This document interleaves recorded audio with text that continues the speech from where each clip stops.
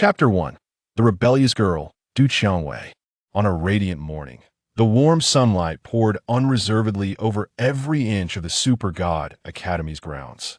The Academy stood tall in an expansive area, surrounded by lush greenery, offering a serene environment akin to a paradise. Yet beneath its tranquil facade lay an inexhaustible energy.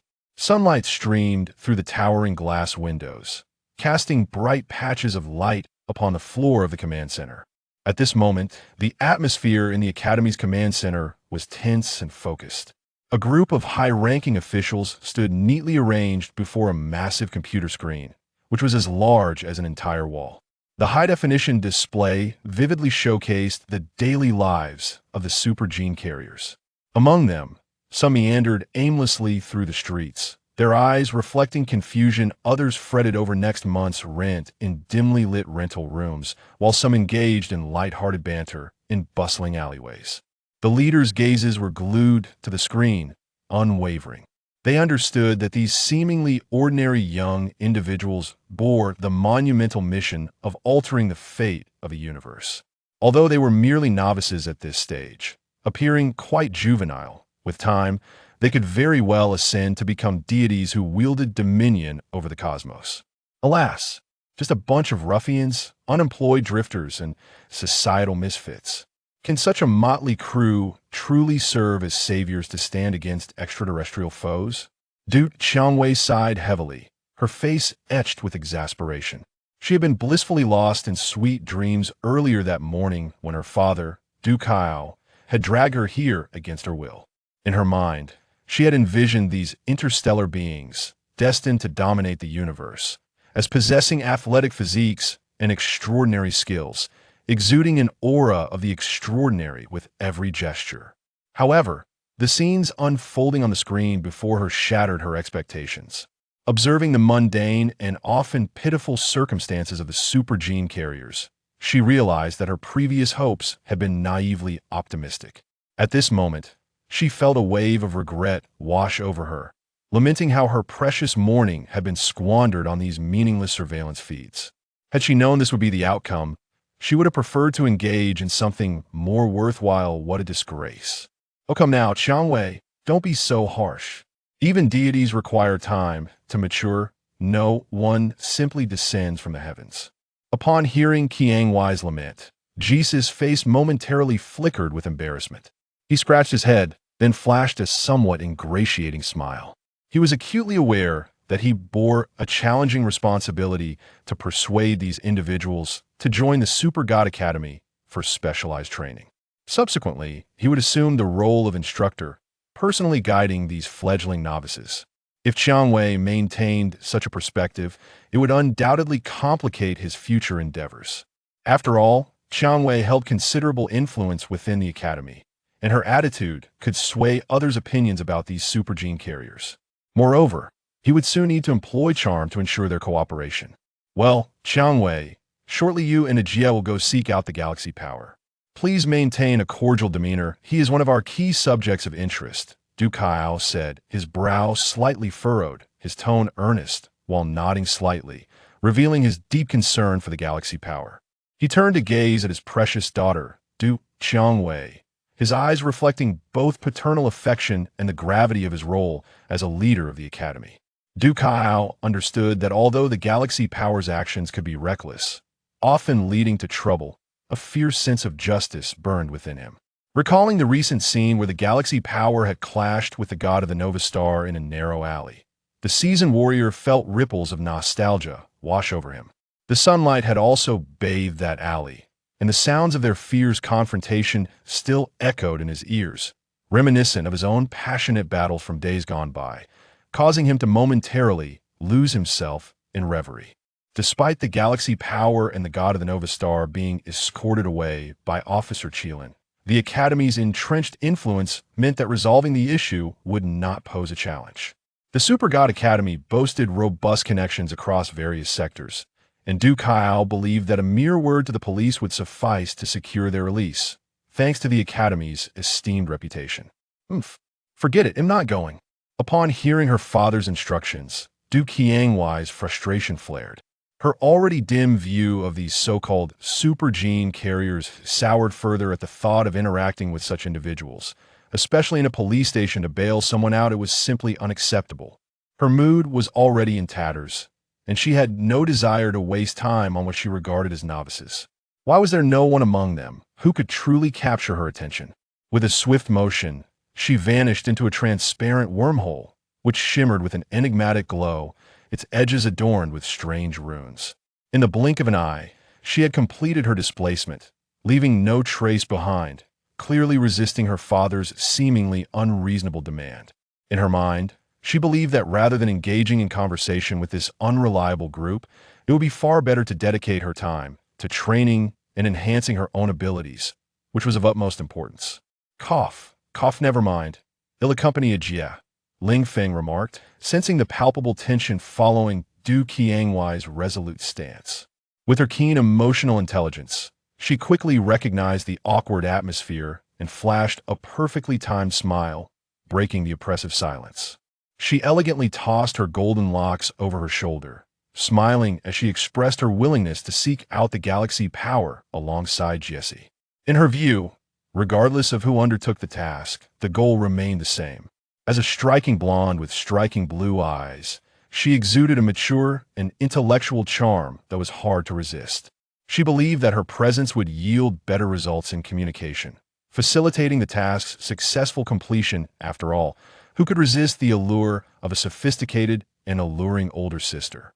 Furthermore, it seemed that the youth of today were increasingly drawn to more mature figures, though a nonconformist like Qiangwei also held certain appeal. Perhaps the blend of a winer-haired, non-mainstream beauty and a golden-haired, blue-eyed enchantress could captivate the youthful spirits of these exuberant young men. Very well, this unfortunate child is indeed becoming increasingly rebellious. By the way, Ling Feng, let's not be hasty in releasing Lu Chuang. Let him reflect on his actions at the police station for a while. Du Kaiao gazed in the direction where Qiangwei had departed, shaking his head with a hint of resignation. His face bore the familiar mix of parental exasperation and indulgence, and he sighed softly, his eyes betraying a touch of fatigue. However, with the Academy's myriad responsibilities and complex decisions awaiting his attention, he found little time to discipline his daughter. In his heart, he believed that focusing his energies on key figures like the Galaxy Power and the God of the Nova Star was paramount for the Academy's future growth. Although Lu Chuang was also a super gene carrier, his reckless behavior warranted a longer stay in the police station for self-reflection, which might ultimately benefit his development. After all, the esteemed God of the Nova Star could not remain mired in the antics of a delinquent. Last time, he had even broken a police officer's leg were it not for the Academy's formidable backing. Lu Chuang would have been incarcerated long ago. All right, Ajie, let's go. Ling Feng, ever astute, grasped Du Kaiao's command instantly. She gracefully lifted her porcelain-white hand and waved gently, as if an invisible force had opened a passage leading outside the Academy. Within the passage, flickering lights hinted at another world. After all, the surveillance room was fortified with multiple layers of security without a password. Entry was forbidden, given that it housed the most critical information regarding the Super Gene Warriors. With a swift step, she led Jesse out of the command center. Together, they boarded a vehicle, departing from the Super God Academy, the car speeding toward the police station in Giant Canyon City like an arrow released from a bow, as the wheels of destiny began to turn quietly. Chapter 2. Whispers of the Demon. Alluring the rose in a secluded corner of the Super God Academy. Amidst an atmosphere of tranquility, subtle fluctuations in space began to emerge. Suddenly, a sharp whistling pierced the air, akin to a blade slicing through the void, shattering the surrounding serenity. In the training room on the opposite side of the Academy, an invisible wormhole abruptly materialized, resembling a mysterious entrance to an unknown dimension. The edges of the wormhole were shrouded in a profound blue light, flowing like a river of stars, exuding an unsettling aura that sent ripples through the surrounding AI. In an instant, a figure shot forth from the wormhole like a meteor, revealing Qiangwei, her auburn hair in disarray, tousled by the chaotic energies of the wormhole. Her eyes blazed with an unquenchable fury, radiating an aura that warned others to keep their distance. Thud thud, Du Qiangwei's footsteps were hurried and heavy, each step seemingly burdened by 1,000 grievances as she stormed toward the chair in the corner of the training room. That it was as if all her strength had been sapped, and she plopped down heavily, the wooden chair groaning under the weight, emitting a painful creak.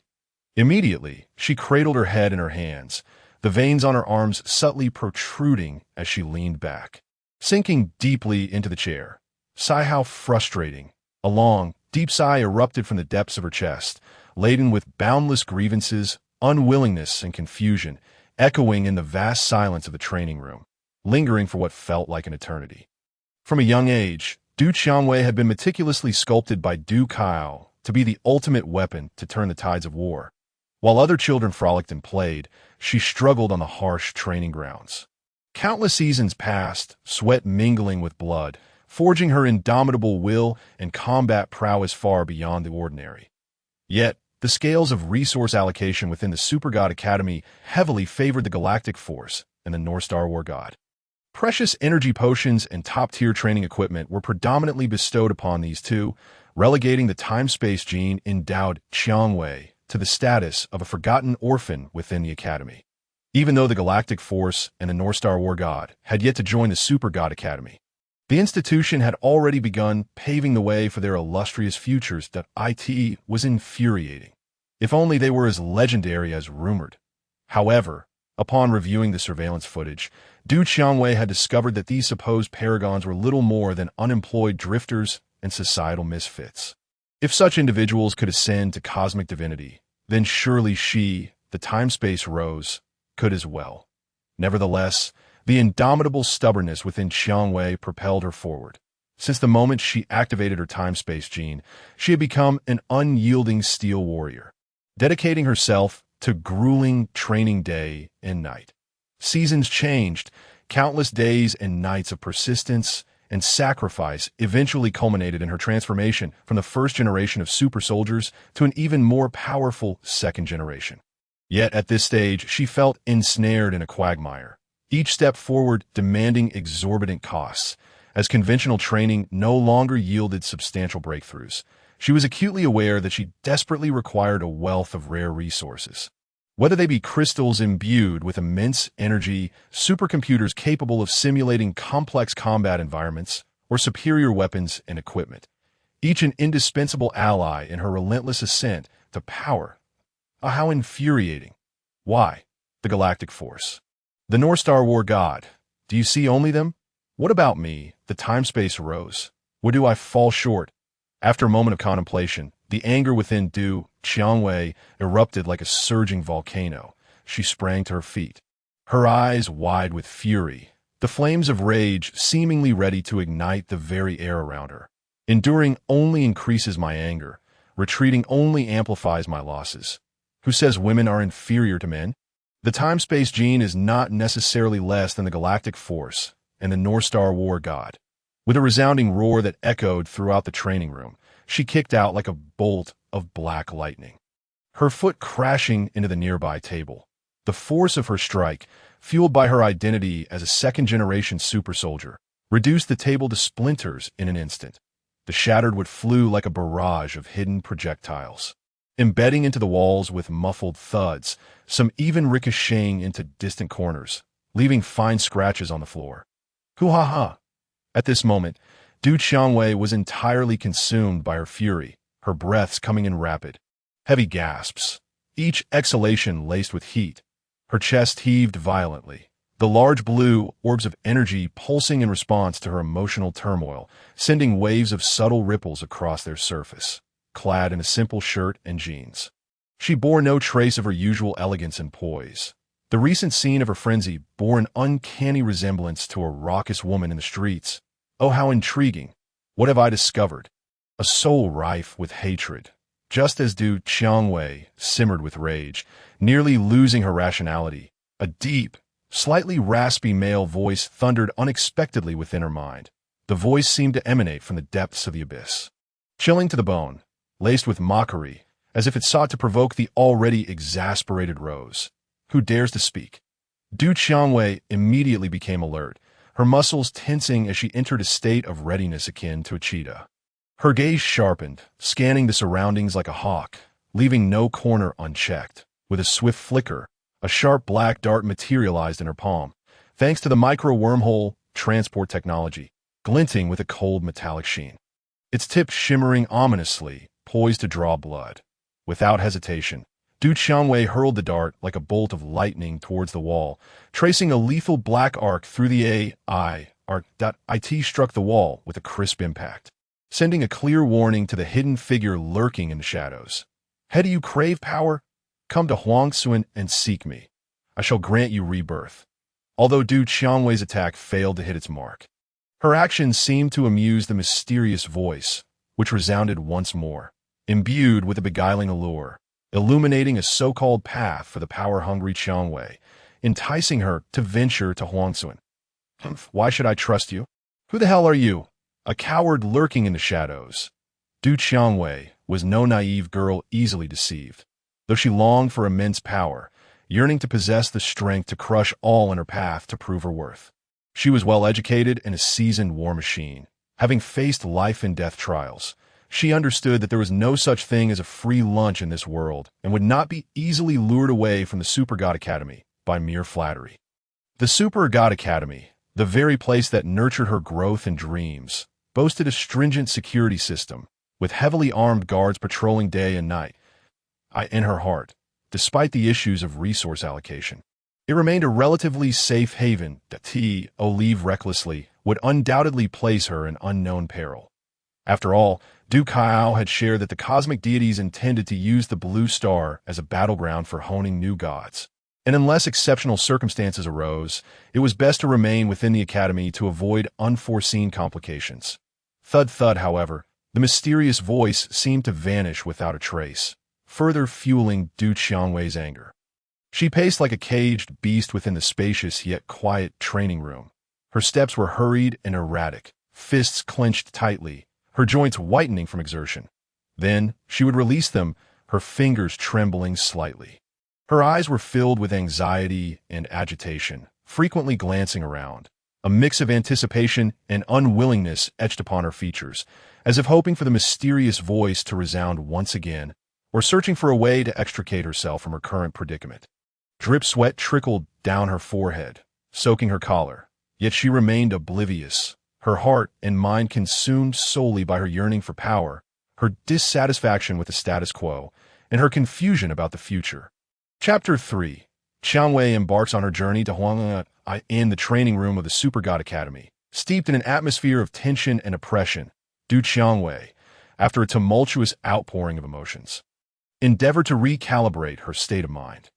Creak-crack, she bit her lower lip tightly, beads of perspiration trickling down her forehead and gliding across her fair cheeks. Drawing a deep breath, she endeavored to calm the turbulent waves within her heart. Her hands clenched into tight fists, knuckles whitening from the strain. After a long moment, she slowly opened her eyes, the fury within them having been replaced by a glimmer of resoluteness, her gaze exuding an unwavering determination to not relent until her goals were achieved. With a soft rustle, Qiangwei stepped forward with a steady yet slightly urgent stride, approaching the tea table beside the training room. This table, crafted from exquisite sandalwood, boasted intricate grain patterns and exuded a subtle woody fragrance. Her eyes fell upon the antiquated tea set atop the table, an object she occasionally fiddled with during her leisure time, now serving as her anchor for emotional stability. Her elongated fingers grasped the teapot, pouring herself a glass of cool tea with a hint of urgency.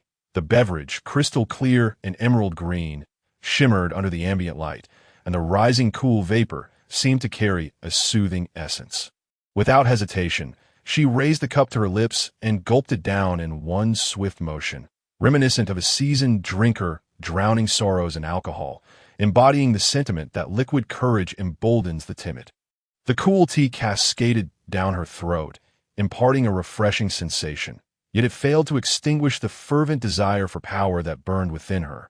For her, the notion of descending into darkness as a demon was inconsequential.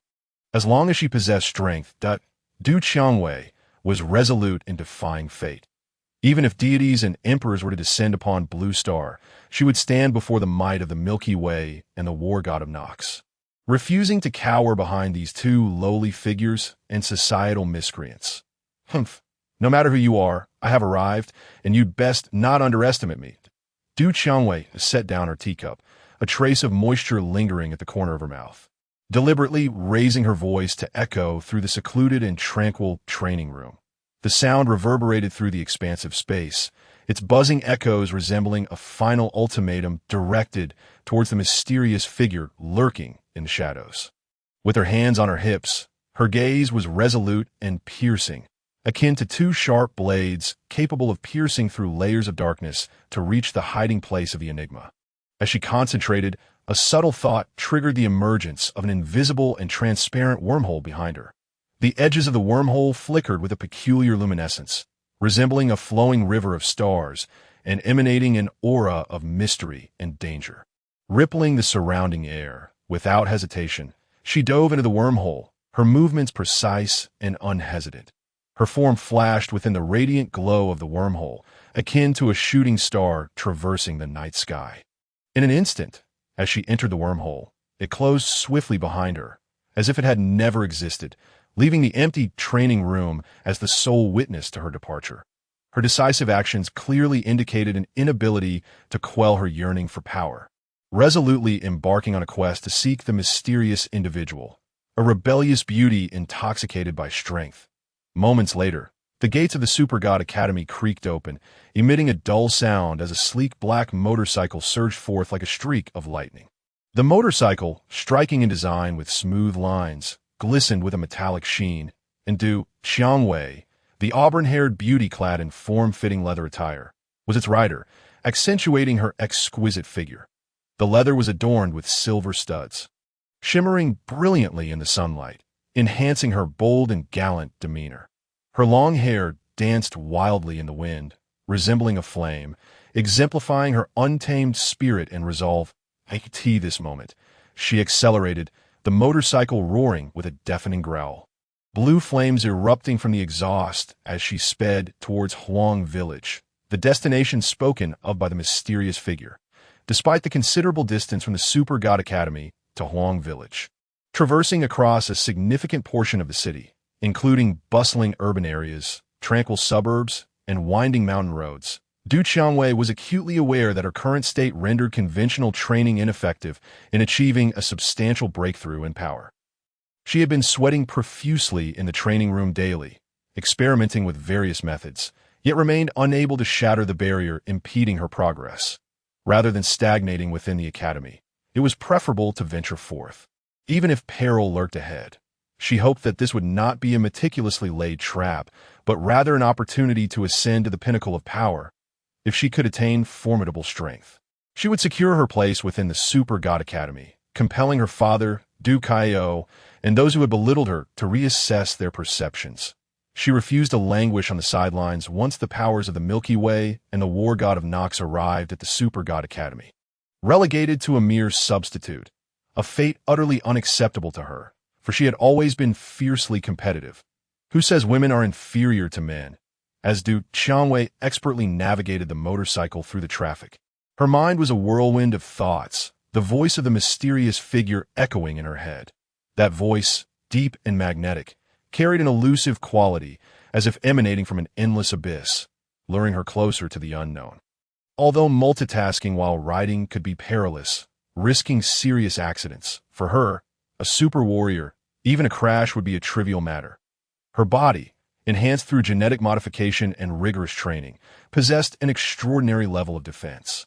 A standard bullet merely felt like a mosquito bite against her skin, leaving no trace. Even a massive truck colliding with her at full speed would leave her unscathed, while the truck would suffer from the recoil. Truly a case of immunity to misfortune. In this realm, super warriors transcended the realm of mere mortals, becoming extraordinary beings above all others. That Qiangwei had witnessed Jace emerge unscathed from a hail of gunfire, and she had repeatedly flirted with death, yet always managed to emerge unscathed. This formidable power instilled in her a sense of confidence when confronting danger. However, every move she made was being meticulously observed by someone, suggesting that the individual's personality and behavior had been completely understood by the shadowy figure. Once someone becomes infatuated, it marks the beginning of a descent into the abyss. Although Du Kaiao was aware that his precious daughter had left the Super God Academy, he said little, assuming she merely sought a respite after their earlier quarrel in the monitoring room. Little did he know, Qiangwei's current journey was one of profound transformation, and he hoped others would not be overly astonished upon her return. Chapter 4. The Power of the Galaxy is released on bail. The war god of Nox continues reflection and dragon field enlightenment. Meanwhile, on the other side of the city, the police station in Juxia City was abuzz with activity. Officers traversed the bustling lobby, tending to various cases and tasks. The photocopier hummed incessantly, printers spat out documents, and the phones rang off the hook as Lianfeng and Jace successfully arrived at the scene. This individual is to be taken away. As for Lu Chuang, he will remain detained for now. Clad in the uniforms of the Super God Academy, adorned with the Academy's unique emblem, they exuded an air of mystery and authority. Through negotiations leveraging the privileges of the Super God Academy, they successfully secured the release of the imprisoned power of the galaxy, also known as Ge Xiaolun. All right, now that someone has come to fetch you, I shall refrain from lecturing further. While acting heroically is commendable, do ensure you do not overstep in self-defense, Officer Qilin remarked with exasperation, her tone reminiscent of a mentor guiding a protege. Dressed in her police uniform, she radiated a sense of justice, her badge gleaming with honor. Her gaze reflected both reproach for Ge Xiaolun's misstep and genuine concern. Having handled numerous cases, she recognized that although Xiaolun had participated in a brawl, his actions paled in comparison to the nefarious deeds of Lu Chuang. She had witnessed too many young individuals veer off course due to impulsive decisions, hoping Xiaolun would learn from this incident to avoid further misfortune. After decades of relentless effort, acts of heroism in Blue Star society had been significantly curtailed. With only Ge Xiaolun possessing the power of the galaxy, daring to act in such a manner. For others, such actions could lead to catastrophic consequences. Few could afford the risk given their familial circumstances. As for the power of the galaxy, the entire galaxy would one day belong to him, and thus, exercising heroism in his own territory posed no issue, as even the angels upholding justice would recognize the future actions of this male deity.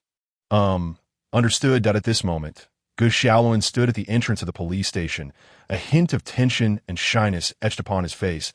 He was clad in a somewhat faded t-shirt and a pair of blue jeans, his frame appearing slightly fragile.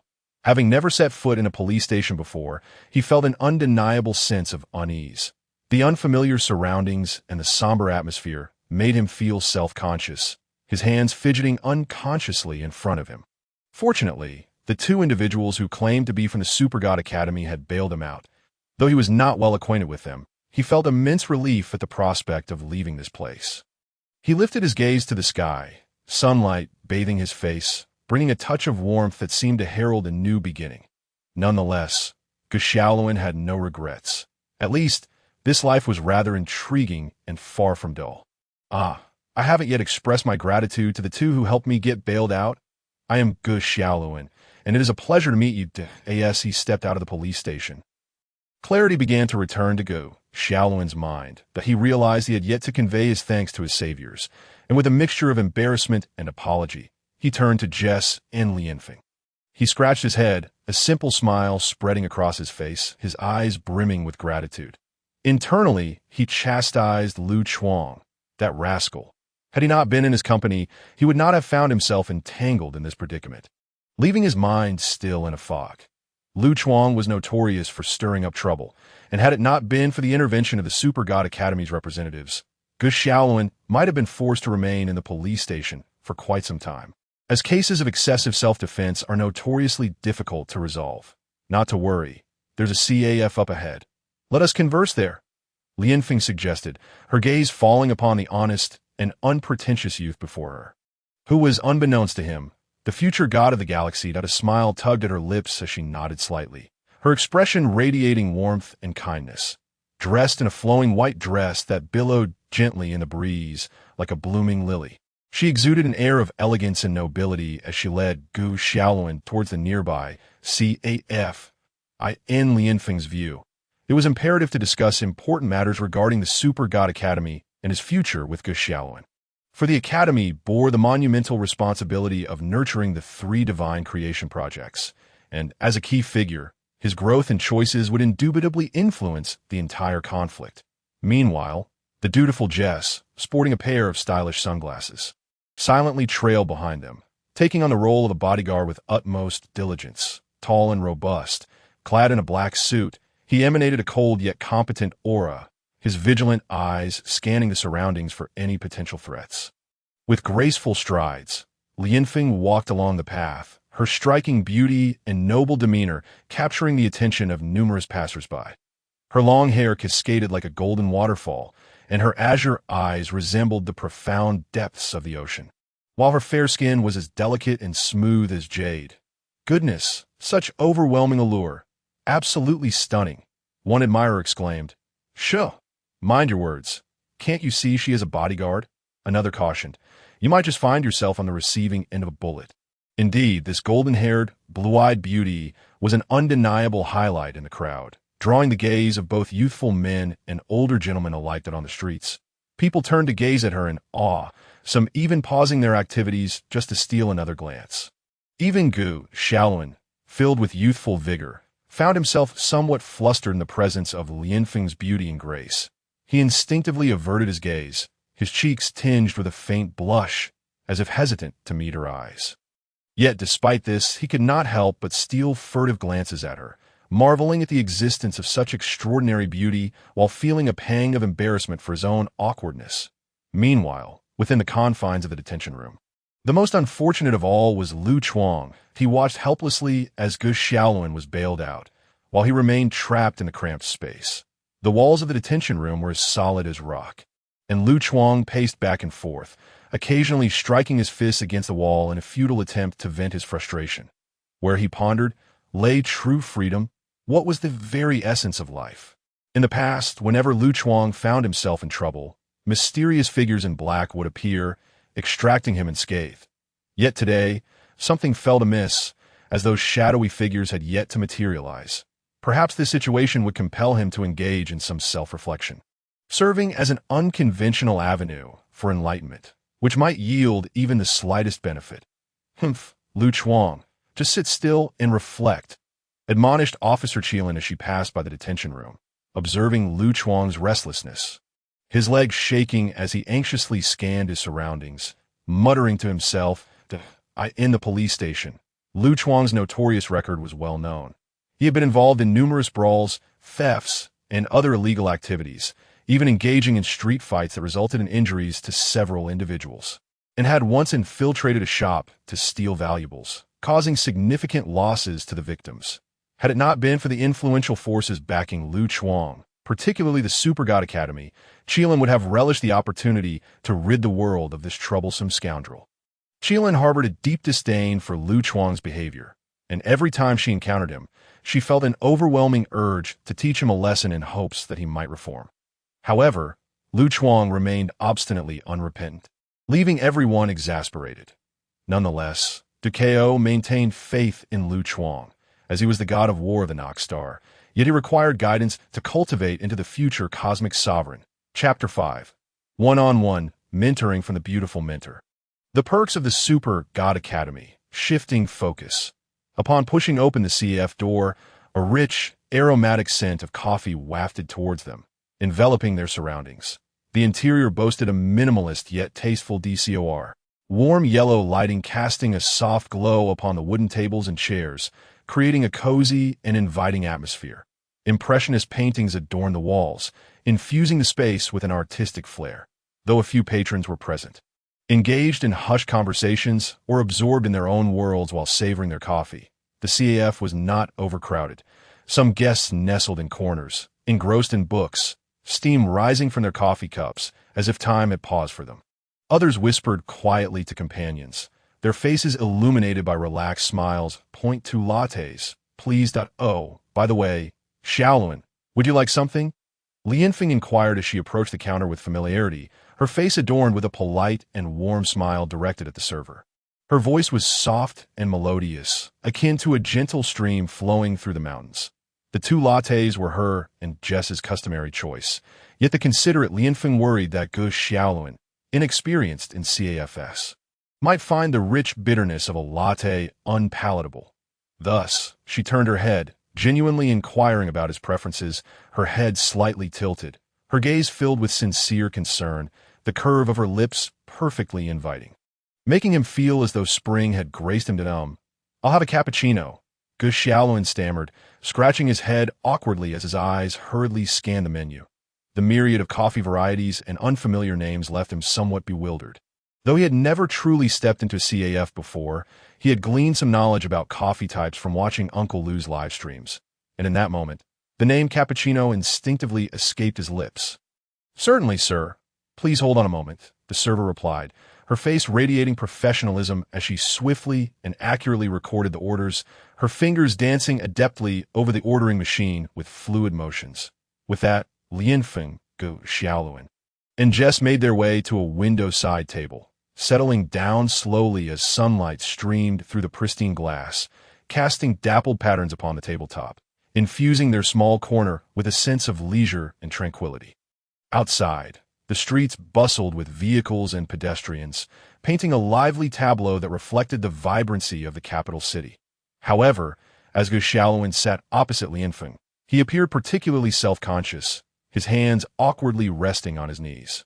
Fingers slightly curled, his body leaning forward, he occasionally stole glances at Lianfeng, yet when their eyes were on the verge of meeting, he would quickly avert his gaze, as if her presence emanated a light that rendered direct eye contact intimidating. His shoulders were slightly tense, and his back remained straight, as if fearful that any misstep in his demeanor might seem inappropriate. This scene evoked a sense of relief that Qiangwei had not accompanied them. Had she been present, Gu Xiaoluan's face would likely have flushed crimson to the roots of his ears, given his character. Perhaps you have already discovered the unique abilities that set you apart from others. And we have been specifically seeking individuals like you. In fact, we have been observing you in secret for quite some time. At this moment, the previously silent Jess slowly spoke, his voice deep and magnetic. Leaning slightly forward, he clasped his hands on the table, his gaze piercing through his sunglasses, seemingly delving into the very depths of Gu Xiaoluan's heart. From his practiced tone and confident demeanor, it was evident that this was not his first foray into the recruitment of new talent. His words flowed effortlessly, each syllable seemingly imbued with an enchanting allure. "Well then, what have you all witnessed?" As Jess's words left his lips, Gu Xiaoluan, seated in his chair, was jolted as if struck by lightning. His entire being trembling violently, his eyes widened in shock, his previously tense expression morphing into one of sheer terror, cold sweat beading on his forehead, trickling down his temples. His heart raced violently within his chest, as if attempting to break free, and he felt as though he were under a spotlight, with all his secrets laid bare. Unconsciously, his hands tightened around his knees, his knuckles whitening from the strain. "Do not be alarmed, Xiaoluan." Lianfeng keenly sensed Gu Xiaoluan's trepidation. She shot a reproachful glare at Jess, her eyes brimming with unspoken blame, as if to say, "Look at what you've done to him." Then, she gently turned her attention back to Gu Xiaoluan, leaning in slightly to bridge the distance between them, and softly stated, "I would like to invite you to join our Super God Academy. After undergoing professional training, you will become immensely powerful, if you wish. I can also provide you with one-on-one mentorship." Lianfeng's tone was soothing and calming, akin to a gentle spring breeze that brushed over Gu Xiaoluan's taut heart. Simultaneously, the unique, subtle fragrance she exuded seemed to possess a magical quality that relaxed those around her, filling the air with a warm and pleasant atmosphere. Well, all right. Indeed, Lianfeng's charm had produced a remarkable effect. Historically, heroes have struggled against the allure of beauty, and the youthful, inexperienced Gu Xiaoluan was no match for such a gentle onslaught. Gazing at the enchanting Lianfeng, whose words were earnest, and contemplating the prospect of a beautiful mentor providing one-on-one guidance, he hesitated momentarily before nodding in agreement. In his mind, the Super God Academy merely sounded like an ordinary institution, merely a continuation of his studies, nothing to fear. Perhaps it could even herald an exciting new journey. Excellent. Please return home to gather your belongings. I will send someone to fetch you shortly. As for your parents, there is no need for concern. I will arrange everything. Upon receiving Gu Xiaoluan's consent, Lianfeng's spirits soared, a satisfied smile gracing her face, radiant and captivating like flowers in full bloom on a spring day. She continued, in any case, do not feel overly pressured. The Super God Academy is a splendid place, especially for someone as special as you, offering immense benefits. Lianfeng elaborated on the Academy's facilities, faculty, and future prospects. Her eyes sparkling with pride and aspiration. She silently rejoiced at how smoothly events were unfolding, feeling that managing the naive young man was not as challenging as she had anticipated. Fortunately, Qiangwei was not present.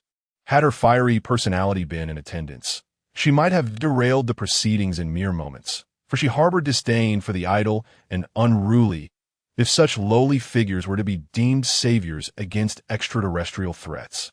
It would be far better to summon her time-space Qiangwei personally.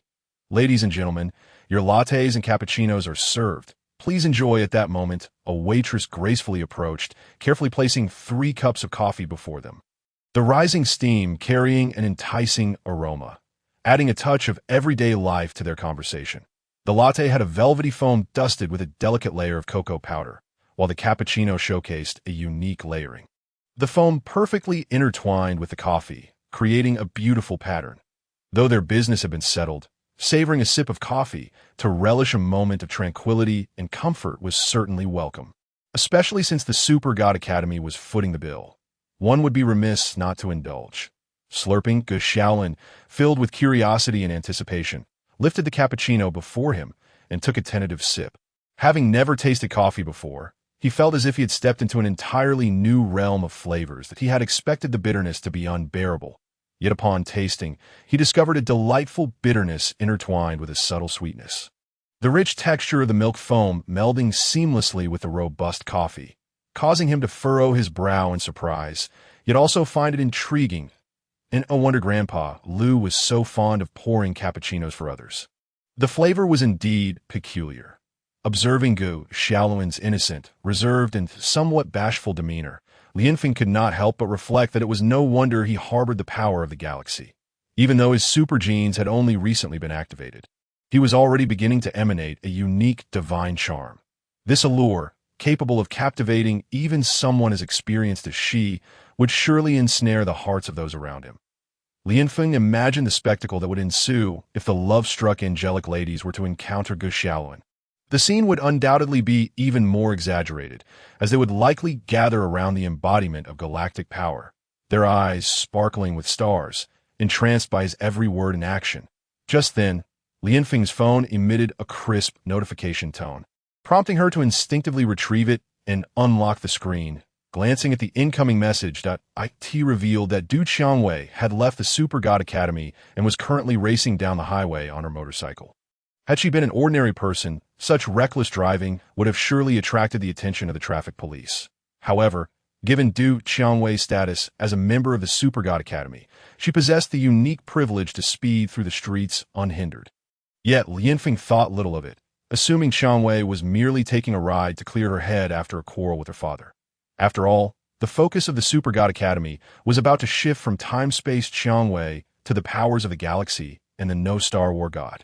After all, nurturing time-space Qiangwei into a second-generation super warrior had already been a significant undertaking. She had never been part of the 3 great divine creation projects, so let her be. The future belonged not to Qiangwei, but to the 3 newly anointed divine kings.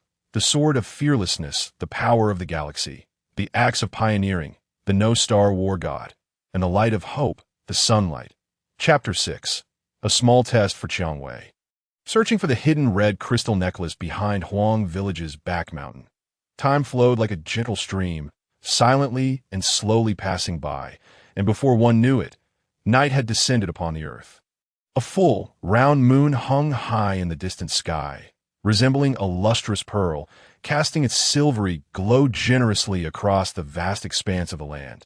The moonlight caressed all things, refracting a faint and gentle radiance, draping the world in a dreamlike veil of silver, tranquil and harmonious. Suddenly, the once quiet Huang village was jolted awake by the deafening roar of a motorcycle, shattering the serenity of the night. The sound was akin to a clap of thunder. Reverberating across the village, a sleek motorcycle, resembling a bolt of black lightning, zoomed into the village. The rider was none other than Qiangwei, her long, wine-red hair dancing wildly in the wind, shimmering under the moonlight. Her posture exuding an air of defiance. She rode into the village with unabashed boldness, showing no signs of restraint, undoubtedly disturbing the peace. After all, it was well past midnight, and the villagers, having toiled throughout the day, had long since fallen into a sweet slumber. However, this sudden, jarring noise from the motorcycle sliced through their dreams like a sharp blade, forcibly yanking them awake. The startled villagers were instantly furious, erupting into a chorus of complaints. What on earth is that noise? Why is it so loud? Can't a person get any sleep in the middle of the night? A middle-aged man angrily sat up in bed, rubbing his bleary eyes while cursing loudly. Not me, who bought a motorcycle? When did our village become so capable of making such a ruckus? A young man, still half asleep, mumbled in confusion and dissatisfaction. Unbelievable. Can't a person get some rest? Where did this reckless youth come from? So inconsiderate. An elderly woman, heartbroken over her wailing grandson, vented her frustration.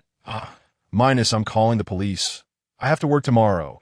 Go play somewhere else and stop disturbing everyone. A weary office worker lamented, picking up his phone.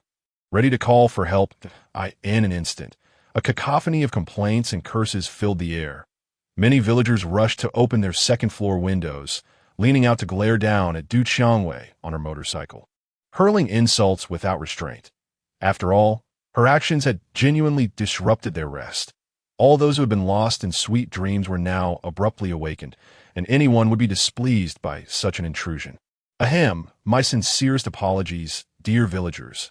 I have come here to attend to some matters. Qiangwei perceptibly detected the murmurs of the villagers, and a hint of embarrassment flickered across her face. She hastily brought the roaring motorcycle to a steady halt in the central square of the village. With a sigh, as she pressed the ignition switch, the cacophony of the bike ceased abruptly, restoring a moment of tranquility to the village, which had been previously filled with noise. Deep within, Qiangwei was imbued with a profound sense of justice. Her relentless pursuit of greater power was fueled by a noble aspiration to better protect the inhabitants of this planet. At this moment, she was acutely aware that she had indeed erred, causing significant distress to the villagers, and thus her apology was imbued with sincerity, her tone laden with guilt and remorse. Just a quirky little girl. Let it be that I'm going to sleep, an elderly man remarked, waving his hand as he observed Qiangwei's earnest demeanor. Ugh, I'm exhausted. As you please. I'm off to bed. A young man yawned, shutting the window and preparing to continue his slumber. Don't cause any trouble. We are all good citizens here, so behave yourself, a middle-aged man admonished before closing his window, ensuring that no disturbances would arise. Witnessing Qiangwei's genuine apology and bow, the other villagers gradually calmed down, closing their windows and extinguishing their lights. After all, the night was deep, and, after a long day of toil, they were too fatigued to engage in a quarrel with the fiery-haired girl. Huang Village, located in a remote area, was exceedingly secluded. Thus, when the villagers extinguished the lights of their homes, the entire village was plunged into darkness. The roads were devoid of streetlights, starkly contrasting the bustling, illuminated capital city, a realm of vibrancy and life. However, as a second-generation super soldier, Qiangwei's body had undergone genetic modification and rigorous training, endowing her with extraordinary capabilities beyond the imagination of ordinary individuals. Her eyes resembled those of a hawk in the night sky, allowing her to perceive everything around her with clarity, even in the pitch-black darkness. The absence of streetlights was of no consequence to her. Yet, she felt a twinge of confusion, having traversed great distances to reach Huang Village. The mysterious figure had yet to reveal himself, stirring a sense of unease and irritation within her. With a sigh, Qiangwei paced back and forth in the square, her brow furrowed, her expression betraying her anxiety and dissatisfaction. Hey, where the hell are you? I made it to Huang Village. Don't toy with me. I rode for ages on that motorcycle, coming all the way from Super God Academy to this desolate place. Today can't possibly be April Fool's Day, can it? She silently called out, hoping to connect with the enigmatic figure through this mental plea, reluctant to raise her voice for fear of disturbing the villagers' rest. It seems you've already made your mind up, but before that, allow me to present you with a small challenge that I've placed a red crystal necklace on the mountainside behind Huang Village. Make sure to find it before dawn, or else you shall disappoint me. Time-space Qiangwei tea that moment. A familiar, deep, and magnetic male voice resonated in Qiangwei's mind, imbued with an air of mystery that caused her body to tremble slightly. It appeared that the mysterious figure had indeed been watching her every move from the shadows, and he possessed quite the sadistic sense of humor, opting not to reveal himself, but instead imposing a challenge upon her. What the hell is this? A treasure hunt? Upon hearing the mysterious man's demand, Qiangwei felt an intense surge of frustration, for her time was incredibly precious. Her schedule was packed with training and missions. To have come to Huang Village in pursuit of power only to engage in a childish game of hide-and-seek was both infuriating and exasperating. Nonetheless, she found some satisfaction in the way the mysterious figure referred to her, as she relished being called Time-Space Qiangwei, as if the prefix elevated her to a status akin to that of a named monster. It gave her the feeling of progressing from a mere cannon fodder to an elite creature or even a minor boss. Did one comprehend the value of time-space Qiangwei? Tonight, she was invincible. With determination, Qiangwei bent her knees slightly, the muscles tightening in her legs as she gathered her strength. Then, she leaped gracefully, akin to a swift swallow, arching beautifully through the air as she effortlessly ascended from the first floor to the rooftop. Thereafter, she darted across the rooftop, her form flickering like a phantom, and soon, she was racing toward the mountains behind Huang Village. True to her title as a second-generation super soldier, her movements were light and fluid. Her physique agile. She was indeed as light as a feather. Under the moonlight, her silhouette gradually faded into the night, leaving behind a tranquil village, as if all that had transpired moments ago was but a figment of imagination. Only the dazzling motorcycle remained in the central square of Huang Village, bathed in silvery moonlight that reflected a soft glow upon It. It appeared rather splendid, fortunate that only Qiangwei had the skill to handle it. No other fiery-haired youth could master such a machine. Chapter 7. The bewildered Qiangwei, entrapped by power, faces a subtle shift in destiny. The night was profound, enveloped in silence, and the mountains behind Huang Village loomed like a slumbering ancient beast, tranquil and mysterious beneath the moonlight. Zipping through the forest like a specter, Qiangwei deftly navigated the obstacles with the agility unique to second-generation super soldiers. In mere moments, she successfully arrived deep within the mountains behind Huang Village. The moonlight cascaded down, outlining her dynamic yet resolute silhouette, her eyes gleaming with intensity, akin to two flames dancing in the thick darkness, avidly searching for any trace that might lead her to the red crystal necklace. Logically, one would expect that under the radiant moonlight, the translucent red crystal would emit a dazzling glow, akin to stars twinkling in the night sky, effortlessly catching the gaze of any onlooker. Yet, Qiangwei understood all too well that the elusive figure might be lurking in some shadowy corner, smirking at her futile endeavors, if he were intent on complicating matters. Burying the necklace deep within the earth would undoubtedly magnify the difficulty of her search exponentially. Feigning calmness, Qiangwei treaded carefully, her steps light as a dragonfly skimming the water's surface. Yet she meticulously scrutinized her surroundings. She occasionally bent down to inspect the ground for any signs of disturbance and looked up to check for any suspicious objects hanging from branches. Her mind swirling with the frenzied events of the past few days, in her quest for the coveted power, she felt ensnared in an inescapable vortex, having lost her rationality, engaging in a game of hide-and-seek with this duplicitous figure. This internal conflict left her torn. On one hand, her thirst for power blazed like an inferno, propelling her forward. On the other, the absurdity of this game irked her, and reason urged her to cut her losses. It was time to activate the time-space engine and initiate a scan of the dark dimension. As time slipped away, Qiangwei's patience waned, prompting her to abandon aimless searching and deploy her secret weapon. She raised her right hand, its porcelain-like skin glimmering softly under the moonlight, and then gently snapped her fingers. With a clear chime, an invisible wave of energy radiated from her, spreading outward like ripples on a tranquil lake upon the impact of stone. In an instant, the once vibrant world appeared to be cloaked by a mysterious black and white filter, becoming monotonous and profound. This was due to Qiangwei harnessing her time-space genetic abilities, although limited in her current state as a second-generation super soldier. She deemed it more than sufficient for the task of locating a mere red crystal necklace.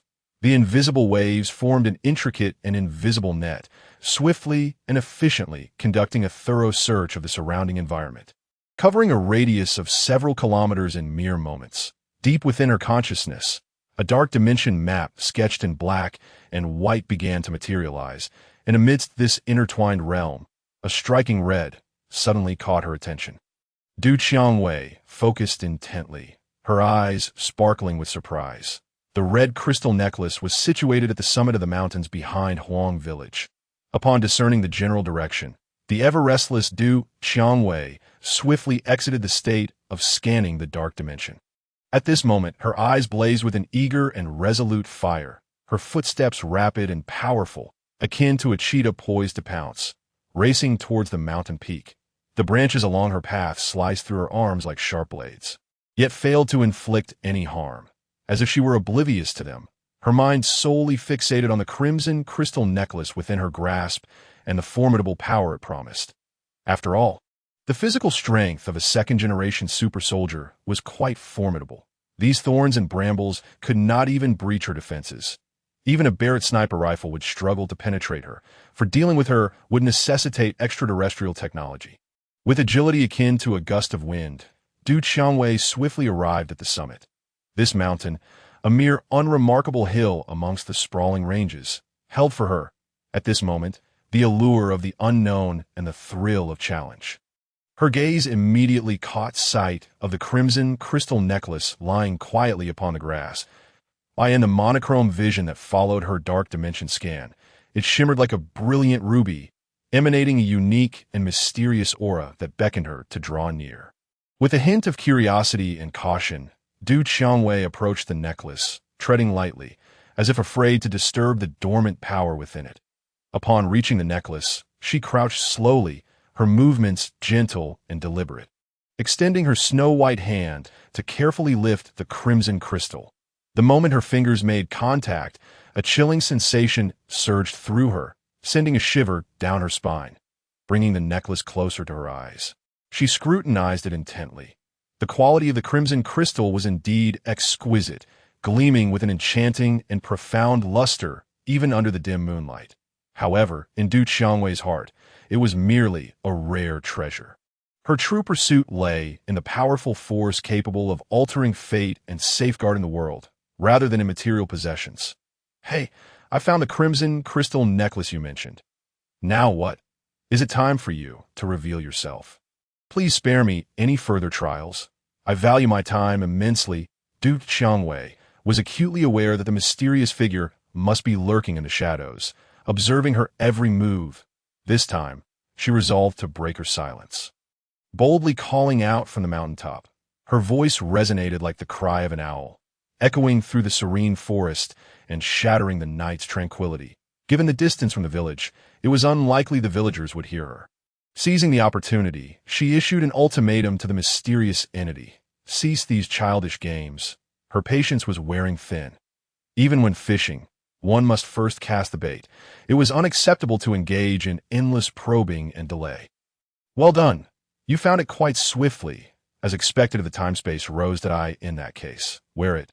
This is no ordinary ornament. It will greatly aid you as anticipated." The voice of the mysterious figure reverberated in Qiangwei's mind once more, this time tinged with an unprecedented note of appreciation and satisfaction, as if this seemingly simple treasure hunt had posed an immensely challenging trial for her. "Huffed, it's just a trivial necklace. Why the grandiosity?" Though a flicker of joy rippled through Qiangwei at the praise, skepticism regarding the necklace's efficacy loomed larger to her. An ordinary necklace, no matter how precious its material, could hardly impart any substantial enhancement to her powers. Nonetheless, with a sliver of hope and curiosity, her hand involuntarily adorned her neck with a necklace, reasoning that having come this far, she might as well follow the mysterious figure's guidance to see what would unfold. Just as the crimson crystal necklace brushed against her neck, an extraordinary transformation ensued that a potent and bizarre energy surged through her body like an overwhelming tide. She felt her head spin, and the world before her blurred, leaving her powerless, akin to a kite severed from its string, collapsing onto the ground. Fortunately, she fell onto relatively stable ground, not tumbling from the steep peak. The mountain wind howled past, playfully tousling her wine-red hair, as if lamenting her uncertain fate. Alas, the unfortunate Qiangwei had ultimately fallen into the trap. Ignoring the wisdom of the elders, her folly laid bare. The distance between Huang Village and the Super God Academy was vast. Even if someone were to teleport to her aid, it would not alter the fate that had been sealed. Moreover, the people at the Super God Academy believed Qiangwei was merely out for a stroll, and by the time she returned, the die would already have been cast. The moment Qiangwei donned that crimson crystal necklace, she had unwittingly placed herself within the invisible grasp of her hidden master, shackled by chains, becoming a three-surname servant of the Starry Sky Railway. Chapter 8. The Puppet Master, Rui, the core data of Qiangwei, the beginning of the path to ascendance. Atop the back mountain of Huang Village. The night was thick as ink, eerily tranquil, when suddenly, a crisp sound of footsteps shattered the silence. Each step resonated like a rhythmic beat upon the drum of fate as a young man with short black hair ascended the winding path. Illuminated by the moonlight that sculpted his tall figure, his hair was neatly cropped, swaying gently in the breeze, exuding a cold and sharp aura. His brown eyes were deep and enigmatic, reminiscent of bottomless pools, occasionally glinting with an elusive light. Clad in black trousers that hugged his form, they swayed slightly with his movements, as if whispering silent tales. The black long sleeves enveloped his arms, bestowing upon him an aura of mystery, enhancing his unexplainable charisma. His black athletic shoes fell silently with each step, yet carried an unwavering power, as if he were not traversing a mountain path, but measuring the very trajectory of destiny. At first glance, he appeared to be an utterly ordinary young man, easily blending into a crowd without attracting attention. However, upon closer observation, one could discern a distinctive aura emanating from his every gesture. An understated yet compelling presence. Ah, Qiangwei, you truly are exactly as I envisioned, a sweet and naive flower. From now on, be sure to stay by my side. Rui's face broke into a devilish grin, his smile resembling a malevolent specter against the moonlit sky, revealing the emergence of the puppet master. He approached the unconscious Qiangwei, each step resonating like a note struck upon the strings of fate, sending shivers of foreboding through the air. After plotting for so long, he was finally poised to indulge in his candlelit dinner. Under the moonlight, Qiangwei's visage appeared particularly pale, her long lashes casting delicate shadows upon her cheeks. Her wine-red hair sprawling across the grass like a tragic and solitary canvas. Rui stood as the harbinger of darkness intruding upon this artwork, his intentions steeped in malice and calculation, regardless of the narrative. The victor at this moment was Rui, while Qiangwei lay defeated, a sinister chuckle escaping his lips. Indeed, it seems that reading extensively has its merits. One is less easily deceived, despite Qiangwei being a highly educated individual, well-versed in wormholes and spatial theories. She was ultimately just a war weapon cultivated by the Super God Academy. Had Rui not appeared, she would likely have been bequeathed to her esteemed father, Kaiao, as a three-surname servant of the Starry Sky Railway, or perhaps to the war god of the Noxstar, Luchuang. But in that sense, Rui has indirectly altered Qiangwei's tragic fate, truly a benefactor, preferable to those two idlers and social misfits. Yet, Rui exhibited no restraint. He unceremoniously reached out with his right hand, gently caressing Qiangwei's cheek, akin to a master petting a dog. But in an instant, Rui swung his hand back, delivering a resounding slap across Qiangwei's face. The sharp crack echoed on the tranquil mountaintop, disrupting the serenity of the night and breaking her fleeting peace. However, Qiangwei, as a second-generation super soldier, possessed remarkable resilience. Even though Rue had struck with force, no mark appeared on her cheek, and the recoil left Rue's palm ringing. Opening the core panel of the time-space rose, he began to extract her genetic data. Following this, Rue gracefully settled beside Qiangwei, his hands elegantly suspended in the air as if conducting an invisible symphony, rendering his previous actions merely a fleeting farce. In an instant, a translucent blue and white screen materialized before him, shimmering with peculiar luminescence that exuded an aura of intertwining technology and mystery, resembling a portal to another realm. This screen served as a mysterious control panel, housing the code to Qiangwei's destiny. As the gears of fate began to silently turn to the left of the screen, an exquisitely crafted 3D model rotated slowly, a miniature replica of Qiangwei herself, reduced to the size of a palm. Akin to a delicate doll, every detail of the model was vividly lifelike, from Qiangwei's slightly curled burgundy locks to her long eyelashes, prominent nose, and softly pouting lips. Nothing was overlooked. The textures of the model's clothing were distinctly visible, almost tangible, while to the right of the screen, a dense array of intricate core data was meticulously arranged. These data points were like innumerable stars in the vast universe, encapsulating a wealth of information about the time-space rose, encompassing every detail, no matter how minute. Without a certain level of cultural literacy and expertise, one would undoubtedly find themselves lost amidst such complexity, unable to grasp its intricacies. Yet Rue was no ordinary individual. He was a prodigy educated at the prestigious Blue Star institutions. Although he had not completed a bachelor's degree and only held an associate qualification, it was sufficient to surpass the capabilities of researchers from lesser nations.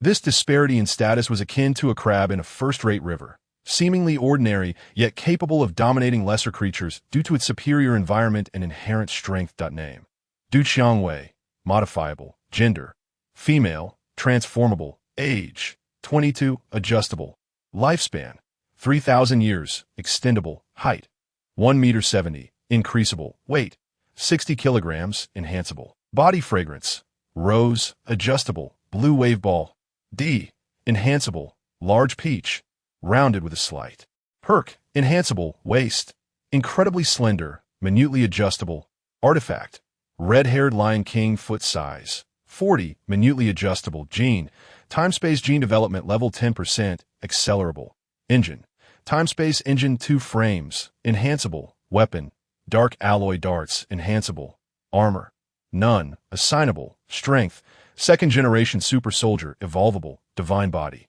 none assignable, wings, none assignable, beloved, none modifiable abilities, micro wormhole transport, dart throwing, hand-to-hand combat, vehicle operation, firearm proficiency, expandable, moral level, extremely high, would not commit heinous acts, degradable, offspring, none, reproductive isolation exists between mortals and super soldiers, an insurmountable barrier, personality, proud and aloof, unruly, adjustable. Rue immersed himself in this vast sea of data, meticulously studying every detail. As minutes slipped by, he occasionally furrowed his brow, contemplating the deeper meanings behind certain data points. At other times, he nodded gently, seemingly satisfied with his discoveries, his gaze unwaveringly fixed on the screen, not missing a single detail. When Rue finally lifted his head, his eyes sparkled with an extraordinary light. At that moment, he had become the world's foremost authority on Qiangwei. His understanding of her extended to every cell, every strand of DNA, surpassing even her father, Kaiao, in depth. To a certain extent, Rue had reached a remarkable state of unity with Qiangwei, as if he could sense her every emotion and thought. From the very inception of his plans, Rue had set his sights on Qiangwei, who appeared unfortunate yet harbored immense potential. He was akin to a spider concealed in darkness, meticulously weaving an invisible web, awaiting his prey to ensnare itself. And thus, Qiangwei unwittingly stepped into his trap. However, from another perspective, this could very well be a life-altering opportunity for her. With a decisive gesture, Rue's hands began to operate swiftly on the translucent blue and white screen. his fingers dancing like agile performers, inputting a flurry of commands and initiating a series of programs. The screen pulsed with light in response to his actions, as if weaving a brand new tapestry of fate. His expression radiating determination and confidence, suggesting that everything lay within his grasp. This process would not be prolonged. Perhaps, upon Du Qiangwei's awakening, the world she once knew would undergo a profound transformation. A fresh chapter of destiny awaited her discovery. Yet in this world, no love comes without reason. Every unearned benefit carries an unseen price. This newfound extraordinary power evidently demands a cost. Chapter 9. The Alarm of the Super God Academy. Sun Wukong searches for the missing rose in Huang Village. In the stillness of the deep night, the sky was a profound ink, studded with twinkling stars that emitted a faint, chilling glow. Atop the mountain peak behind Huang Village, bathed in moonlight, the landscape appeared draped in a veil of silver. Rui sat quietly, the surrounding air seemingly growing tranquil in his presence, while Du Qiangwei lay in a deep, unconscious slumber, lost in an endless dream. Rui understood that every adjustment to the time-space gene was akin to plucking a unique note from the strings of the cosmos, potentially triggering unforeseen chain reactions. However, from this moment onward, Rui would be the sole master of the time-space rose.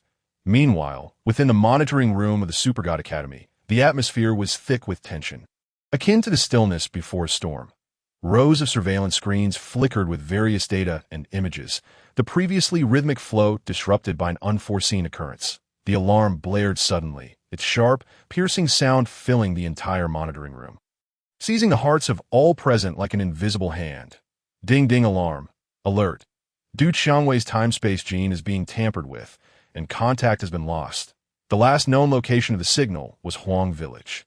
The electronic synthesized voice, cold and mechanical, reverberated throughout every corner of the monitoring room, carrying an urgent warning.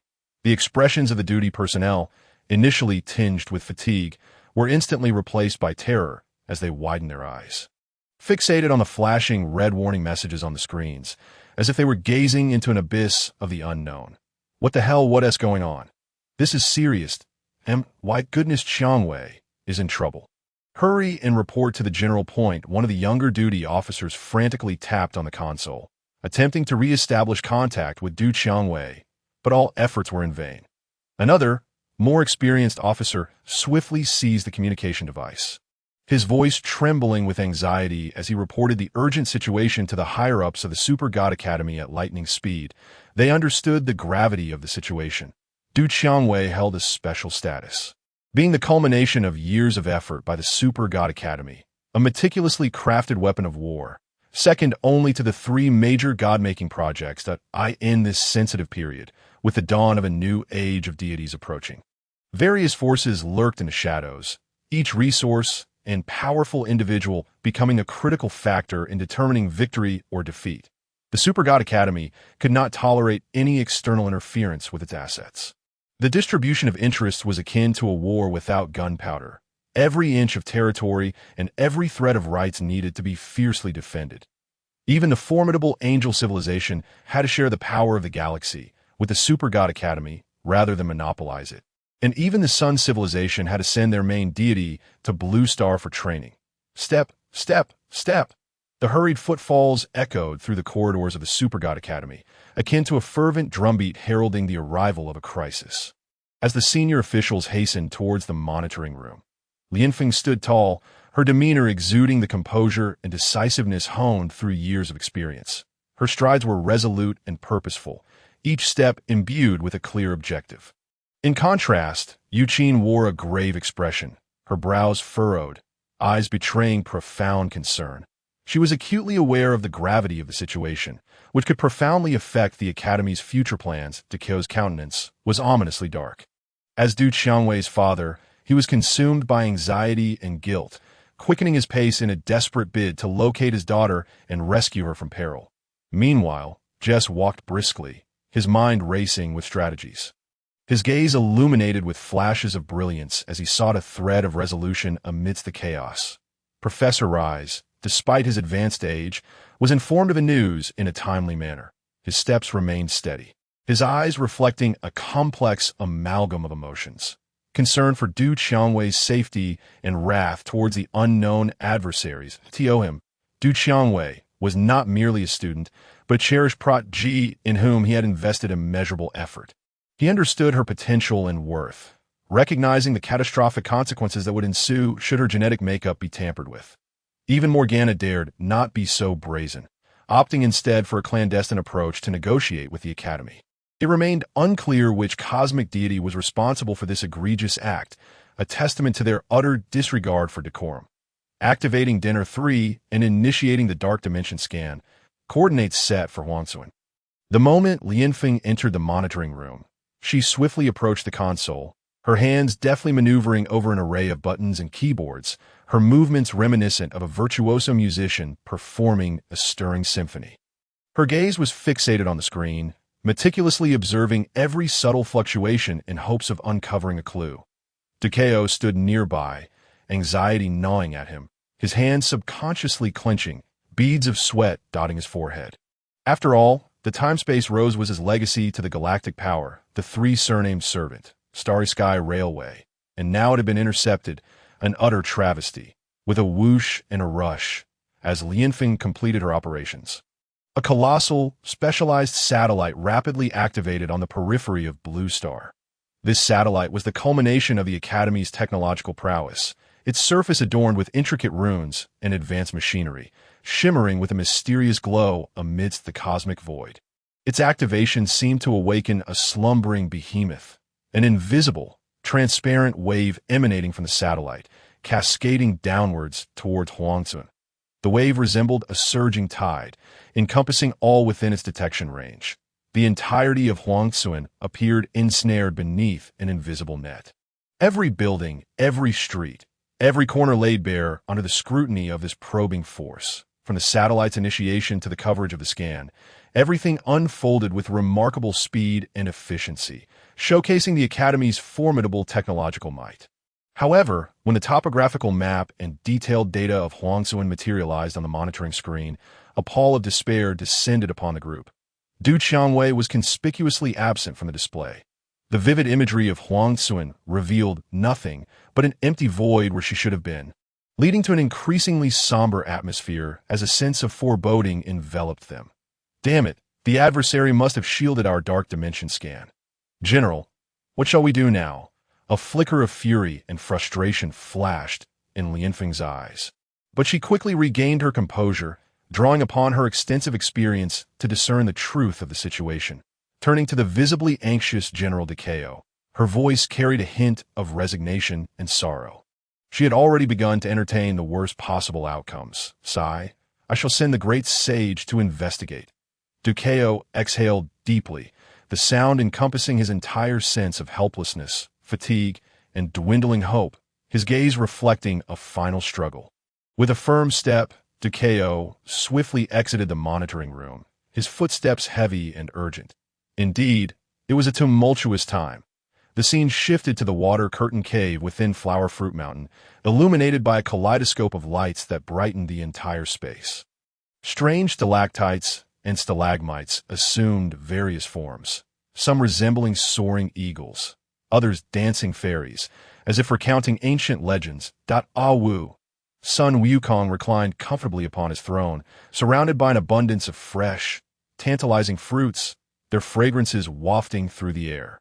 Holding a massive peach in one hand, he took a generous bite, juices cascading down his chin, a satisfied smile gracing his face, as if the troubles of the world were of no concern to him. Hey, Lao Du, what brings you to me at this late hour? Just then, a communication from the Dark Dimension interrupted, surprisingly from General Kaiao, which astonished Sun Wukong, who had not anticipated such contact, especially at this hour. Great Sage, my daughter has gone missing. Last seen in Huangxuan, I seek your assistance. Kaiao's voice brimmed with anxiety and anticipation, his words tumbling forth with urgency, as he succinctly relayed the unfolding events to Sun Wukong. All right, leave it to me. Sun Wukong responded without hesitation, tossing aside the peach, rising with an aura of formidable power. With a whoosh, he leaped into action, his form blazing like a golden flash of lightning. Bursting through the waterfall of the water curtain cave, The splashes of water erupted around him, akin to blooming white flowers or fireworks illuminating the night sky. Sun Wukong soared through the air, propelled by his immense strength, racing towards Huangzuan with astonishing speed, the surrounding air parting in visible currents as he cut through it. He resembled a golden meteor streaking across the dark heavens. A true third-generation super warrior, embodying an undefeated beastly life form, capable of traversing the skies without the aid of wings. Chapter 10. The Descent of Sun Wukong and the Astonished Villagers in the Boundless River of Time and Space. Time flowed like a silent traveler, treading softly yet resolutely, slipping away unnoticed. The night's curtain gradually drew back, and the dawn emerged like a spilled palette of colors, painting the horizon. Initially, the sky bore a pale light, pure and gentle, reminiscent of a fleeting dream before dawn. Immediately, the fish belly white was dyed with a splendid orange-red hue, akin to the ignited flame of hope. The sun slowly emerged from the distant horizon, as if gently embracing the earth. Its radiance began softly, reminiscent of a mother's caress, draping the land in a diaphanous golden veil as delicate as a cicada's wing. As the sun ascended higher, its light grew increasingly resplendent, pouring forth unreservedly upon the vast expanse of the earth, interweaving with all of creation, casting dreamlike, ethereal glimmers. Each beam of light resembled a minuscule miracle, leaping and dancing in the air, bestowing boundless vitality and hope upon the world, unequivocally heralding yet another beautiful new day brimming with infinite possibilities. Whoosh on this splendid morn, a shadow streaked across the sky with lightning speed. Charging towards Huang Village, it was none other than Sun Wukong. Harnessing his extraordinary ability to fly, having traversed countless mountains and rivers and myriad towns and landscapes, arriving at the skies above Huang Village from the far-off Flower and Fruit Mountain. A realm akin to a paradise, this valorous hero, known for his deep loyalty and righteousness, had always responded to the requests of friends without hesitation.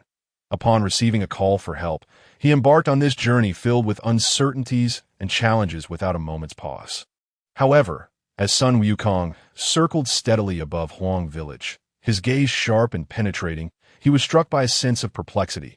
The entire village appeared especially tranquil and harmonious under the morning sun.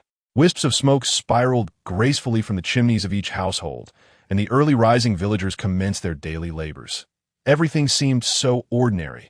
There was no trace of Qiangwei, nor any clue that might guide him to her whereabouts. Beneath this placid facade lay an enormous enigma. With a fierce glint in his eyes, Sun Wukong resolved to activate his innate abilities, hoping to uncover some hint within Huang Village.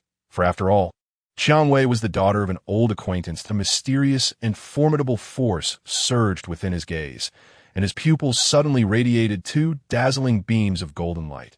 The brilliance was both searing and sharp, akin to two miniature suns erupting forth, emanating an intensity that was almost blinding.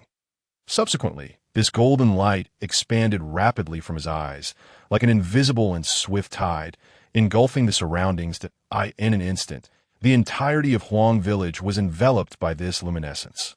Every inch of land, every building, every alley, and every nook was laid bare under the meticulous scrutiny of his fiery gaze. Sun Wukong remained wholly focused, leaving no detail overlooked, hoping to capture even the faintest hint related to Qiangwei amidst this seemingly mundane scene. Oh, what is this? A motorcycle belonging to Qiangwei. How intriguing. Shortly thereafter, hovering above Huang Village, Sun Wukong's keen perception, bolstered by his fiery vision, led him to discover a familiar motorcycle in the village square. It was indeed the vehicle that Qiangwei had previously ridden. Although it sat silently at that moment, surrounded by a profound stillness, Sun Wukong sensed a lingering trace of Qiangwei's unique essence upon it. This faint aura was like a glimmer of dawn in the darkness, a lighthouse amidst the vast ocean, instantly igniting the flame of hope within his heart to find Qiangwei. Whoosh zoom, thud, without hesitation. Sun Wukong dove from the sky in astonishing speed, his figure resembling a golden flash of lightning as he descended towards the ground. Just before making contact, he adeptly adjusted his posture. Landing firmly on the earth with remarkable poise, he then strode purposefully towards the black motorcycle, seemingly intent on inspecting it. "Goodness, what a gigantic monkey! You startled me," as Sun Wukong diligently examined the motorcycle. Some local villagers in the square happened to witness his descent from the heavens. Their faces instantly displayed expressions of terror and astonishment. One young villager, eyes wide in disbelief, could not restrain himself from exclaiming loudly, his voice echoing through the crisp morning air, capturing the attention of even more villagers. "Good grief! Have you lost your mind? That's the Monkey King, Sun Wukong, though he is remarkably true to form." Another somewhat educated middle-aged villager, after a brief moment of shock, scrutinized Sun Wukong's appearance. The resemblance was undeniably striking. Although he bore no Rui Jinggubang, he was clad in golden armor and adorned with a phoenix feather crown, the two large feathers standing out splendidly. His legs were encased in cloud-stepping boots, and it seemed that if he had just one weapon, he would be fully equipped, though this likely stemmed from the fact that he was not in a combat state. A more knowledgeable villager immediately recognized how closely he resembled the legendary Monkey King, and he couldn't help but correct the others, gesturing as he attempted to explain Sun Wukong's identity. "No, my friends. Did you not see him descend from the sky? This isn't some cosplay. Hurry and run." An elderly villager, filled with trepidation at Sun Wukong's imposing demeanor, especially as he had descended from the heavens, trembled as he urged the others to flee, pulling at those nearby to hasten home. "What are you so afraid of? The great sage wouldn't harm me. I want to take a picture with him." However, there were also some bold and fervent admirers who, far from feeling any fear, were instead brimming with excitement, their eyes sparkling with eagerness. Having grown up listening to tales of Sun Wukong, he was a hero in their eyes, an invincible being. That moment, witnessing him in the flesh ignited their admiration, and they were eager to approach him for a photo op, one young man beaming with joy as he rushed forward with his phone in hand. In no time, the square was abuzz with villagers chattering excitedly, a cacophony of voices filling the air, creating a somewhat chaotic scene. Some were in awe, others fearful, while some were simply ecstatic. Who would have thought Huang Village would be so lively early in the morning? After all, last night had also been quite eventful. What peculiar occurrences had drawn such a diverse crowd to this small village? Not only had there been tales of a girl racing on a motorcycle, but now a figure like Sun Wukong had descended from the sky. Truly, the sun had risen from the west. Chapter 11. Do not underestimate the intelligence network of the people. My goodness, Sun Wukong. At this moment, however, Sun Wukong's thoughts were far removed from the villagers. He approached the motorcycle, extending his right hand to gently caress its frame, seemingly attempting to forge a connection with Qiangwei. He then activated the Dark Dimension communicator to contact Kaiao, effectively notifying her guardian. "Hello, old Du. I've arrived in Huang Village and found a motorcycle with Qiangwei scent on it." Sun Wukong's voice was steady and resonant, imbued with confidence and determination, clearly reaching Kaiao's ears through the communication device. On the other end, Kaiao was pacing anxiously in the monitoring room of the Super God Academy. Upon hearing Sun Wukong's voice, a glimmer of hope flickered across his face, only to be swiftly replaced by concern. "Great sage, please be cautious. I have an unsettling premonition." That moment, Lianfeng and several high-ranking officials of the Super God Academy were gathered in the monitoring room, intensely observing the situation in Huang Village. The screen displayed Sun Wukong's figure clearly, capturing the villagers' reactions in their entirety. Lianfeng's eyelids flickered uncontrollably, a wave of intense unease washing over her, as though something dreadful was about to unfold. Furrowing her brow, her eyes filled with worry, she hurriedly cautioned Sun Wukong to remain vigilant, for anyone capable of stealthily abducting the time and space Qiangwei and altering her genetic program was undoubtedly not a foe to be trifled with. "Hey, hello, can we take a picture together?" However, just as Sun Wukong finished his conversation with Kaiao, he was suddenly surrounded by a throng of enthusiastic young people. They held various smartphones, their screens glimmering in the sunlight, their faces alight with excitement and joy, brimming with affection and curiosity for Sun Wukong. They shouted and pushed closer to him, eager to capture a moment with the legendary Monkey King, embodying the fervor of devoted fans. "Oh, Sure, but Sun Wukong. I'm here to find someone. Have you seen a girl with red hair? Seeing the group of young people from Huangsuan displaying such enthusiasm, Sun Wukong felt a mix of astonishment and delight. He broke into a hearty laugh, revealing a set of pearly white teeth, his laughter echoing through the square. Subsequently, while agreeing to take pictures with them, he seized the opportunity to inquire about Du Qiangwei, his eyes brimming with anticipation, hoping these youngsters could provide him with valuable clues. Truly, he had emerged from the people and was returning to them.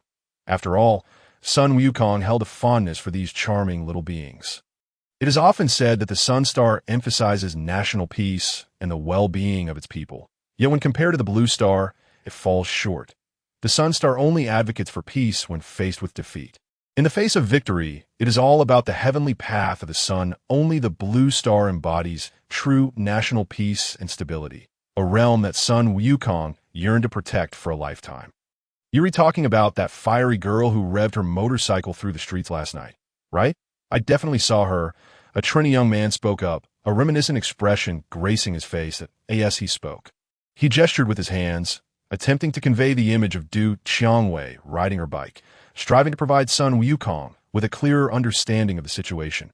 Indeed, I finally had a good dream last night, only to be awakened by her noise. Another young lady with a ponytail chimed in, a hint of helplessness in her smile. Though her words carried a touch of complaint, they also reflected a deep impression of Du Qiangwei. However, her motorcycle was quite impressive. It seemed she headed towards the back mountain in the end. I saw her leap high from the square while I was hiding on the second floor. Another young man, wearing glasses, elaborated on his observations, providing Sun Wukong with crucial clues, his eyes sparkling as if reliving the scene. As Sun Wukong listened attentively to the accounts of these young individuals regarding Du Qiangwei. A flicker of joy illuminated his eyes. He carefully absorbed each person's words, firmly etching these clues into his memory. Each piece of information felt like a precious pearl, and he endeavored to string them together in his mind. Piecing together the whereabouts of Du Qiangwei. I see now. Thank you all. He sincerely expressed his gratitude to the young people after grasping the situation, his voice suffused with appreciation, allowing them to feel his genuine intent. Whoosh! With a powerful push off the ground, he soared into the sky like an arrow released from a bow, heading towards the back mountain of Huangsuan in search of Du Qiangwei. Sun Wukong's form was agile and graceful, tracing an elegant arc through the air, his golden armor glimmering softly under the sunlight, and the large feathers atop his head swayed in the breeze, presenting a majestic figure. His flight elicited cheers from the crowd below. In this era where becoming a spirit was forbidden post-establishment of the nation, witnessing the living legend of the Monkey King was an extraordinarily surreal and thrilling experience for them. Oh my goodness. This is the real deal. The great sage, a young man exclaimed excitedly, his eyes wide with disbelief as he jumped up, seemingly wishing to draw closer to Sun Wukong. What are you waiting for? Quickly take photos. This will definitely go viral on Douyin.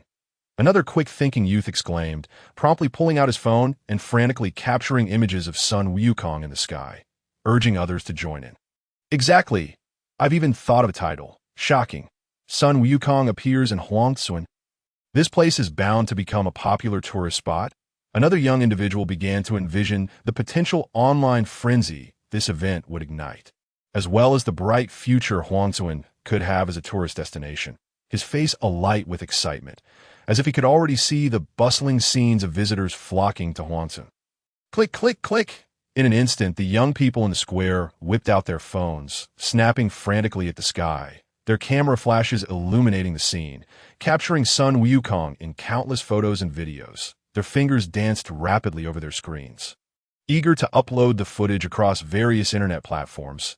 Impatient to share this momentous occasion with the world, they uploaded. They accompanied their posts with various exuberant captions, fully grasping the essence of the internet.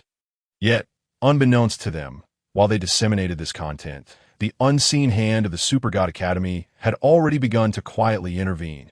The intelligence department of the Super God Academy closely monitored societal discourse, acutely aware that if such an event spread uncontrollably online, it could incite widespread attention and turmoil. In this sensitive period, just before the impending era of gods and emperors, social stability was of paramount importance. Thus, the technical team of the Super God Academy swiftly sprang into action, employing advanced techniques to deftly manage the information bubble. Gradually, the news of Sun Wukong's appearance in Huangsuan was concealed and diminished. They adjusted the algorithms to drastically reduce the visibility of this information across online platforms, as though it had never graced the internet at all. At last, they successfully managed the aftermath for Sun Wukong, quelling a potential societal uproar before it could fully manifest. After all, the Super God Academy believed that what society needed was not absolute justice and fairness, but a relative stability and harmonious order. Chapter 12. Today, Qiangwei is the time-space rose, the true time-space god king, at the summit of the towering mountains behind Huangsuan, where the surroundings were so tranquil that one could hear the whispers of the wind and the rustling of grass. Rui stood tall on the somewhat desolate yet mysteriously charged mountaintop. He seemed to merge with the surrounding nature, yet his gaze was exceedingly sharp. The moment a tiny black shadow appeared on the distant horizon, he had already captured it with precision. Upon closer inspection, it was none other than Sun Wukong, hurtling towards him with astonishing speed, his figure becoming increasingly distinct in the morning light, exuding an undeniable aura of power. Fortunately, Rui had prepared in advance, having meticulously set up a special energy field in this area. This energy field acted as an invisible yet unyielding barrier, akin to a peculiar one-way mirror. The external gaze was entirely obstructed by this mysterious force. No matter how one sought to probe, they could not penetrate this field and glean any details from within. Yet Rui, situated inside the field, could observe everything outside as if watching an unobstructed outdoor performance. Were it not for this protective energy field, with Sun Wukong's renowned and seemingly invincible fiery eyes, he could easily penetrate layers of obstruction from a distance and discover Qiangwei, who lay unconscious and defenseless atop the mountain behind Huangtan. Whoosh, dude! Accompanied by a prolonged exhalation, Rui gradually rose to his feet.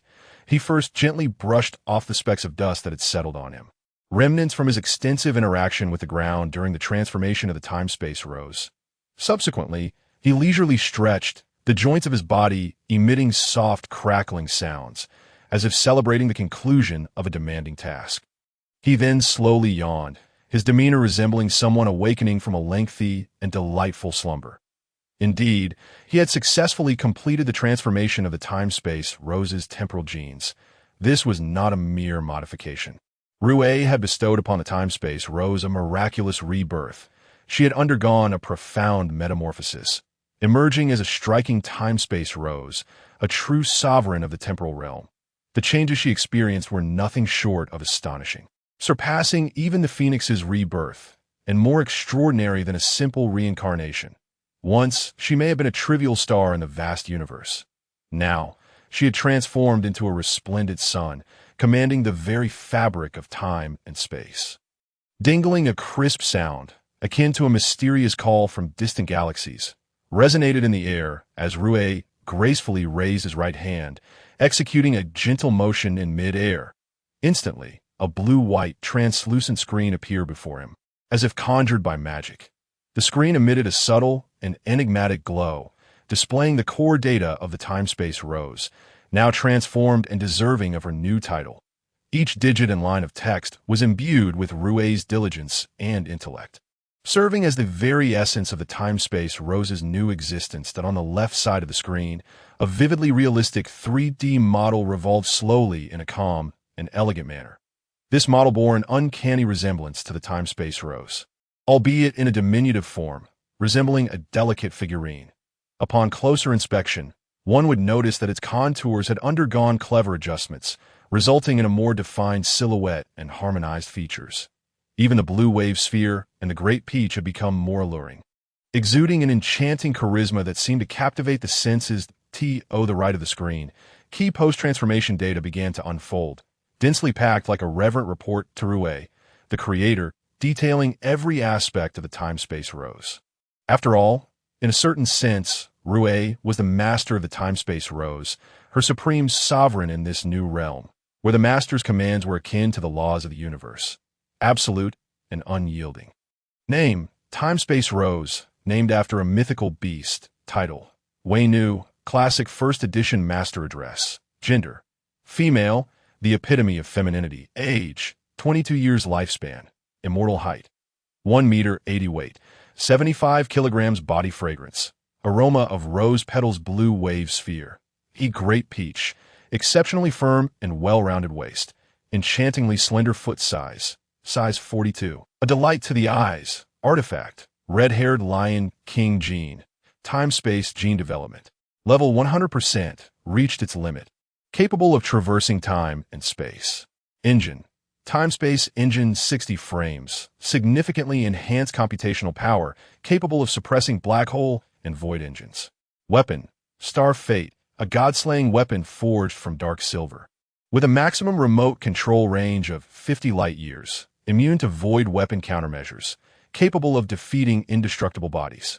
Armor, Dark Alloy Armor. Time-Space Sovereign Series, immunized against physical and elemental damage due to the surrounding time-space distortion shield. Celestial Computer, Grand Clock. Time-Space Sovereign Series, can analyze everything in the known universe, absorbing stellar energy from other galaxies to prevent the depletion of the solar system's resources. Strength, Time-Space Sovereign, easily overpowering the known universe's deity king, Divine Kaiao. Divine Body, 5th generation Time-Space Divine Body. The Time-Space Rose has merged with the fabric of the universe, becoming indestructible, capable of manifesting at any temporal juncture. Wings, Time-Space Wings, effectively stabilizing the time-space corridor, no longer reliant on the Klein bottle of the space principle to return to the past. Master, Rue, the Master's orders are absolute. Regardless of the Time-Space Rose's strength, she will obey his commands. Abilities, Micro-Wormhole Transport, Dart Throwing, Close Combat, Vehicle Operation, Firearms Proficiency, Culinary Skills, Singing and Dancing Expertise, Time-Space Traversal, Battleship Command, Time-Space Distortion Shield, Temporal Prison, Spatial Barrier, Data Analysis and Deconstruction. Time-Space Mirroring Projection, Moral Standing, extremely low, capable of performing any outrageous and defiant actions. Offspring, none. As the Time-Space Sovereign, it is exceedingly difficult for her to bear offspring, with the probability of surprises approaching 0. Personality, extreme contrast, dual form switching. Obedient and docile before her master, yet proud and aloof before others. Rue stood quietly, his gaze drifting across the screen as he meticulously examined each piece of data. After a brief moment, he finally absorbed the entirety of the newly transformed Time-Space Rose's key data. A satisfied smile graced Rue's face as he beheld this remarkable leap in the Time-Space Rose's capabilities. She had transcended from a novice, somewhat inexperienced, to a newly minted sovereign of the cosmos. It was akin to a small fish successfully leaping over the Dragon Gate, soaring to great heights and embarking on her own illustrious journey. Little did anyone suspect that the proud and aloof Time-Space Sovereign was, in truth, a loyal hound nurtured by Rue. My head feels dizzy. Where am I? Just as Rue dismissed the floating blue-white translucent screens, the Time-Space Rose, who had been unconscious on the grass, began to slowly awaken. Her voice carried a hint of languor and confusion, reminiscent of someone breaking free from a long and profound dream. She slowly opened her eyes, which sparkled like clear springs, yet held a trace of bewilderment and uncertainty. She surveyed her surroundings with a dazed expression, her gaze flitting across every corner atop the mountain, searching for familiar traces within the unfamiliar scenery. At that moment, the Time-Space Rose felt as though she had forgotten something significant. Her mind clouded and her ears buzzing. This was evidently the result of Rue's covert alterations to her memories, compounded by the substantial enhancement of her body and genes as her form struggled to adapt. However, Rue knew that it would not be long before the Time-Space Rose perfectly acclimated to all of this, becoming his most capable 3-surname servant, Starry Sky Railroad, and shining with the brightest brilliance upon the cosmic stage. Rue had indeed snatched victory from the clutches of the galactic power. Chapter 13 and what proud and aloof Time-Space Rose. Merely a pet nurtured by Rue, who the gentle breeze, like nature's tender envoy. caressed softly, making the verdant grass undulate in waves. The time-space rose lay serenely on the grass, resembling a green velvet blanket as dappled sunlight filtered through the thin clouds, casting ethereal rays around her. Outlining a dreamlike halo, atop the peak of the mountain behind Huang village, Rue sensed the awakening of the rose, his originally stern countenance gradually unfurling into a devilishly charming smile. This smile blossomed like a peculiar flower in the dark night. Imbued with a touch of cunning and inscrutability, Rue narrowed his eyes slightly, his profound gaze shimmering with an unusual light, as if harboring a meticulously plotted scheme. He seemed to recall something that brought him great satisfaction. A wave of elation surging within him like an overwhelming current. Tap-tap with a rhythmic lightness to his steps, Rue approached the rose with a buoyant and joyful demeanor, his movements light and graceful. Each step harmonizing with the gentle breeze, exuding a sense of ease and contentment, while his lips remained curled into an unsettlingly sinister smile. Before long, Rue reached the rose's side, without a hint of hesitation. He lightly raised his foot and seemingly casually kicked her waist. The force was precisely calibrated, imbued with an undeniable arrogance, as if declaring to the rose, "It is time to awaken from this languid state." For this era belongs to the time-space rose. Thankfully, Rue had controlled his strength. Otherwise, his foot would have suffered, for the current body of the time-space rose had attained the 5th-generation time-space divine body. Far beyond the reach of any mortal's disdain. Oh, is that not the time-space rose?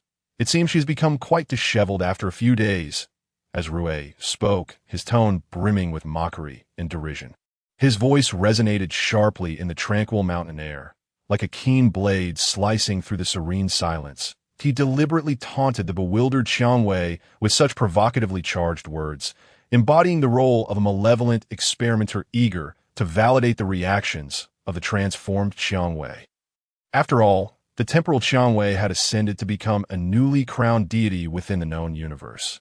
If such formidable power were not firmly under Rue's control, it would undoubtedly pose a significant obstacle on his path to supremacy, necessitating a preliminary assessment. Ahem, my master, as long as you are pleased, I am grateful for the immense power you have bestowed upon me. I feel invigorated, experiencing a delight I have never known before. Upon recognizing that familiar figure, a hint of embarrassment flickered across Qiangwei's face, which was swiftly replaced by a compliant smile imbued with humility and submission, all due to the fact that her memories had long since been rewritten by Rue. In the chaotic and distorted perception of the temporal Qiangwei, this young man with jet black hair stood as the most significant presence in her life. Her master, he was also the one who had granted her immense power and altered the trajectory of her destiny, deserving of her unwavering loyalty and everything she had to offer. Even though Rue's behavior might appear frivolous and disrespectful to an outsider, filled with provocation, the ever-loyal temporal Qiangwei felt no resistance. Her eyes shimmered with reverence and infatuation. In her heart, every gesture of her master held profound significance, and even what seemed like humiliation must surely be laden with deep consideration, in her understanding. Her master's commands were akin to a blazing sun suspended in the sky, absolute and inviolable, as long as she could bring joy and satisfaction to her master. Every action was justified and necessary. Thus, it seemed that Rue's hypnotic transformation system was indeed effective. At least he need not worry about being betrayed by the loyal dog he had raised in a mere half-day.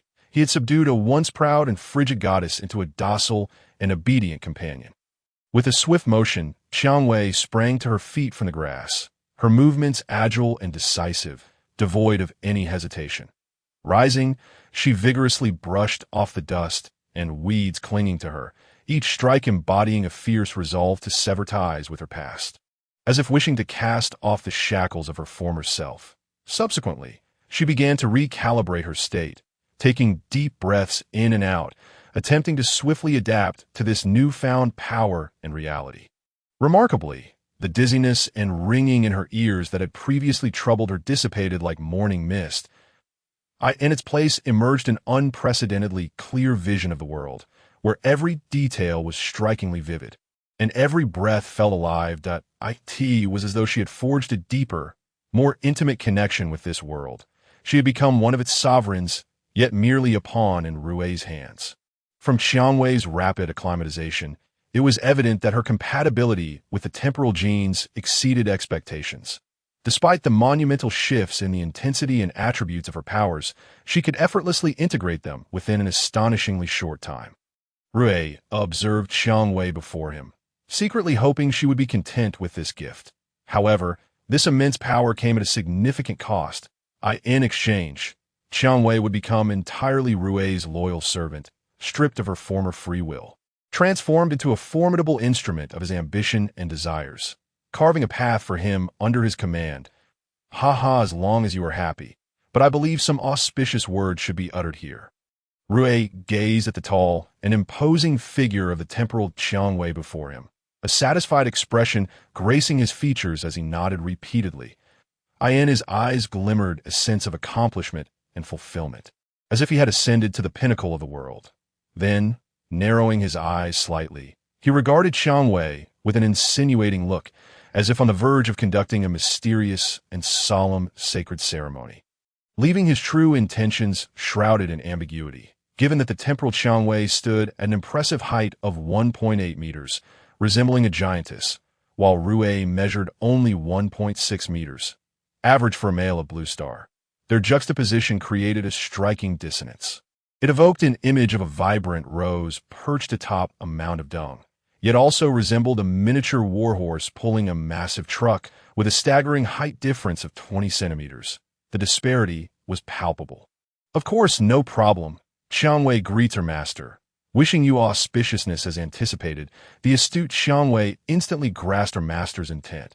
With fluid grace, she knelt on one knee, her posture elegant and dignified, as if this act had been etched into her very soul. She gently placed her alabaster right hand upon her chest, her movements tender and reverent, her face radiating boundless loyalty and adoration for Rui, resembling a devoted acolyte willing to offer her very heart to her beloved master. Simultaneously, Qiangwei spoke auspiciously to Rui in a tone that was both sweet and gentle, her voice as soft as a spring breeze whispering past one's ear, akin to the gentle trickle of a mountain stream. Imbued with an enchanting charm, this moment, she was a far cry from her former proud and aloof goddess persona. The chill and haughtiness that once defined her had vanished without a trace. In its stead was a demeanor of meekness and servility, her gaze solely reflecting absolute obedience and blind loyalty to Rui, as if he were the very essence of her existence. Good Qiangwei is so obedient. Do you see that filthy monkey over there? Dispose of him. Observing the kneeling temporal Qiangwei, who was wholly devoted to him, Rui's face beamed with delight. His laughter was filled with unrestrained pride and audacity, as if he had become the ruler of this world, with everything within his control. With a soft yet commanding motion, Rui extended his right hand, gently caressing Qiangwei's wine-red hair, an act that embodied a sense of superiority. His palm glided through her silky strands, the sensation causing him to squint slightly in enjoyment. Must be said, her wine-red hair felt exquisite. Not only was it smooth, but it also exuded a rich fragrance of roses that lingered at his nostrils, enhancing his mood and further solidifying his belief in his unassailable control over Qiangwei. Then, as her master, Rui's expression darkened with determination, and without hesitation, he issued a command to the temporal Qiangwei, instructing her to eliminate the approaching Sun Wukong. His gaze was as frigid as an icy pool, devoid of warmth, as if Sun Wukong were but an inconsequential insect, easily crushed by Qiangwei's hand. In Rui's mind, henceforth, there would be no more Du Qiangwei of the Super God Academy, only the temporal Qiangwei. Entirely his and at his beck and call for Sun Wukong. He could serve as a fine whetstone, ideal for honing his skills. Chapter 14. Temporal Qiangwei versus Sun Wukong. One kick shatters the great sage's golden armor. The moment Rui's cold and unequivocal command was delivered, Qiangwei's pupils constricted, her eyes glinting with resolve. Hearing her master's request to eliminate the approaching filthy monkey, she instinctively cast her gaze toward the distance. It was early morning. The The mountain mist had not yet fully lifted, and sunlight filtered through the haze, casting golden beams. Peering into the distance, she beheld Sun Wukong, enveloped in a faint celestial aura, his fiery golden eyes blazing with intensity. Resembling twin suns radiating scorching light, as if capable of piercing through all illusions. With a swish, swoosh, and zoom, he darted through the mountains behind Huang Village, his figure as elusive as a phantom, each leap stirring the air and rustling the surrounding branches. His expression bore urgency and determination, leaving no corner unexamined, all the while calling out Du Qiangwei's name. Unfortunately, Rue and Qiangwei occupied a highly concealed position, perched atop the mountain behind Huang Village. The terrain was treacherous, surrounded by jagged rocks, making it nearly impossible for an ordinary person to ascend. They were enveloped by an imperceptible, transparent barrier, crafted from Rue's mastery of advanced technology and mysterious energy, resembling an indestructible multidimensional shield. This barrier effectively cloaked them from the probing eyes of the outside world, rendering advanced detection methods as futile as casting stones into the ocean. Moreover, it possessed unique optical and energy refraction properties, making the area appear as an ordinary forest from the outside, concealing the true nature of their presence within. Yet, Rue and Qiangwei, through their special perception, could observe everything outside with clarity. No movement, however subtle, could escape their notice. Rest assured, Master, watch me perform. The voice of the time-space rose is crisp and brimming with confidence, as if she is about to engage not in a life-and-death struggle, but rather in a splendid stage performance. Her tone is light and playful, and she swiftly rises from the ground with clean, decisive movements, showcasing her agility and competence as the newly appointed God King. The contours of her muscles are smooth and taut. In the instant she stands, it seems to contain boundless explosive power. Immediately, she gestures an OK sign to Rue, her face radiating a confident smile. Sunlight bathes her visage, accentuating her exquisite features. At this moment, she resembles a warrior poised to embark on a glorious journey, yet more akin to a female gladiator exiled by her master to the ancient Roman arena. Whoosh, the air is suddenly sliced by a sharp sound, akin to a blade cutting through metal, piercing the eardrums. The time-space rose forcefully kicks off the ground, causing the rocky surface to crack beneath her tremendous strength, revealing spiderweb-like fissures. She launches herself from the mountaintop like a cannonball, her form tracing a graceful yet fierce arc in the air, her garments fluttering in the wind. Her target is unmistakably to challenge Sun Wukong to a duel point. One cannot help but commend the Rose for her remarkable obedience. Her master's commands are akin to sacred laws, and she executes them without hesitation. Even when faced with the guardian of Huaxia, the great sage equal to heaven, she displays not a flicker of doubt, not even a blink of her eyes, having become a cold weapon of war in Rue's hands. After all, Du Qiangwei is also a weapon of war at the Super God Academy, albeit not particularly favored, with resources prioritized for the 3 major god-making projects. Given this, it seems more beneficial to serve Rue as a dedicated weapon, securing more resources. Indeed, it evokes a sense of futility in working tirelessly for a meager monthly wage. Great Sage, a powerful wave of dark energy is detected right behind you. Be cautious. Meanwhile, Sun Wukong is intently searching the hillside of Huang Village for clues about Du Qiangwei. He parts the dense underbrush, scrutinizing every possible hiding spot, his attention sharply focused on the surroundings, trying to glean any trace of Du Qiangwei. Just then, a hurried and tense warning from Lianfeng crackles through his dark dimension communication device, her voice sharp with urgency, echoing in the communication channel. Unfortunately, everything unfolds too abruptly. The warning comes too late. Even if the massive wave of dark energy is detected, what can it achieve? The antiquated Denat 3 satellite cannot even project an image of the time-space rose, merely a mosaic racing towards them. Boom! With a deafening crash, the sound reverberates through the mountains as if intending to shatter the very peaks. Unprepared and caught off guard, Sun Wukong is abruptly kicked away by the time-space rose. This kick contains earth-shattering power, infused with the overwhelming pressure of her status as a god king, seemingly capable of tearing space itself asunder. Sun Wukong's body flies like a high-velocity projectile, piercing through numerous trees on the mountainside, which are severed in half by the force, branches and leaves scattering, the sound of splintering trunks ringing in the air.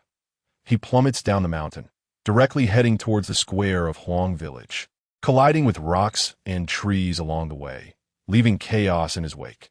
Ultimately, he crashes into the square, creating a massive concave crater. The edges of the pit crack under the shock, dust, and with shavings filling the air. Shrouding the area in haze. In that moment, tragedy strikes. The square, originally bustling with young and elderly villagers, some chatting leisurely and others selling their produce, falls victim to Sun Wukong's sudden descent. The speed is so great that the villagers have no time to react or evacuate. Under the immense impact, they are reduced to mangled corpses, blood gushing from shattered limbs, quickly forming a small river that flows freely across the square. The mingling of blood and dust creates a dark red mire, painting a gruesome and horrific scene, the air thick with a nauseating scent of blood and earth. Even a motorcycle parked in the square has been shattered, though the Rose likely cares little for such trifles. Her immediate priority is to fulfill her master's command. What in the world is happening? Was that at this moment, Lianfeng and the senior officials of the Super God Academy were gathered in the monitoring room, anxiously observing the screen, the atmosphere thick with tension and concern etched across every face. The large display flickered with an array of data and images, while the staff busily endeavored to extract more information from their posts. When Lianfeng witnessed Sun Wukong come under attack, a look of urgency crossed her face, her brows furrowed, and her eyes reflected profound worry. She hastily commanded through the communication device for Yuqin, endowed with potent healing abilities, to conduct remote treatment for Sun Wukong via the Dino 3 satellite. However, due to the temporal rose having ascended to the 5th generation of temporal deities, the energy it contained was overwhelmingly vast and intricate. An antiquated satellite like Dino 3 was utterly incapable of deciphering its colossal core data, and its processor was swiftly overwhelmed by the immense and complex information, emitting a persistent buzzing noise. Thus, the monitoring screen displayed nothing but a chaotic mosaic and flickering lights representing immense dark energy fluctuations, rendering it impossible to discern the features and form of the rose. Nevertheless, the surrounding environment and visuals of Sun Wukong remained unaffected. The members of the Super God Academy merely observed him being struck by a mass of mosaic before collapsing into a deep pit on the ground. Faced with this sudden and mysterious adversary, they were engulfed in confusion, whispering amongst themselves. Some speculated it was a newly emerged evil force, while others feared it marked the beginning of a greater conspiracy. The remote repair initiated, targeting Sun Wukong at Huangsuan. A swift and powerful green beam, like emerald light, surged through the vast cosmos, carrying formidable healing energy that descended at a velocity surpassing light. This beam, akin to a razor-sharp sword, cleaved through the heavens and shot directly towards Sun Wukong, who lay in the concave pit of Huangtan Square. In that moment, although Sun Wukong appeared somewhat disheveled, the nourishing essence of the healing energy swiftly revitalized him, allowing him to rise with remarkable alacrity. Akin to a divine healer performing miraculous restoration. Once steady, accompanied by a brilliant golden light, the Rui Jingu Bang materialized in Sun Wukong's grasp, which he clasped tightly and hoisted onto his shoulder. This familiar gesture seemed to declare to the world that he was prepared for battle. That moment, a resolute determination glimmered in Sun Wukong's eyes, his fiery combat spirit radiating an aura of fearlessness. Initially, he had merely sought to locate the missing Qiangwei, inadvertently entangling numerous innocent villagers in his plight. The thought filled him with guilt. Failing to address the shadowy orchestrator behind this chaos would be a disgrace to his title as the victorious fighting Buddha. Despite his preference for the moniker of the great sage equal to heaven, though Yuqin's healing powers were undeniably effective, the torrents of green energy could not resurrect the deceased villagers. The sight of scattered corpses and the resulting devastation pierced Sun Wukong's heart deeply. as they were indirectly lost due to his actions. Humph, it's Aunt Yuqing. What a pity I am no longer Du Qiangwei. Perched halfway up the mountainside, the temporal rose observed the descending green light from above. Her astute mind instantly grasping the situation, she narrowed her eyes slightly, a flicker of complex emotion passing through them. Memories of her time at the Super God Academy flashed through her mind like a revolving lantern. Yet she understood that she no longer belonged there. She had entirely pledged herself to her master, in her heart. Her master's grace overshadowed all, a debt she could never fully repay. Now that they had each chosen their allegiances, there was no need for further entanglement or discussion. It was time to fulfill her master's orders. Activating the temporal engine and connecting to the great clock, the connection was established successfully. Analyzing target data. The target belongs to the divine river beast form. A third-generation super soldier with an indestructible body, currently undergoing remote treatment from Dino 3. The temporal rose crossed her arms and tilted her head slightly, effortlessly wielding the powers and configurations bestowed upon her by her master. Although it was her first time utilizing these formidable abilities, she moved with such proficiency that it felt as though she had been born to command them. The temporal engine, initially operating at 2 frames per second, underwent an extraordinary enhancement under Rue's meticulous guidance, catapulting its performance to 60 frames, akin to upgrading a 2080 graphics card to a 5090. Such mastery of technology rendered the temporal rose adept at manipulating temporal forces with unprecedented precision and efficiency. Moreover, Rue had gifted her a cosmic computing device, the Great Clock, imbued with the most advanced computational techniques and energy analysis capabilities in the universe, enabling her to swiftly discern her opponent's weaknesses and vulnerabilities. Despite sharing a name, this clock was finely tuned to suit the temporal rose, distinguishing it from the one used by the Grim Reaper. Such generous provisions made the temporal rose acutely aware of Rue's regard and expectations for her, prompting her to willingly serve him, for the advantages she received exceeded anything she had experienced at the Super God Academy. After all, both served as instruments of war. It mattered little who wielded them. A wise bird chooses its perch, and a capable minister selects their lord.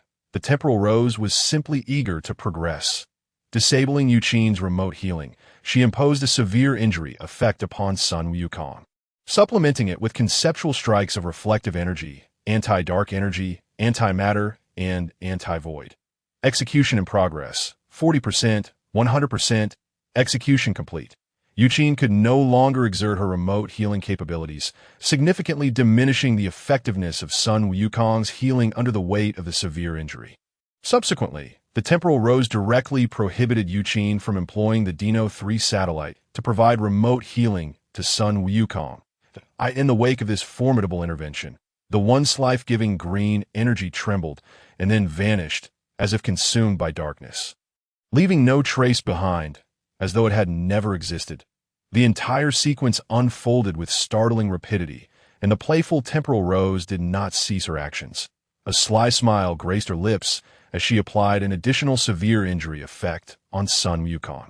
This effect drastically reduced his self-healing capabilities by 80%, embodying a complex genetic program that disrupted his intrinsic healing mechanisms, effectively threatening his very existence. Thus, even with his indestructible body, Sun Wukong's recovery would be profoundly impacted. The Temporal God King was indeed a fearsome entity, exemplifying the nature of battles among the powerful. Fighting with technology from afar, as though delivering a swift kick at the onset. Oh no, my remote healing capabilities have failed. This is the conceptual strike of anti-void. Terrifying indeed. Who could it be? Unsurprisingly, as her abilities faltered, Yuqing's previously focused expression morphed into one of horror and confusion, her hands frozen above the keyboard, at a loss for what to do. This is troublesome, Lianfeng lamented, delicately brushing her smooth forehead with her alabaster hand, her brow furrowed, eyes filled with anxiety. As one of the key leaders of the Super God Academy, she was acutely aware of the gravity of the situation. Sun Wukong was now ensnared in peril, placing them at a distinct disadvantage. Even Kaiao frowned deeply. He had merely sought Sun Wukong's assistance in locating his missing daughter, only to inadvertently attract the attention of a far more dangerous foe. Truly, these were tumultuous times. Chapter 16. Oh, is that not Sun Wukong? It has been a few days. He looks so disheveled. On the mountainside behind Huangtan, the atmosphere was stiflingly quiet, the dense trees intertwined, sunlight struggling to penetrate the layers of foliage, casting mottled shadows upon the ground. The surroundings were enveloped in silence, with only the occasional whisper of the wind being swallowed by the thick stillness. Dark alloy armor, convergence, creak, crack, clang.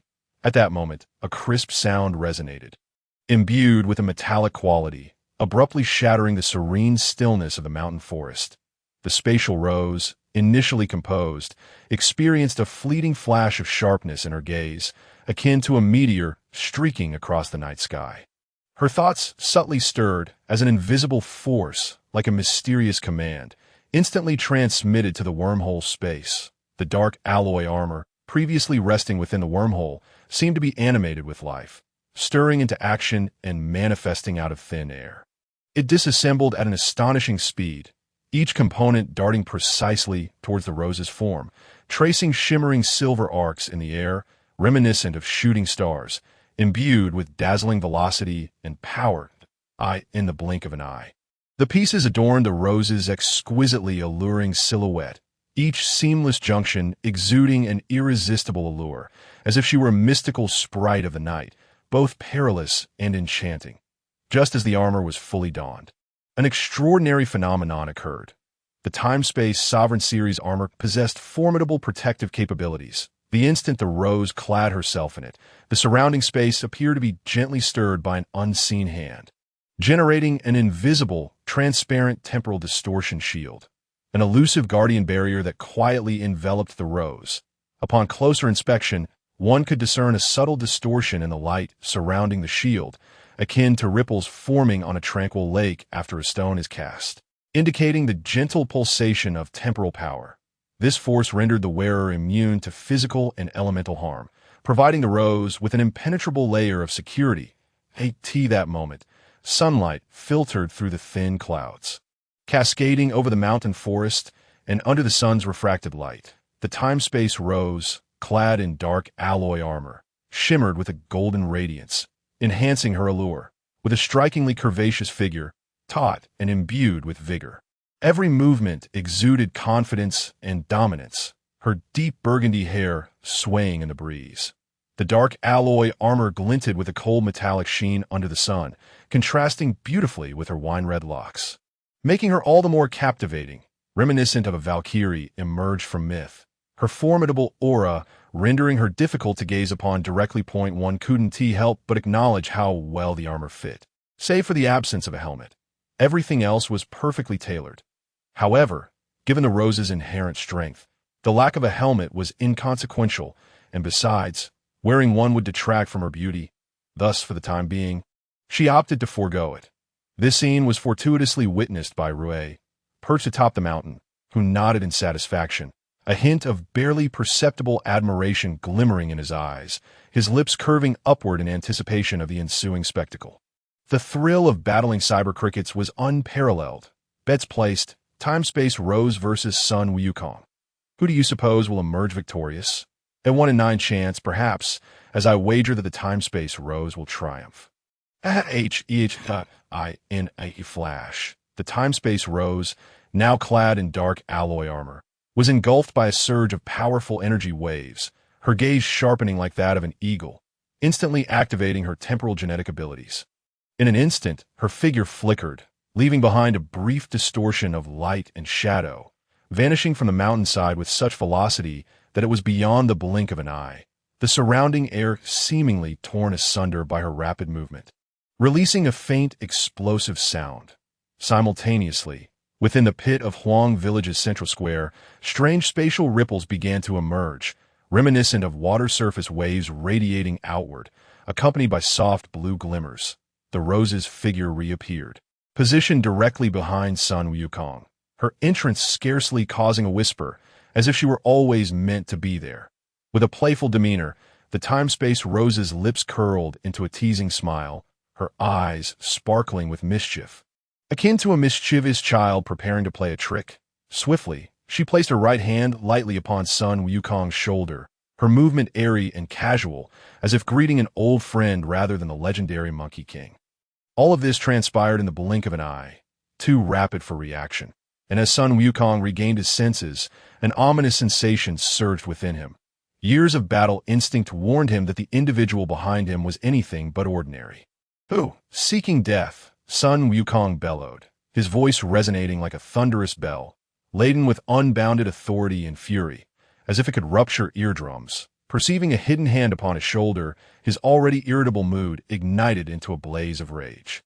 He swiftly swung his Rui Jingu Bang, his movements as swift as lightning, striking fiercely behind him, the staff slicing through the air with a sound akin to that of a black bolt of lightning, aiming directly at the rose's flawless, snow-white visage. Yet, unexpectedly, this seemingly formidable strike bore no consequence. The time-space rose's form was enveloped in an invisible, intangible wave, a manifestation of the temporal distortion shield at work, silently absorbing the impact of Sun Wukong's staff.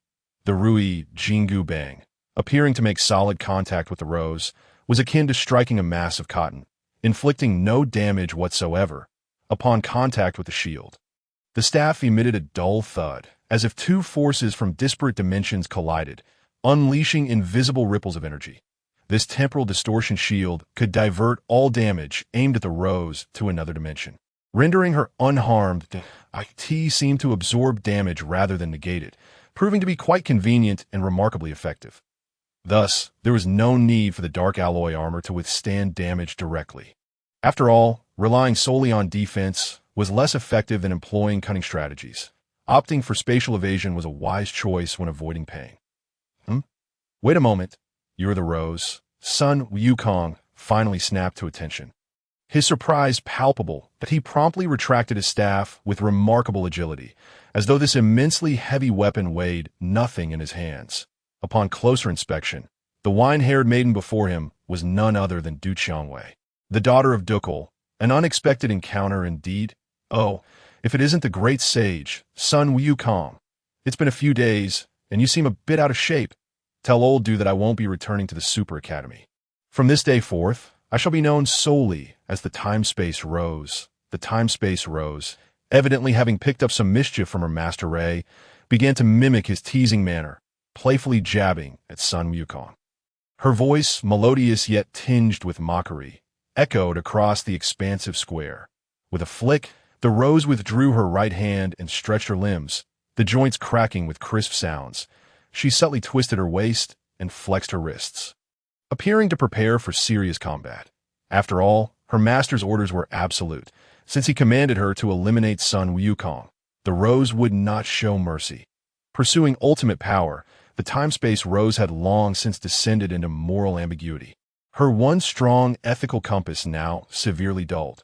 Although she could have chosen to relocate the battlefield to a more open, spacious area, she resolutely opted to engage in battle within Huang Village, where innocent residents dwelled. To her, they were merely livestock, pigs, dogs, chickens, and ducks, whose lives were as insignificant as blades of grass. Her gaze radiated indifference and disdain, surveying her surroundings as if the world lay within her grasp. Regardless of the circumstances. At least before outsiders, the time-space rose maintained her proud, aloof, and untamed persona as the sovereign of time and space. What? Is that the voice of the rose? Great sage, what do you see? Who is the enemy? Meanwhile, in the Super Academy's monitoring room, the atmosphere was taut, akin to a drawn bowstring. The enormous screen flickered with various data and images, as everyone fixated on the display, their faces etched with anxiety and confusion. Only Sun Wukong's figure was clearly visible on the screen, while the individual conversing with him appeared as a mosaic. Yet, the voice bore a striking resemblance to Du Qiangwei, leaving everyone puzzled. Realizing this, Lianfeng hastily inquired, though her keen intellect had already begun to piece together fragments of the truth. The Danao 3 satellites calculation system should be functioning properly. How could it fail to capture the rose's image? A technician furrowed his brow, his fingers flying over the keyboard in a frantic attempt to identify the issue, beads of sweat forming on his forehead, his expression fraught with worry.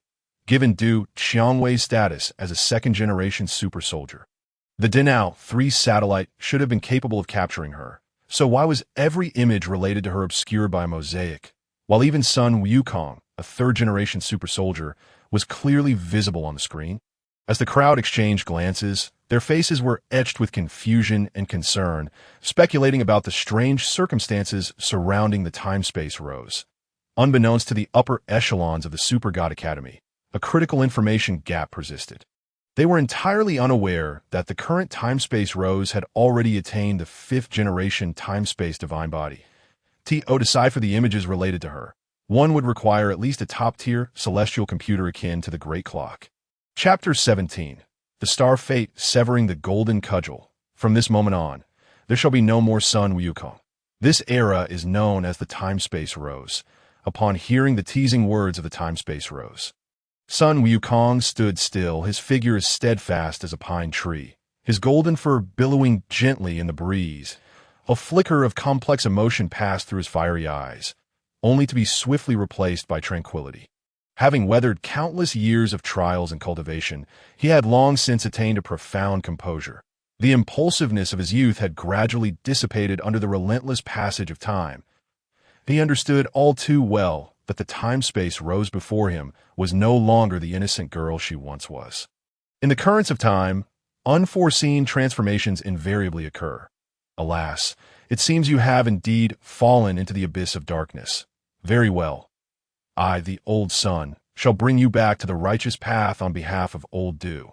Sun Wukong sighed deeply, his voice resonating with the weight of the ages, imbued with an undeniable conviction. This sigh seemed to traverse the corridors of time, carrying with it the profound bond he shared with Du Cao and his regret for the time-space rose's misguided journey. With a deliberate motion, he slowly waved his Rui Jingu Bang, a seemingly casual gesture that carved through the air with fierce gusts of wind, each swing echoing his strength and resolve. In an instant, tension crackled in the vast pit at the center of Huang Village, the surrounding air compressed by an invisible force, rendering it hot and stifling, as if ensnared by an intangible net that enveloped the entire square. Dust swirled in the charged atmosphere, trembling in anticipation of the impending clash, while sunlight bathed them, failing to dispel the suffocating tension. Humph! Power is power. What does it matter if one descends into darkness? Spare me your lectures, foul monkey! The time-space rose retorted, her brows furrowed in fury, her once lively almond eyes now wide with rage and disdain. A rebellious girl, she possessed an innate defiance, loathing the very notion of elder-like admonitions. This scene unraveled like Pandora's box from her memories, the painful recollections of constraints and teachings resurfacing, each image piercing her heart like a sharp thorn, a true nightmare beginning. Incensed by these thoughts, she let out a cold huff, her voice brimming with rebellion and defiance. The more you oppose me, the more it proves I am right. Even my master supports me, which only affirms the correctness of my choices. Star Fate, charging! Hiss beat the time-space rose bit down hard, her pearly teeth glinting in the sunlight.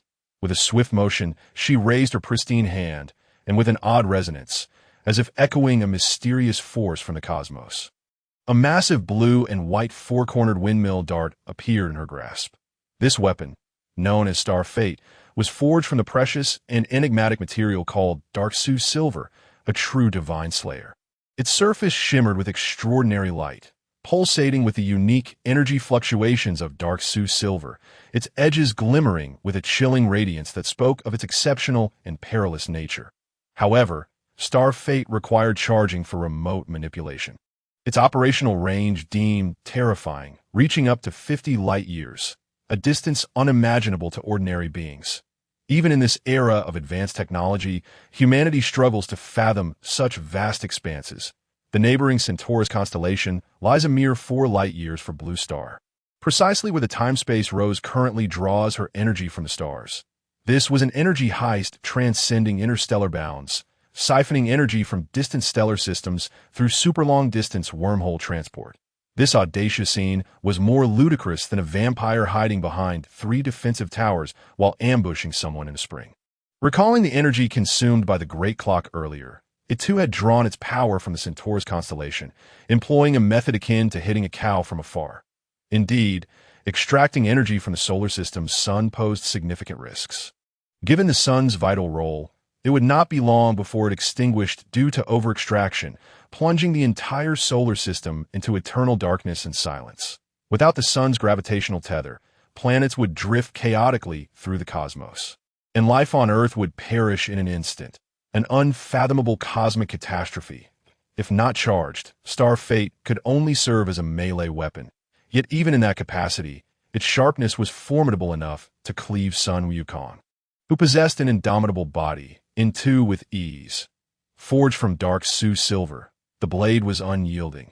It was evident that the time-space rose had been thoroughly provoked, her murderous intent surging forth, as star fate trembled slightly in response to her wrath. Emitting a low hum, shattering strike, whoosh whoosh, knowing that combat was now inevitable, Sun Wukong took the initiative, his figure darting through the air like a streak of golden lightning, his speed so great that it tore the surrounding air, producing a sharp, whistling sound. With immense force, he swung his Rui Jingu Bang toward the time-space rose's abdomen. This strike embodied years of honed strength, each ounce meticulously refined through countless trials. Should it connect, the consequences would be dire. As the Rui Jingu Bang passed through the air, the very fabric of space seemed to warp, momentarily crinkling under its might.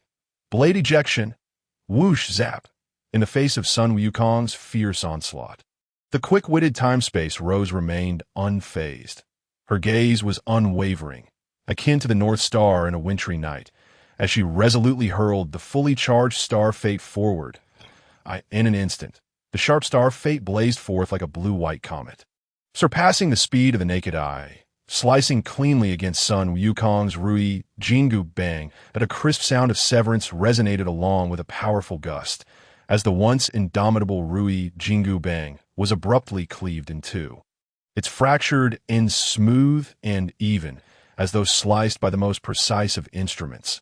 This shocking spectacle transpired too swiftly for Sun Wukong to comprehend. His eyes widened in disbelief, his expression a portrait of astonishment. He had never anticipated that his prideful companion, the weapon that had stood by him through countless battles, would meet such a formidable adversary and be effortlessly severed. The Rui Jingu Bang had accompanied him through innumerable encounters, vanquishing demons and asserting dominance. Yet in this fleeting moment, it had been undone as star fate soared away. Under the will of the time-space rose, it behaved like a tame beast prowling through the air, glimmering with lethal intent, poised to unleash its next strike. How intriguing. You've truly grown, Rose. Observing the severed Rui Jingu Bang, Sun Wukong felt no anger. Rather, admiration flickered in his eyes. He was struck by the transformation of his old friend's daughter, who had once been a mere child trailing behind adults, her innocence radiant. Time had flown, and the world had shifted, evoking a sense of wistfulness. Regrettably, the time-space rose had plummeted into the abyss in her pursuit of extreme power, making it evident that Sun Wukong alone could not pull her back. While your praise delights me, my task is merely to eliminate you, so prepare to meet your end. The time-space rose, taken aback by the unexpected compliment from her former idol. The great sage equal to heaven felt a surge of emotion. Instinctively lowering her head and extending her hands, she scrutinized the formidable power she now wielded, deeply entranced by it. Who am I? Am I the Du Qiangwei of the Super God Academy? No, I am the time-space rose. I am who I am. Hehe. With her hands trembling slightly, she expressed gratitude for her master's gifts, realizing that she could never fully repay such kindness. Once more, a fierce, murderous intent surged within her, for her master's gaze was upon her. She had to perform exceptionally well. There was no time for confusion.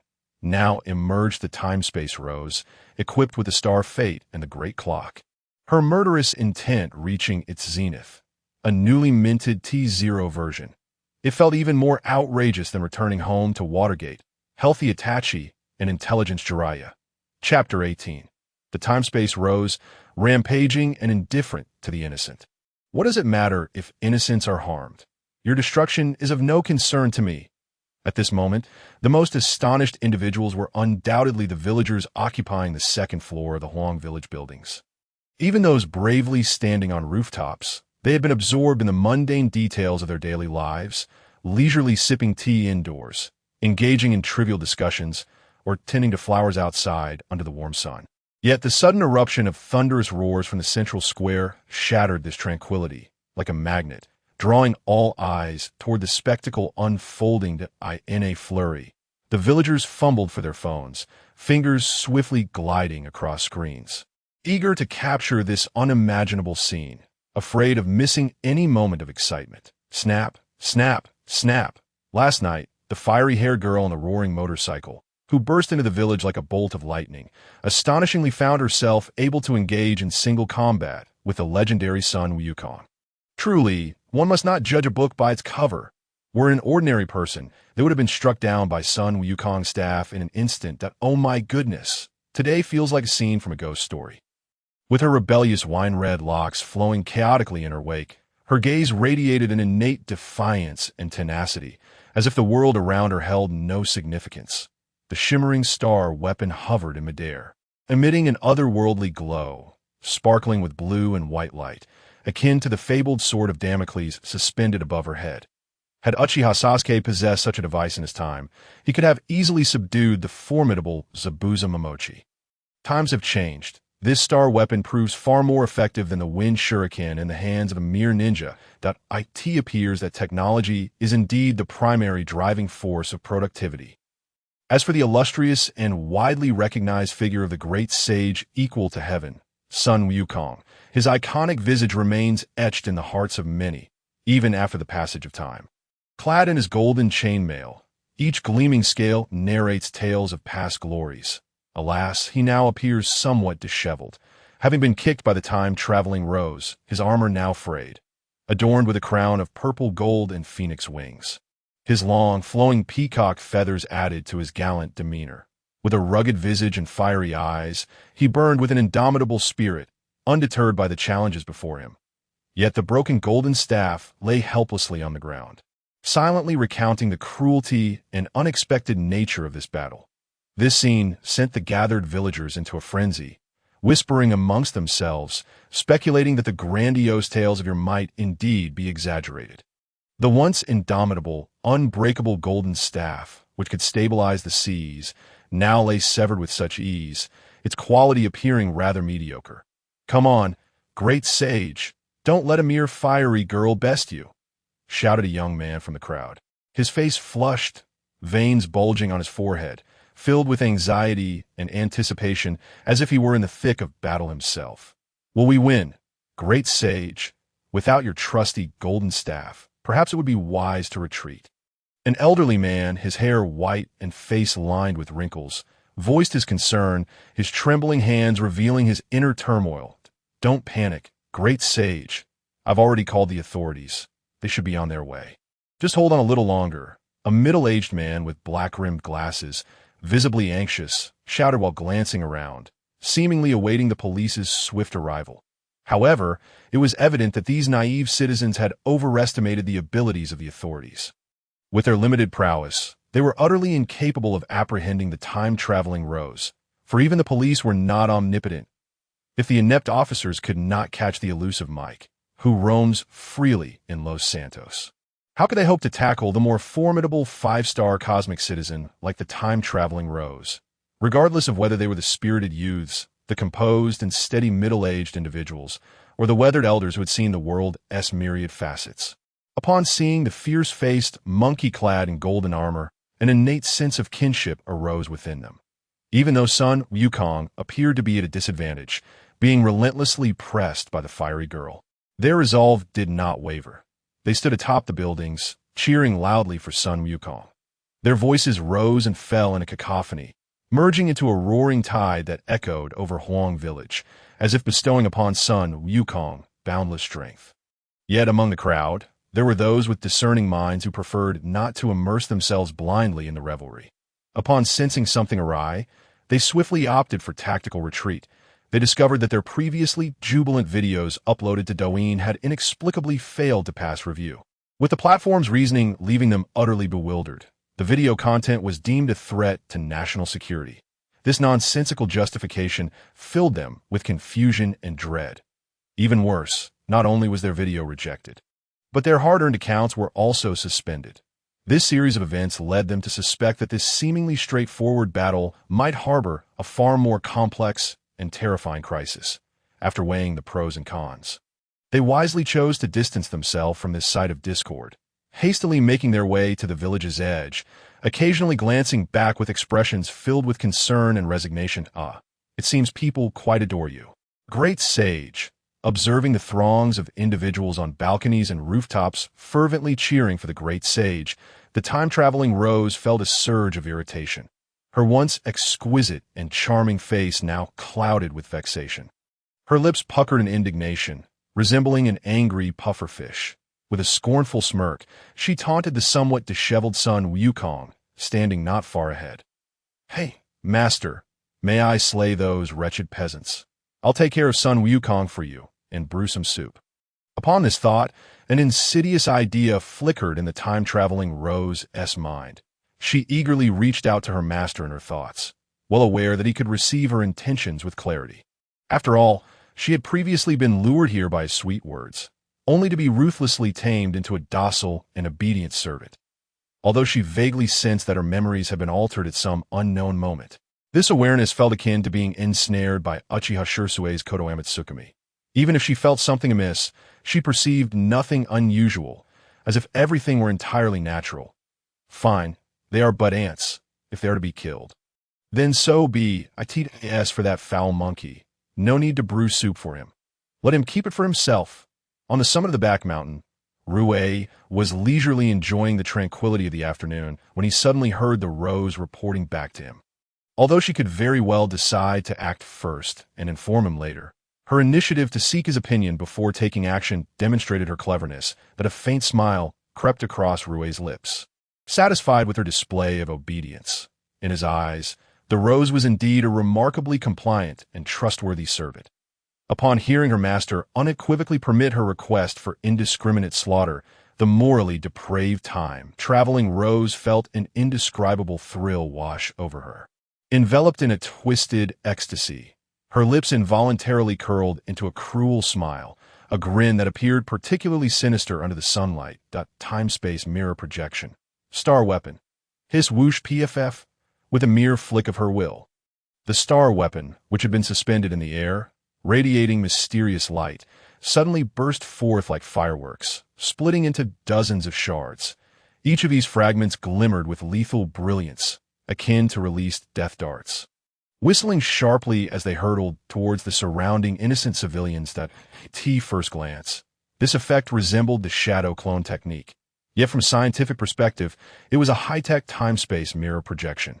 Each star weapon was not merely an illusory phantom, but a tangible and devastatingly lethal armament. Some individuals' heads rolled down from the upper floors with a velocity akin to that of tumbling balls, leaving behind harrowing streaks of crimson upon the ground, an image that chills one to the bone.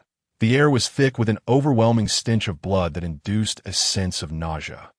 Boom! The cosmic entity, in its frenzied dismemberment, not only inflicted fatal wounds upon the villagers, but also dealt a catastrophic blow to the structures of Huang Village. Those houses, once brimming with the vivacity of life and laden with the villagers' innumerable memories, began to collapse one after another under the immense force of the cosmic entity. First, the tiles of the roofs fell like raindrops, followed by the snapping of beams and the thunderous collapse of walls, sending plumes of dust soaring into the air, obscuring the sky. In an instant, the entire Huang village was shrouded in a pall of gloom, the once joyous laughter and tranquil harmony replaced by agonized moans, desperate cries, and the suffocating scent of blood that pervaded the atmosphere. This once warm and beautiful village had, in mere minutes, been cursed by malevolence, transforming into a hell on earth, a scene of devastation that pierced the heart. At this moment, Huang village was engulfed in chaos and despair, the air thick with the metallic tang of blood.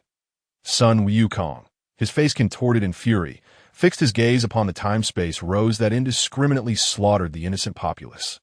His chest heaved violently, each breath laden with rage and sorrow, as the heart-wrenching cries of the villagers and the crumbling of homes pierced his soul like daggers, his hands clenched into fists out of fury. Knuckles turning white, veins bulging on the back of his hands like serpents poised to strike. Once radiant and all-seeing, his eyes were now shrouded in a fiery crimson glow, reminiscent of flames ready to incinerate the darkness before him. "Damn it, Rose, look at the havoc you've wreaked. Is this what old Du taught you?" Sun Wukong's roar tore through the heavens, reverberating amidst the chaos, his voice infused with disbelief at the atrocities of the time-space Rose. Coupled with an accusatory tone directed at Duco, he found it unfathomable that the daughter of the comrade he once fought alongside could descend into such madness, mercilessly striking down innocents. An absurdity that surpassed even that of the beasts of the solar star. With fury clouding his judgment, Sun Wukong could no longer suppress the volcanic rage surging within. He howled toward the heavens, his aura swelling as he unleashed his formidable genetic abilities that in an instant, a remarkable transformation unfolded. From his left and right flanks, two identical Sun Wukongs emerged, growing at a visible pace like sprouts breaking through the earth. The three Sun Wukongs stood shoulder to shoulder, exuding an extraordinary presence, instantly embodying a powerful form reminiscent of mythological three-headed, six-armed beings, achieving a marvelous trinity. In this unique state, every movement of Sun Wukong seemed to harbor the destructive potential to obliterate worlds. His offensive capabilities multiplying geometrically, each punch accompanied by a roaring wind. His defenses became impenetrable, as if cloaked in an invisible armor, while his speed rivaled that of lightning, rendering him nearly undetectable. But a formidable aura radiated from him, as if he sought to rend the darkened sky asunder, allowing light to once more grace the earth. Clearly, Sun Wukong was genuinely incensed, for he was indeed a guardian of China. Whoosh! Without a moment's hesitation, empowered by his newfound strength, Sun Wukong crouched slightly, his legs coiling like springs. And with a powerful leap, he launched himself toward the time-space Rose with the force of a cannonball. Exuding an indomitable momentum, he soared. Turbulent winds followed in his wake, swirling dust into the air. And he struck with a fist aimed at the time-space Rose, the force of his punch creating a sound akin to sonic booms. As the spatial barrier surged forth, it met his onslaught with an unyielding calm. Despite Sun Wukong's earth-shattering attack, the time-space Rose remained poised, betraying no sign of alarm, as if everything lay within her control. With a leisurely grace, she raised her left hand, her movements as elegant as a dance. Placing it gently against her chest, in that moment, an invisible barrier of space unfurled around her, rippling outwards like waves upon a tranquil surface. This seemingly intangible barrier was, in fact, unassailable, woven from the very laws of the cosmos, steadfastly shielding her. Not only did this spatial barrier perfectly deflect Sun Wukong's every assault, but also possessed the formidable ability to rebound his power, akin to a reflecting armor in a game, sending his own might back upon him. Sun Wukong's furious, power-laden punch crashed against the barrier, producing a series of thunderous impacts, akin to boulders striking iron. His assault failed to harm the time-space Rose. Instead, the barrier rebounded his force entirely, causing a tingling sensation in his arm and drawing blood from his mouth. The harder he struck, the more viciously the backlash returned, compared to the temporal distorting shield of the dark alloy armor. This spatial barrier was undeniably superior, endowed with the miraculous capacity to reflect damage. Though it appeared as if Sun Wukong had vented his rage, it was in truth all returned to him, creating an eerie cycle of attack and rebound. "Cut it out! Do not mention old Du in my presence. Who does he think he is? We're not close. Just because he fathered me doesn't give him the right to dictate to me. Don't contact me again. I fear my master may misunderstand that moment." The time-space Rose was utterly incensed by the Sun Wukong's mention of Du Ko, transforming into a rebellious young woman brimming with madness and resolve. Her eyes betraying a hint of insanity, as if darkness had consumed her reason entirely. In her distorted perception, the more her foes opposed her, the more it validated her righteousness. If even friends supported her, it solidified her belief that her chosen path was correct. She resembled a lost soul ensnared in a labyrinth of darkness, convinced she trod upon a path of light, spiraling deeper into despair. Having long since lost her sense of self for the sake of overwhelming power, with a fierce roar, the enraged time-space Rose could no longer contain the inferno within her, like a volcano on the verge of eruption. She thrust her left hand forward, accompanied by a resonant and potent bellow, as the invisible barrier transformed into a formidable force, lunging toward the three-headed, six-armed Sun Wukong with the ferocity of a roaring beast. This force was immensely powerful, tearing through the air with a piercing shriek, sending Sun Wukong hurtling across the expanse, tracing an arc like a falling meteor, propelled thousands of meters away. Ultimately, he crashed down upon the earth with a tremendous impact, creating a deep crater that sent clouds of dust spiraling into the air, the ground trembling around the impact site, with fissures radiating outward like a spider's web. Ding! Just as the chaos had yet to subside. With smoke and dust still swirling, an event both ordinary and dramatically peculiar transpired. The cell phone, nestled within the wormhole space, suddenly rang, its clear tones shattering the brief silence, a stark contrast to the bloodshed and disorder surrounding it. Unexpectedly, amidst the perilous circumstances and heightened tension, Kaiao managed to reach out to his daughter through this ingenious means. "Hello, old Du. What do you need?" The playful time-space Rose, having sensed the commotion of her phone, retrieved it with an air of nonchalance. Answering the call, her surprise, her expression instantly transformed to one of innocence, her lips curling into a sweet smile, her tone light, as if the preceding scenes of brutal carnage had never transpired. It was as though she were merely an ordinary girl engaged in a routine conversation with her father. Her remarkable acting skills were nothing short of astonishing, an innate talent for disguise.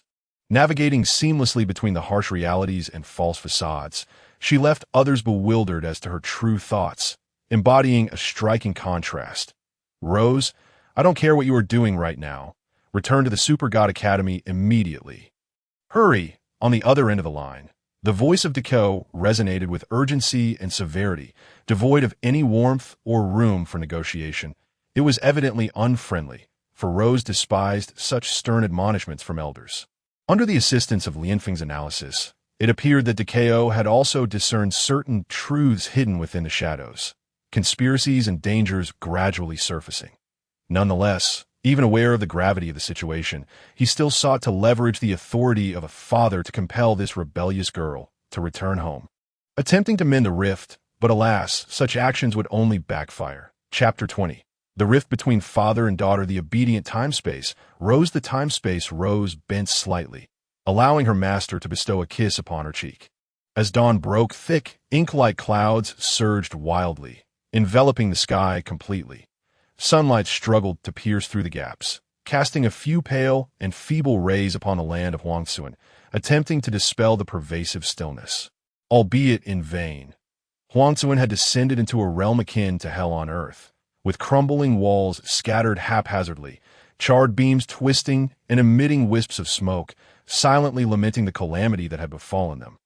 On the streets, between the houses, viscous blood flowed freely, coalescing into horrifying rivers of crimson that wound through the ruins, exuding a nauseating, metallic stench. A cold breeze swept through, carrying the scent of death, chilling to the bone, invoking a spine-tingling fear, as if a deity of time and space were enraged at this place, especially with some oblivious old fool provoking this wine-red-haired, nonconformist beauty. The time-space Rose stood alone in the vast concave pit at the center of Huangsun, clad in dark alloy armor that shimmered with a cold, hard sheen. Blending seamlessly with the bloody surroundings, her eyes, as cold as ice, surveyed the blood-soaked land, radiating an aura that repelled all who approached.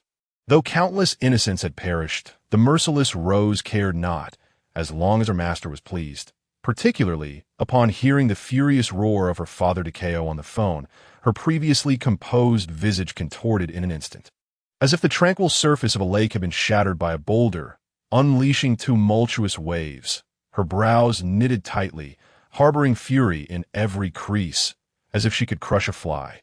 The corners of her mouth twisted downwards, her face etched with disgust and anger, her lips pouting in a manner reminiscent of a child robbed of their cherished toy.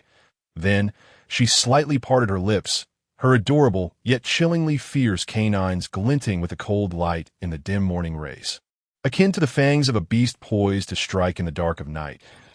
In that moment, she resembled a ferocious predator, thoroughly incensed and ready to unleash havoc, emanating an aura of danger. Damn it, Kaiao, you must never speak to me like that again. Do you understand? From this moment forth, I am no longer Qiangwei of the Super God Academy, but the time-space rose. The roar of the time-space rose echoed like a roaring lion through the desolate and blood-soaked village.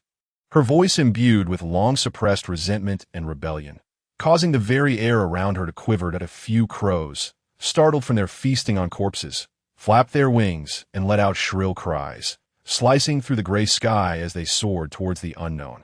As her words hung in the air, in high spirits, Rue deliberately diverted the conversation to delightful topics. For successfully taming such a powerful and loyal ally, as Rose was undoubtedly a tremendous gain for him. Elated, Rue even entertained the thought of kissing Rose's exquisite cheek, yet the awkward reality of their 20-centimeter height difference loomed large. Straining to rise on his tiptoes, he extended his body upwards, but even then, the distance to Rose's face remained considerable, rendering the scene somewhat comical. Standing together, the diminutive Rue at 1.60 meters and the statuesque Rose at 1.80 meters presented a striking contrast, akin to a petite goblin standing beside a towering warrior maiden, creating an absurdity against the backdrop of their sanguine circumstances. However, the compliant Rose proved to be quite perceptive. She gently crouched down, allowing her master to kiss her cheek, thus bridging the gap adequately, albeit with a touch of ridiculousness. Were it any other subservient, Rose would never have made such a sycophantic gesture. But to her master was special. Even if there were faults, they were hers to bear. Setting aside the facts, could Rose truly be faultless? Chapter 21. Loyalty, Master Affection. The whimsical and humorous space-time Rose. The joyous space-time Rose stood serenely at the heart of this enchanting atmosphere. Her eyes gently closed as if savoring a spiritual baptism. Yet, after a moment's passage through this warm time, a delicate blush unfurled upon her originally alabaster cheek, resembling the splendid morning glow on a spring day. Both enchanting and captivating. Thump! Her heart began to race uncontrollably, each beat echoing heavily within her chest, producing a hasty and frantic rhythm. After all, it was her first experience of a boy kissing her cheek. An unprecedented encounter that stirred ripples deep within her soul, shattering the tranquility she had always known. What made her feel even more bashful was the fact that this time, she had actively leaned down, almost pressing herself against him. Such an act was unfathomable for someone as proud and fiercely self-respecting as she. It felt as though she had shattered a long-held boundary. However, as her thoughts involuntarily drifted toward the immense power bestowed upon her by her master, a completely different sentiment surged within her.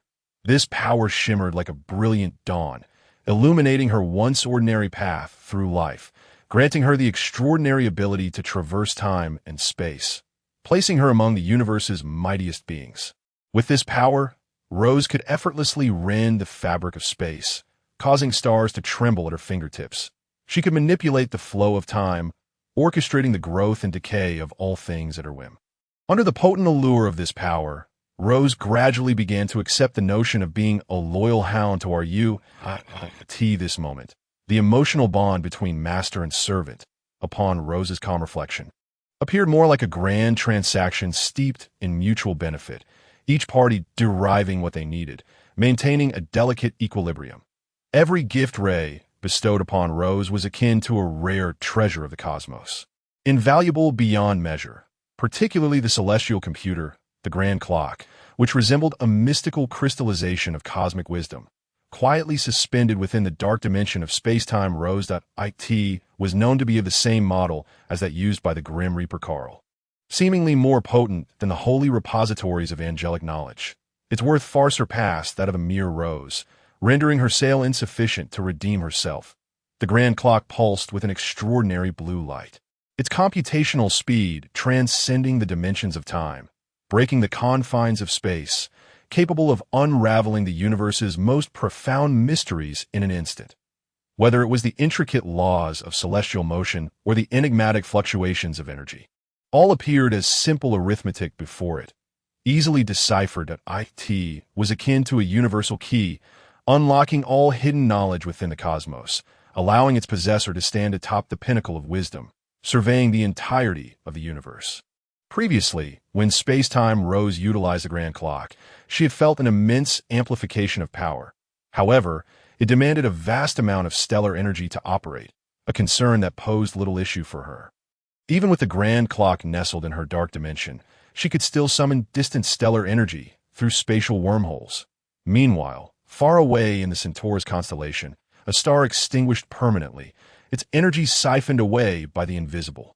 Intangible spatial wormholes. With only 3 stars in the Centaurus constellation, the loss of one left the remaining 2 in a precarious position, likely to become mere backup hidden energy for space-time Rose in due course. Fortunately, the harsh environment here had stifled the birth of life and the evolution of civilization. Otherwise, they would have surely torn apart. Truly a case of misfortune befalling those seated at home while stars extinguished above. Swish, furthermore, the god-slaying weapon, Star Fate, gifted to space-time Rose by Rue, had now reassembled and returned to her left hand, where she idly twirled it. The myriad spatial mirror images dispersed, leaving only the genuine article. A colossal blue and white 4-pointed throwing star radiating a cold, lethal aura. Merely charging this weapon required the energy of star to render it half-dash exhausted. It was imperative to also supply the grand clock, thus placing space-time Rose squarely in the realm of energy consumption that if she were of ordinary means, maintaining such an existence would be utterly untenable. Fortunately, she needed not Rue's sustenance.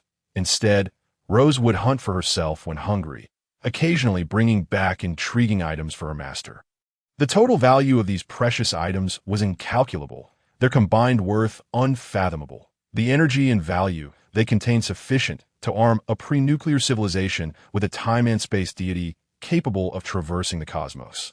Even Rose 13 fragrances, adorned with fine gold and rare diamonds, paled in comparison to these rare treasures and esteemed materials, akin to a speck of dust. Indeed, selling her entire being would scarcely equate to the worth of these items. Thankfully, Rose maintained a clear self-awareness, fully cognizant that her formidable strength and position atop the universe stemmed entirely from her master's generous gifts. Indeed, the power bestowed upon me by my master is profound and remarkably useful. I genuinely adore it. Thank you, master. Your grace is a debt I can hardly hope to repay. Loyalty, before long. Having adjusted her emotions and state, Space-Time Rose reported her experience and detailed observations regarding the use of this extraordinary power in an unprecedented tone that was both gentle and humble. Her voice, soft and melodious, flowed like a mountain spring in the tranquil surroundings. What was truly astonishing was that this once indomitable spirit, forged of iron will, had now adopted the theories of gratitude and loyalty from the neighboring peninsula.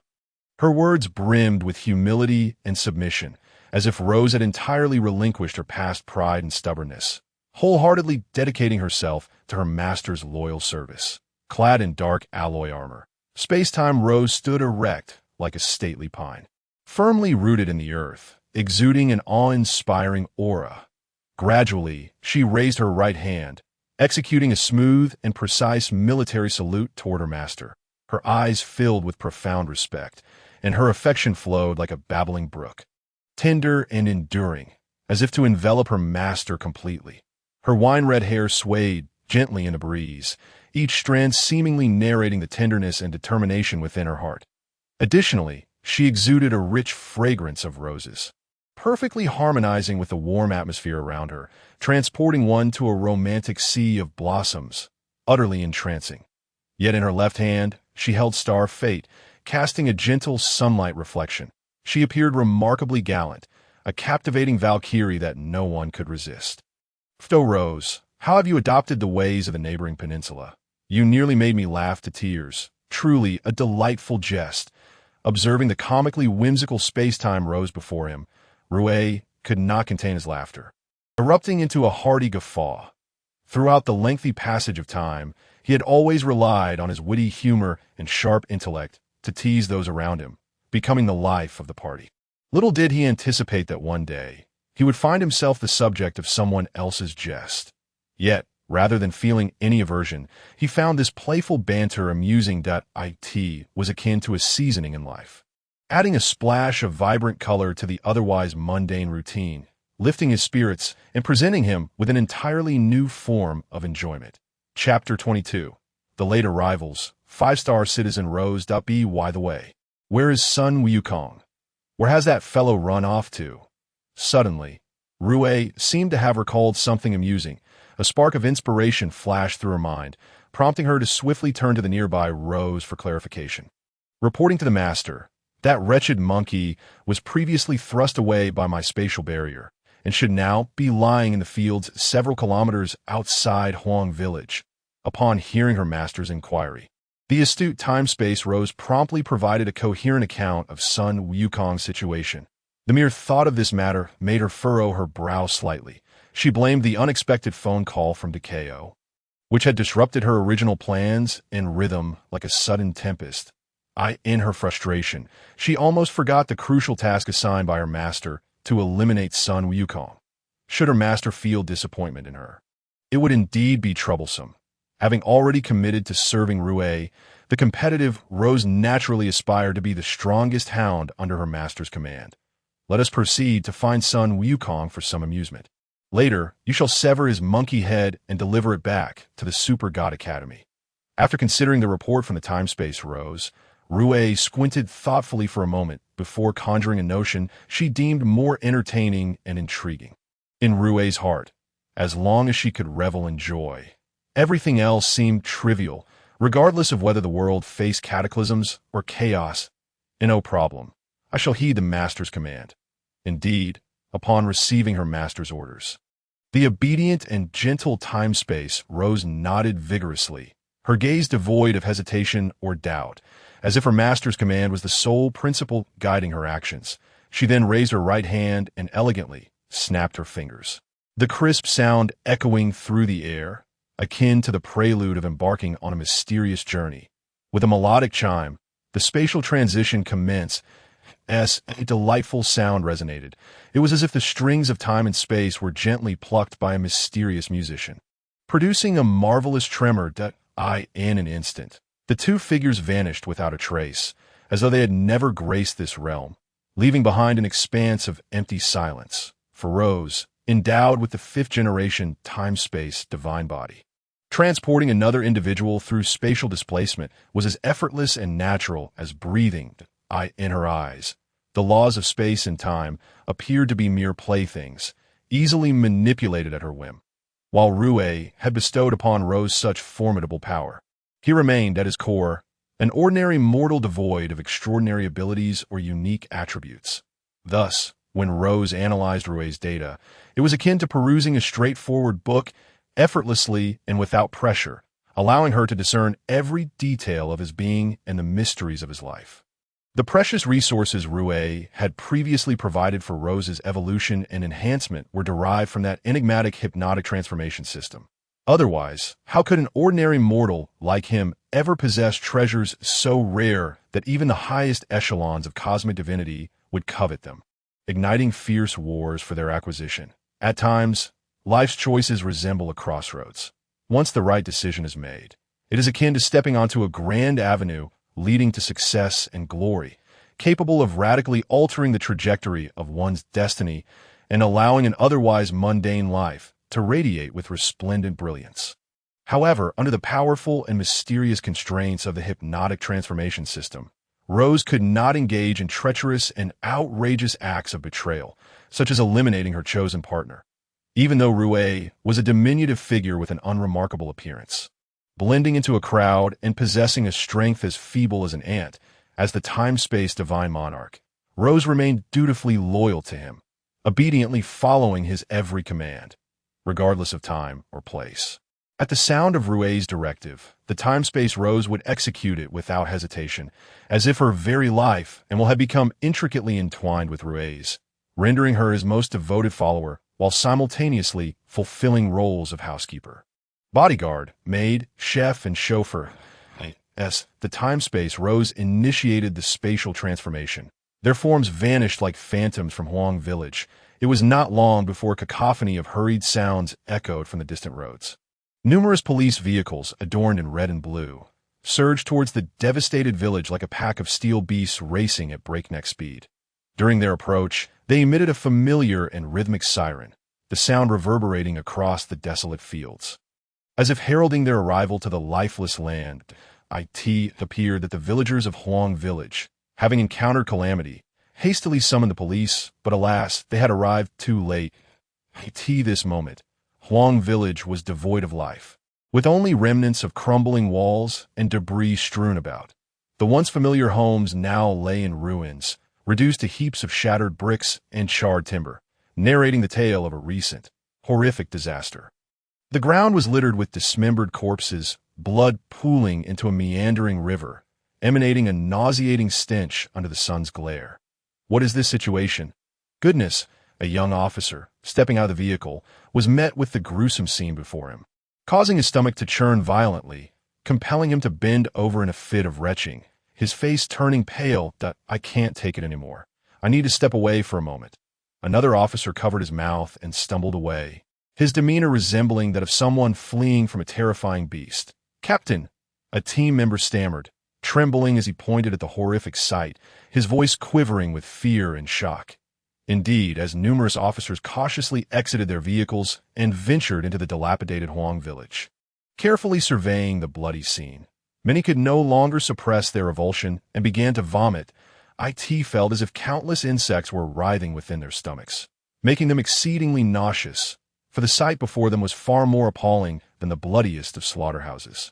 Such a horrifying and sanguinary spectacle was almost beyond description. Merely being present, with a gentle breath, the thick, cloying scent of blood would swiftly invade their nostrils, plunging them into a nightmarish hell, leaving them dizzy and on the verge of fainting. Yet, the captain exhibited remarkable composure, unaffected by the gruesome tableau that had unsettled his colleagues. With a deep breath, he endeavored to steady himself and approached the vast, concave pit at the village's center with measured steps. Gazing down into the abyss, he was met with a sight that left him profoundly shaken, likely haunting him throughout the day, rendering him unable to consume even a morsel of lunch. Within the pit lay not only scattered remains of bodies, but also numerous shattered electronic components, including the motorcycle that Rose had previously ridden. This moment, that motorcycle was utterly destroyed, its parts strewn about like discarded scrap metal, unrecognizable from its former shape. Now, with her mastery over formidable temporal and spatial powers, Rose no longer required a vehicle. She could traverse to any location simply by conjuring a thought in her mind, akin to a messenger traversing time and space. Even commonplace communication tools like mobile phones had become obsolete for her. She now manipulated the Great Clock, a cosmic computational device, to connect to the internet. Furthermore, the capabilities of the Great Clock far surpassed those of an ordinary smartphone, serving as a cosmic-level superintelligent terminal, capable of instantaneous communication and deciphering the myriad mysteries of the universe, while calculating the most intricate celestial trajectories. However, while typical smartphones operated on electrical energy provided by batteries, the Great Clock consumed vast stellar energy to function.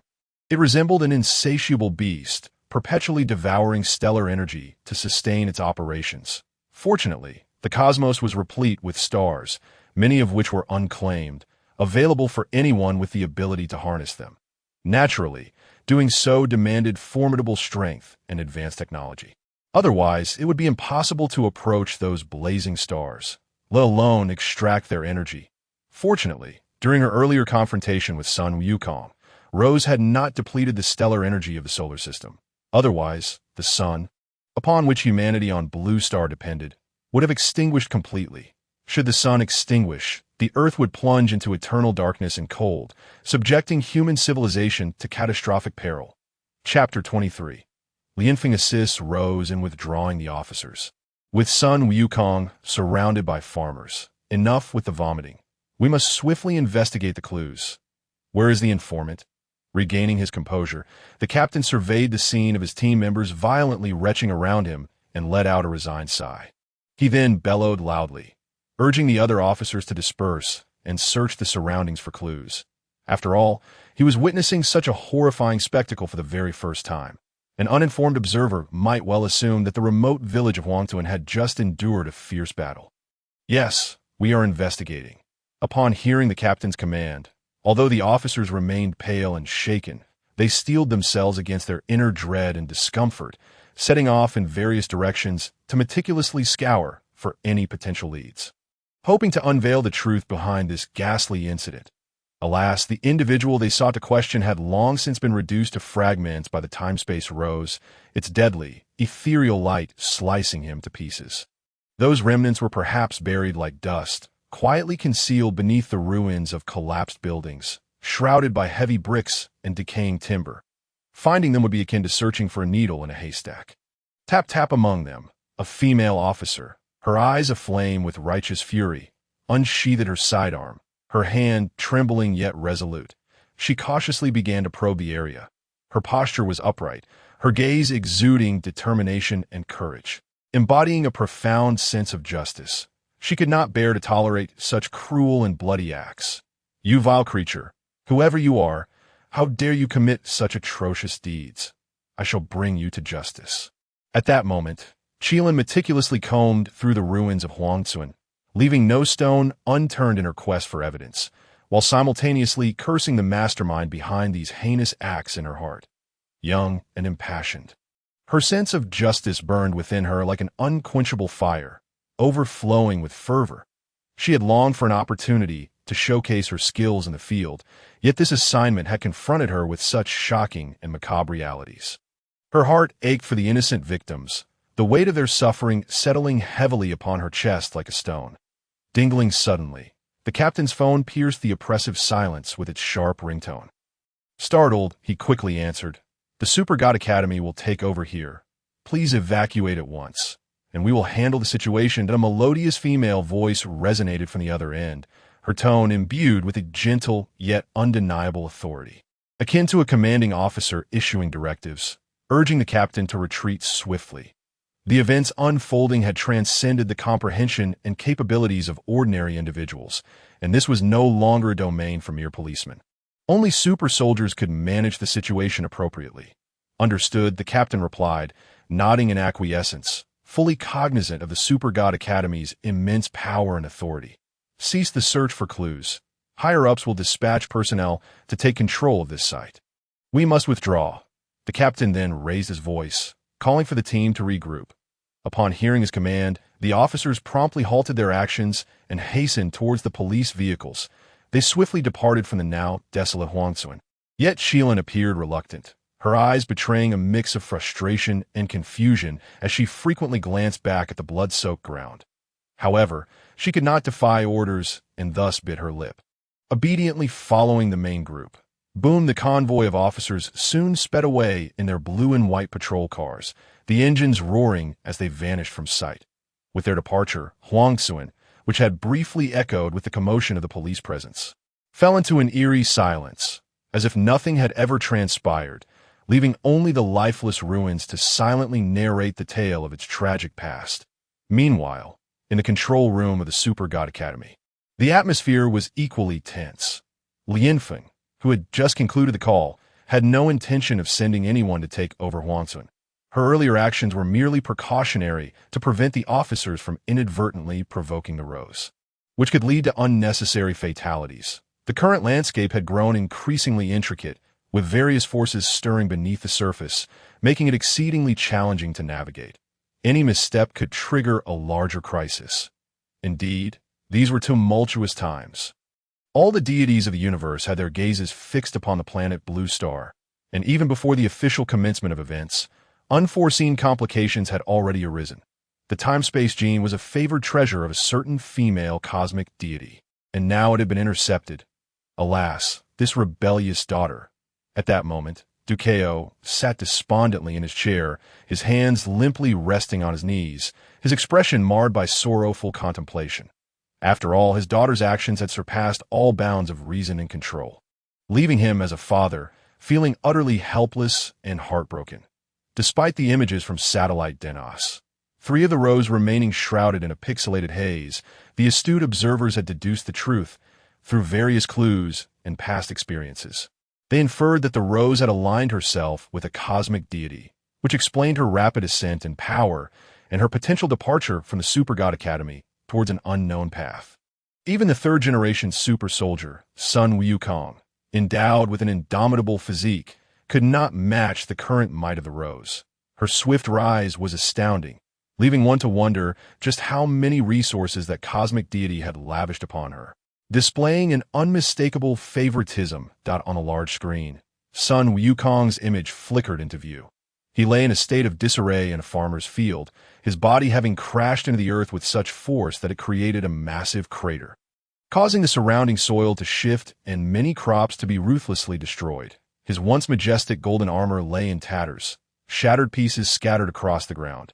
The formidable figure of the three-headed, six-armed warrior had vanished without a trace, as if he had never existed.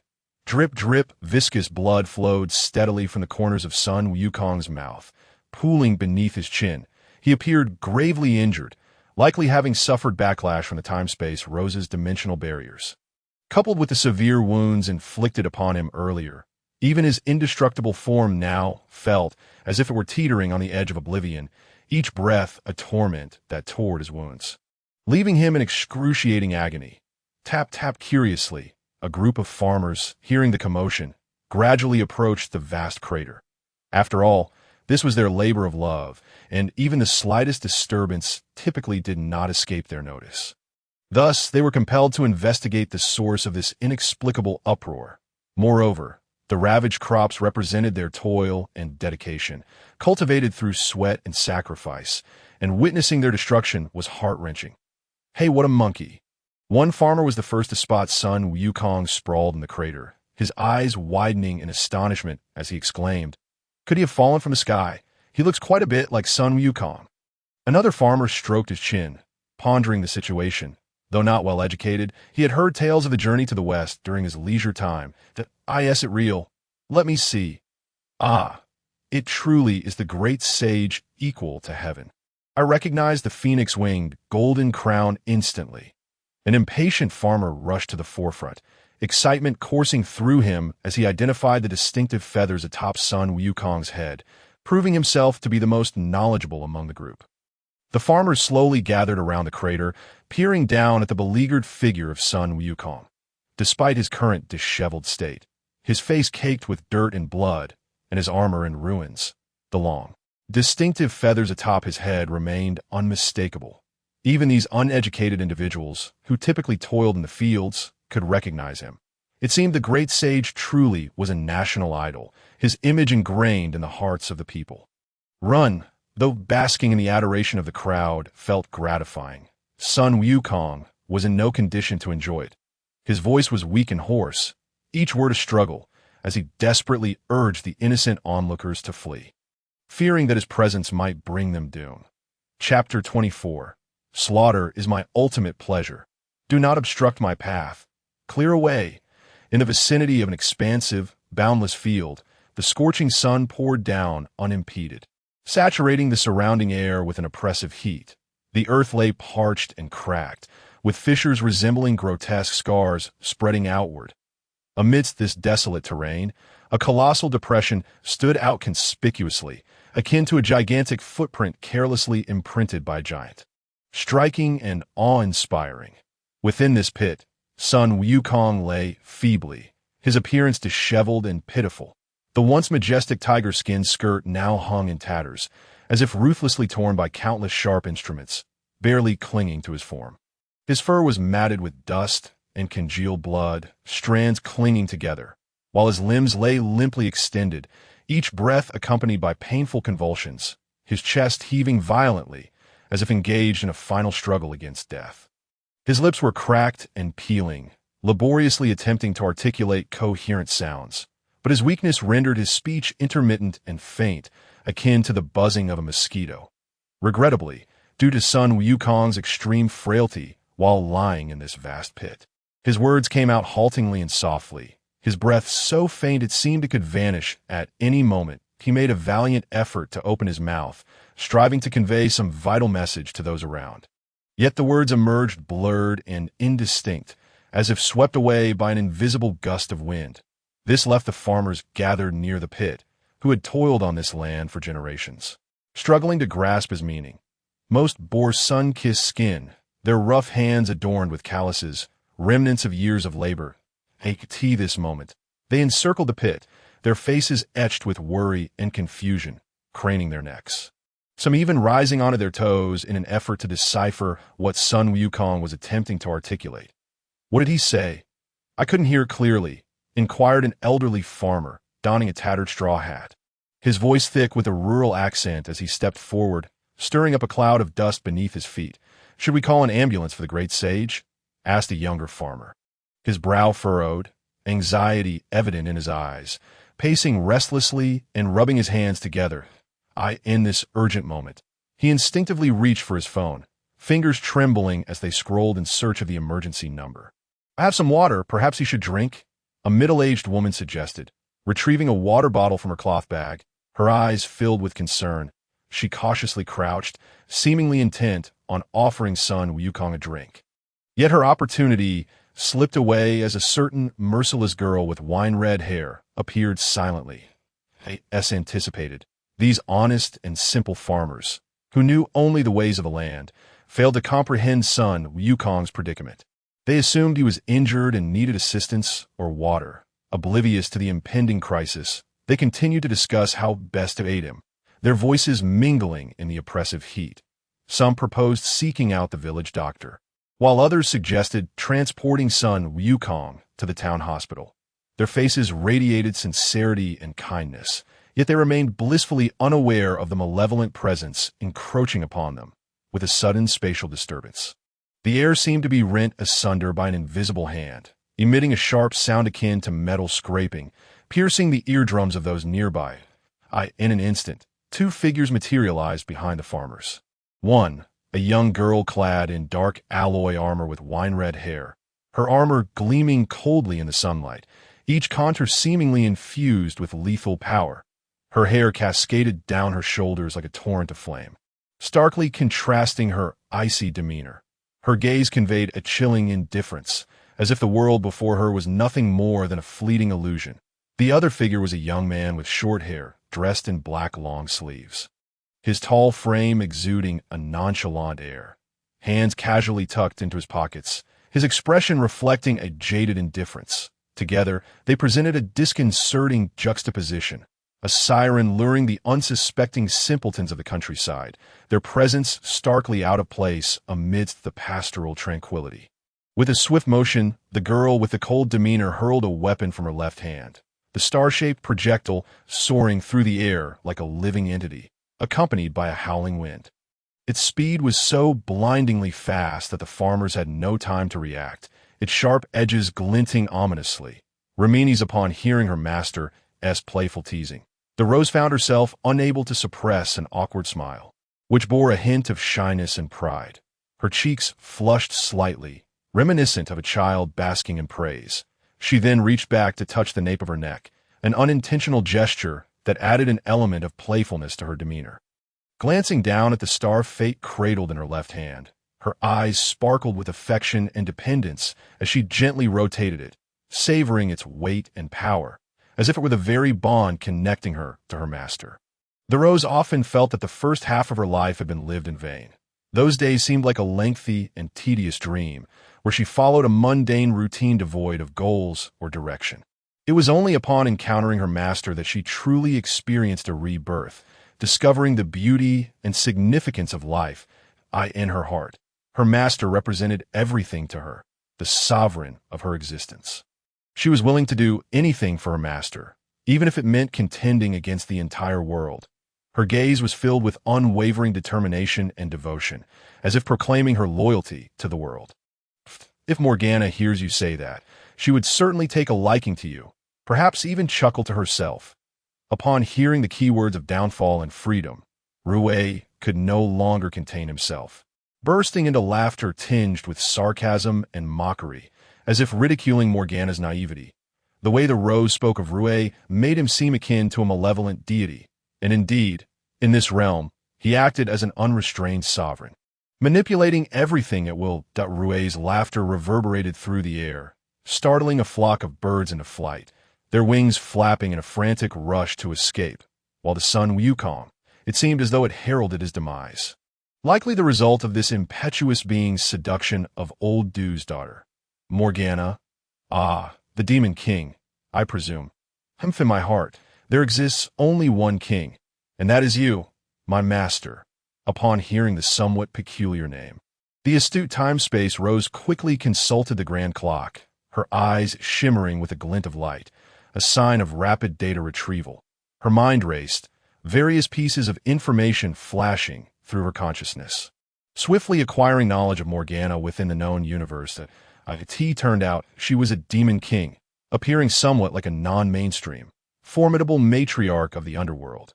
With this thought, the Rose swiftly lavished praise upon her master, expressing her unwavering loyalty, for in her heart, no divine beings or emperors could compare to her master.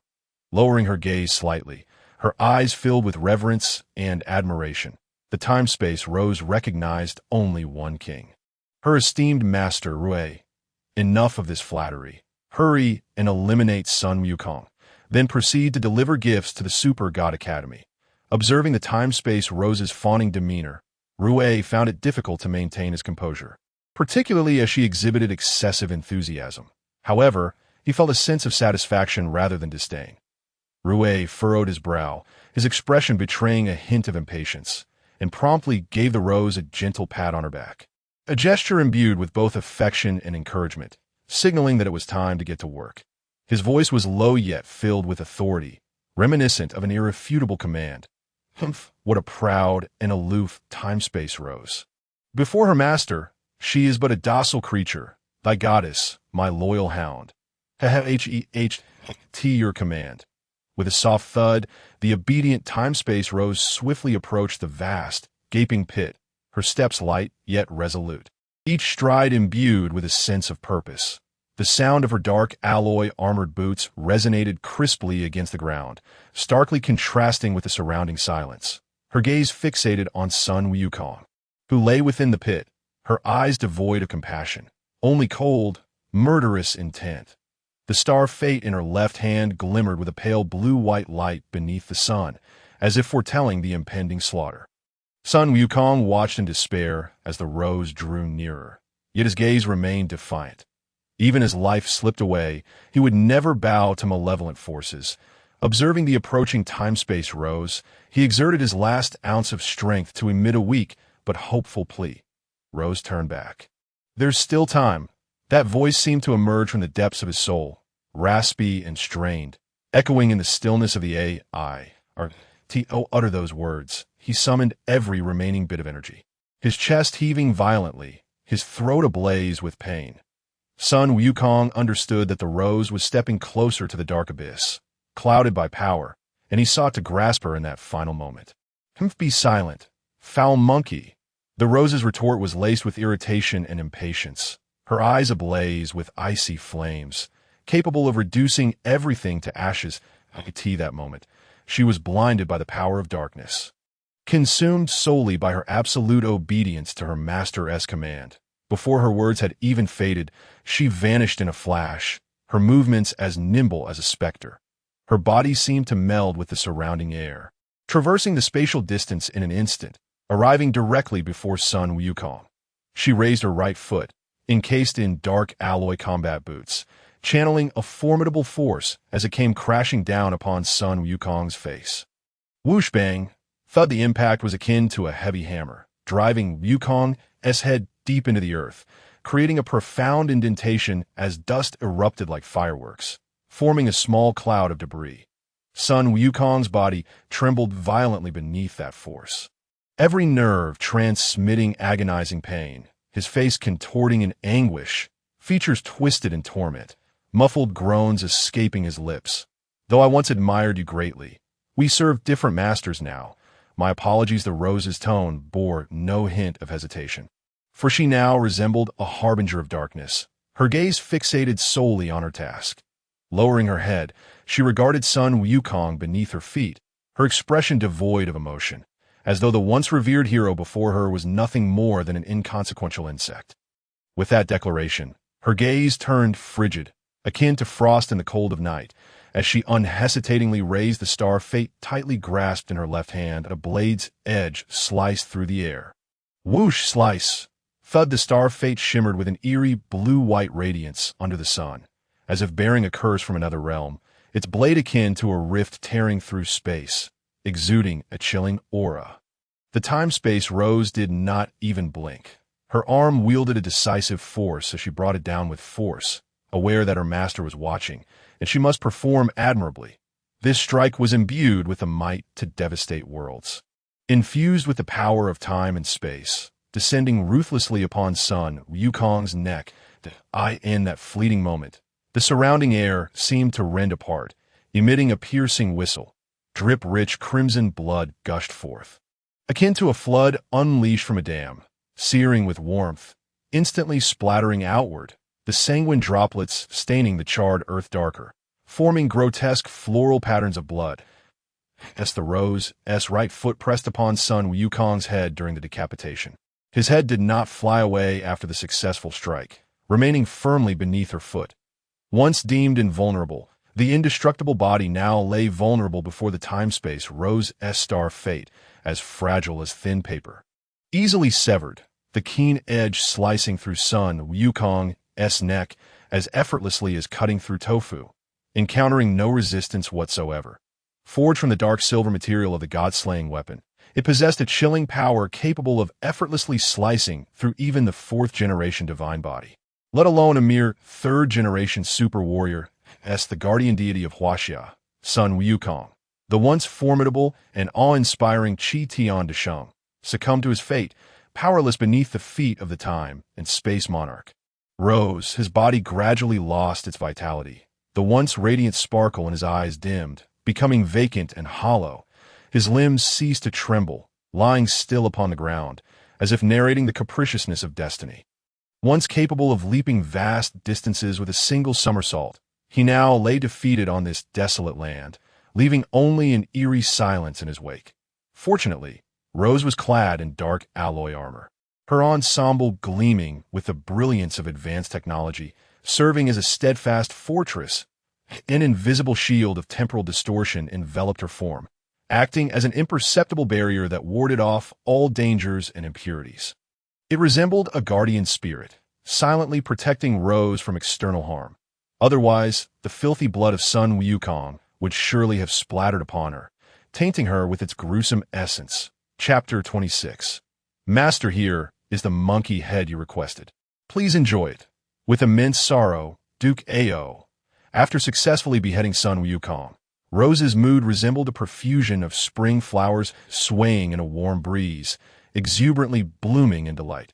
Her once ice-cold countenance was now adorned with a triumphant smile, her lips curving upward into a sly and audacious arc, as if flaunting her illustrious achievements to the world. With a swift and a thank you moreover, there is your saliva on it, which looks rather disgusting.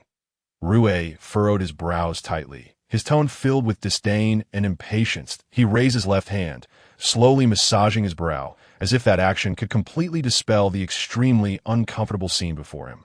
For it indeed appeared rather unsettling. Very well. As long as the master is pleased, I shall discard this object and show it to old Qiangwei. Blinked her lively eyes, and upon witnessing Rue's disdainful expression, she instantly realized that she had seemingly committed an ill-timed act. Her eyes twinkled with cleverness as she smiled, as if she had suddenly conceived a novel and amusing idea. And no sooner had she spoken than she unhesitatingly tossed the head of Sun Wukong high into the air, her motion crisp and decisive, as though she were discarding a worthless item. As the monkey's head soared into the air, a mysterious glimmer flashed in Qiangwei's eyes. She unleashed the power of the time and space god king, opening a spatial wormhole. With an imperceptible wave, the surrounding air appeared to be twisted and folded by an unseen hand, and the monkey's head was pulled uncontrollably by a powerful gravitational force, instantaneously devoured by the transparent wormhole. With such formidable power, Qiangwei could manipulate space at will. Even though Du Kao was thousands of miles away at the Super God Academy, she could pinpoint his location with her immense strength. Subsequently, through the spatial wormhole, she sent Sun Wukong's head as a peculiar gift to him, a sly smile curving her lips as she hoped old Du would appreciate this surprise from his dutiful daughter. In the dimly lit surveillance room of the Super God Academy, the atmosphere was stifling, almost suffocating. Suddenly, an invisible transparent spatial wormhole opened swiftly, emitting a sharp, piercing sound. Soon after, Sun Wukong's head fell directly from the wormhole, landing heavily on the ground with a dull thud, rolling right to Du Kao's feet as if imbued with some eerie will.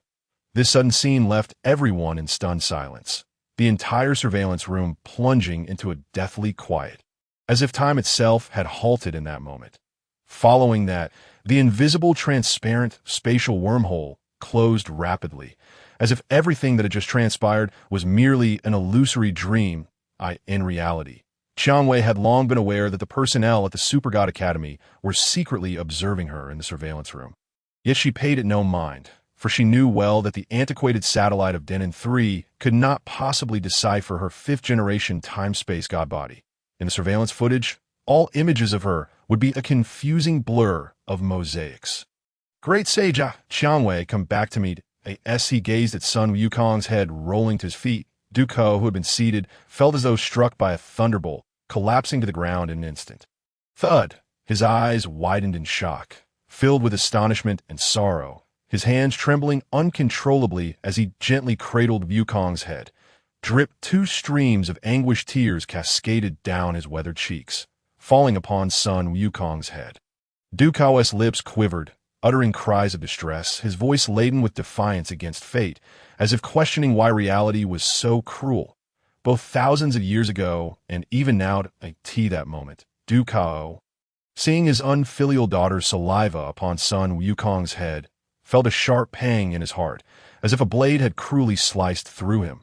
With that thought, he hastily extended his hand, moving gently and slowly, cautiously wiping Wukong's head, his gaze filled with compassion and sorrow, as if handling an incredibly precious yet utterly shattered treasure.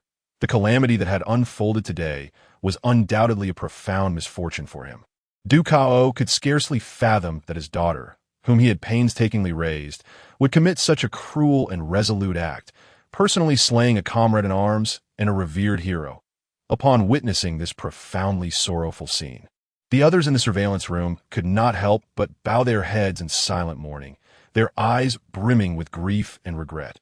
After all, Sun Wukong was a super warrior with a compassionate heart, his heroic deeds and kind nature well known to all.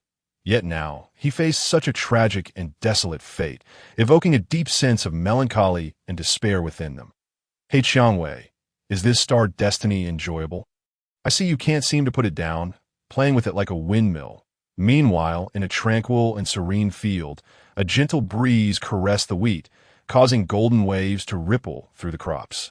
Despite some destruction, many remained intact. Rui observed Qiangwei, playing with the star destiny he had gifted her, a playful smile gracing his face as he teased the spirited and invigorated Qiangwei, who was reveling in her newfound treasure. Indeed, it is quite enjoyable. I like it very much. In any case, thank you for your generous gift.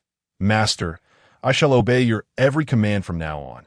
Qiangwei only listens to the master, hearing her master inquire about the usability of the star destiny. A content Qiangwei eagerly nodded, her face radiating happiness, her exquisite cheeks blooming like flowers in spring, vibrant and captivating. Her eyes were filled with admiration and dependence towards Rui. Her former aloof and proud demeanor vanished without a trace. Akin to a loyal dog vying for its master's favor. Dado, is that so? If so, go and eliminate Du Kao, then bring his head back to me afterward. Do not disappoint me. Observing Qiangwei playing with the star destiny while professing her loyalty, the wicked Rui's mind suddenly flashed with a cruel yet self-proclaimed amusing idea. A glimmer of coldness flickered in his eyes, akin to a wolf's gaze on a frigid night, as a sinister smile formed on his lips. Eagerly anticipating a splendid performance while awaiting Qiangwei's reaction, without hesitation, he issued his command. Sure enough, upon hearing her master instruct her to eliminate Kaiao, Qiangwei, who had been smiling and playing with the star destiny, suddenly froze. Her smile became rigid, as if captured in a frame, her eyes reflecting a complex array of emotions: surprise, hesitation, struggle, yet more prominently, profound resignation. The once spiraling blue and white star destiny had come to a halt. Firmly grasped in Qiangwei's left hand, her knuckles whitening from the force of her grip, she took a deep breath, striving to calm the turbulence within her, her voice quivering as she softly replied, "Yes, master, I shall not disappoint you. I have long been irritated by that old man Duke." At that moment, Qiangwei pouted, uttering words against her heart.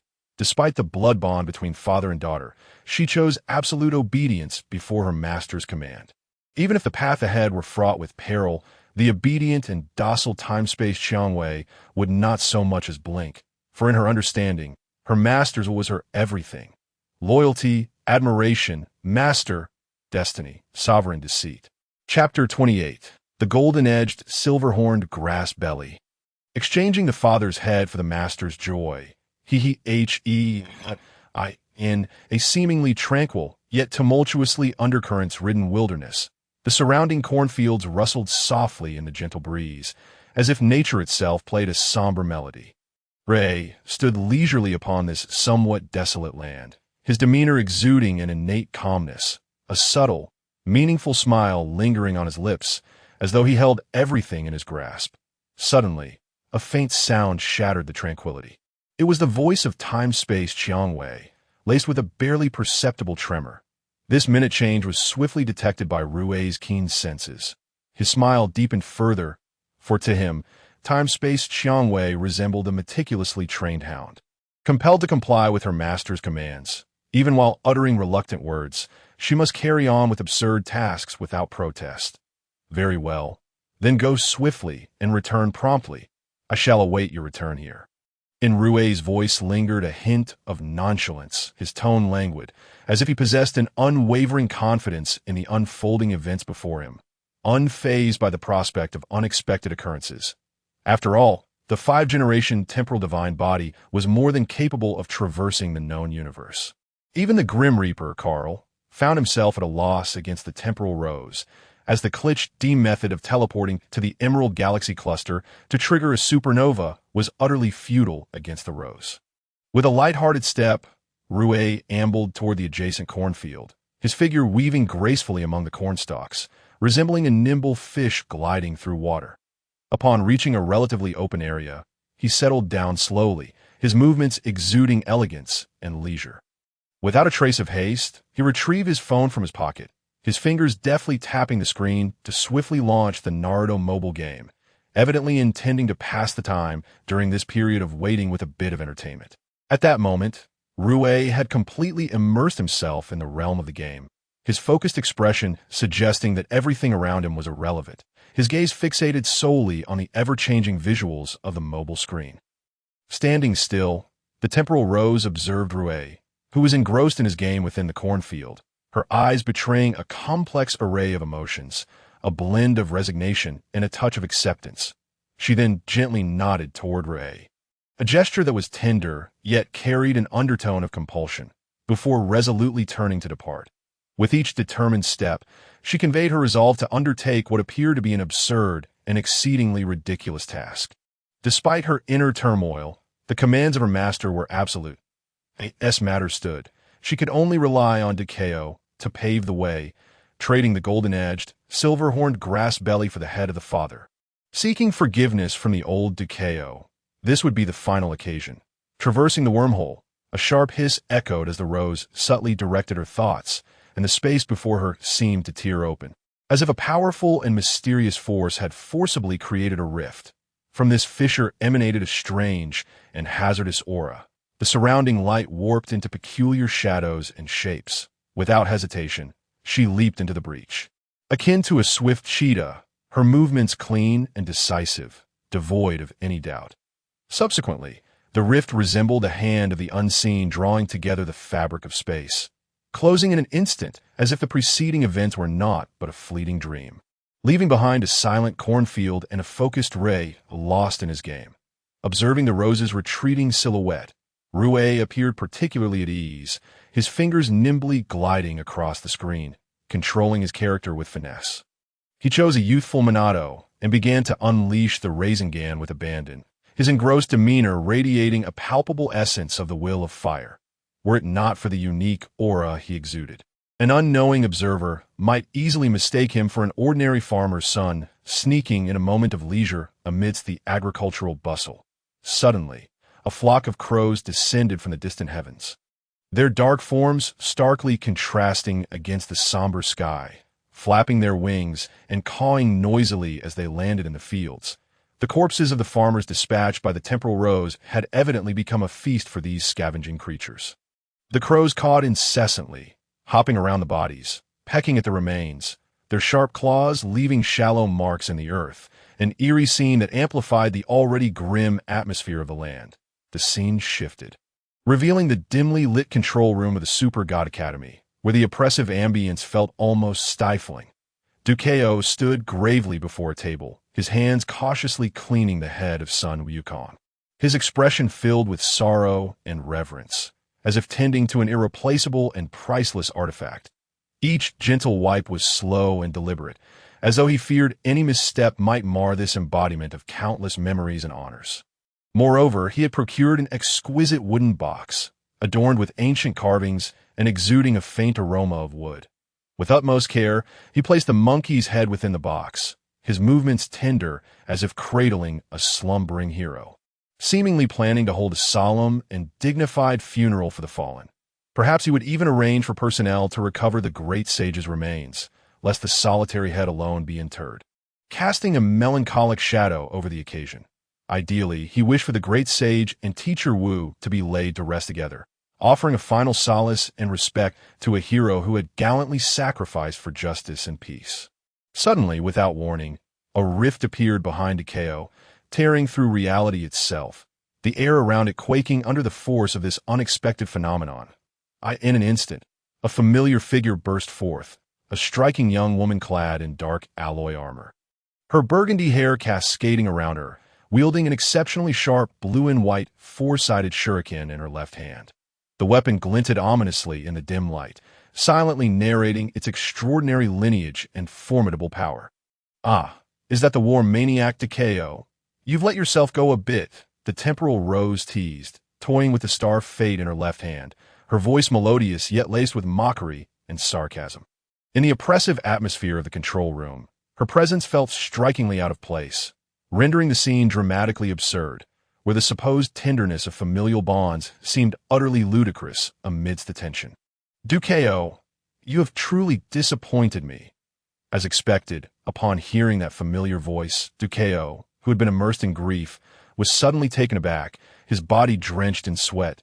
He turned swiftly, only to be confronted with a visage so familiar it left him stunned.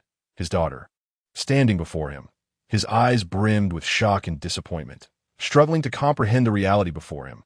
He could hardly believe that in such a short span she had donned dark alloy armor. The weapon she wielded was crafted from dark silver material, a divine slayer, and she had even ascended to a divine body, her ensemble a testament to unparalleled luxury that intensified his astonishment. Nevertheless, Kaiao felt that the rose had slipped from his grasp, causing a significant upheaval in his meticulously devised plans. Filling him with discontent and fury, he wore an expression of exasperation, his furrowed brow and serious demeanor reflecting his dissatisfaction and helplessness toward his daughter. Had it been the previous naive and innocent decree, she might have easily been swayed by a stern countenance. But the current temporal rose, transformed by her master's hypnosis, was no longer so easily deceived. "Rose, may I inquire which cosmic deity you have allied yourself with? If it is inconvenient to share, I shall not press further." Observing the sudden tension in the air, the astute Lianfeng quickly pivoted the conversation, sensing the atmosphere had grown fraught. After all, the Denon 3 satellite could not decipher Rose's data, rendering all previous images of her as mere pixelated mosaics, whereas witnessing her in person now revealed a striking clarity. Yet, the perceptive Lianfeng discerned an invisible energy field surrounding Rose's form. When Sun Wukong had struck her head with his staff, she had sustained not a scratch, which was undoubtedly linked to this intangible, yet formidable barrier. Apologies, old Kaiao, forgive me. This shall be the last time. Sorry, Aunt Lianfeng, I have no information to divulge regarding my master. Rose's response was succinct and frigid, akin to an indomitable ice wall, abruptly severing Lianfeng's inquiry. Her gaze was resolute, devoid of any hesitation or wavering, as if she were guarding a secret of life or death. In that moment, Rose stood tall, exuding an aura that warded off any intruders. Reminiscent of a devoted and obedient hound, unwavering in her loyalty to her master, ready to repel any attempts to pry into her hidden truths. With a swift motion, the blade sliced through the air, producing a chilling sound as it cut cleanly, marking the moment with an air of finality. As soon as the words fell, the figure of Rose suddenly moved, swift as lightning, leaving onlookers unable to capture the trajectory of her actions. She quickly positioned herself in front of Duke Cao, her explosive speed creating a series of blurred afterimages in the in the next instant. Her arm was raised high, the star fate in her left hand shimmering with a chilling blue-white light, accompanied by the sound of rushing wind as it swung down with an overwhelming force that a dull, bone-chilling sound echoed as the razor-sharp, giant four-bladed shuriken effortlessly severed Duke Cao's head from his body. This all transpired so abruptly and swiftly that the minds of the bystanders were still lingering on Lianfeng's inquiry, while a gruesome spectacle unfolded before their eyes. After the deed, Rose expertly and coldly lifted Duke Cao's head with her right hand, her face devoid of any expression, her eyes unwavering, as if this were merely an ordinary task, akin to collecting spoils of war. Holding the severed head, her arm hung slightly, blood dripping continuously, splattering on the ground and forming grotesque crimson blossoms, a sight both eerie and horrifying. With seamless fluidity, the entire sequence unfolded without a hitch. Every movement of Rose flowed naturally, as if rehearsed countless times, each detail executed with precision. The scene appeared to be more effortless than butchering meat at a market. Perhaps Rose had long desired to do this, only lacking the opportunity until now. Finally fulfilling her wish under her master's instigation and assistance, it must be said that the Star Fate is indeed an exceptionally handy divine weapon, capable of cleaving even the indestructible body of Sun Wukong, let alone a mere war fanatic like Duke Cao. Its sharpness and might were on full display at that moment, to the extent that Rose could hardly part with it, twirling it in her left hand like a windmill, resembling someone playing with a wind demon's shuriken. Though the Star Fate might bear traces of blood, a mere moment of spinning in her grasp would swiftly rid it of any stains, rendering notions of cutting hair or slicing iron utterly trivial. The weapon's attributes surpassed any such comparisons by leaps and bounds. Thud, drip, Duke Cao's headless corpse collapsed to the ground, losing its support like a heavy sack of sand. A torrent of thick blood gushed forth from the horrific wound, spreading rapidly across the floor and forming a shocking pool of crimson. The pungent scent of blood permeated the surveillance room, infiltrating everyone's nostrils, inciting involuntary retching. This aroma of blood seemed to herald death, intensifying the already oppressive atmosphere, rendering the air itself thick and suffocating, making each breath a struggle. General, damn you, Rose. Wake up and see what you've done.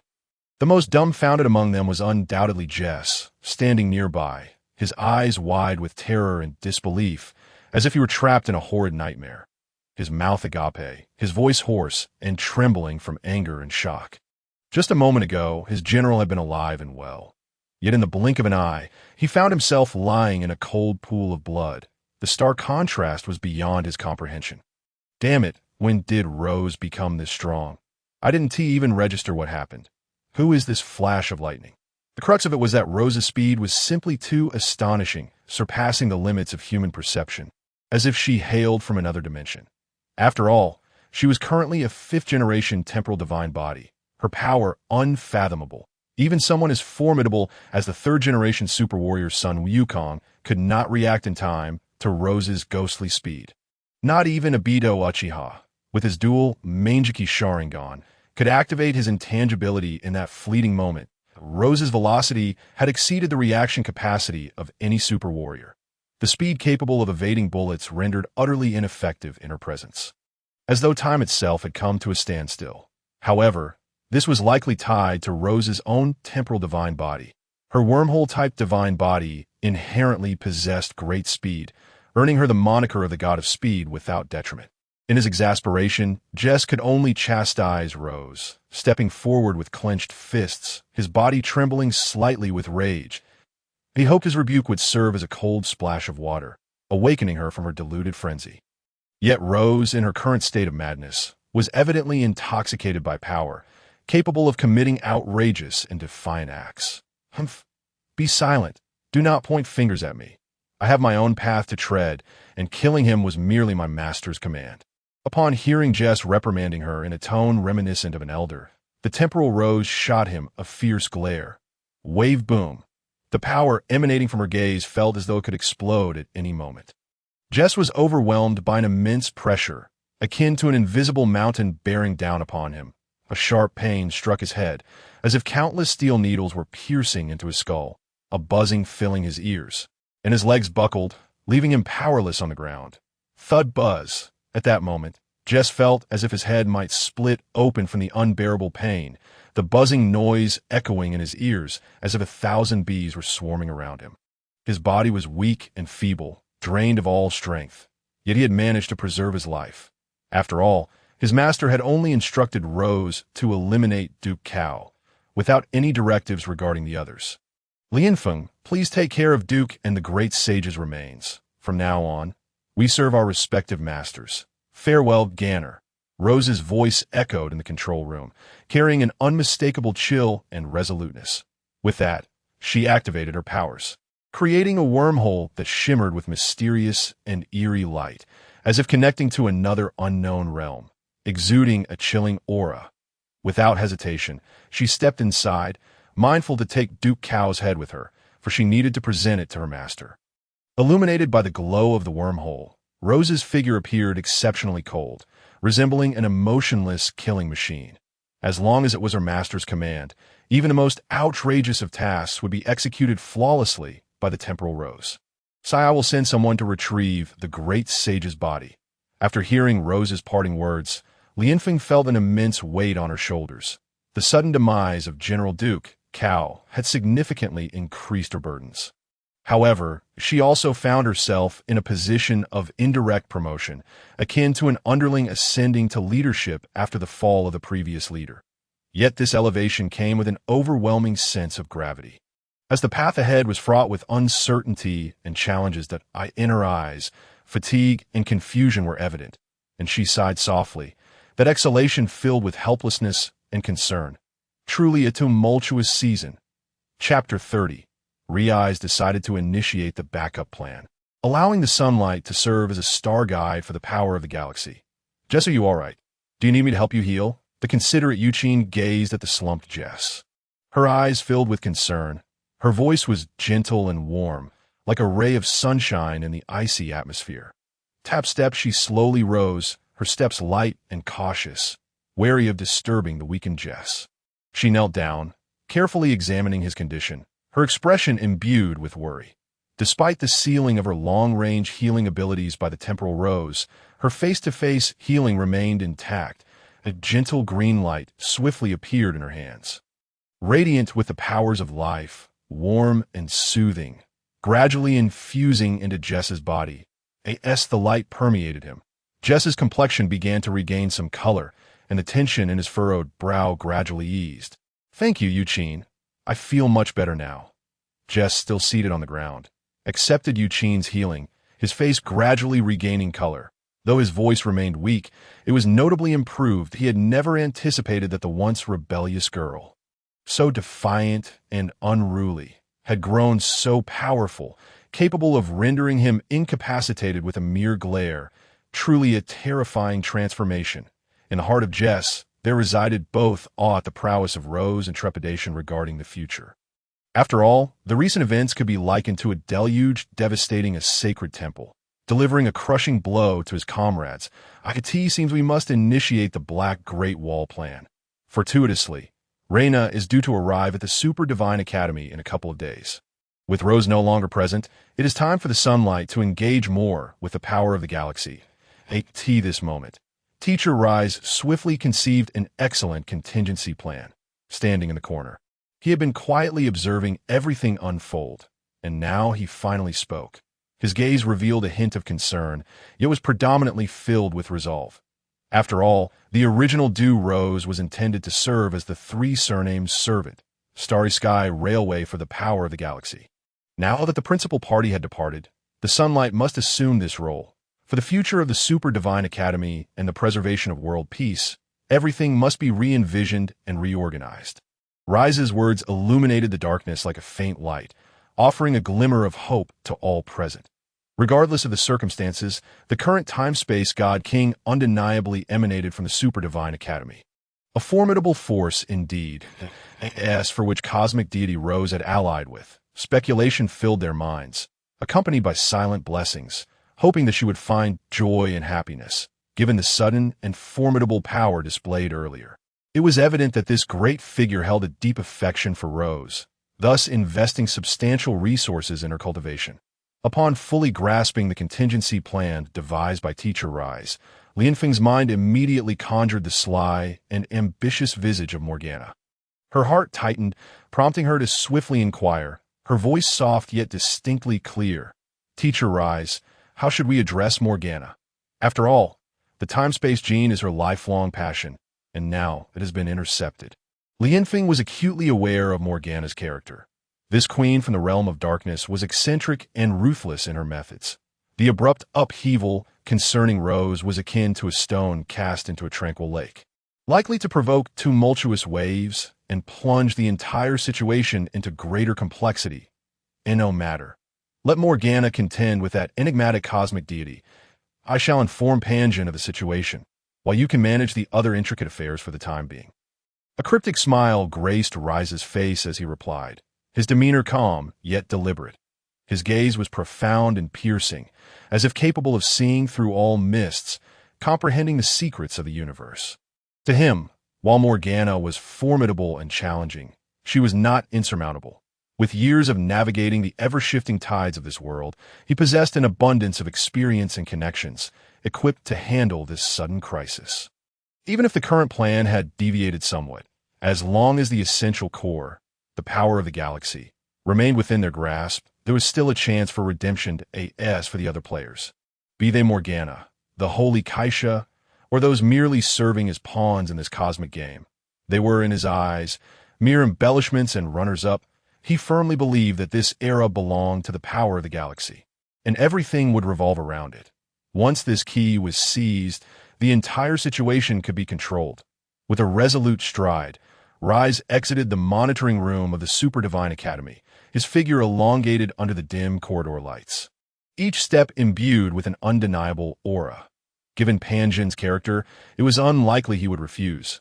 Although having the Lord of the Sun serve as the three surnames servant, Starry Sky Railway for the Lord of the Galaxy felt somewhat peculiar. There existed a hierarchy among deities. The power of the galaxy was destined to become the supreme god of the universe, while the sunlight would merely play a supporting role.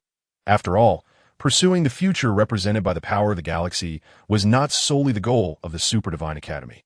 It was a matter of the very fate of the universe, a shared hope and future for all. Very well. Please take care.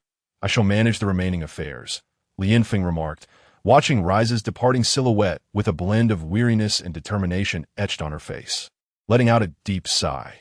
This sigh encapsulated her helplessness in the face of the complex and shifting circumstances, alongside the pressure of soon shouldering numerous responsibilities alone. Yet, she harbored no intentions of retreating. As a vital member of the Super Divine Academy, she bore her own responsibilities and commitments. Swiftly regaining her composure, Lianfeng's gaze sharpened, her resolve solidifying as she began to methodically arrange personnel to handle the aftermath. Her first task was to dispatch reliable individuals to retrieve Sun Wukong's remains, as per prior discussions, to ensure he would be laid to rest alongside Kaiao, near Teacher Wu. Thus, these heroes, who valiantly sacrificed their lives for the preservation of cosmic peace, would find eternal rest beneath tranquil soil, their deeds immortalized in the annals of the Super Divine Academy. in a sudden shift. The scene transitioned to a cornfield situated several thousand meters from Huang Village, where it was now midday. The blazing sun poured its unrelenting rays upon the earth, casting dappled shadows on the ground through the overlapping corn leaves. A gentle breeze rustled the corn, seemingly performing a soft pastoral symphony. Rui sat comfortably on the ground, his legs stretched casually, his phone clutched tightly in his hands as he immersed himself in a game. A carefree smile adorned his face, punctuated by occasional light laughter, completely absorbed in the virtual realm. This moment, Rui exuded none of the dread or authority of a dark god. Instead, he resembled a languid, aimless youth, relishing this fleeting moment of tranquility, as if all worldly disputes were inconsequential to him. However, this seemingly serene atmosphere was abruptly shattered. The space before Rui warped violently without warning, as if a colossal, invisible hand had rent open a vast fissure. The surrounding air was drawn into an unseen vortex, producing a sharp, howling sound, and the immense force scattered the corn leaves in disarray, sending them swirling towards the breach. Suddenly, a familiar silhouette burst forth from the rift, accompanied by a surge of powerful air currents that stirred up the surrounding dust. It was none other than the crimson-haired beauty clad in dark alloy armor.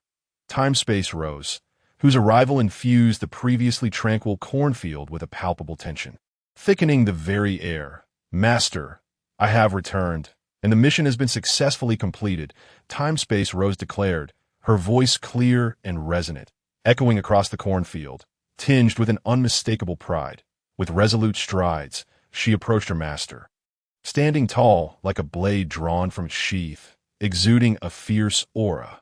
Subsequently, she knelt on one knee, her movements practiced and filled with reverence. Her knees sinking into the soft earth, she slowly raised the severed head of Kaiao, its eyes still not fully closed, an empty gaze seemingly reflecting lingering disbelief and shock, as if recounting the final struggles of life slipping away. This act undeniably served to flatter her master, while simultaneously expressing her unwavering loyalty. In her left hand, she gripped the star fate tightly, plunging the razor-sharp, blue-white, gleaming weapon of divine slaying deep into the mud, splattering murky soil everywhere. This eerie yet bloodthirsty scene starkly contrasted with the surrounding peaceful pastoral landscape, sending a chill down the spine. Chapter 31. Rui and Time-Space Rose kick a football made from Kaiao's head in the farmland, fully immersed in the exhilarating realm of the Naruto mobile game. Rui's gaze was fixated intently on the screen of his phone, his fingers deftly tapping and gliding across it as he commanded the young Minato in a fierce duel against his opponent. However, just as he was about to unleash a magnificent skill to secure victory, a familiar silhouette caught his peripheral vision. Instantly, his actions froze. His fingers swiftly pressed the exit button, and he hurriedly stowed his phone away in his pocket. He began by leisurely stretching, raising his arms high above his head as if to liberate himself from all traces of languor and fatigue. Subsequently, Rui bent slightly at the waist, gently brushing off dust and stray grass from his clothing, each movement exuding a sense of nonchalance and ease, as though the world's tumult had no bearing on him. As he dusted himself off, he lifted his gaze towards the kneeling Time-Space Rose beside him, a satisfied smile unconsciously gracing his lips. Though Rui had been deeply engaged in the adrenaline-fueled excitement of the game, he had long regarded it as merely a fleeting distraction. With Rose's return, he found a source of fascination far surpassing the allure of gaming, prompting him to abandon his virtual pursuits without hesitation, akin to a mischievous child who, upon discovering a new delight, readily discards his old toys. Now, as he looked upon Rose, his eyes sparkled with admiration and affection, captivated by her vibrant and animated presence, her unique charm radiating a magnetic allure far more enticing than the virtual Minato on his screen. "Well done, Rose. You truly are becoming more endearing by the day," Rui exclaimed, his face alight with a radiant smile akin to the gentle warmth of the spring sun. He stepped closer, extending his right hand to gently caress Rose's wine-red hair, his touch tender as if he were handling a precious artifact, fearful that a careless moment might cause irreparable damage. However, such concerns were unwarranted, for Rose's time-space divine body was sturdier than even Superman's steel frame, rendering any thoughts of wear and tear unnecessary. Miss Rue's hand glided through Rose's silky tresses. He offered her words of praise laced with affection. Yet, the scene bore an amusing resemblance to a master petting a dog. Rue, relatively diminutive in stature, stood beside the tall and robust Rose, akin to a small master affectionately stroking his majestic, flamboyantly colored red-haired hunting dog, creating a harmonious yet whimsical tableau. "Thank you for your kind words, Master. All the glory belongs to you," Rose replied, her head slightly tilted back, her eyes narrowing as she savored the tender caress filled with affection. A rosy hue crept across her cheeks, spreading from her ears to envelop her entire visage, causing her to blush shyly. Her lips curled into a satisfied and blissful grin, reveling in the delight of her master's touch. For to her, he exuded a unique and enchanting charm that irresistibly drew her closer, fostering an innate desire to remain by his side. This intrinsic allure was perhaps a trait implanted during Rue's hypnotic modification of Rose, instilling in her an instinctual closeness and dependence on her master. After all, Rue was merely an ordinary mortal, devoid of any inherent divine charisma, lacking the innate radiance of a being endowed with extraordinary powers. Nevertheless, through his own ingenuity, he had successfully claimed Rose as his devoted follower. Much to his amusement. You do have a way with words. However, I am indifferent to such ephemeral accolades. Let the glory belong to Lelouch instead." Rue chuckled, unfazed by Rose's flattering remarks, accustomed to the feeling of being lauded. Even if it bore a hint of insincerity, his laughter echoed joyously across the expansive fields, and he soon withdrew his hand, no longer stroking her vibrant locks, his gaze sparkling with mirth as he regarded his loyal companion. Rue's eyes roamed over Rose, as if admiring a flawless masterpiece. Had any other fool dared to gaze upon Rose with such lecherous eyes, they would have been swiftly severed in twain by the star's decree. Yet in Rose's heart, her master held a singular position. "All right, Rose, rise. This area is quite spacious. How about we play some football, using Old Duke's head as the ball?" Rue proposed, striding forward with a light and vigorous step towards a less damaged section of the farmland, his eyes gleaming with excitement and anticipation, akin to a child eager to embark on a new adventure.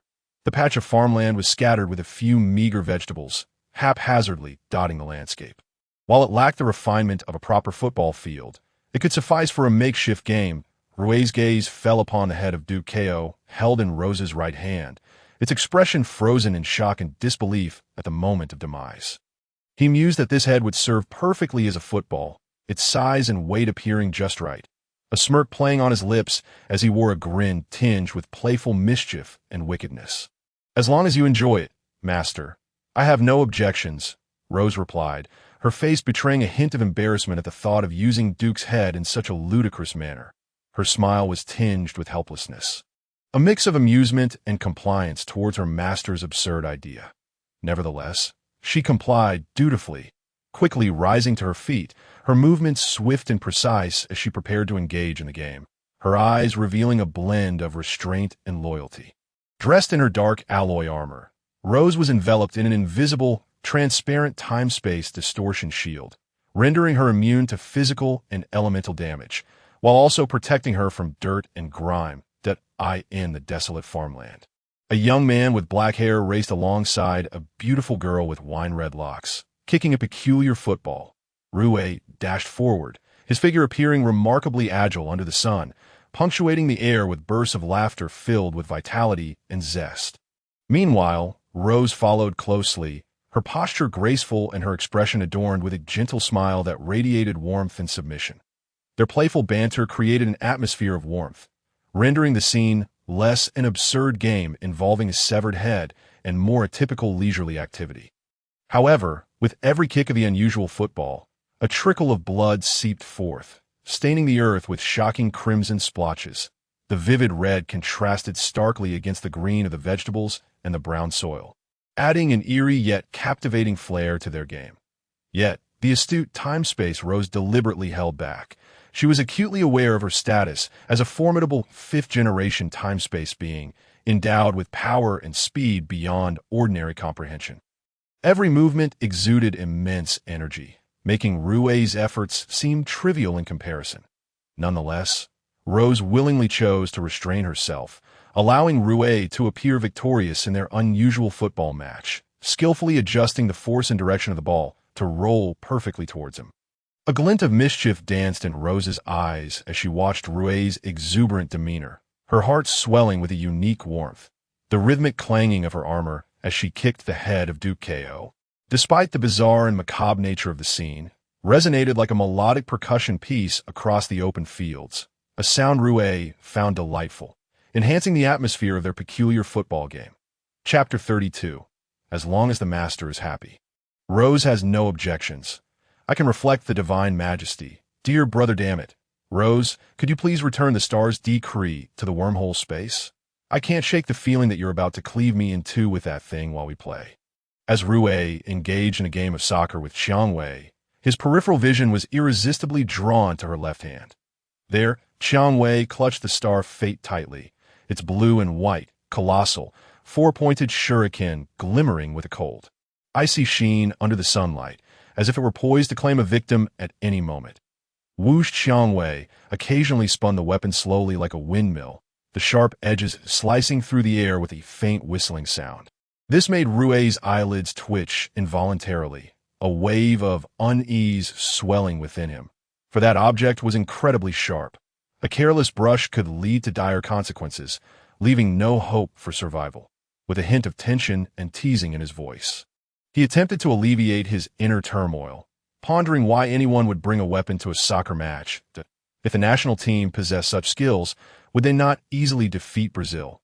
It could very well be a form of deadly soccer, one that even Prince of Tennis would acknowledge as expert-level play. Reminiscent of General Thunderbolt pursuing his dreams while seeking out Qiangwei for basketball, dance, and sangha. My master, fear not. How could Wei Nu ever harm you? I've already dealt with Desheng and Lao Du. My loyalty to you is unwavering. You must trust me. Upon hearing her master's jest, Qiangwei couldn't help but smile awkwardly, her expression tinged with a hint of remorse, as if guilty for causing her master any discomfort. For her words were undeniably truthful in her pursuit of extreme strength. The time-space Qiangwei had long since descended into the abyss, traversing a dark path from which there was no return on this bloody and merciless journey. Her sole conviction was to remain loyal to her master, especially in the manner she addressed him, always with respect, using you rather than the informal thou, each detail revealing her reverence and fidelity. It seemed clear that Qiangwei possessed remarkable potential for perseverance. Perhaps she was destined to belong to Rui, rather than the power of the galaxy. Her gaze radiated determination and loyalty, as if she were pledging eternal allegiance to her master. Bang! Whoosh out of nowhere, calamity struck. A dull thud was followed by a rush of wind, causing Rui to stumble forward. The cabbage, hidden near the edge of the field, had unexpectedly become his obstacle, tripping him mid-play. What the? Rui's arms flailed frantically in the air, like a drowning man grasping for salvation, desperately trying to regain his balance. Yet his body remained uncontrollable as he lurched forward, his face destined to collide with the ground. Master, be careful. In that critical moment, the time-space Qiangwei's keen senses were instantly activated. A resolute glimmer flashed in her deep eyes, reminiscent of stars in the night sky. And without hesitation, she sprang into action. Space shift. Hiss whoosh. In an instant, a peculiar sound sliced through the air, as if the atmosphere surrounding Qiangwei was caught in an invisible tempest, churning violently, just as Rui was about to fall in an undignified manner. His form dissipated like smoke, vanishing without a trace. Almost simultaneously, accompanied by a subtle ripple in space, Rui reappeared, cradled securely in Qiangwei's embrace. Truly, the time-space sovereign displayed a reaction time as swift as lightning. An astonishing feat that defied ordinary comprehension. That moment, Rui, still shaken, felt his earlier panic gradually subside as he was enveloped by Qiangwei's hold. Slowly lifting his gaze, he met the soft, gentle visage of Qiangwei, her eyes brimming with concern, and he finally exhaled a sigh of relief. It seemed that having a loyal and obedient companion was indeed quite advantageous, especially in critical moments. She was far from being a mere talisman or ornament. Kudos to the legendary dog trainer Pansy. Master, are you all right? Qiangwei's voice was as gentle as a spring breeze, imbued with warmth, reaching Rui's ears.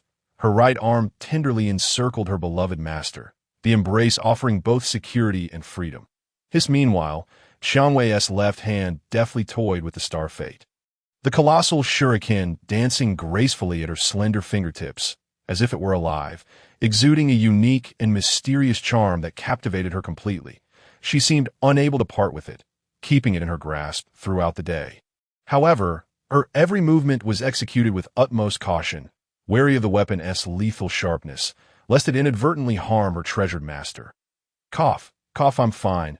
Rui coughed softly, his voice still tinged with the remnants of panic. Primarily due to the discomfort caused by Qiangwei's dark alloy armor, which was rigid and somewhat constricting. Yet, despite this, Rui's gaze remained fixated on Qiangwei, filled with admiration and affection. He was utterly enchanted by her appearance in the black armor, which perfectly accentuated her graceful form. Each curve exuded a wild and alluring charm, far more captivating than any opulent attire. The black armor was akin to butter on toast. There was no need to seek out a more delicate attire. In Rui's eyes, it represented an unparalleled sensuality and allure, transcending its purpose as armor for combat and defense, transforming into what he dubbed the Qingqiu suit. In any case, he decided to pause the game. It had lost its allure. Yes, he spoke. Rui shifted slightly, seeking to find greater comfort within Qiangwei's embrace. Suddenly, a spark of inspiration struck him, and an exciting idea flashed through his mind. His eyes sparkled with enthusiasm as he eagerly exclaimed, "By the way, Qiangwei, accompany me to Tennis City today for the dark alloy armor. You can wear it continuously, and the Star Fate was originally a gift for you.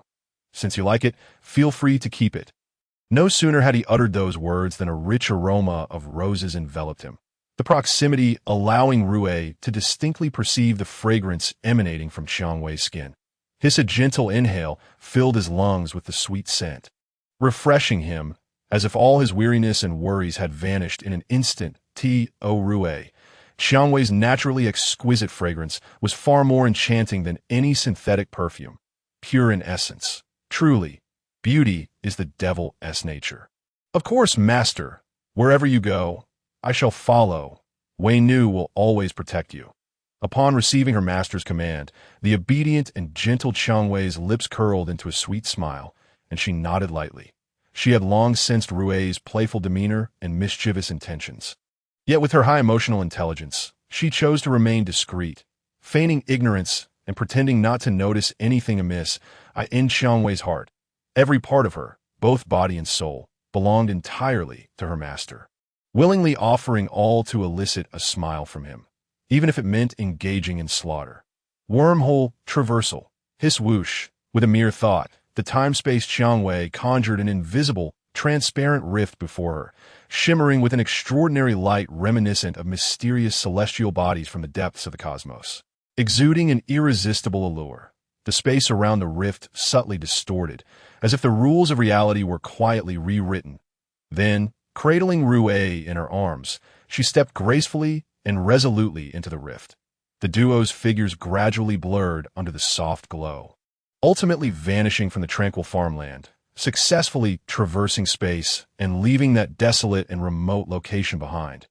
Whoosh in the fields, the wind continued its tireless dance, the cabbages rustling softly, as if whispering the events that had just transpired.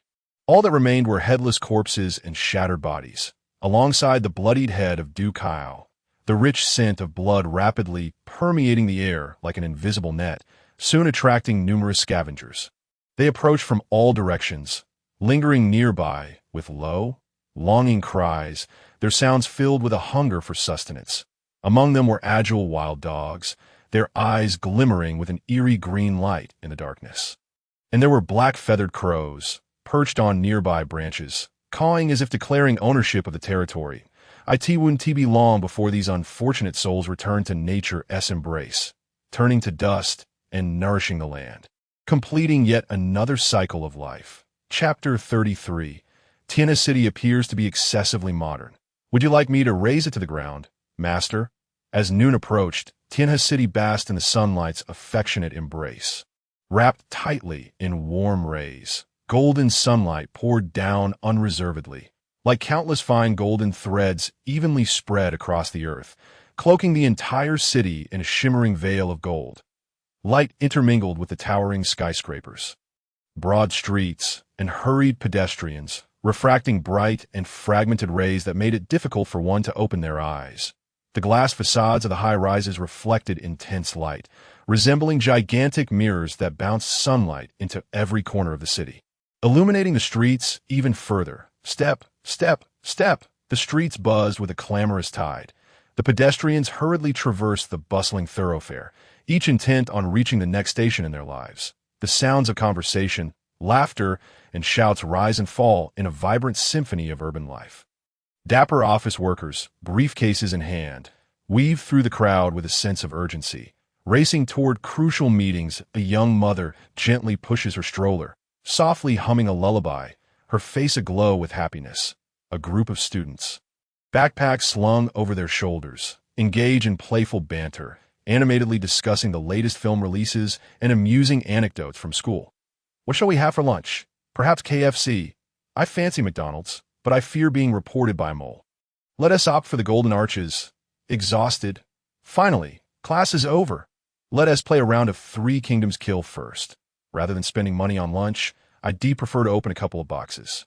Vehicles flow incessantly, the cacophony of car horns, the roar of motorcycles, and the jingle of bicycle bells intertwining to create a lively urban melody. Buses come to a steady halt at the station. Passengers boarding and alighting in an orderly fashion. Taxis dart through the streets, seeking their next fare. And from the windows of private vehicles, one can occasionally hear cheerful music. The shop signs glisten in a kaleidoscope of colors under the sun, showcasing a plethora of goods within, while shopkeepers warmly beckon customers, filling the air with an atmosphere of bustling prosperity. Come and see the latest technology from Angel Group, with negotiable and favorable prices. Authentic Lanzhou fried rice, presented with a performance by an intangible cultural heritage inheritor, all for just 268 yuan, guaranteed to be worth every penny. Ramen for sale. Experience the genuine flavors of the East. Guaranteed to take you on a journey akin to atomic fission, all for just 30 yuan a bowl. At the entrance of a large shopping mall, colossal posters advertise the latest promotional events, capturing the attention of passers-by. Quaint street-side shops each possess their own charm, from CAFs wafting rich coffee aromas to boutiques brimming with exquisite trinkets and bakeries exuding irresistible scents of freshly baked bread. The enticing aromas of street food waft through the air, the sizzling of barbecued skewers and the clattering of stir-fried dishes drawing pedestrians to stop and sample the delights. I in front of stall selling grilled lamb skewers.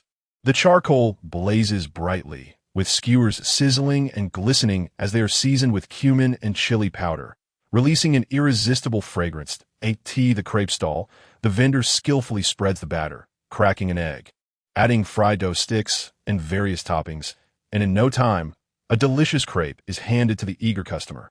Your lives are too short, consumed by work and the pursuit of wealth, leaving no time to ponder freedom and decadence. Do you not find such an existence rather dull? Yet, a certain unconventional middle-aged woman seems to be disseminating thoughts on decadence and freedom. Though alas, the mortals of a pre-nuclear civilization cannot fathom the ideologies of a divine civilization. At this moment, the stall owner remains oblivious to the monumental opportunity slipping through their fingers, the gift of a lifespan spanning thousands of years and extraordinary powers right before them. Yet they fail to recognize it, wasting it in vain, just a fraction more. And there would be no need for continued toil at the stall, enduring such hardships, if only the winds of fortune could finally blow in their favor. Yet they remain unable to seize it, leaving behind a tinge of regret. Amidst this vibrant bustle, in a secluded and dimly lit alley of Tianhe City, a starkly different atmosphere prevails, as if two worlds were colliding. It is eerily quiet, occasionally punctuated by the sound of dripping water. The walls flanking the alley are mottled and dilapidated, overrun with moss, allowing scant sunlight to penetrate, rendering the space particularly dark and damp. With debris strewn about, exuding a faint musty odor that a strange sound pierces the stillness of the alley. A sudden rift in space manifests, as if tearing open a mysterious portal in the fabric of reality. The air around the rift appears distorted, creating peculiar ripples. Suddenly, a figure clad in red and black emerges from the rift, agile and swift, emanating a formidable presence. Once the figure fully materializes, the rift promptly seals, as though it had never existed, leaving behind only a slight disturbance in the air, attesting that the preceding events were not mere illusions. Master, we have arrived. This is China's city. You require me to lay waste to the city? Clad in dark alloy armor, the time-space rose emanates a cold metallic sheen, the armor hugging her form, accentuating her lithe figure. A playful smile dances on her lips, imbued with a hint of mischief and unwavering obedience to her master. Despite their brief acquaintance, the astute and clever Rose has begun to grasp her master's temperament. She is acutely aware of her master's unique approach to affairs, his unpredictable preferences, thus daring to inquire whether to set this bustling metropolis ablaze. For in her eyes, its modernity might not align with her master's desires.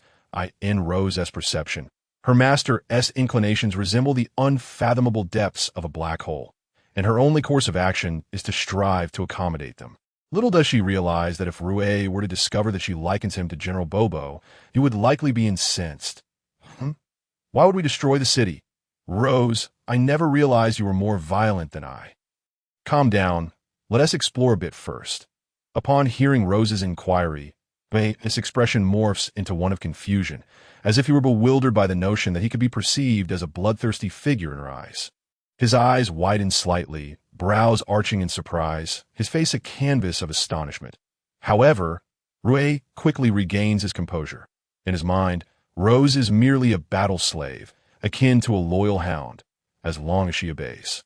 After all, possessing absolute control is the essence of their relationship. Rue shakes his head slightly, a hint of exasperation mingling with affection as he realizes how fortunate he is to have such a devoted and formidable battle slave in this world. Faced with her master's chastisement, the time-space Rose awkwardly smiles, her cheeks flushing in her own shadowy dimension. Rose adeptly activated the celestial computer known as the Grand Clock, a remarkable device gifted to her by Rue. This Grand Clock was no ordinary apparatus. It was specifically designed to accommodate the intricacies of temporal and spatial genetics, embodying the pinnacle of technological wisdom from the divine river civilization, and was worth its weight in gold. Its form resembled a mysterious, colossal cosmic cube, its surface aglow with peculiar runes and luminescence, as if these symbols were whispering the ancient secrets of the universe. Each computation and analysis was accompanied by a faint buzzing sound, reminiscent of a mystical dialogue with the cosmos. Surrounding the Grand Clock was a series of blue energy bands, pulsing rhythmically with the processing of data, showcasing its formidable computational and simulation capabilities. As the celestial computer loomed, a multitude of transparent spatial rifts appeared around it, resembling enigmatic portals to the far corners of the universe.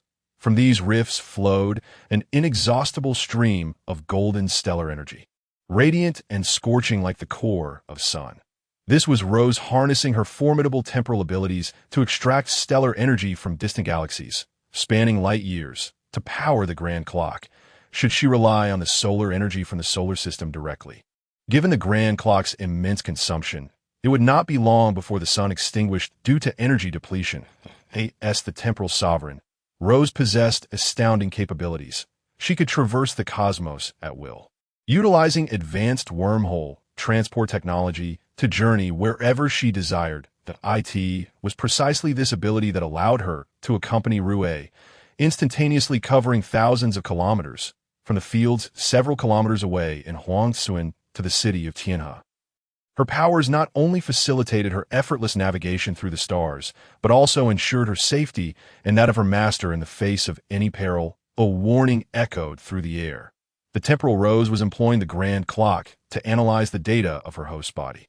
While her intentions were not malicious, such actions were unbecoming of a servant towards their master.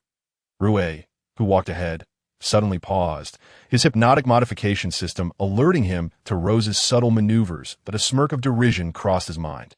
Indeed, Rose was restless, trailing behind him for reasons other than mere companionship, but a flicker of icy resolve glimmered in his eyes, akin to a fleeting meteor streaking across the night sky.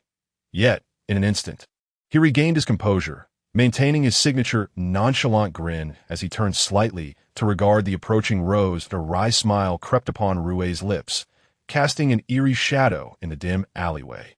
At that moment, the passage was devoid of life, enveloped in an oppressive silence. Even the surveillance cameras lay dormant, their age rendering them inoperative, shrouding the impending events in a veil of mystery.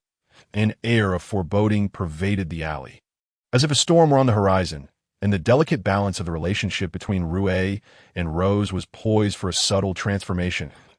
In this secluded, shadowy alley, the damp air reeked of decay, its walls adorned with mottled moss, while faint glimmers of light struggled to penetrate through narrow crevices, casting irregular patches of illumination on the ground. Rose, trailing behind, was lost in thought, her steps light yet cautious. Upon sensing her master's movements, she froze as if encased in time, then hastily halted, her actions betraying a hint of panic. Instinctively, she lowered her gaze, her cheeks tinged with crimson, her expression one of guilt and uncertainty.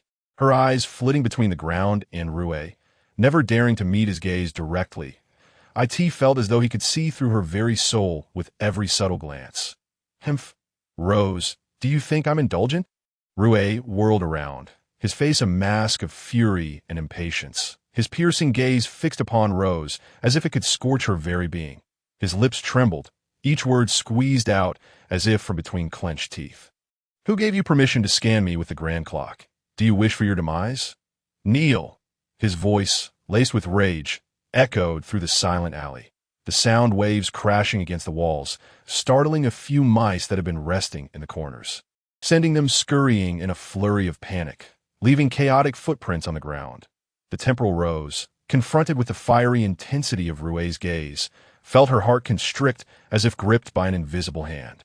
She had clung to a shred of hope, feigning ignorance, her expression one of naivete, but now, faced with Rue's wrath, her facade crumbled in an instant. With a thud, her legs weakened, and she knelt heavily upon the ground, stirring up a cloud of dust. Her knees, clad in dark alloy armor, emitted a crisp metallic sound upon contact with the rough surface. Carefully, she placed the star command she held in her left hand down upon the ground, as if handling a rare treasure. Her head bowed low, resembling a chastened hound, her shoulders trembling slightly, appearing utterly disheveled. I am sorry, Master, I merely wish to understand you better. Her voice quivered, her gaze lifting momentarily, revealing a mixture of remorse and anxiety, tears threatening to spill from her eyes. Before Rue could utter another word, she bowed her head in contrition. In a display of genuine apology, she struck her forehead against the ground with a resounding thud. The sound resonated clearly in the alley, echoing her inner turmoil. Her long, wine-red hair cascaded like a waterfall onto the grimy floor, strands dusted with dirt, creating a disordered appearance. Fortunately, the dark alloy armor she wore, a formidable gift from Rue, enveloped her body in an invisible shield of temporal distortion, a steadfast guardian against harm. When danger approached, it swiftly redirected the threat to another dimension. When dirt threatened to mar her, it automatically transported it away, ensuring her integrity and cleanliness, allowing her to maintain a semblance of dignity amidst this humiliating scene. Humph. Remember, you are merely my loyal hound. Do not let it inflate your ego. Rue gazed down at the kneeling Rose, his anger slightly abated yet still simmering beneath the surface. With a playful motion, he lifted his right foot and pressed it firmly against the back of Rose's head.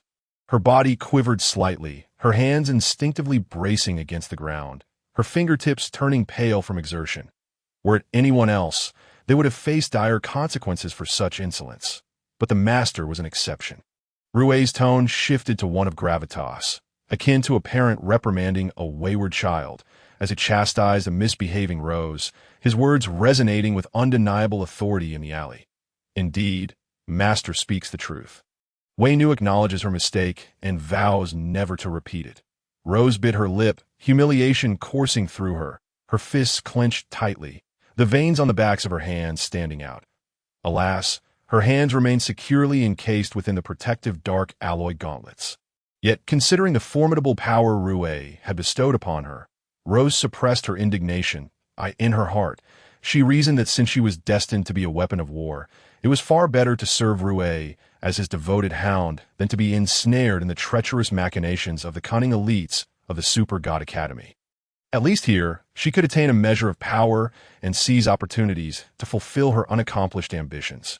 Rose had convinced herself that serving anyone as a hound was still serving, and had Rue not crossed her path, she might well have become a mere pawn for the galactic power, a three-surnamed servant of the Starry Sky Railway. Alas, the rays of the sun are regrettably diminished, as the time-space Rose has been unceremoniously seized by Rue, leaving an empty position that can only be filled by Lena. Thus, the fates entwined with the power of the Milky Way have quietly begun to shift in this unanticipated moment. Chapter 35. Venu, do not provoke me to strike you when I am at my most jubilant. Behave yourself. Rue gazed down at the time-space Rose beneath his foot, who willingly admitted her fault, and his mood instantly soared as if clouds had parted to reveal the sun that a slight smile creased his lips. Imbued with a sense of triumph and the satisfaction of controlled TO outsiders, the Rose might appear a fearsome presence, a ruthless deity of time and space, whose mere appearance on the battlefield envelopes her in an aura of formidable power, capable of obliterating foes with a mere gesture. Yet before Rue, she transformed into a docile and devoted hound. This stark contrast greatly appeasing Rue's desire for dominance. Rue's gaze lingered on the Rose's neck, smooth as jade, and a thought flickered through his mind. Perhaps it was time to adorn her with a collar, a clearer indication of her identity. He recalled the time when he had gifted her a red crystal necklace. When she wore it, she shone like a star, the gem's brilliance harmonizing with her wine-red hair, an exquisite sight to behold. However, since the completion of her hypnotic transformation, that cherished necklace had morphed into a vast energy, now woven into the very essence of the time-space Rose, existing in a more mysterious form. Now, as he observed her neck, Rue felt an inexplicable void, a sense of hollowness mirroring his own thoughts. He mused that a trip to the shops might be in order, an opportunity to procure something amusing, especially since the Rose would be footing the bill. After all, one benefits from their own investments. The thought elicited a soft chuckle from Rue, echoing in the stillness of the alley. Enough? Rise, he commanded, spitting on the back of the Rose with a casual arrogance, as if he were the sovereign of this world, free to trample all beneath his feet. He then leisurely withdrew his foot from her nape, as if concluding a trivial task, signaling her to stand. Fortunately, clad in dark alloy armor and shielded by an invisible barrier of temporal distortion, the spittle was instantly transported to another realm upon contact with her shield, leaving her pristine and unblemished, as if the earlier scene had never transpired, save for the faint impression left on the ground by the pressure of her armor. Yes, master. Upon hearing his command, the obedient time-space Rose gracefully rose from the ground, her movements soft and slow, as if fearing to disturb Rue. She then thoughtfully retrieved the star blade she had placed on the ground, twirling it gently in her left hand. The massive blue-white throwing star spun slowly, emitting a faint hum, as if this action could alleviate her trepidation over her earlier misstep. She vowed never to employ a celestial calculator like the grand clock to scan her master again. The lesson had been profoundly etched in her mind, and she had no desire to incite Rue's ire once more. However, at that moment, a group of ruffians swaggered into view, clad in outlandish attire. Their hair dyed in a cacophony of colors, laughing boisterously and exchanging vulgar banter that shattered the alley's tranquility. It appeared they had witnessed Rue's chastisement of the time-space Rose and were drawn closer by her beauty and unique allure. Their intentions far from innocent. After all, the Rose was undeniably stunning, her figure curvaceous, her skin as pale as snow, and her eyes reminiscent of a deep, mysterious pool. Any man with even a modicum of discernment would be captivated. Among them, the leader of the ruffians was utterly entranced by the rose's breathtaking visage, his eyes widened in disbelief, nearly drooling at the sight. This was the first time he had encountered such a beautiful and charismatic woman, and he mistook her dark armor for a mere cosplay. Thinking to himself how inventive today's youth could be, that he felt exceptionally fortunate to have crossed paths with such a captivating creature. "Hey, buddy, it seems your little lady isn't very obedient. Would you like me to teach her a lesson?"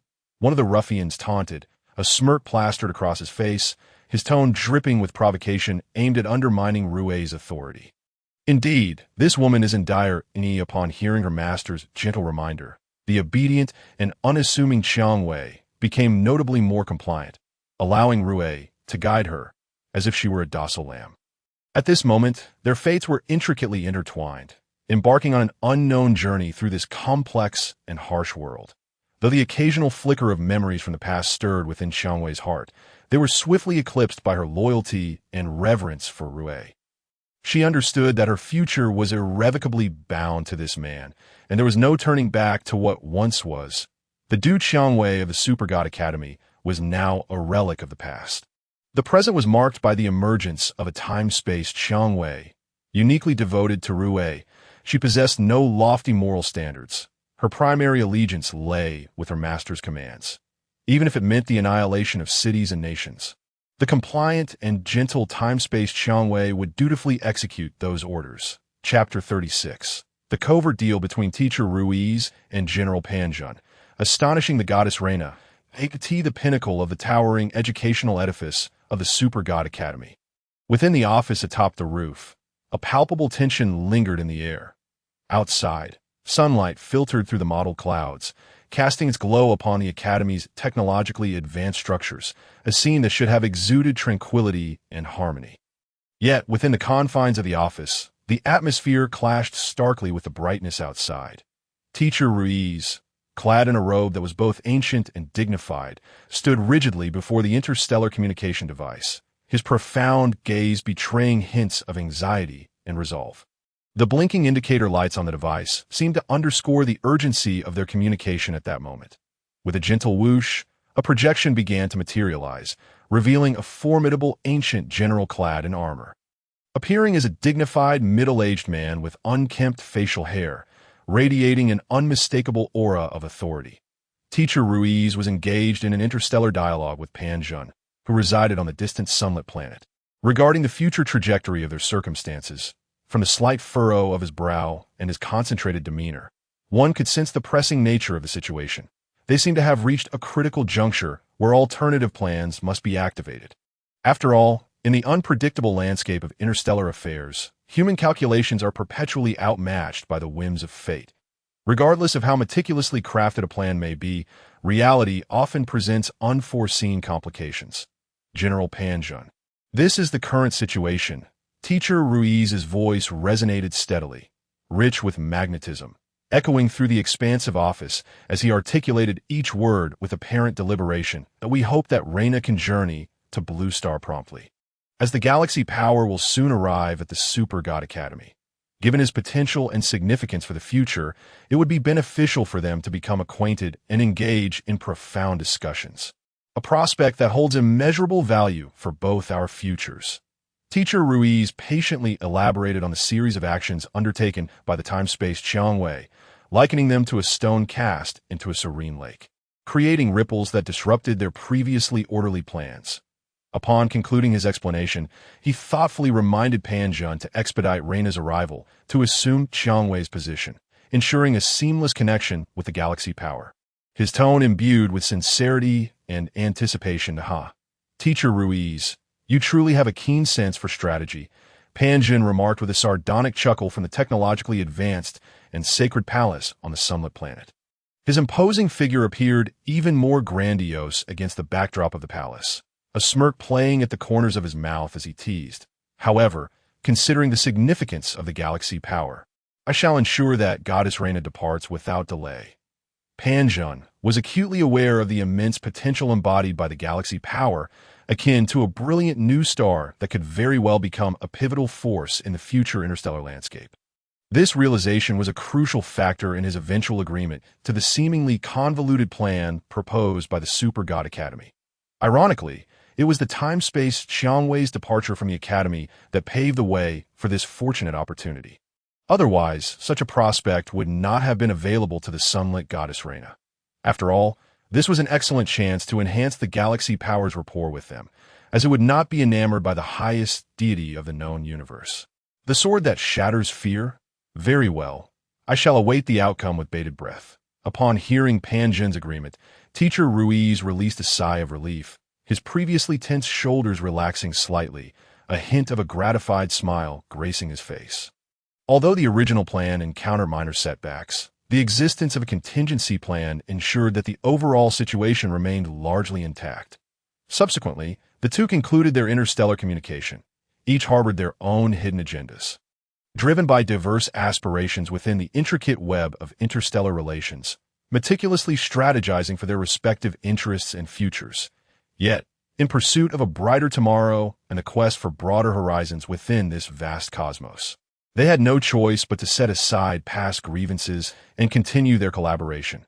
Initially, the plan dictated that the time-space Qiangwei would serve as a devoted female companion to the galaxy power, aiding his seamless integration into the Super God Academy's academic environment and guiding him on a wondrous journey. However, the unpredictable nature of events led to Rui's extraction of Qiangwei from the Academy, throwing the entire scheme into temporary disarray.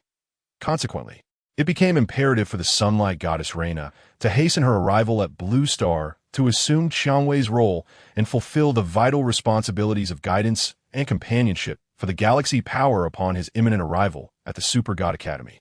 With a firm and resonant stride, Pan Zhen approached the sunlit palace, each step seemingly imbued with immense weight, echoing upon the ground with a dull thud. His hurried pace revealed his genuine urgency to consult Reina. For although he held the esteemed title of General of the Sunlight, wielding considerable power and commanding respect on the battlefield, Reina was the paramount deity of the sunlit planet, the very essence and emblem of their world. Despite their significant age difference, their roles were distinctly defined, and for matters of great importance, especially those involving collaboration with other planets and future development, Reina's judgment was indispensable. Upon entering the sunlit palace, Pan Zhen was greeted by the grandeur and sanctity of the opulent interior, adorned with exquisite decorations and intricate murals that celebrated the glory of the sunlit planet. At that moment, he beheld the goddess Reina, ungracefully seated upon the palace steps, fanning herself with her alabaster hand while lamenting, "Ugh, it's sweltering. How dreadfully tedious." While it was said that Tokyo was hot, it seemed that the sunlit planet was even more intolerable, to the point that even Reina, the embodiment of solar prowess, found herself overwhelmed by the heat. It was indeed a perplexing sight, considering she was ostensibly the least susceptible to such discomfort. However, Reina's complaints were merely a fleeting expression of her boredom. As a divine being, she was naturally immune to the discomforts of extreme temperatures. "Your Excellency, I have matters to report." Pan Zhen, displaying high emotional intelligence, knelt respectfully, placing his hand over his heart as if offering his very essence. His eyes reflecting both reverence and anticipation as he awaited Reina's response to, "Oh, my dear minister, what is it? Speak freely." Upon noticing Pan Zhen's entrance, Reina adopted a more serious demeanor, rising from the steps, adjusting her slightly disheveled attire, and gracefully taking her seat upon the sunlit throne. Behind her, a magnificent golden sun disk was intricately carved into the wall, its soft glow refracting in the palace's light, creating an atmosphere of divine authority that was difficult to behold directly. Seated upon the throne, Reina's expression conveyed curiosity and anticipation as she awaited Pan Zhen's report. Clad in the garb of the sunlit civilization, she exuded an undeniable elegance, and one could only hope that the galaxy power would appreciate this gift from the cosmic depths. It is as follows. The Super God Academy wishes for you to depart for Blue Star with all due haste.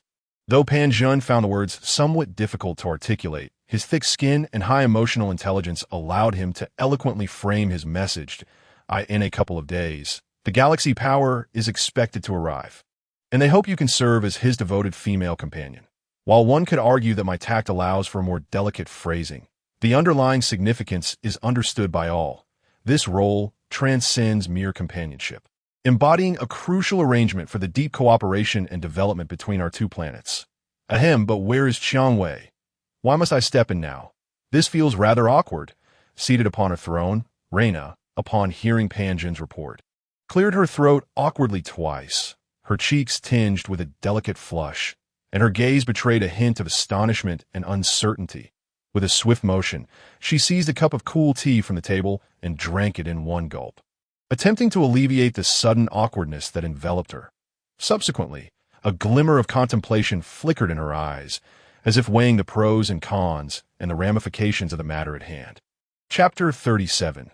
Preparing to deliver the exquisite 13 spices to the power of the galaxy, Reina also took the opportunity to pen a love poem. Nevertheless, a bashful and exceedingly shy expression graced Reina's face, her fair cheeks blossoming with the rosy hue of springtime peach blossoms. Her eyes lowered, long lashes fluttering slightly. Her gaze was a tumult of confusion and anticipation. Instinctively, Reina clasped her hands together, unwittingly fidgeting with the hem of her attire. The commanding presence of a deity was entirely absent, revealing instead the essence of an innocent maiden experiencing the stirrings of first love. Kneeling below, Pan Zhen observed everything with keen interest, secretly reveling in his delight, his composed visage betraying a glimmer of barely perceptible satisfaction in his sharp eyes. Pan Zhen was supremely confident in his ability to discern character and read minds. Throughout the years, this unique talent had enabled him to penetrate the thoughts of countless individuals, even prompting the esteemed young scholar Su Xiao to commend his discernment that it was thus that the time-space Rose had departed from the Super God Academy to join the ranks of another cosmic deity, consequently vacating the critically significant position she was to assume. With just the right amount of deference, Pan Zhen cleared his throat and spoke slowly, his voice deep and resonant, echoing through the vast hall.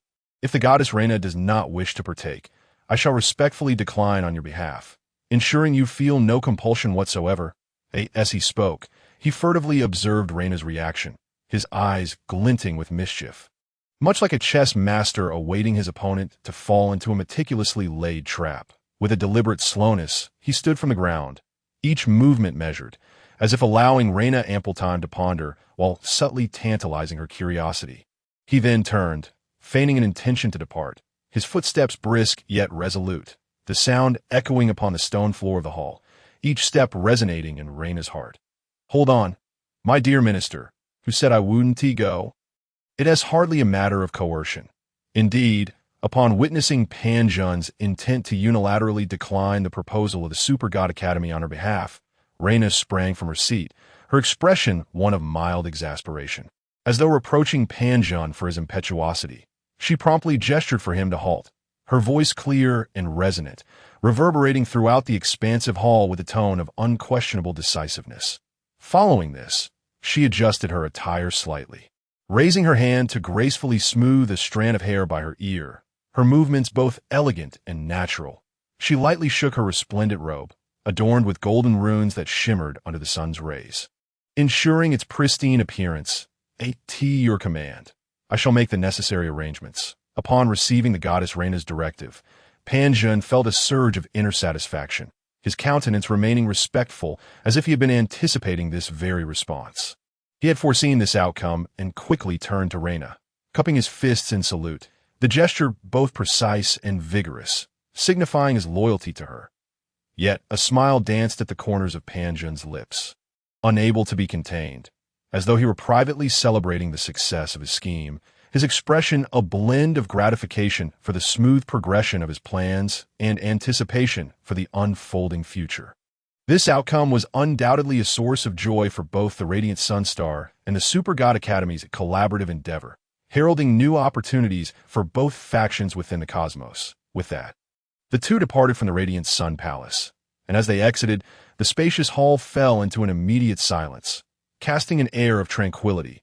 Within the vast chamber, only the beams of light streaming through the windows remained.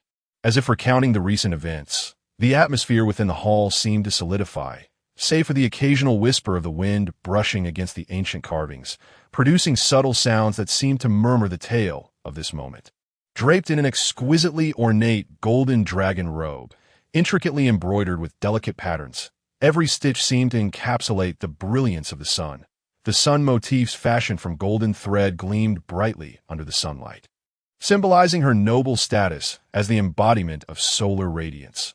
With a buoyant step, she boarded the interstellar battleship, meticulously arranged for her by the radiant Sunstar. This vessel resembled a moving fortress of steel, adorned with an array of high-tech apparatus and energy shields, exuding an aura of formidable technology. Standing upon the deck of the battleship, she radiated joy, her eyes sparkling with anticipation for this journey to the blue planet. A gentle breeze tousled her hair as Reyna inhaled deeply, relishing the excitement and exhilaration of embarking on this new adventure. After all, both the power of the galaxy and the light of the sun were masterpieces of Principal Kieran's Grand Triune Creation Project, each bearing unique mission and strength, standing as the most resplendent entities in the universe. As the two forces drew closer, they would undoubtedly be captivated by one another's divine allure. For Reyna, who had long languished in the confines of the Deep Palace, often teetering on the brink of boredom, this encounter with the power of the galaxy was undeniably a rare opportunity to alleviate her ennui. Quickly, this goddess intends to deliver 13 spices to the power of the galaxy for a delightful tasting. Imagining the scene of her meeting with the power of the galaxy, her heart brimmed with curiosity and longing, eagerly anticipating the chance to embrace a different life on the blue planet, embodying the essence of a blossoming maiden experiencing the thrill of first love. Why have we not set forth yet? Were we not to arrive at the blue planet post-haste? Hurry up! Why the delay? However, after merely a brief moment on the battleship's deck, Reyna discerned that the ship showed no signs of launching. A slight impatience flickering across her face as her brows knitted in mild discontent. With hands on her hips and a tone tinged with complaint, she hastily urged those around her, her voice echoing across the deck. Drawing the respectful gazes of the crew members, "Your goddess need not fret. We are currently preparing some stellar energy and dark iron elements, which are gifts for the Super God Academy. We shall be departing shortly." Upon hearing Reyna's grievances, the highly adept bodyguard, Qiangwei, approached with a steady gait, holding a crimson-hued Godslayer spear tightly in his right hand, its shaft glimmering coldly, as though narrating its remarkable legacy. The spear was etched with enigmatic runes, containing immense power, a relic capable of instilling awe across the cosmos. Clad in blue and white armor, intricately designed with meticulous detail, each line a testament to both formidable defense and the bearing of his status. Qiangwei wore a diamond-shaped helmet that obscured part of his visage, adding an air of mystery to his presence. Assigned specifically by General Panjun as Reyna's protector, his prowess was not to be underestimated. As a third-generation super warrior, he possessed combat capabilities far surpassing the ordinary, his physical attributes and skills honed to an extraordinary degree. Equipped with the Godslayer weapon, he soared in battle, possessing the strength to contend with even the likes of Sun Wukong.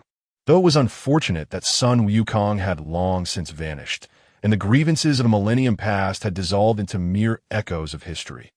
Approaching Reyna, Qiangwei bowed slightly, his tone respectful and gentle as he patiently elucidated the reasons behind the delay. Endeavoring to quell the goddess's ire. "Very well. I shall take a seat inside for a while. However, ensure that everyone is swift in their preparations, and no one dares to slack off." Despite feeling somewhat bored after Qiangwei's explanation, Reyna found herself unable to voice further complaints. With a resigned sigh, she retreated into the ship's lounge to pass the time. Before departing, however, she turned her head deliberately, her gaze imbued with undeniable authority, admonishing her crew to remain diligent. "To your command." Upon receiving the repeated admonitions from the goddess Reyna, Qiangwei obediently nodded his head and immediately transformed into a diligent overseer, pacing back and forth upon the warship, incessantly urging everyone to hasten their tasks lest the lady of the house be kept waiting too long. His voice echoed throughout the various corners of the vessel, compelling the crew to quicken their pace. Thus, it could be said that he was indeed a well-trained guardian nurtured by the civilization of the blazing sun. Meanwhile, in the warship's lounge, the somewhat bored Reyna reclined upon a plush sofa, her gaze revealing a hint of confusion as she listlessly surveyed her surroundings. The lounge was adorned with opulence and comfort, equipped with an array of high-tech devices, yet none could capture her attention at that moment. Consequently, Reyna resolved to exhaust her lifelong knowledge and compose a heartfelt poem for the galactic force, a task indeed challenging for a goddess whose cultural prowess was somewhat akin to that of the king of Litong. Ding Zhund, in her poetic endeavor, she penned, amidst the vast and boundless cosmos, a dream of distant voyages I long for. The sun's radiant glow fills my heart, a yearning that lingers, difficult to conceal. With starry paths beneath my feet, I traverse the galaxies, love my only pursuit. When at last I stand before you, together we shall guard our love through the ages. Chapter 38. The Abundant Tools of the Underachiever. Reyna's lavish weapons and equipment. Please hold your tongue. In the expansive, enigmatic depths of the cosmic sky, the warship of the blazing sun resembled a steel fortress radiating with technological brilliance. The crew, focused and hurried, swiftly navigated through various resource storage areas. Each precious drop of stellar energy contained immense power, emitting a gentle yet fervent glow reminiscent of miniature suns. Rare resources such as dark iron elements, with their hard texture and shimmering mysterious light, were meticulously arranged within specially designed containers. The crew handled these resources with utmost care as they transported them onto the colossal interstellar vessel, destined to be a generous offering to the Super God Academy, symbolizing the goodwill and collaborative spirit of the blazing sun civilization. The IT also embodied the hope of jointly exploring the cosmic mysteries and ushering in a new era. After a tense yet orderly flurry of activity, beads of sweat adorned their foreheads, yet their spirits remained high as they finally completed the loading task. Excellent. Prepare for departure. Do not keep Goddess Reyna waiting too long, as the guardian of the blazing sun's deity. Xuantianji, upon seeing that the supplies destined for the Super God Academy were ready, promptly commanded the fleet to set sail, for the goddess Reyna had long been impatient. With a resounding roar, the massive engines of the interstellar warship unleashed a torrent of golden energy, a dazzling brilliance akin to countless stars converging in the vastness of the cosmic expanse. It traced a brilliant line, piercing the darkness like a sword, resembling a golden pathway leading into the unknown. The magnitude of the force generated was so great that even the cosmic dust seemed to tremble, scattering chaotically under the impact of the energy. Meanwhile, Reyna, who had been idly perusing a poetry collection in the lounge, felt her eyes light up at the sound, instantly filled with joy. After all, she had waited so long, and now they were finally ready to embark, her heart brimming with longing for the galactic force.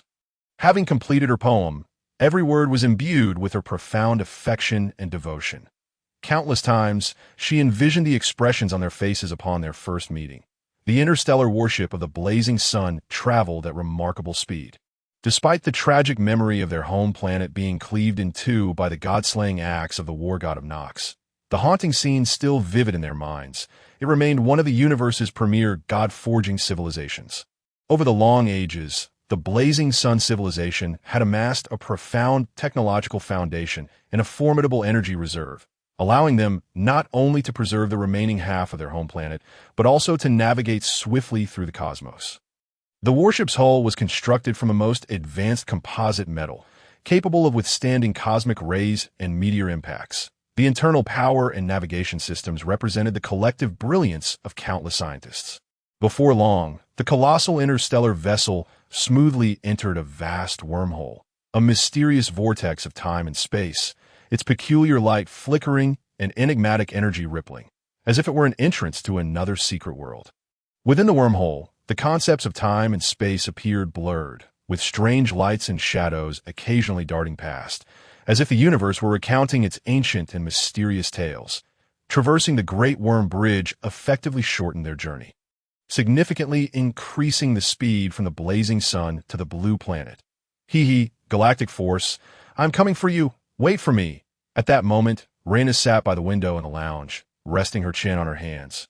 gazing at the extraordinary sights within the wormhole, unable to suppress a silly grin. Her eyes crescent-shaped, her smile radiant, revealing a set of pristine teeth. She appeared somewhat endearingly foolish, exuding a touch of whimsical charm. On her desk lay a notebook and pen, containing the poem she had crafted for the Galactic Force, her labor of love. Each word was meticulously honed, each line imbued with her deep emotions. The benefits of her extensive reading were vividly evident at this moment. Otherwise, she would have been seated at the same table as the king of Litong, Ding Zhun. This outfit is far too outdated. I must change into something more appealing. Just then, a flicker of realization crossed Reina's mind. Her expression momentarily flustered as she hastily rose from her seat, her movements slightly hasty, nearly knocking over the chair beside her. With quick strides, she approached the nearby mirror, scrutinizing her outdated attire. The dragon robe, with its antiquated design and dull colors, appeared as if it had emerged from an era of cold weaponry, wholly at odds with her excitement to meet the Galactic Force.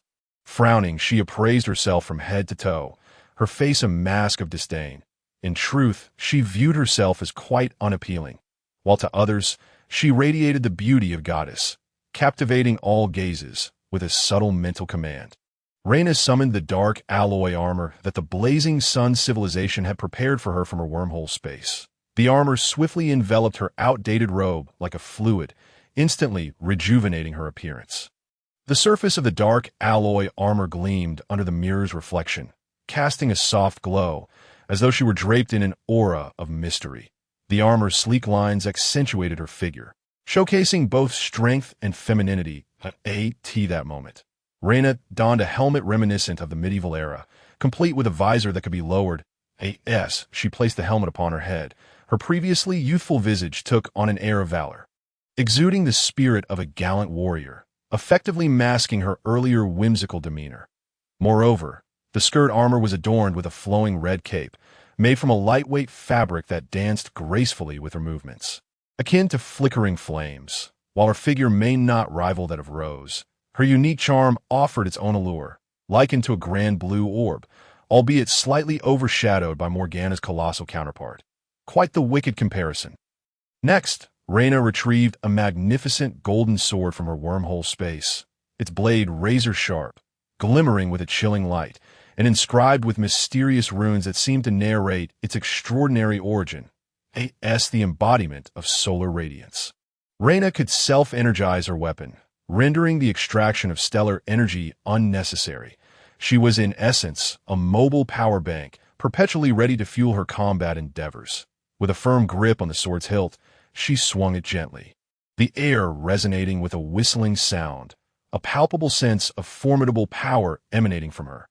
Not to be outdone, Reina produced a colossal golden shield from her wormhole space, its surface embedded with precious gemstones that radiated a gentle glow.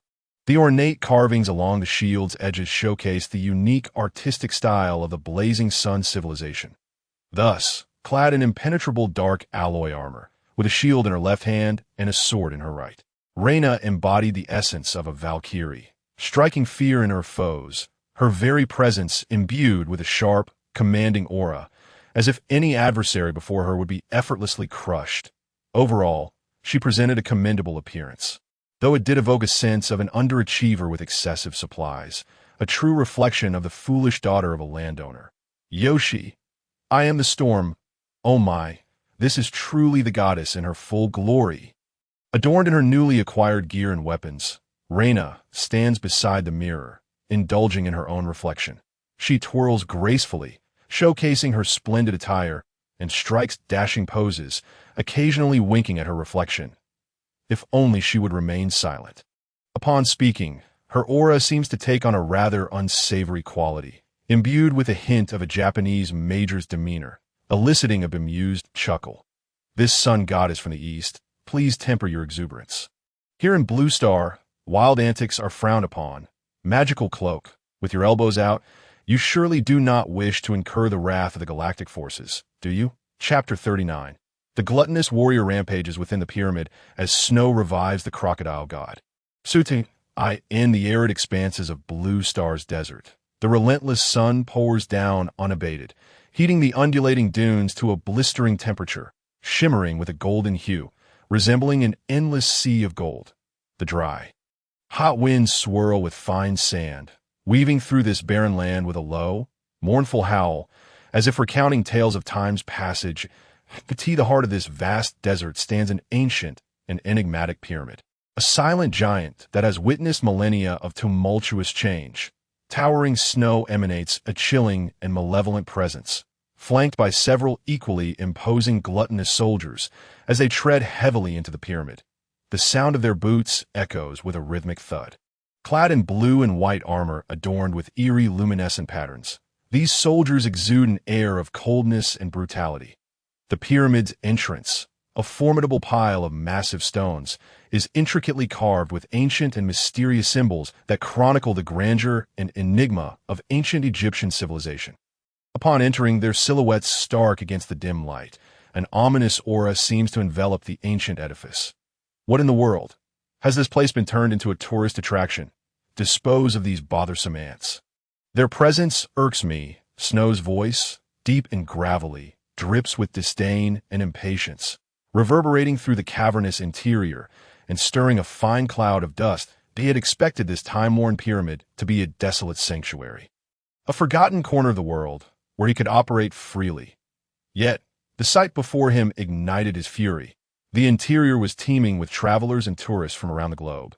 Some held high-definition cameras, capturing the exquisite murals and ancient relics within the pyramid, their shutters clicking incessantly in an attempt to immortalize these precious moments. Others clustered in groups, closely following their guides, attentively absorbing the tales of ancient Egyptian culture and the history of the pyramid.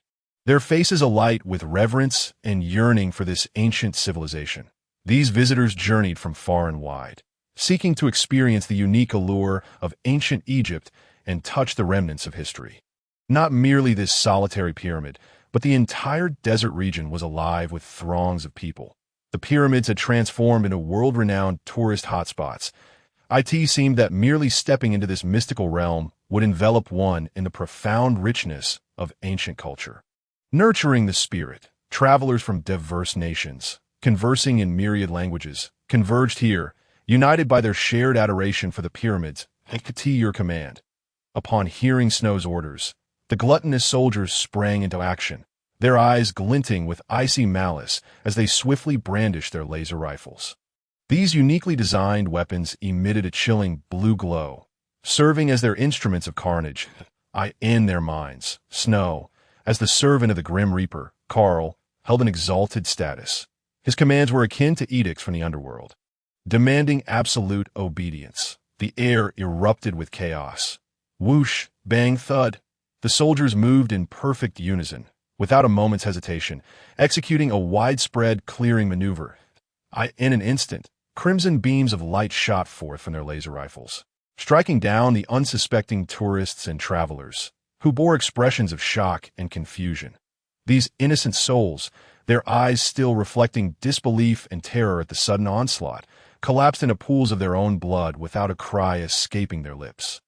The soldiers' efficiency was chilling. Under the merciless gaze of their weapons, lives extinguished as swiftly as fragile insects. Blood flowed across the ancient stone, creating a stark and brutal contrast with the surrounding historical relics. Good heavens, they begun to kill. Run. What the hell are they, aliens? No, brother, wake up. Watch your step. Don't tread on me.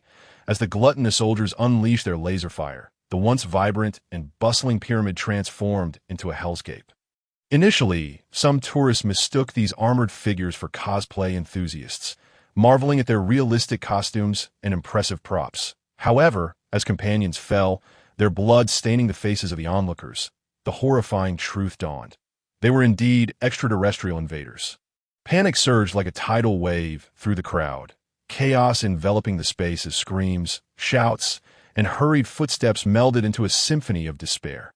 The thrumming of fleeing feet echoed as the terrified throng jostled against one another, a stampede breaking out amidst the turmoil. Yet the soldiers showed no signs of halting their assault. The relentless red beams of light crisscrossed the pyramid, vaporizing human forms in their wake, leaving only smudges of blood behind. The acrid stench of charred flesh and spilled blood filled the air, a nauseating miasma. All taken care of, Lord Snow. In mere moments, the decisive, gluttonous soldiers had executed their gruesome task, having disposed of the defenseless Blue Star tourists. The ground was littered with their remnants, now reduced to pools of blood that congealed upon the ancient stone, the dark red stains starkly visible in the dim light, exuding a repugnant odor. These bloodied waters trickled through the crevices of the stone, seemingly narrating the tragic tale of this merciless atrocity. It appeared prudent to avoid such travels lest one meet an untimely demise far from home. Staying put at home seemed the wisest choice. Excellent. You shall wait outside. Do not allow anyone to disturb me. Pleased to see that the bothersome ants have been dealt with, Snow nodded with satisfaction, gesturing for the soldiers to guard the entrance. He then turned, striding deeper into the pyramid, his figure gradually fading into the darkness, each step resolute and steady, as he prepared to resurrect the crocodile god, Sothin. This colossal crocodile deity, once vanquished by powerful angels a millennium ago, had been sealed within these walls. Over the ages, it had been implanted with peculiar programming, rendering it seemingly docile and even somewhat dim-witted. Yet, despite this facade, its capabilities remained formidable, at least on par with third-generation super soldiers. In peak beast form, possessing powerful limbs and impenetrable scales, it was a formidable adversary that even the most seasoned super soldiers would find challenging to confront. Rebirth in desolation, with a swift motion. Snow raised his left hand, adorned with a mysterious energy device pulsating with an eerie blue light. He grasped at the air, seemingly pulling at nothingness. Yet in truth, he was harnessing the residual dark energy surrounding Sothin. In this dim, enigmatic space, nearly invisible dark energies swirled toward his palm as if drawn by an unseen magnet. Next, he retrieved the resurrection energy source bestowed by the Reaper, Karl, a crystal emitting a ghostly green glow. Seemingly harboring infinite mysterious power, the two powerful energies intertwined, an extraordinary light illuminated the pyramid's interior, revealing countless mystical runes that flickered, danced, and emanated a potent, perilous aura. Thus, the conditions for resurrecting the crocodile god, Sothin, were met, and a terrifying force poised to alter the balance of power would soon break its millennia-old seal, returning to the earthly realm. With a resounding roar, the entire pyramid quaked violently, as if the ancient structure were on the brink of collapse under the surge of power. A golden beam shot forth like lightning, piercing the heavens, its brilliance even penetrating the thick stone walls of the pyramid, illuminating the surrounding desert. Then, with astonishing speed, a massive brown crocodile leaped from the depths of the pyramid, its body agile and brimming with strength, each scale reflecting a cold metallic sheen. I'm finally back. This is the essence of freedom. The colossal crocodile has burst forth from the apex of the pyramid, its massive form soaring towards the heavens, leaving behind a fleeting yet awe-inspiring silhouette in the sky, as if it is reveling in the long-lost expanse of the open air. Humph, it certainly runs quite swiftly. That little rascal.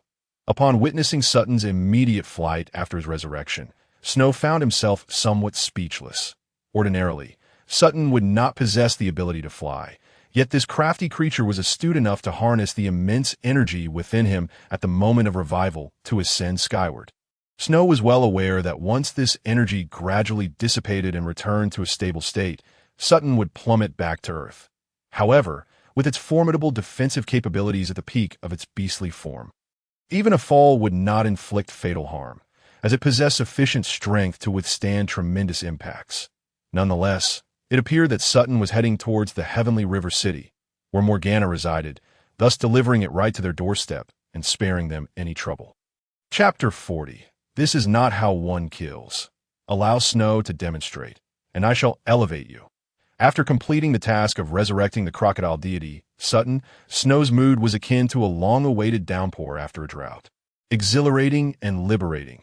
Despite a minor mishap, it was, on the whole, of little consequence. With a spring in his step, he exited the depths of the pyramid, his lips curled into a triumphant smile, radiating satisfaction akin to a cheetah frolicking across the savannah. each stride firm and joyful, unhurriedly making his way out. Inside the pyramid, it was serene and enigmatic, with dim yellow light filtering through ancient crevices, casting its glow upon walls marked by the passage of time. The ancient murals seemed to be imbued with life, appearing and disappearing in the hazy light, depicting the former splendor and mysterious legends of ancient Egyptian civilization.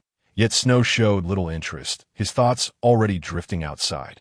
However, just as he was about to step through the massive stone door of the pyramid, a cacophony of chaotic sounds abruptly invaded his ears, akin to a tumultuous symphony, the crackling of laser guns, the panicked cries of people, the metallic clamor of colliding vehicles, and the sharp sound of bullets whizzing through the air merged into a vexatious din zoom. Bang, clack, boom. Upon closer inspection, he beheld several towering Taotai soldiers encircled by a group of local Blue Star police. Both sides engaged in fierce gunfire. The Taotai soldiers, clad in blue and white mecha, shimmered with a cold gleam in the sunlight, wielding oddly shaped laser guns. With each shot, a blinding red beam shot forth, accurately targeting the police ranks in contrast, the Blue Star officers donned standard uniforms, their figures appearing somewhat frail, yet their eyes conveyed fearlessness and resolve as they clutched their blue firearms, unflinchingly retaliating against the Taotai soldiers. Bullets whistled toward the enemy, yet when they struck the Taotai soldiers' armor, they merely sparked weakly, failing to inflict any substantial damage. The origin of this battle lay in the bloody massacre within the pyramid. Amidst the chaos, a tourist had fortuitously dialed the emergency number, prompting these brave officers to respond swiftly. Yet they could not have anticipated the gruesome confrontation that awaited them, a battle marked by a sheer disparity of power, akin to a futile endeavor against a rock. Despite the multitude of police surrounding the pyramid, their resistance appeared utterly impotent in the face of such overwhelming technological superiority. What's the matter? These damned ants are insufferable. Snow stepped out of the pyramid, his expression laden with impatience, as if everything before him were nothing but repugnant refuse. Cough, cough, Lord Snow. Are you unharmed? These individuals from the pre-nuclear civilization are indeed bothersome. Shall we retreat for now? Yes, they swarm like flies, endlessly pestering us. Upon Snow's arrival, several Taotai soldiers continued to pull their triggers, their laser guns unleashing deadly beams, while simultaneously turning to him for an update. The dazzling golden light that had shot into the sky had captured everyone's attention, leaving them curious about the events transpiring within the pyramid. However, the large crocodile's flight after its resurrection hinted at a potential flaw in their plans. What could possibly be the matter? Although the crocodile deity Sutton is revived, he has flown off to Heavenly River City, conveniently where Morgana is, so we need not worry any further. Snow waved dismissively. Unperturbed, to him, the minor hiccup in resurrecting Sutton was of little significance. After all, this formidable crocodile was a gift from the Grim Reaper Carl to Morgana, and now it had made its way to Heavenly River City, sparing them considerable effort, much like a thoughtful courier delivering a package directly to the recipient. Zoom, bang, ding. Just as Snow was about to continue elaborating on the situation, a steadfast Blue Star officer, his gaze resolute, steadied his weapon, inhaled deeply, and concentrated all his strength at his fingertips before pulling the trigger with fervor that a bullet, swift as black lightning and accompanied by a piercing wind, shot straight towards Snow. Unbeknownst to him, he was confronting a terrifying being endowed with a third-generation divine body, against which even a nuclear bomb posed no threat. This minuscule bullet was but a feeble attempt to shake a mighty tree. If I can react to bullets, little ant. Snow's reflexes were astonishing. Without even shifting his stance, he merely leaned slightly to the side, his right hand darting out like lightning, precisely grasping the incoming bullet. His palm felt as if forged from steel, and with a firm squeeze, the bullet crumbled into dust, cascading through his fingers. In his eyes, such an attack was akin to a child's petty prank. Naive and laughable. Utterly inconsequential. Audacious. How dare you offend Lord Snow, seeking your own demise? The nearby Taotai soldiers erupted in fury, their eyes ablaze with wrath as they swiftly redirected their weapons, focusing their firepower on the officer who had fired the shot. Laser guns unleashed a torrential barrage, a web of red beams enveloping the unfortunate policeman, I inced with a decisive stride. Snow turned and departed, each step resonating with a sense of purpose. As though the ground beneath him was not a desolate desert, but a grand avenue leading to glory. Observing this, the other ravenous soldiers promptly sheathed their weapons, falling into formation behind him, their silhouettes gradually fading amidst the swirling sands, swiftly vanishing into the vastness of the desert. Meanwhile, a dark golden tornado ravaged the sky, its howling winds echoing like a dreadful curse upon this arid land. This calamity, wrought by snow, was anticipated to endure for an extended period, inflicting a prolonged and harrowing catastrophe upon this ancient desert kingdom, ensuring that the inhabitants would find it challenging to forget the nightmarish disaster of today. Yet, they had brought this upon themselves. After all, to provoke a deity is to invite minor retribution. As mere ants in the grand scheme, they ought to maintain a fundamental reverence for the divine. For even a lack of belief does not excuse their ignorance and frailty. It is arrogance that truly obstructs survival. Chapter 41. Hisso Rose, how fragrant you are! The essence of timing is paramount. In the bustling metropolis of Tiana City, the lively streets resembled a vibrant tapestry of urban life. Alongside the thoroughfare, shops were densely lined, each sign boasting a unique style, some exuding an air of antiquity and elegance, others flaunting contemporary chic, and some shimmering with colorful neon lights, overwhelming the senses. Shelves overflowed with an array of goods, a dazzling display that enticed merchants to eagerly beckon customers from their doorways, their calls merging into a lively competition. The air was thick with the rich aromas of delectable street food, the sweet and sour scent of candied hawthorn, the comforting fragrance of roasted sweet potatoes, and the rich aroma of candied chestnuts intertwined, tantalizing the taste buds and provoking salivation. Come and take a look. Don't miss out, proclaimed the vendors. Experience the century-old establishment. Satisfaction guaranteed, or no charge. The clamor of hawkers, the laughter of patrons, and the blaring of horns coalesced into a symphony of urban exuberance, each note pulsating with the vibrancy of life and noise. Amidst this throng, Rue held tightly to the right hand of Time-Space Rose. The two strolling leisurely through the bustling crowd, at a relaxed and contented smile adorned Rue's face as he occasionally glanced at Time-Space Rose, his eyes brimming with trust and reliance. Their figures stood out harmoniously against the vibrant backdrop, resembling a pair of exceptionally close siblings, or perhaps more aptly, a beautiful mother night. Standing at a striking height of 6 feet, Time-Space Rose was a striking figure, her presence commanding attention in the crowd. Akin to a solitary giantess, each step she took was imbued with elegance and confidence, her enchanting curves resembling a masterpiece meticulously sculpted by nature, each line radiating an irresistible allure that compelled glances.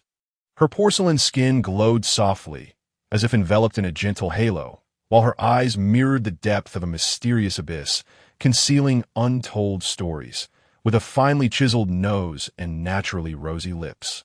She emanated an air of divine authority and nobility, as though she had stepped forth from the realms of mythology, regal and untouchable in contrast. Rue, walking alongside Rose, appeared rather ordinary. His features were unremarkable, easily overlooked in a crowd. With no particularly striking attributes to distinguish him, he possessed a face that one could easily forget after a fleeting glance. Standing a modest height of 5'3", he blended in with the surrounding male pedestrians. Slightly taller than children, but dwarfed beside Rose, he resembled a dim star, overshadowed by Rose's brilliance, presenting a stark contrast. This scene evoked the image of a rose blooming from a pile of manure. Yet from another perspective, it could also be likened to a small warhorse accompanying a colossal truck. True love must traverse all hardships to reach the fabled realm of eternity. With a clatter, Time-Space Rose donned her dark gold armor, which gleamed with a cold metallic sheen, intricately patterned, each detail showcasing extraordinary craftsmanship.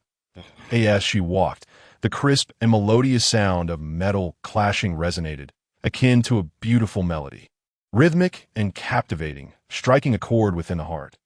Rue, hearing this sound, felt as though his ears were echoing.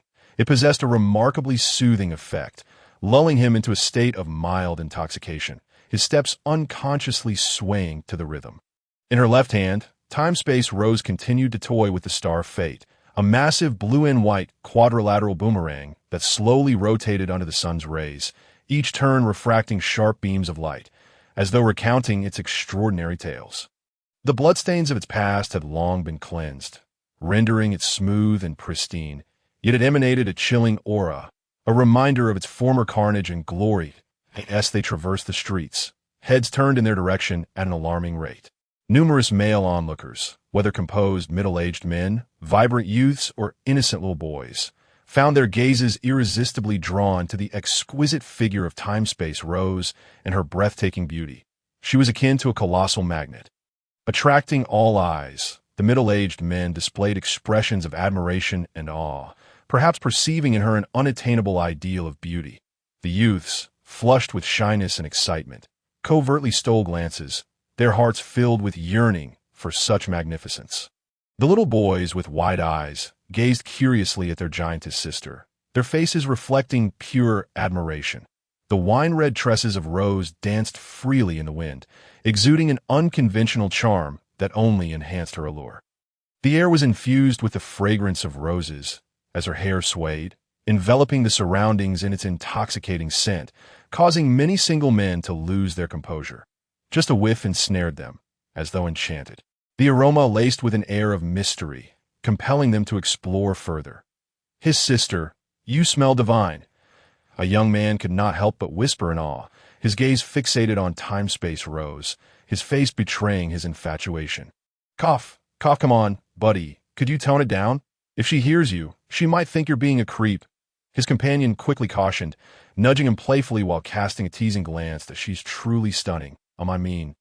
Her black armor is quite impressive. Another attempted to mask his fluster, stumbling over his words, yet his eyes remained glued to Time-Space Rose. Yes, I get what you mean. We're all friends here, indeed. A tremendous allure. They chuckled, casting furtive glances at Time-Space Rose on the roadside, their demeanor somewhat lewd, as if they had never encountered a woman before. Leaning slightly forward, their necks elongated instinctively, eager for a lingering gaze. Yet fearing discovery, they appeared both anxious and exhilarated. Click, click, click. Some went so far as to discreetly capture photos of Time-Space Rose, their eyes glimmering with greed. Cautiously, they raised their phones, fingers trembling as they pressed the shutter. Even a simple shot of her back, igniting a fervor that caused noses to bleed. In their eagerness to capture the moment, they inadvertently neglected to silence their devices or disable the flash. The clicking sound piercing through the bustling street, rendering the situation awkward.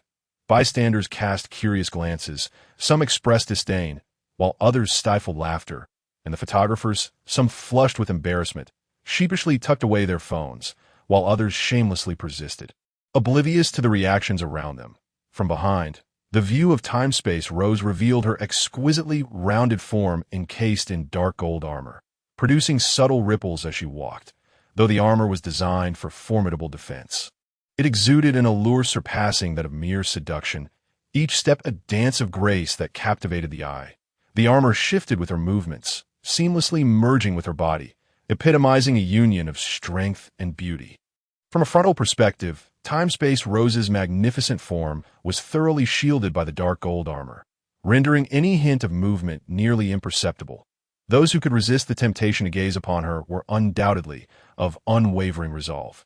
Even Ray, the owner of the armor, found his first glance at Time-Space Rose drawn not to her face, but rather to her formidable physique, as the automatic targeting mechanism of interest always adeptly honed in on the intriguing and novel.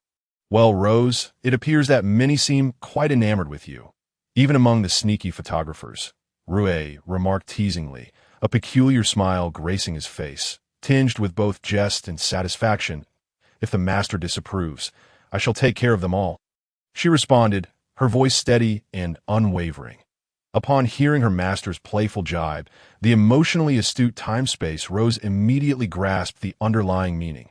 Subsequently, the Star of Fate, which had been slowly rotating in her left hand, came to an abrupt halt, firmly gripped by her delicate fingers. Her gaze transformed into a frigid glare, as if she were poised to hurl the Star of Fate at any moment, ready to reap the lives of those she deemed insignificant. With a subtle flex of her fingers, An even colder aura enveloped her, the surrounding air seemingly on the brink of freezing. There is no need for such extremes. I'm not General Bobo. My nature is not one of slaughter. Cease your unilateral decisions, and remember that I am the master, and you must heed my commands. Observing Rose's readiness for violence, the exasperated Ray hastily intervened. After all, Tiana City was not a rural village. It boasted a densely packed population, at least in the millions, far removed from a mere hundreds of households in Huangcun. If every last inhabitant were to be eliminated, the ensuing enjoyment would surely diminish. Flowers require green leaves to accentuate their beauty. One must savor the exquisite experience of a gradual harvest, much to the delight of Hannibal, who would certainly commend Rue for understanding the importance of timing. Chapter 42. The Time-Space Rose's furious kick at Liang Bing. Master humiliated, servant perishes, in Rue's bewilderment. A faint sound emerged amidst the cacophony, and upon hearing her master Rue's command, the Time-Space Rose dutifully complied. She resumed the rotation of the Star of Fate in her left hand. The weapon, uniquely crafted, emanated a mysterious, ethereal glow, seemingly imbued with boundless power.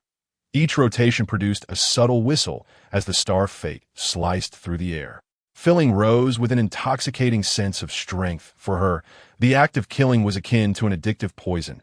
Each time she witnessed blood splattering and life extinguishing beneath her grasp, an indescribable sense of satisfaction surged within her.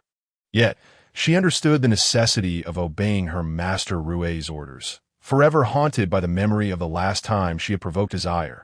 The humiliation and resentment for being compelled to kneel and apologize remained etched in her mind. She could never afford to repeat that grave mistake. However, should her master desire it, Rose would willingly kneel before durian, keyboards, or washboards, with a mischievous chuckle. Ahead, after adjusting her state, the somewhat disheveled Liang Bing finally emerged from the wall thousands of meters away. At that moment, her hair was in disarray, with strands haphazardly sticking to her face, her clothes tattered and covered in dust and debris.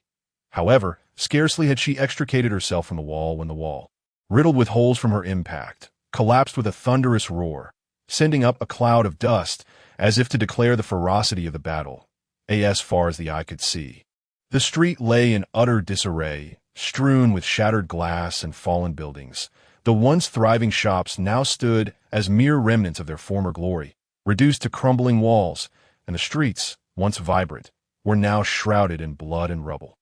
Furthermore, the lifeless bodies of those who had perished lay scattered on the ground, a gruesome sight. After all, Liang Bing was a fourth-generation divine body.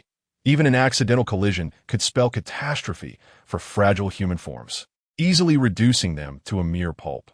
Moreover, as a fifth-generation deity, Rose had delivered her kick with formidable force, her heart solely focused on her master's dignity, entirely indifferent to the lives she viewed as insignificant as ants. Drip, drip, where once the road was pristine, it now flowed with blood, crimson liquid spreading across the ground, forming eerie and terrifying patterns, most of which belonged to humans, occasionally mingled with the blood of small creatures like cats and dogs. Who could have anticipated that Rose, the time-space goddess, could unleash such destructive power with a mere kick? She was indeed a veritable weapon of war, each movement imbued with the potential for annihilation. Yet the one feeling the most astonished and helpless was Ray. Just moments ago, everyone had appeared to be engaged in calm conversation, and in the blink of an eye, chaos erupted. It was truly a case of plans failing to keep pace with change. This unpredictable Rose was both exasperating and amusing. However, Rue understood that Rose acted out of loyalty and a desire to uphold his dignity, for the notion that a master's humiliation equates to a servant's death was deeply ingrained in her being. Rue's hypnotic transformation system was indeed terrifying, compelling even the time-space goddess to heed her master's words. Even a mere jest from an outsider could send her into a furious rage. Any observer would surely recognize the expertise in such a response. My master is in the north. I cannot allow myself to perish facing south. Chapter 43. A kick that shattered the demoness dream. Liang Bing no longer acts recklessly. Step, step, step. A series of urgent and heavy footsteps broke the tranquility and calm like a sudden thunderclap. It was the commotion caused by the time-space rose, akin to an unforeseen tempest sweeping through the entire neighborhood. The travelers' initially curious gazes were swiftly replaced by terror as they clutched their belongings tightly and stumbled in every direction to escape. As if pursued by a torrent of beasts, the tourists, too, were stricken with fear, gripping their companions' hands desperately, struggling through the throng in a frantic search for safety. Vendors scrambled to pack their stalls, hastily shoving valuable items into bags. Neglecting the disarray of their stands as they fled, small merchants, in a state of utter panic, left their stalls unattended, seizing their possessions and rushing away, leaving behind a scene of chaos. The rapid footsteps echoed wildly around, like a dense drumbeat, striking at the frayed nerves of the populace in the tumultuous crowd. People jostled and shoved each other, the situation spiraling out of control, quickly leading to a terrifying stampede. "Get off me." A young man was mercilessly knocked to the ground by the surging tide of people, curling up in pain, flailing his arms helplessly, his cries drowned out by the cacophony. "Move aside. I have no time for you." A middle-aged man, face etched with anxiety, pushed forcefully past those in front of him, his eyes filled with fear and despair, consumed by a singular urge to escape. "What are you standing there for? Run!" A woman shouted at the top of her lungs, her voice sharp and piercing with urgency, as she clutched her young child tightly, disregarding the surrounding chaos as she desperately sought a path to safety. Her eyes reflecting worry and protectiveness. In an instant, the once bustling street descended into chaos and panic, filled with ordinary people fleeing for their lives. Their figures, small and helpless amidst the turmoil, resembled ants caught in a storm. Boom! Vehicles whizzed by like uncontrollable beasts, careening wildly at a black car, attempting to evade the crowd, swerved sharply and collided with an unsuspecting pedestrian. The immense impact hurled the victim several meters away, crashing to the ground, blood gushing from the wound and staining the pavement. Yet the driver of the offending vehicle did not spare a glance, flooring the accelerator and speeding away as if pursued by vengeful spirits. At that moment, the world seemed to have plunged into the abyss of an apocalypse, the order established by human civilization rendered fragile and utterly vulnerable. "My master, are you all right? That individual is formidable." My kick just now failed to finish her off. It seems I must utilize the grand clock for a scan. The time-space rose, clad in dark alloy armor, swiftly approached her master, her armor glinting coldly in the sunlight, every line imbued with infinite power. She gazed at her master with concern, her eyes brimming with loyalty and worry. It must be noted that she possessed a fifth-generation divine body. What seemed a casual kick contained the capacity to obliterate everything. A mere human would be reduced to mush under such force. Yet, surprisingly, Liang Bing managed to crawl out from the immense wall with great difficulty. Though somewhat disheveled, Liang Bing had at least preserved her life. A sight that ignited a particular fury within the watchful time-space rose in her mind. Her master was the supreme being, and any who dared to insult Ray were unforgivable, deserving of death as recompense. Activating the grand clock, she began analyzing the target data. The target belongs to the divine river body, containing both angelic and demonic genes, former Harbinger King Liang Bing, and current demon Queen Morgana. The target is known for disseminating the ideology of fallen freedom, possesses a fourth-generation wormhole divine body, wields demon claws, and commands the warship Demon 1, currently docked in the solar system, in a state of concealment. The time-space rose swiftly activated the grand clock in her mysterious dark dimension. This grand clock resembled a colossal, enigmatic think tank from the depths of the universe, radiating a profound and mysterious glow. As though it contained all the secrets of the cosmos, the IT perfectly matched the time-space Rose's genetic makeup, proving more efficient than the Grim Reaper Carl's clock, akin to a bespoke artifact uniquely tailored for her, a one-of-a-kind expansion. The gratitude swelling within the time-space rose for her master was like a surging tide. She understood that this precious gift was the source of her power, a debt she could never repay in this lifetime. She would gladly sever Morgana's head and present it to her master as a football.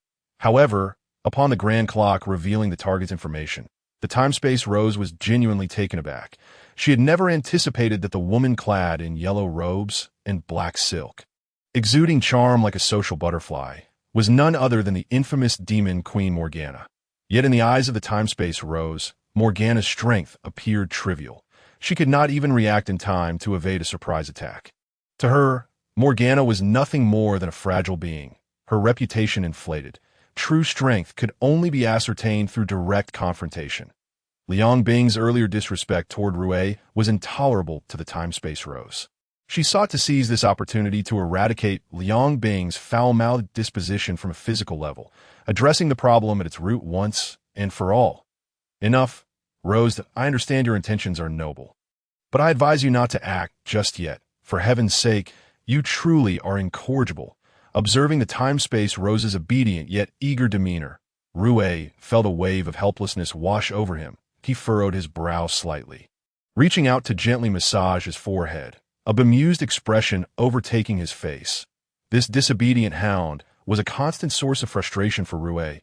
Yet, Rose's unwavering loyalty was a unique trait in itself. Well, all right, then, my master is right. It's entirely my fault for being impulsive and acting on my own. Please forgive me. Upon hearing her master's mildly reproachful words, the heart of time-space Rose was immediately flooded with a sense of grievance. She was solely focused on her master's well-being, yet did not anticipate that her good intentions would lead to adverse outcomes. Consequently, Rose lowered her head, akin to a child who has erred, dutifully approaching her master. Her countenance etched with guilt and self-reproach that in her heart. Regardless of the circumstances, she firmly believed that any fault lay solely with her. As her master's most loyal hound, she felt it her duty to unreservedly shoulder all blame, even if it stemmed from unfounded accusations. Activating the wormhole engine, she began to analyze the target data. The target belonged to the divine river entity, possessing time-space genes, wielding the weapon star Fate, and clad in dark alloy armor. The daughter of the war maniac Kaiao, she was suspected of harboring an unknown divine body and contained an enigmatic energy within her that defied analysis. Meanwhile, after some adjustments, Liang Bing swiftly activated her own dedicated wormhole engine, seemingly intent on discovering the identity of this individual who had brazenly kicked her without a word. Truly an audacious character. A glimmer of white light flickered in Liang Bing's eyes as she endeavored to decode the power information of time-space Rose, but she soon realized that her exploration appeared to be hindered by an unseen force. She could only acquire a painfully limited amount of information, with more secrets cloaked beneath a thick veil of mist, rendering them nearly imperceptible. How intriguing. Hey, Carl, I might be experiencing hallucinations today that I just saw a time-space God King. This scant information left the knowledgeable and astute Liang Bing utterly astounded. She even began to question her own sanity. In a hurry, she established contact with the Grim Reaper Carl, who was far away in the underworld river galaxy. Her voice tinged with unmistakable shock and confusion. After all, as a fourth-generation deity, Liang Bing was considered exceptional within the universe. Yet before time-space Rose, she was effortlessly overwhelmed, a testament to the latter's formidable existence, at least that of a fifth-generation god. Thus, without hesitation, Liang Bing respectfully referred to time-space Rose as the time-space God King, for the time-space genes were her lifelong passion. Yet now, their first meeting had erupted into conflict. This dramatic clash resembling a farcical comedy, evoking reflections on the unpredictability of life. Liang Bing's fourth-generation wormhole deity body was renowned for its swiftness, traversing the cosmos with lightning speed.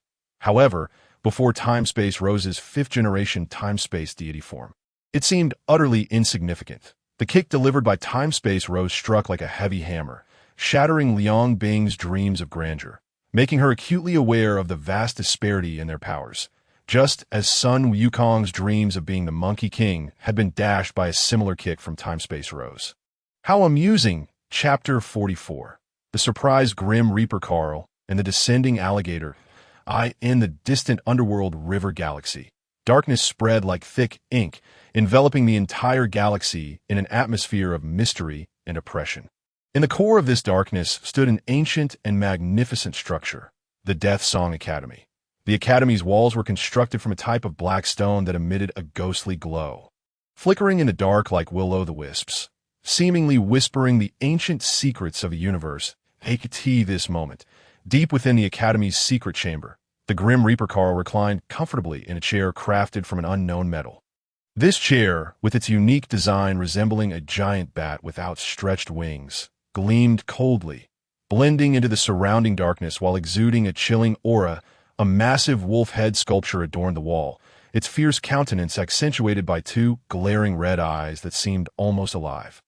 Carl's figure was partially shrouded in darkness, with only his deep, abyss-like eyes illuminated by the blue-white light from a screen, sparkling with a focused yet mysterious gleam. Before him floated a semi-transparent screen of blue and white, densely populated with void data. These data points danced like numerous vibrant blue threads, intertwining and sparkling across the screen, depicting enigmatic patterns, at times resembling the celestial movements of star systems, at others, ancient and mysterious runes.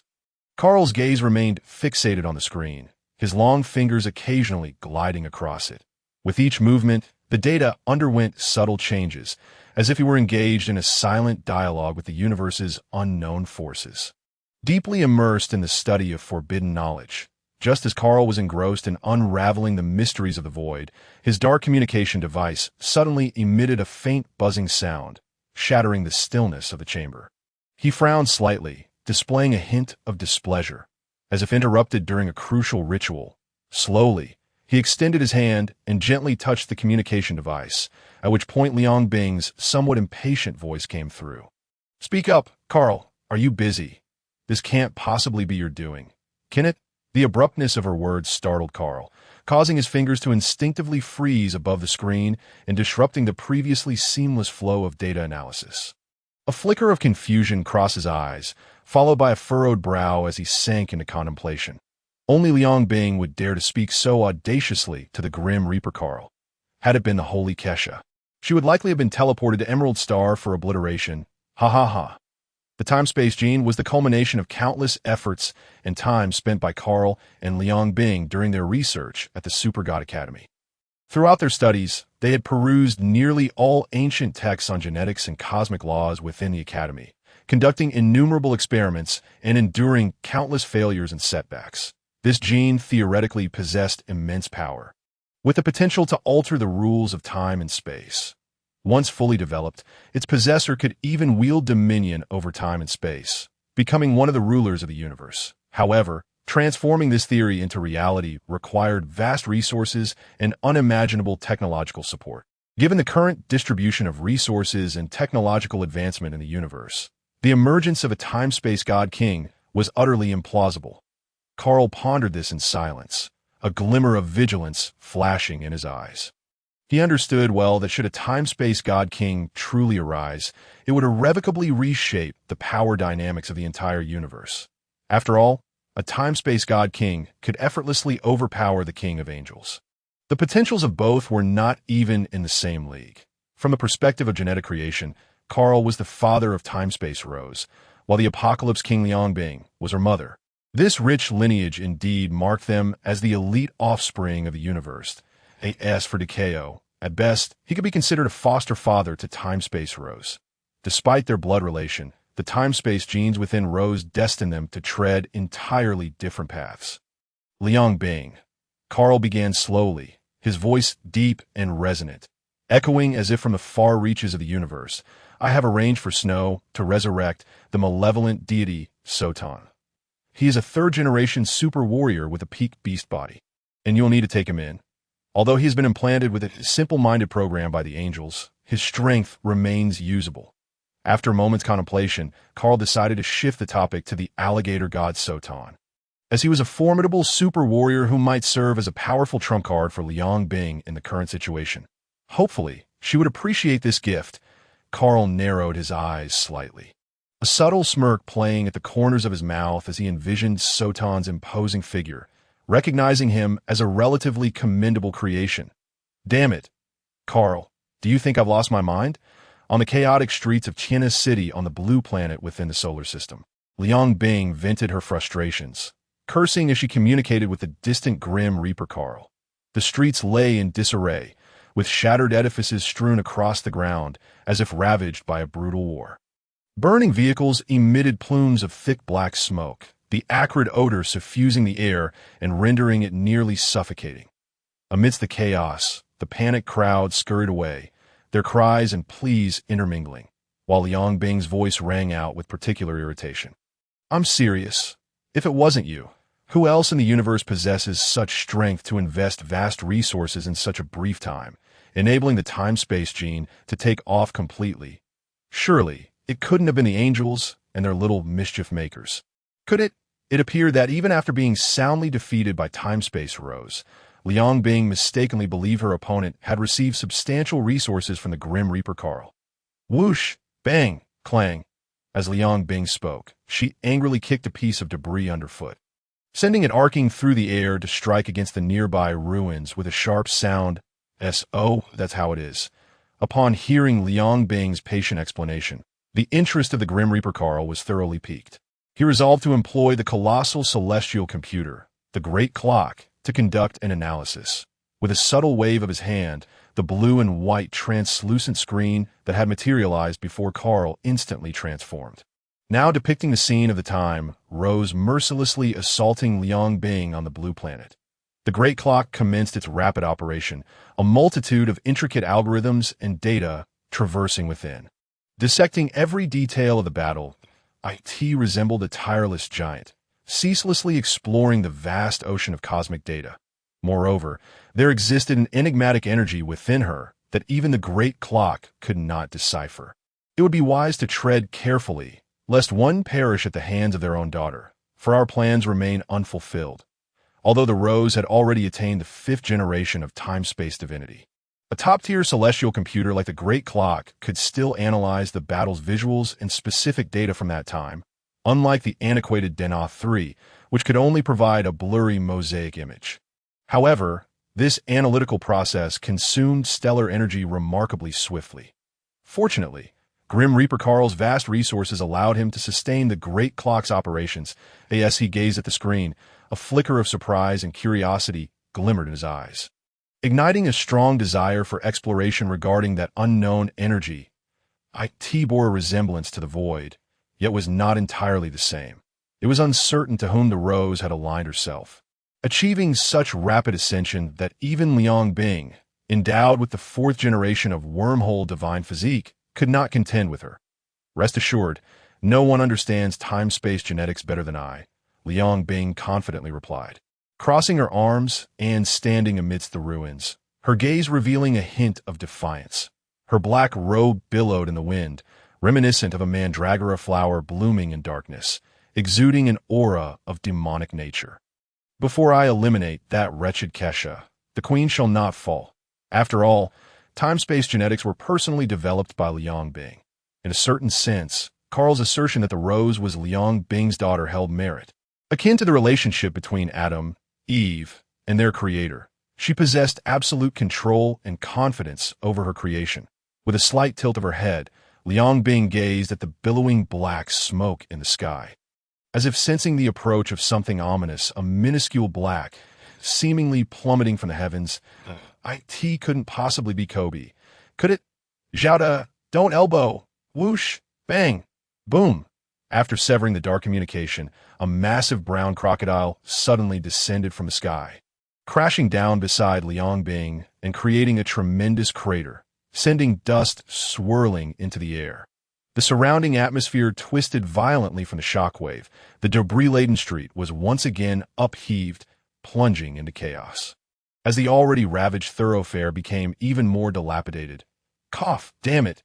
Thankfully, Liang Bing had reacted swiftly, executing a wormhole displacement to evade the impending damage from Sotan's fall. Otherwise, she would have been caught in the aftermath. She glanced at the gaping pit before her, her expression tinged with disdain. "You must be the crocodile god Sotan. Rather unique entrance you've made." Liang Bing had only just donned a new outfit, having previously been torn apart by the time Rose's kick, a sight that would surely leave Tiger Brother in awe. Chapter 45. Killing the crocodile is merely the master's task. Do not get overly sentimental. The Rose disciplines Liang Bing. Tap tap, a large brown crocodile was slowly emerging from the pit, each movement causing the ground to tremble slightly, like a colossal beast awakened from an ancient slumber. Its gray armor bore the marks of time, the uneven surface etched with scars that seemed to narrate tales of fierce battles past. Between the gaps in its armor, remnants of dried blood occasionally peeked through, adding a sense of weariness to its appearance. It gripped a crescent-shaped, orange-red axe tightly in its hands, the blade glinting coldly, as if anticipating the next moment to taste blood. Behind it, a long red tail swayed gently in the breeze, each movement stirring a small current that dispersed the surrounding dust. From afar, its massive yet somewhat endearing form resembled an exceptionally adorable pet, making it challenging to associate it with a ferocious battle image. Oh, it's the female dumpling. Hisses. This crocodile, known as Sotan, evidently had a rather muddled thought process, likely due to the benign programming implanted by the angels during its previous pursuit, upon spotting Liang Bing standing nearby. Its previously languid movements accelerated. Its powerful limbs propelled it forward in great strides. With each heavy step, it left deep impressions in the ground, as if intent on carving small craters into the earth.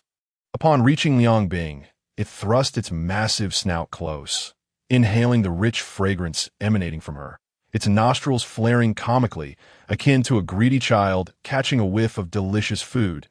Is it fragrant? Observing the crocodile's intoxicated expression after catching the scent, Liang Bing couldn't help but tease, her arms crossed over her chest, tilting her head slightly with a hint of mockery, a confident smile gracing her lips. Her yellow trench coat danced lightly in the breeze, its edges tracing elegant arcs in the air, enhancing her carefree demeanor. Delicious, absolutely delicious. My dear sister, I shall not hold back, perhaps due to its recent resurrection. Sotan found itself lacking energy and in dire need of a hearty meal to replenish its strength. Standing before it was Liang Bing, the stunning beauty clad in a yellow coat and black stockings, who in its simple mind represented an exquisite meal. The TikTok visions of indulgence began to surface in its mind, saliva unconsciously pooling at the corners of its mouth, forming a puddle on the ground. Hannibal would surely commend the timing. No sooner had it spoken than Sotan, unable to contain its eagerness, opened its massive crocodile jaws wide, revealing rows of sharp teeth glinting ominously in the sunlight, akin to a collection of deadly daggers. Its mouth gaped wide enough to swallow an adult whole. The fetid stench wafting forth was nauseating, a potent mix of rancid odor, sweat, and rust from its armor, saturating the air around. Space transition. Hiss whoosh! In that instant, a blue light flashed, and the time rose-clad in dark alloy armor materialized beside Sotan, her arrival as sudden as a specter, causing the surrounding air to tremble slightly in response. Blade cutting, whoosh slicing through the air, the time rose, leveraging her remarkable speed and superior reflexes, seized the moment with her left hand gripping the star fate, swiftly decapitating the ravenous Sotan in a beautifully executed crescent upward strike. Awakening from slumber, witnessing Carter dispatch the crocodile with a swift cue. Truly remarkable, isn't it? Whose Silas is this? A true slayer. Though the Rose appeared to be left-handed, she could easily wield her weapon with her right as well, proving her prowess in ambidexterity. The entire sequence unfolded seamlessly, so swiftly that observers could scarcely react, leaving only the lingering sound of her passage as evidence of the events that transpired. Thud, the massive brown crocodile's head was effortlessly severed by the sharp star fate, hurtling away like a cannonball, rolling several times on the ground before finally coming to a halt. Its eyes retained the previous glimmer of greed and hunger, as if still unaware of its decapitation. The lifeless body collapsed to the ground, a fountain of rich blood gushing forth from the severed neck, splattering across the surrounding ruins and staining the earth a deep crimson, despite being a third-generation super warrior with a peak beast body. Even this physical form could not withstand the slicing of the star fate. Crafted from dark silver material, the Godslayer weapon was undeniably a lethal instrument, capable of synergizing with the Rose's time-space engine post-charge. Tick-tock blood splattered everywhere, forming crimson streaks that adorned the surrounding debris and ground, resembling a harrowing work of art. Liang Bing found herself drenched in the sanguine deluge, Her yellow coat instantly transformed to a dark red hue, droplets clinging to her hair, rendering her a pitiful sight. Splash, although the time Rose also bore some bloodstains, she remained pristine, her alloy armor shielded by an invisible layer of time-space distortion, acting as a magical barrier. Regardless of damage or contamination, it automatically redirected to the surrounding alternate space that the subtle ripple emanated from her, and the blood that had sullied the dark alloy armor of the time Rose vanished without a trace. As though nothing had transpired, she remained immaculate, and under the sunlight, the dark alloy armor reflected a gentle radiance, reminiscent of a Valkyrie descended upon the mortal realm. What a delightfully adorable crocodile. It would be such a waste to slay it. But were you genuinely concerned for me just now? I must admit, it took me by surprise. Although the time-space Rose eliminated the gift from the Grim Reaper, Carl, right before her eyes, the magnanimous Liang Bing naturally would not hold it against her precious daughter. With a sigh, Liang Bing wiped the blood from her face, revealing an expression of contentment. In her heart, the fact that her daughter had intervened to save her was profoundly moving. Perhaps Liang Bing imagined that the other party had intended to open the crocodile's jaws and consume her, prompting her to act. In reality, she was overthinking. You are mistaken. How could I ever protect someone like you? Killing him was merely my master's task. My loyalty lies solely with my master. Indeed, upon hearing Liang Bing's teasing, the time-space Rose felt an immediate surge of displeasure. Her brow furrowed, and a glimmer of disdain flickered in her eyes. She always thought that this individual resembled a ruffian, were it not for her master's command to dispose of the crocodile. The Rose would likely wish to maintain her distance from this neurotic woman. Hey, why do you incessantly mention your master? Who is this master of yours? Surely, it can't be that insufferable little brat from earlier. Can it?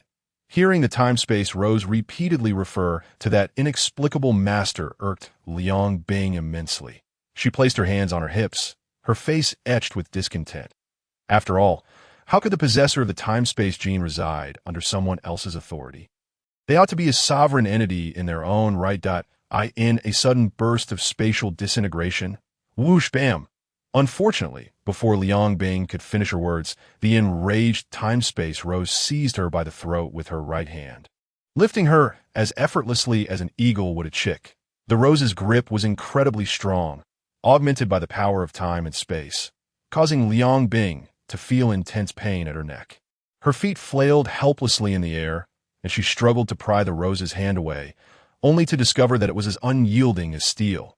Liang Bing's face flushed crimson, her eyes wide.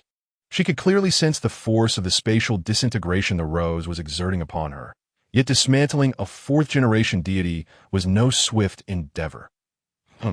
If you dare to insult my master again, I shall slay you and feed your remains to the worms this moment.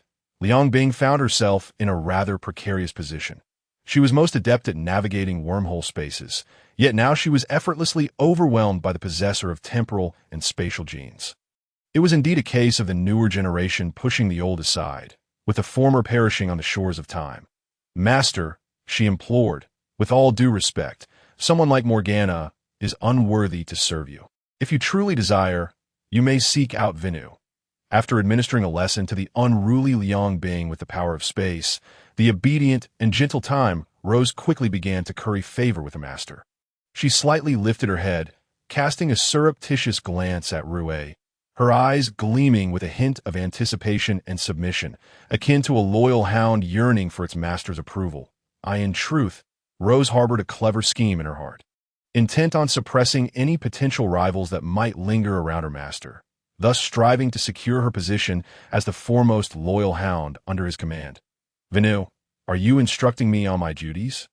Yet Rue appeared indifferent, seated on the bench with his head slightly tilted, a faint smirk of mockery gracing his features. His gaze radiated an air of aloofness and superiority, as if all things in existence lay within his grasp, unworthy of his attention. Rue had never regarded Rose as a goddess to be revered.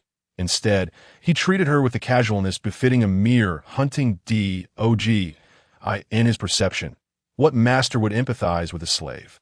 Hence, Rue swiftly mocked the kneeling Rose, his tone laced with nonchalance, yet sharp as a sword, piercing straight into her heart, his voice tinged with playful amusement, as if he were deliberately toying with her. No, Venu would not dare. Thud. The astute Rose instantly comprehended, her head bowing deeply, striking the ground with a resounding thud. This gesture seemed to encapsulate all her loyalty and reverence. The moment her forehead touched the earth, she felt her heart racing. Rose's body trembled slightly, torn between fear and hope. Fearful that her actions might provoke Rue's ire, yet hopeful that he would recognize her loyalty and grant her more attention and trust. Her hands and forehead pressed firmly against the ground, as if this proximity would convey her devotion to Rue. Humph! What do you have to fear? You are the time and space god king. Unable even to best Morgana. Oh, is that not the king of revelation, Liangbing? You seem to have lost your edge after a few days. However, the mischievous Rue did not relent, a sardonic smile curling at the corners of his mouth, as if he could see through all pretense. Not only did he expose Rose's inner thoughts, but he also took the opportunity to ridicule Liangbing, who had been easily overpowered by Rose's spatial prowess. Rue's gaze swept over Liangbing, filled with disdain and contempt, as if he were observing a trivial character of no significance. His words dripped with condescension, each syllable like salt rubbed into the wounds of Liangbing and Rose, leaving them ensnared in an awkward and helpless predicament. Enough! Do not address me with that title, Queen. It was no surprise that upon hearing the title King of Revelation, Liangbing seemed to ignite like a powder keg, her inner turmoil manifesting in palpable resistance and struggle. Her body quivered violently, fists clenched so tightly that her nails nearly dug into her palms. This title bore the weight of too many complex memories, glory intertwined with suffering, each recollection akin to a sharp blade, stabbing mercilessly at her heart. Liangbing raised her head slightly from the ground, glaring fiercely at Rue, her eyes ablaze with fury, as if she wished to incinerate the one who mocked her into ashes. Chapter 47. As long as it pleases you, then I, the Queen, shall comply. Time slipped away unnoticed, and before long, midday approached, yet the city was devoid of its usual tranquility. The jarring wail of sirens echoed through the streets, a piercing cry that tugged at the hearts of every citizen. The sound seemed to pursue some elusive, cunning citizen hidden in the shadows. Yet in the chaos, no one knew when this tumult would subside. Simultaneously, ambulances raced to the scene, a throng of medics clad in white uniforms hurriedly traversing the wreckage. They worked against the clock, carefully lifting the injured onto stretchers, hastily transporting them to hospitals. Yet the grim reality was heart-wrenching. Only a scant few survive after successfully deflecting Liangbing's attack. The time-space Rose, kneeling on the ground, glared furiously at Liangbing, who was beside her. Her tone was imbued with an unwavering loyalty to Rue and an overwhelming rage towards the intruder, as if she were the most indomitable shield for Rue, his most devoted guardian. Anyone daring to harbor even the slightest intent to harm Rue would face the harshest and most merciless punishment from the Rose. It was evident from her demeanor that her loyalty to Rue ran deep within her very being, as if he were the entirety of her existence. To protect Rue, the Rose would go to any lengths.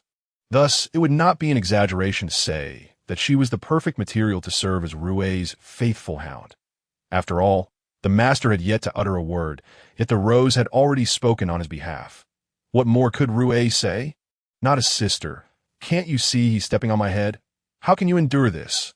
As a queen, all I wish is to crush him into dust. Upon hearing the time-space Rose scold her, Liangbing's fury ignited further, filling her with disbelief and confusion. Her once enchanting visage contorted with anger and grievance, her eyes brimming with questions and dissatisfaction directed at the time-space Rose. Throughout the ages, she had never endured such humiliation and indignity, first being openly mocked by a male mortal who appeared insignificant to her, like an ant, reducing her dignity to ashes. Then, she was chastised and loathed by the owner of the time-space gene, a person who should have shared a unique bond with her. The capriciousness of fate left her feeling utterly helpless and sorrowful, as if everything conspired against her. It was as if this former demon queen, who once commanded storms across the cosmos, had been reduced to this embarrassing and awkward state, seething in rage. Fine, this is your honor. Behave yourself. Yet the time-space Rose, with her unique perspective, regarded the situation quite differently. She looked at Liang Bing with disdain, a smirk gracing her lips, her tone laced with an undeniable command. Tio the Rose, Rui's actions toward Liang Bing were not humiliation at all. Rather, they were a grand privilege. The Rose believed Liang Bing should feel fortunate to garner Rui's attention. As she spoke, she cast a warning glance at Liang Bing, ensuring she harbored no thoughts of resistance, for Liang Bing was currently restrained under the immense pressure of the Rose's formidable space power. As the time-space God King, the Rose only needed a fleeting thought to easily take Liang Bing's life. In her presence, Liang Bing was akin to a lamb awaiting slaughter, utterly devoid of the strength to resist. Compelled to kneel submissively, Morgana submitted to the time-space Rose, who in turn submitted to Rui. Thus, Rui held sway over the Rose, indirectly conquering Morgana. However, Morgana herself did not submit to Rui. She only acknowledged the Rose. It resembled a feudal relationship reminiscent of medieval Europe, where one vassal serves another vassal, not their overlord. All right, since this little one is your beloved, I shall extend my affection to include him as well and won't bother to argue. After all, you are my cherished one. Anything you hold dear, I shall cherish too. After a turbulent emotional upheaval, Liang Bing, feeling somewhat resigned and speechless, ultimately chose to yield. She took a deep breath, striving to quell her inner anger and grievance. Believing that as a demon queen, she should possess a broader heart. There was no need to squabble over a mere mortal, especially since the time-space Rose carried the time-space gene she so treasured. In her heart, the Rose's position was irreplaceable, since the Rose was so fond of this seemingly unremarkable, ordinary, and even weak male from Blue Star. Even if it left her begrudging, the unparalleled Morgana could only reluctantly accept it and cease to pursue the matter further. For the sake of the Rose's honor, she would let go of this mortal who had caused her such humiliation, for the time-space gene was Liang Bing's lifelong passion, even if the Rose insisted that Liang Bing join her in serving Rui. The magnanimous Morgana would likely smile and comply. Chapter 48.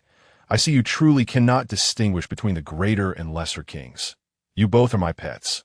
Upon hearing Morgana's comment, the Rose's already cool demeanor was tinged with further exasperation and disbelief, her brow slightly furrowing. The moment this thought crossed her mind, she felt a shiver run down her spine, overwhelmed by an almost unbearable sensation. Oh, spare me. I have no interest in such things. Morgana, do not overstep your bounds. My heart belongs solely to my master. The Rose's voice was crisp and resolute, her tone conveying an undeniable decree, each word seeming to be squeezed through clenched teeth, brimming with disdain and warning. As she spoke, she instinctively tightened her grip on the Star of Fate in her left hand, as if ready to strike down Morgana the moment Liang Bing uttered another word, prepared to reduce her to mere pulp and dispose of her in a graveyard to feed the wild beasts. With a sudden movement, the Rose's left hand, which had been naturally resting at her side, shot up with lightning speed, creating ripples in the air as if a stone had been cast into a tranquil lake. Breaking the stillness, a dull yet resonating thud echoed as the Rose, in a fit of displeasure, forcefully elbowed Liang Bing's seemingly delicate yet remarkably sturdy back. The two had been kneeling in close proximity, nearly able to feel each other's breath, their warm exhales intertwining in the confined space. Furthermore, Liang Bing was currently under the oppressive force of the Rose's formidable spatial power, her strength seemingly shackled by an invisible, unyielding bond. She could only helplessly endure the sudden assault, much like a lamb awaiting slaughter, utterly powerless to resist. However, this was not a grave concern, as the Rose's restraint from using the Star of Fate was already her greatest mercy. Cough, cough. The allure of lilies is endless, but my queen means to say, Rose, do not elbow me. Liang Bing coughed violently, her voice laced with pain and pleas for mercy, each cough seeming to emanate from the depths of her chest. Hoarse and trembling like the tea that moment, she not only knelt awkwardly on the cold, hard ground, but the heel of Rui's right foot bore down mercilessly on the back of her head to make matters worse. Just moments ago, her back had been struck by the rose's devastating elbow, leaving her feeling like a flower battered by a tempest. Who could imagine that this once majestic and formidable demon queen, Morgana, who instilled fear in countless beings, now found herself in such a pitiful and disheveled state? The rose's elbow strike held immense power, causing Liang Bing to spit blood, the crimson liquid trickling from the corner of her mouth and splattering onto the ground, blooming into shocking crimson stains. Fortunately, as a demon queen, her vitality was remarkably resilient, allowing her to preserve her life for the time being, avoiding immediate demise. Rui looked down from his lofty position at Liang Bing, whom he had pinned beneath his foot, a satisfied smile gracing his face, his sense of conquest swelling like a tidal wave, nearly overwhelming him. With a contemptuous spit, Rui deliberately directed a glob of phlegm onto Liang Bing's recently purchased yellow coat for Blue Star. The unsightly stain on the coat stood out starkly, akin to a single mouse ruining an entire pot of porridge, instantly tarnishing its previous elegance and dignity. This act was laden with humiliation, bearing an undertone of primal dominance, marking his territory, indicating that Liang Bing's punishment for defeat was about to commence. "Hey, you little rascal, are you getting too bold? How dare you spit on your queen? How disgusting!" Liang Bing instantly recognized Rui's malicious prank, and her fury ignited, threatening to incinerate the world in her wrath. She felt an overwhelming sense of indignation, the humiliation stinging her, as if she longed to rend Rui into pieces. Especially since his foot held her head captive, rendering her immobile, and now he had spat on her, an utter degradation. "Liang Bing, oh Liang Bing, do not wail. I shall fit you with a collar, and from now on, you will obediently follow me as my pet." Rui's voice dripped with a hint of mockery and pride, akin to a mischievous child toying with their own plaything. Yes, soon as the words left his lips, the cheerful Rui swiftly withdrew his right foot from the cool nape of Liang Bing's neck, his movements languid and nonchalant, as if he had just stepped on not a former ruler, but a lifeless stone. Subsequently, Rui slowly raised his right hand, exuding an air of confidence that suggested he could effortlessly train even the most haughty and aloof goddess into a docile and obedient companion. But a subtle flicker of thought from Rui summoned a shimmering amethyst necklace, which appeared to materialize from thin air, gracefully hovering in his right hand. Under the sun's radiant glow, the necklace refracted dazzling and enigmatic light, with every beam of radiance seeming to harbor endless secrets, compelling one to delve deeper. The purple luminescence, akin to a dreamlike mist, emitted an irresistible allure, yet concealed profound peril. With a decisive motion, Rui deftly adorned Liang Bing's neck with the amethyst necklace, a piece not merely ornamental, but imbued with the formidable powers of a hypnotic transformation system. Once donned, Liang Bing would succumb to Rui's absolute dominion. Her thoughts, actions, and even her very essence gradually eroded and controlled by this force, ultimately reduced to a mere puppet, reminiscent of the current spatio-temporal rose. While I, the queen, find little interest in such flamboyant trinkets, I shall reluctantly accept it since it is a gift from you." Though Liang Bing's heart brimmed with reluctance, her body lay immobilized by the rose's spatial power, forcing her to kneel submissively and watch as Rui clasped the amethyst necklace around her neck. Strangely enough, the moment the necklace made contact with her skin, a refreshing sensation washed over her, surprisingly alleviating her initial disdain. The coolness spread from her nape throughout her body, gradually calming the fervor within her. Yet unbeknownst to Liang Bing, this was merely the inception of a lurking danger. Be by the way, where is the rose? You wouldn't have sent one only to me, would you? Does this not imply that my allure surpasses hers? It's only natural for a mere mortal like you to be enamored with a devil. For beauty is the very nature of devils. Liang Bing's mind, always delightfully peculiar, prompted her to question Rui about the absence of a crystal necklace for the rose, secretly speculating whether this mortal favored her a tad more. After all, as the embodiment of a demon, Liang Bing was naturally endowed with breathtaking beauty and grace. Her flowing black hair cascading like a waterfall, her eyes shimmering with enchanting light. Every gesture she made radiated a lethal charm. effortlessly captivating mortal men, a fact she took immense pride in. Cut it out, Morgana. Your self-admiration is truly astounding. The very first gift from the master was intended for me. Remember, you are the latecomer and will henceforth refer to me as Big Boss, for you are under my command. Upon hearing Liangbing's jibe, the rose beside her felt a surge of irritation, her expression darkening as a glimmer of displeasure flickered in her eyes. She was the master's foremost loyal servant, possessing the formidable power of the spatio-temporal god king, wielding dominion over time and space, capable of traversing the cosmos and altering the rules of time and space at will, far beyond what Morgana, a mere show-off, could ever hope to compare. Moreover, the red crystal necklace that had once adorned the rose's neck had long since transformed into the vast energy of the hypnotic transformation system, merging with her being in a mysterious manner. This power not only tightened the bond between the rose and her master, but also drove her loyalty to an almost frenzied state. Soon, Morgana would experience a similar fate. It remained to be seen whether she could maintain her arrogance then. She belongs to you? You two both belong to me. Damn it, Rose. Having a personality is commendable. But remember your place. You are both my pets.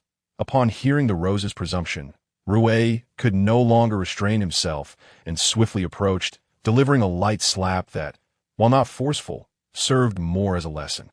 The sharp sound echoed crisply, resonating through the tranquil park like a heavy hammer striking the rose's heart.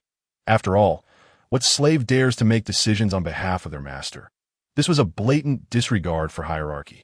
If the rose dared to usurp authority today, tomorrow the spatio-temporal rose might well sit at the dining table with the master.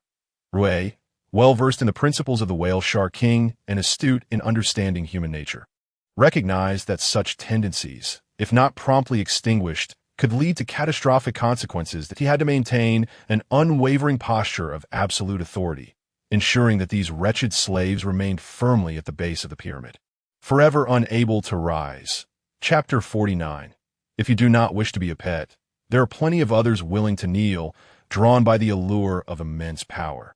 The spatio-temporal rose's body suddenly stiffened, as if ensnared by a binding spell, her eyes flashing with fear and panic as beads of sweat began to form on her brow.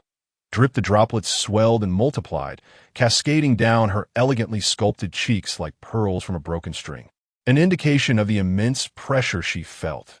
The psychological torment was more surreal than any physical harm.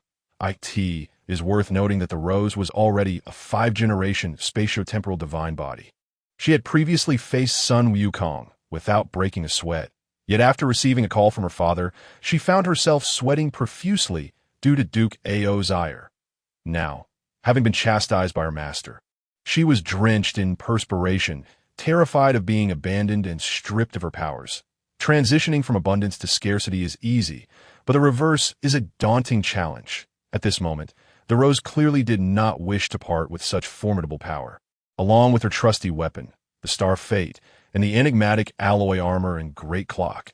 Simply contemplating it felt despairing, akin to being suffocated by a constricting serpent, as the sweat droplets landed upon the hard alloy armor.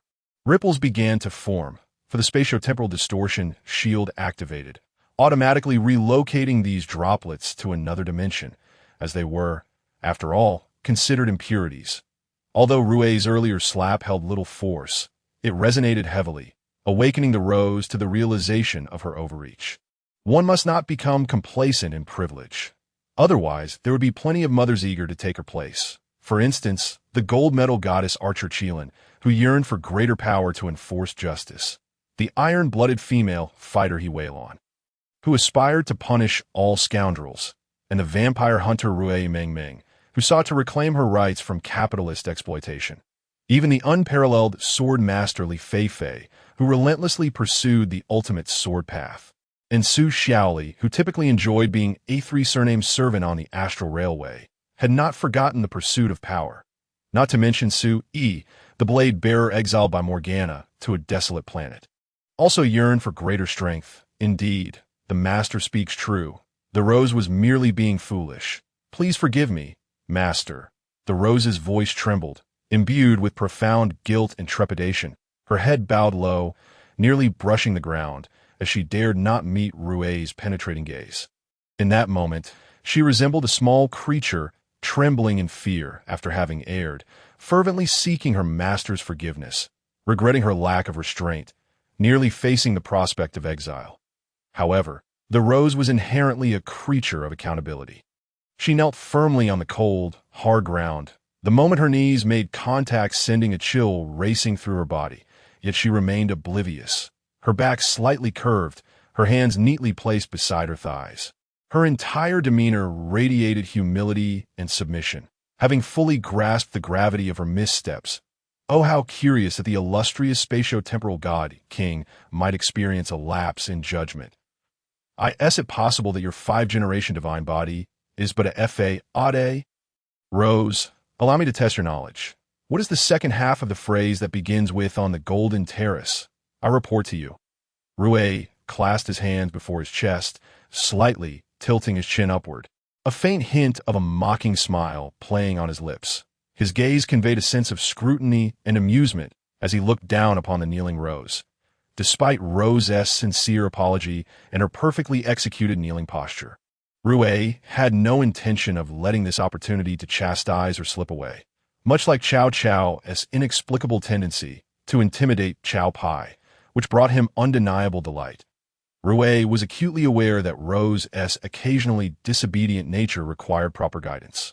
Had he not deliberately preserved her personality during her hypnotic transformation, he could have easily brainwashed her into a mindless puppet devoid of subjective awareness. However, such a Rose would be akin to a soulless doll, lifeless and merely executing commands, utterly devoid of interest.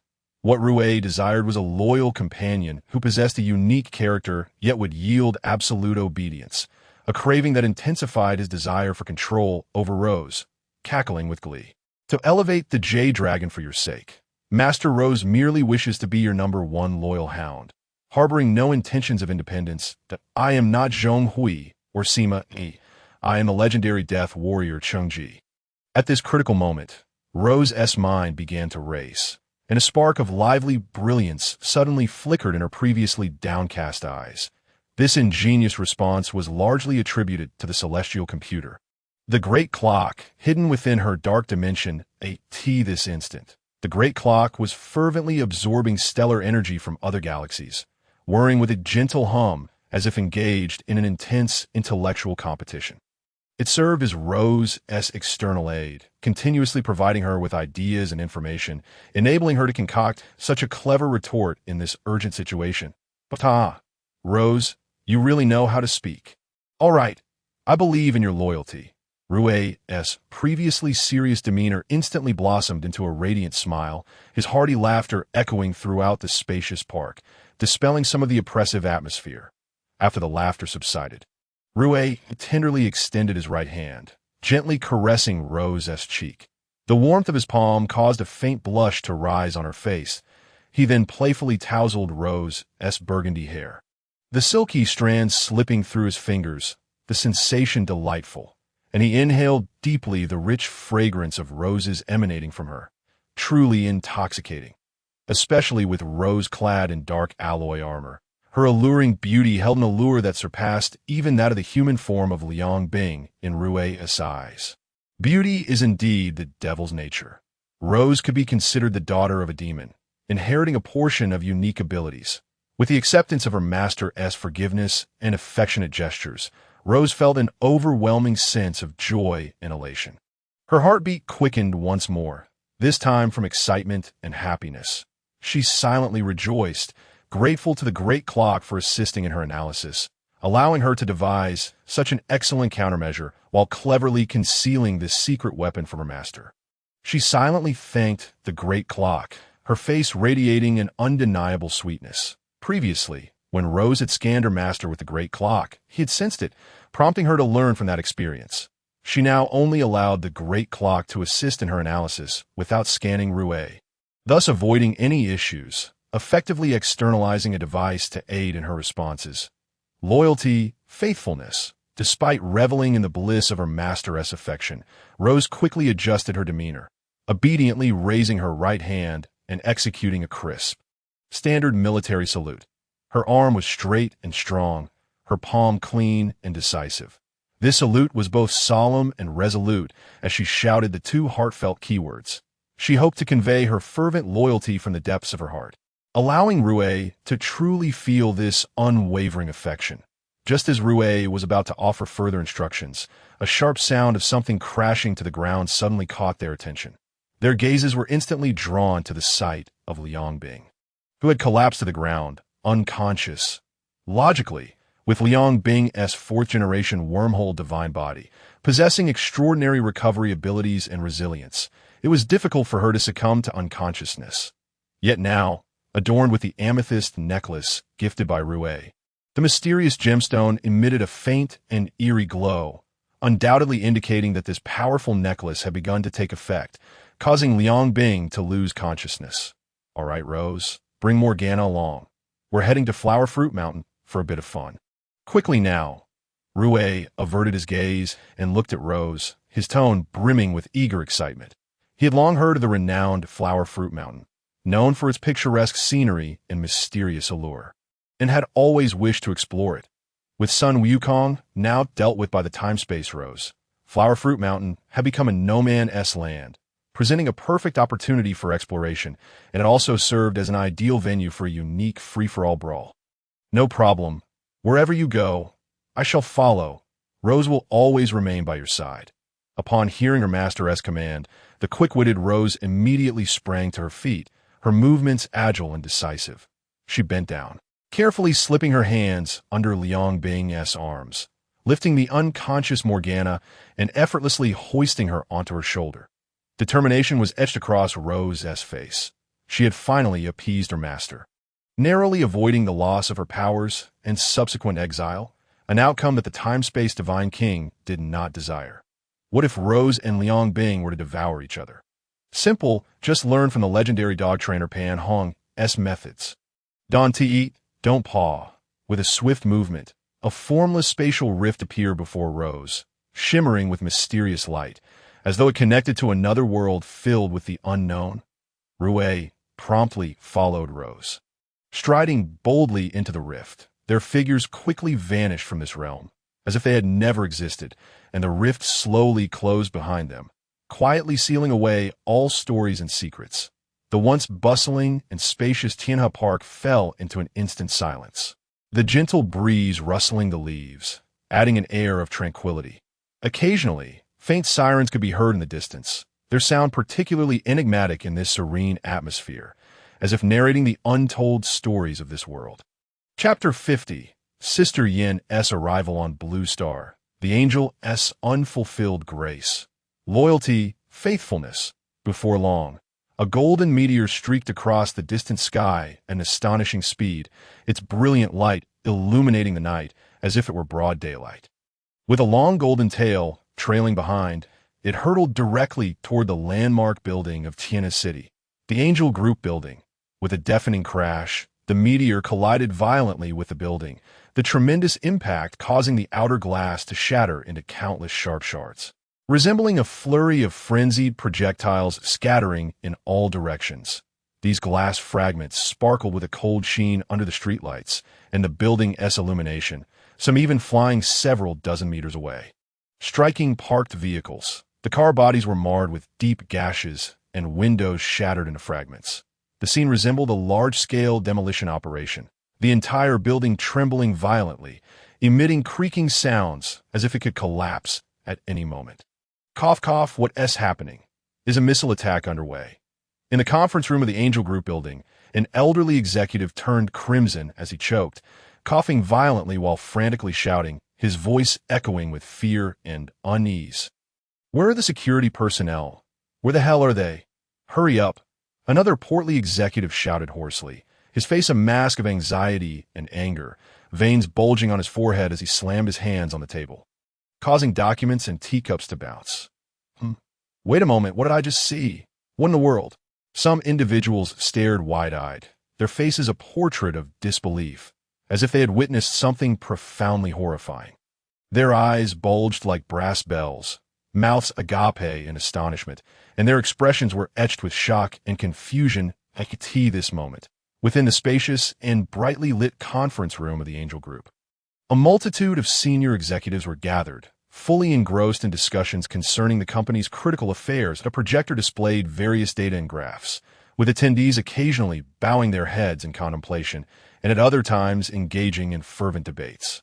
However, the sudden and immense commotion that erupted moments ago shattered the tranquility of the room, leaving everyone filled with perplexity and astonishment. Thick dust rapidly filled the air, as if malevolent demons had emerged from the depths below, enveloping the entire conference room in a shroud. Coughs erupted among the crowd, their eyes stinging from the dust, as they frantically waved their hands to fan the air before them. Some attempted to cover their mouths and noses, striving to fend off the encroaching dust, but to no avail. Amidst the chaos, a few keen observers seemed to catch a fleeting glimpse of a golden figure flickering within the dust, resembling a flame that radiated a mysterious glow through the darkness. Simultaneously, a rich and enchanting floral fragrance wafted through the air, delicate yet penetrating, as if emanating from a concealed, enigmatic source. This aroma contrasted sharply with the acrid dust, deepening the sense of confusion and unease among the attendees. With some discerning individuals recognizing it as the scent of the large Persian daisy, the cautious executives became acutely aware of the gravity of the situation.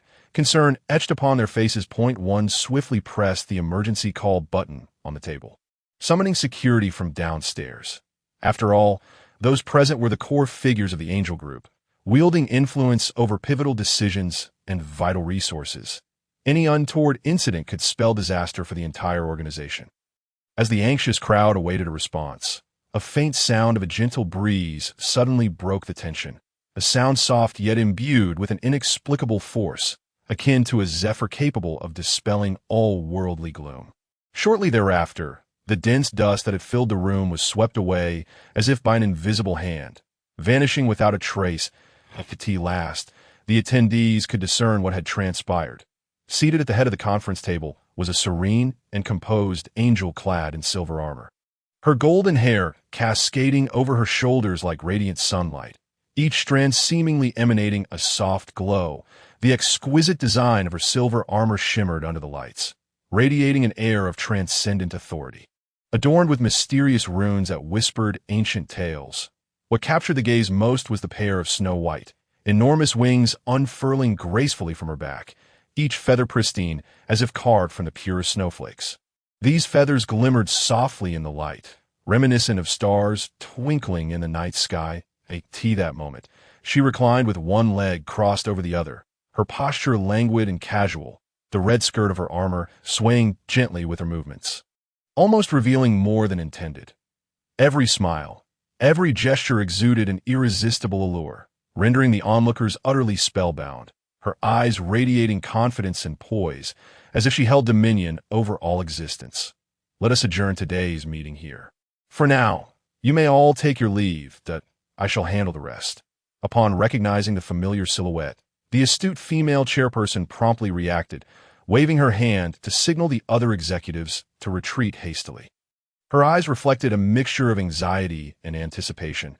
She understood that what lay ahead was not for ordinary executives to partake in, surely concealing significant secrets. With a rhythmic sound of footsteps, the high-ranking officials, attuned to the chairperson's directive, rose in unison, their movements swift yet composed, devoid of any hint of panic.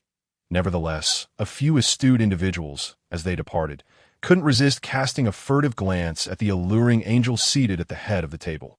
After all, the desire for beauty is universal, and the presence of such a stunning and mysterious angel was simply irresistible, their gazes filled with curiosity and wonder, as though they were beholding a rare treasure. It is my first encounter with a true angel. The magnificence of an angel mirrors that of the sun, steadfast and loyal.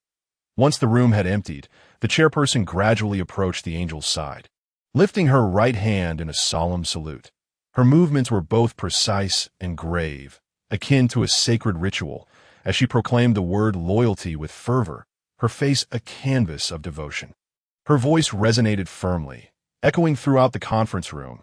This peculiar ritual taught to you by Aswi. My apologies. I rarely laugh, unless unable to contain it. The angel, lounging with her leg crossed, couldn't help but chuckle at the chairperson's comical display.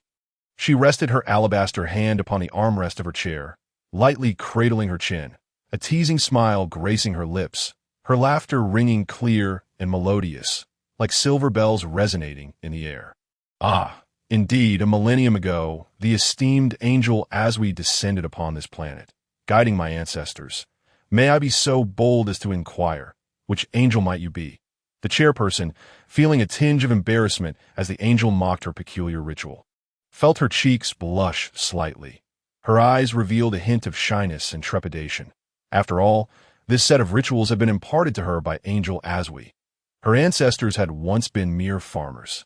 Yet with the angel's assistance, the family achieved a remarkable social ascent, rising from the nadir of the social pyramid to the pinnacle, maintaining their lineage for nearly a millennium without interruption. Truly, the angel's grace was an inexhaustible blessing, a treasure of immeasurable value for the family. Meanwhile, the neighboring Hongnong clan incessantly boasted of their connection to the great Xiangyu, claiming that their ancestor had seized one of Xiangyu's legs during his demise at Wu River. Following Liu Bang's endorsement, the Yang clan's power burgeoned, with the preserved relic of Xiangyu's bone revered as a sacred heirloom, celebrated with grand ceremonies during significant festivals. However, the chairperson mused that compared to the angel's favor, the legacy of Xiangyu paled in significance. After all, Xiangyu had long since passed, while angels remained ever present, even thriving in their celestial glory. The disparity in the backgrounds of the two families was stark. The mysterious powers and boundless possibilities represented by angels far surpassed what the Yang clan could offer, instilling a profound sense of reverence within the chairperson for the angel before her. With the authority of the chairperson echoing in the room, she pondered, why does the world dwell upon the Hongnong Yang clan's acquisition of Xiangyu's leg, which established their millennial lineage, while we, backed by angelic civilization, stand equally strong? In truth, Xiangyu is deceased, yet angels endure, and thus the advantage lies with us. In this spacious yet momentarily disordered conference room, Angel Yin gracefully moved her long, slender legs gliding with an elegance reminiscent of flowing water. She rose slowly from her seat, taking her time to reveal her identity to the chairperson, instead opting to leisurely wander around the conference room. Her steps were light yet assured, each footfall imbued with an invisible force that compelled all eyes to gravitate toward her. Yan's gaze was piercing, sharp enough to penetrate the superficiality of the surroundings, scrutinizing every corner of the conference room. What is this? Suddenly, Angel Yan's graceful footsteps came to an abrupt halt. Her lively and profound gaze seemed to be drawn by an invisible force, instantly fixating on an exquisitely framed poem hanging on the wall. The poem, titled in gratitude to Angel Jie, was authored by Xiao Yin a millennium ago. In a world obscured by dust, the farmer clung to the meager grains of his land. Toil in the fields knew no respite. Wind and rain could not shield the gnawing hunger. Then a celestial vision appeared by my side. The angel descended, radiating auspicious light, with a benevolent visage and kind intentions. Her melodious voice warmed my heart. Guiding the path ahead, she ignited new journeys, strategizing and planning for prosperity. Barren lands transformed into fertile fields, granaries overflowed, manifesting glory. How could I forget such profound kindness? Virtue and grace linger long through the years. From then on, our family thrived in great enterprises. Generations to come will sing of our revered legacy. Her figure dances like a phoenix from the heavens, graceful and dignified. Her charm is self-evident, with every thought of her celestial form. My heart swells with admiration and reverence. Endless gratitude brings tears to my garments. Respectful sentiments rise towards the vast skies. I only wish for the angel's eternal protection, that blessings may perpetuate, ensuring prosperity for ages. Angel Yin tilted her head slightly. Resembling a connoisseur engrossed in appreciating a work of art, she meticulously read through the poem, each word like a pebble cast into her heart's lake, stirring ripples of emotion. A glimmer sparkled in her eyes, a mixture of excitement and intrigue upon discovering something novel. Unconsciously, the corners of her lips curled upwards, forming an alluring and playful arc. A clever idea suddenly dawned upon Yin. prompting her to package this treasure into data and send it to Jue, hoping her dear sister would savor the artistry. This poem, penned by Lord Xiao Yan for the esteemed Angel Jie, had been carefully preserved by the Xiao family despite the passage of time. Upon encountering the unfamiliar yet imposing angel, akin to a sovereign of the cosmos, the female chairman hastily stepped forward. Her movements swift yet infused with a blend of reverence and restraint. She bowed slightly, her face adorned with utmost respect, her tone laden with admiration as she explained, fearing any unnecessary misunderstandings from the noble angel. After all, the poem's opening sections vividly depicted Xiao Yan's struggles and destitution, the hardships of those times seemingly palpable. The middle portion illustrated the enchanting encounter between Xiao Yan and Angel Jie, each detail rich with fantasy and romance. The latter half boldly extolled the angel's breathtaking beauty and alluring form, a rather audacious portrayal in a culture steeped in conservatism and traditionalism, which might be deemed somewhat impertinent. "Hey, Jue, are you there? I have something delightful to show you." Huh. With that, Angel Yin initiated a discreet communication with Angel Jue, presenting her a small gift, hoping it would bring joy. "Sister Yin, what have you sent me?" "Oh, it's a poem from Xiao Yin, but that fellow should have turned to dust by now, considering it has been a millennium that very moment." In a distant galaxy, Angel Jue was fully engrossed in executing an important task assigned by Queen Kaisa. Her lithe figure traversed the stars, akin to a radiant meteor piercing through the dark cosmos, leaving behind a trail of brilliance. Upon receiving the special poem from Sister Yin, her previously focused expression became tinged with complexity. A whirlpool of emotions stirring within her. She sighed softly, the sound echoing through the vastness of time and space, imbued with a faint sorrow and nostalgia. Images of the simple, earnest Xiao Yin, whose eyes sparkled with hope for the future, surfaced in her mind. While the poem was heartfelt and eloquent, flowing with Xiao Yan's deep affection and gratitude towards her, he was, after all, a mortal with a fleeting lifespan, a mere shooting star within the vast universe. A millennium had passed in the blink of an eye. Throughout these lengthy years, the cosmos had witnessed countless transformations that it was likely that he had long since vanished into the annals of time. His ashes scarcely traceable, the hint of melancholy washed over Jue's heart. As an angel, she possessed a lifespan stretching toward eternity alongside a noble and grand mission. Angels seldom fall in love with mortals. They tend to seek companions who can stand beside them atop the cosmic pinnacle, sharing in the eternal expanse of time. Like a team most, they may lend a helping hand to those struggling in adversity. Driven by compassion, I encountered his descendants on Blue Star, which has now entered the pre-nuclear era. After a brief yet pleasant exchange with Jue via discreet communication, Angel Yin concluded the conversation. Her spirits lifted. She had pressing and urgent matters to attend to, for the current situation on Blue Star resembled a tangled mess, fraught with peril and uncertainty. By the way, I am Angel Yin. Please instruct your kin to swiftly evacuate Tianhe City. It is soon to become a battlefield. The voracious Tao Tai from the Mingi Galaxy is set to invade. With poise and seriousness, Angel Yin articulated her command, striding elegantly yet firmly towards the gaping hole created by her powerful descent. She stood tall, resembling a majestic mountain, gazing down upon the cityscape below. The scenery of Blue Star was indeed breathtaking. The vast expanse of land resembled a colossal green velvet tapestry. Winding rivers akin to silver ribbons, and lush forests appeared as a verdant ocean, each element teeming with life and vitality, exuding the essence of existence. However, beneath this enchanting facade lay a pervasive atmosphere of war and death. Poverty raged like a demon, hunger roamed like a specter, and conflicts brewed incessantly, with the flames of discord ready to ignite at any moment. In such an environment, it was no wonder that the avaricious Tao Tai, akin to cosmic wolves, were drawn to prey upon the weak and resource-rich planets, ruthlessly plundering and invading, leaving devastation in their wake. Understood. Angel Yin, you may refer to me as Xiao Mei. I shall make the necessary arrangements. Upon hearing Angel Yan's grave and significant directive, the obedient Xiao Mei nodded vigorously, a flicker of anxiety and concern crossing her gaze. She fully comprehended the gravity of the situation. This news posed a colossal crisis capable of overturning everything for her family, yet it also presented a stern test. Thus, without a moment's delay, Qiangwei hastened to organize the most capable members of her family. Devising a meticulous and comprehensive evacuation plan before discreetly exiting, her footsteps quickening as she left the conference room. She gently closed the door behind her, her movements soft and cautious, careful not to disrupt the esteemed Angel Yin. In her heart, this was a unique opportunity for the Xiao family to communicate and gain the protection of an angel, one that must not be coveted by outsiders, especially not the Hongnong clan.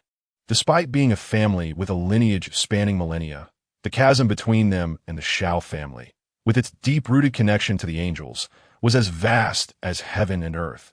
She had to safeguard this precious fate, striving for more possibilities for her family's future, to ensure the continuation and prosperity of their lineage. With her eye of insight activated, Angel Yan's gaze shimmered momentarily, a distinct sign of her power. A potent energy coalesced in her eyes, akin to two brilliant stars ablaze, as she continued to scan the myriad data of this planet. Geographic landscapes, population distributions, technological levels, military strengths. Every detail was meticulously absorbed, with nothing overlooked. She needed to swiftly grasp the comprehensive situation of Blue Star, for she would soon report back to Queen Kaiao. At first, the data presented itself quite normally.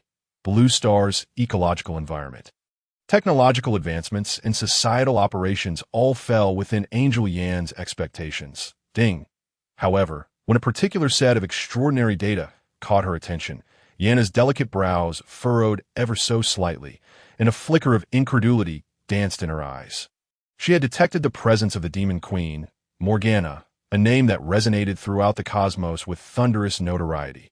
Once a member of the angelic lineage, she shared a profound bond with Queen Kaiao. Yet their paths diverged drastically due to irreconcilable ideological differences, rendering her one of the most formidable adversaries to the angelic race in her current form. Morgana had ascended to the status of a fourth-generation wormhole deity, signifying an acquisition of unparalleled power, enabling her to traverse wormholes at will and exert control over matter and energy to an unprecedented degree. Such might was sufficient to stir tumult within the vastness of the universe, instilling fear among numerous civilizations. Yet, what astounded Angel Yanna even more was the revelation that Morgana, possessing such formidable divine prowess, was being effortlessly overpowered on Blue Star by the Temporal Rose. The name Temporal Rose was not unfamiliar to Angel Yanna. She was a super soldier nurtured by the Super God Academy. According to the initial plan, she was intended to serve as a training partner to hone the powers of the galaxy, playing a crucial supportive role akin to a devoted companion guiding the galaxy towards greatness. However, reality delivered a staggering blow to Angel Yanna, as the Temporal Rose not only exceeded expectations, but also betrayed her original faction, aligning herself with a mysterious cosmic deity. This sudden upheaval made Yanna acutely aware that the situation on Blue Star had transcended their initial forecasts. Indeed, plans were futile against the tides of change. Reporting to Queen Kaiao, Yanna conveyed that matters on Blue Star seemed to have spiraled beyond their anticipations, sharing the data with her without delay. With no time squander, she established a covert communication link to Queen Kaiao. Far away in the Angel Nebula, the light of the dark transmission flickered before her, serving as a bridge connecting two disparate worlds. Her tone was laced with urgency as she relayed the unfolding events on Blue Star to Queen Kaiao, fully cognizant that the current state of affairs had slipped beyond their control and that it was imperative to seek further instructions from a queen. Intriguing. Let us refrain from hasty actions for now and observe a while longer. Blue Star is on the verge of becoming a battleground for the myriad deities and empires. Such an environment will undoubtedly accelerate the growth of the galaxy's power, in the distant Angel Nebula. The regal Kaiao sat majestically upon the throne of the celestial palace, a symbol of supreme authority, her bearing elegant and noble, akin to the most luminous star in the night sky. Upon hearing Yanna's report, a subtle smile of intrigue graced her lips. She exhibited no overt surprise at the developments on Blue Star, instead perceiving it as a rare opportunity to show her Blue Star was poised to become a stage for the contest of various forces. And this chaotic situation could serve as a catalyst for the galaxy's ascension. Though the temporal rose has departed, the Super God Academy has dispatched the sunlight from the fiery star. Yana, have faith in the galaxy's power. No one is irreplaceable, except for him. He is the exception. Kaisa's voice resonated once more in the dark communication, her tone shifting to one of solemnity and resolve. She informed Angel Yana that while the betrayal of the temporal rose was a significant setback, the Super God Academy had implemented new strategies with the sunlight en route from the fiery star.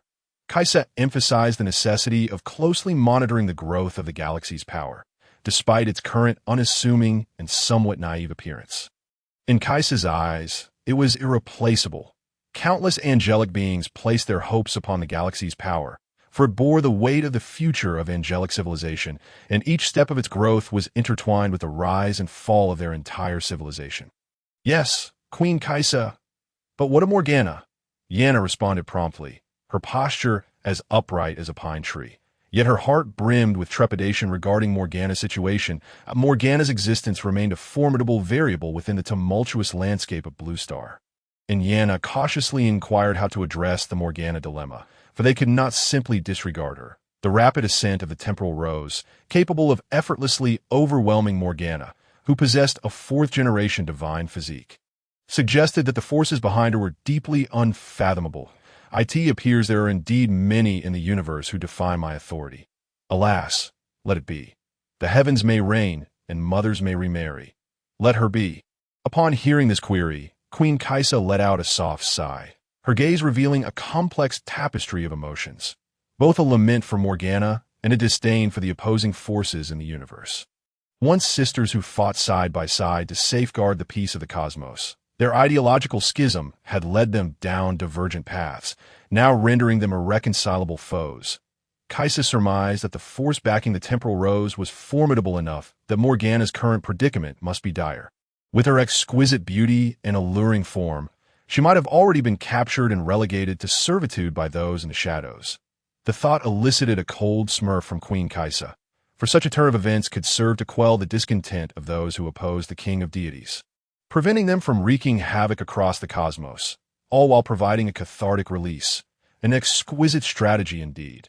After all, Morgana's fourth-generation wormhole deity form was exceptionally resilient, with a remarkable healing rate, making for the perfect public transport. Understood. After conferring with Queen Kaisa regarding their strategy, Angel Yana terminated the dark communication, her mood weighed down by the ever-shifting circumstances on Blue Star.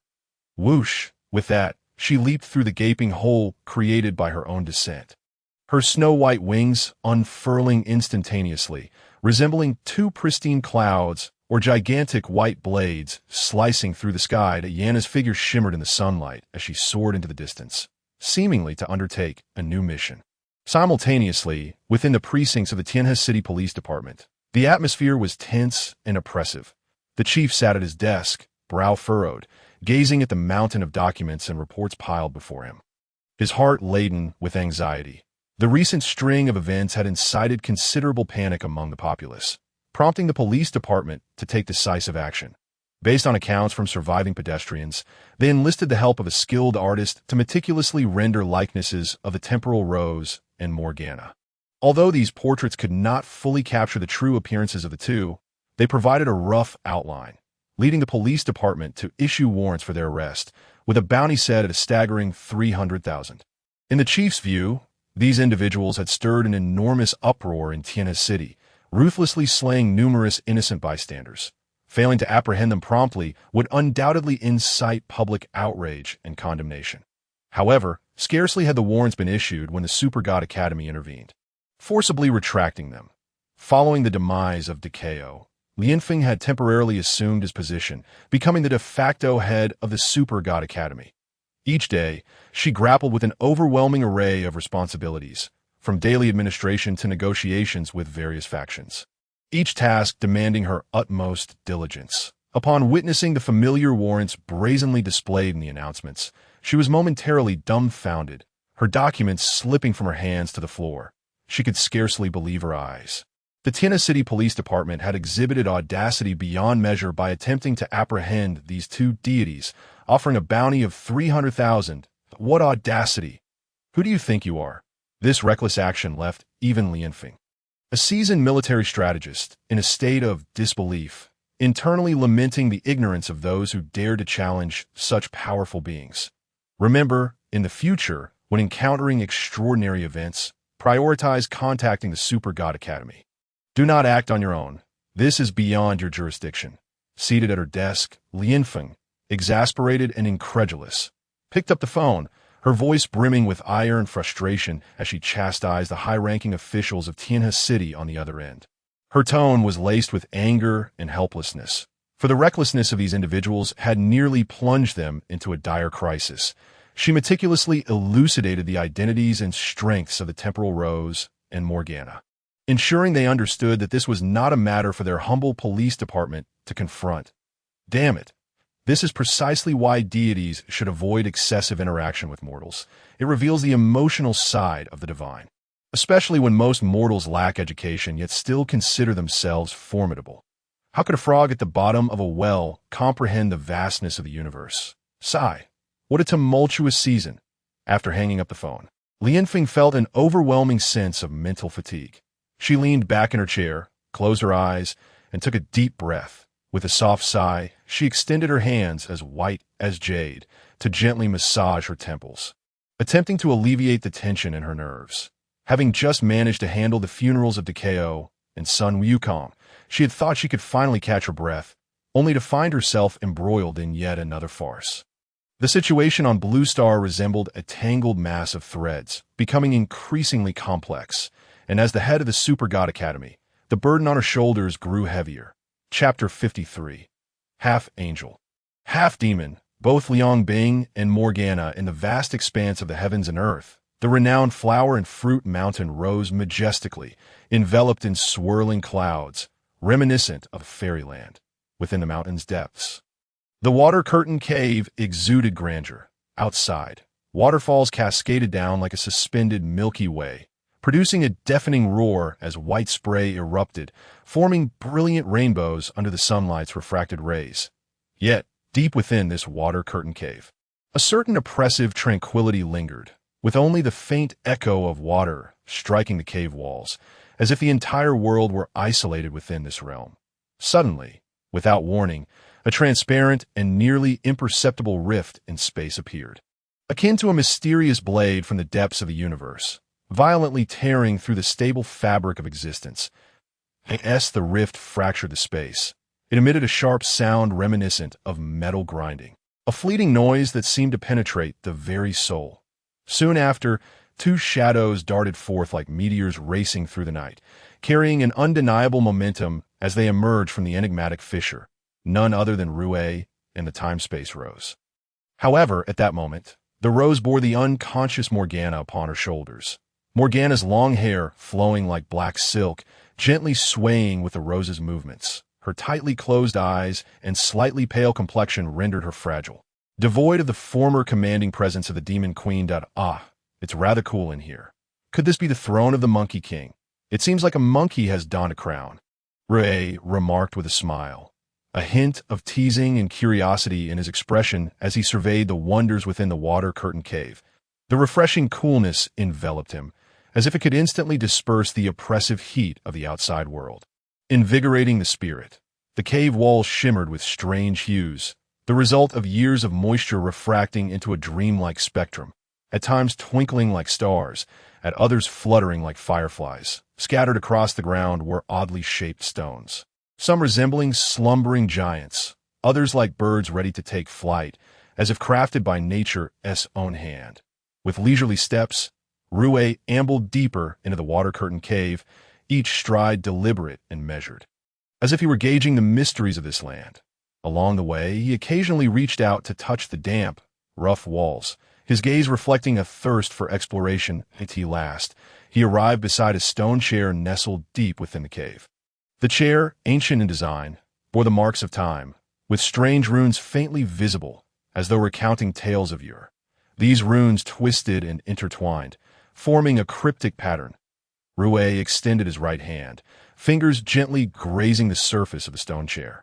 His focused demeanor suggesting he was deciphering a precious historical text, seeking the forgotten secrets of Flower and Fruit Mountain, buried beneath the sands of time.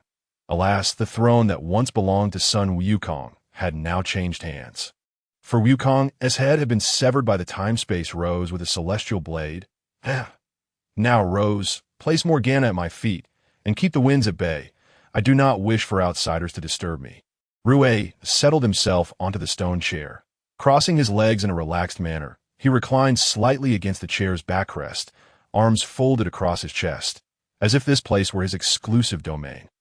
He then waved his left hand dismissively, signaling the time-space rose to cease her idle stance and to get to work, his gesture imbued with an undeniable authority.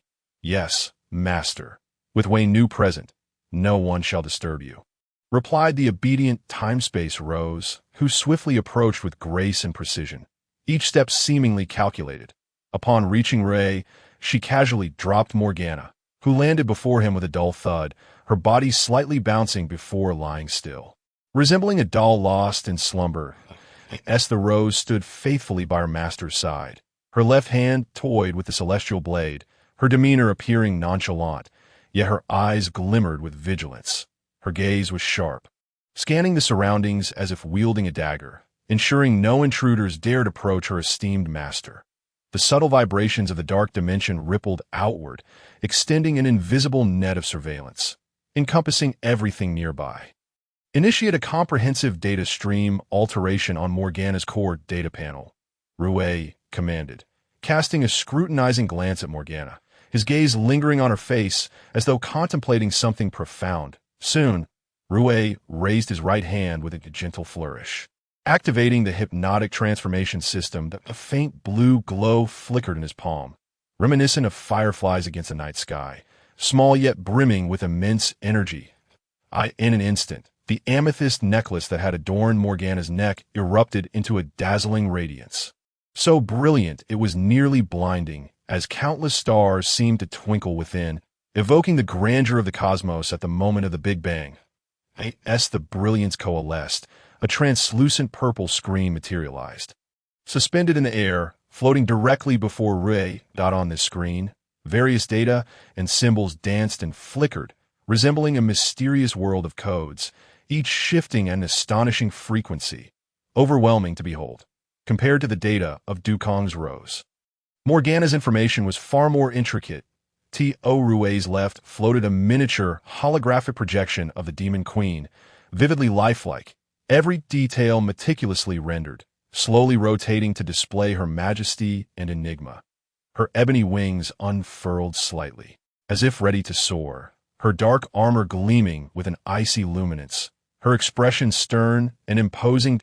Rue's right hovered a holographic projection of the Angel Queen, also rotating gracefully, her pristine wings emitting a soft glow, capable of dispelling all darkness, her silver armor billowing as if she were a celestial being descended from the heavens, her visage dignified and compassionate.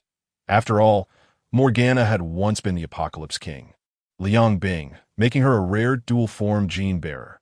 These two projections symbolized her disparate identities, indeed, a half-angel and a half-demon. Between Rue's projections lay a dense array of complex data, densely packed and overwhelming to the point of dizziness. Presenting an almost insurmountable challenge, the numbers, symbols, and codes intertwined, forming a labyrinthine tapestry that seemed to narrate the legendary life of Morgana. Had Rue's reading comprehension been even slightly less adept, he would have found himself at a loss on how to proceed. Fortunately, Rue possessed a modicum of education. Although his qualifications were modest, he could at least discern letters, numbers, and symbols. Adjusting the intriguing data he desired was not an insurmountable task, yet he deemed it prudent to carefully review everything beforehand. For knowledge of oneself and one's adversary is the key to victory. Demon form. Name: Morgana angel form. Name: Liang Bing demon form. Gender: female angel form. Gender: female demon form. Height: 1.8 meters can be increased. Angel form. Height: 1.7 meters can be increased. Demon form. Power level: E can be augmented. Angel form. Power level: D. Can be augmented, demon form. Title: Demon Queen Angel form. Title: Apocalypse King Demon form. Weight: 80 kilograms, can be increased. Angel form. Weight: 70 kilograms, can be increased. Demon form. Scent: black rose. Modifiable: Angel form. Scent: gardenia. Modifiable: Demon form. Waist: slightly thick, adjustable. Angel form. Waist: slim, adjustable. Demon form. Curves: universally acclaimed beauty, can be enhanced. Angel form. Curves: delicate and modest. Enhancement: Demon form. Jade foot size. 41 growth possible.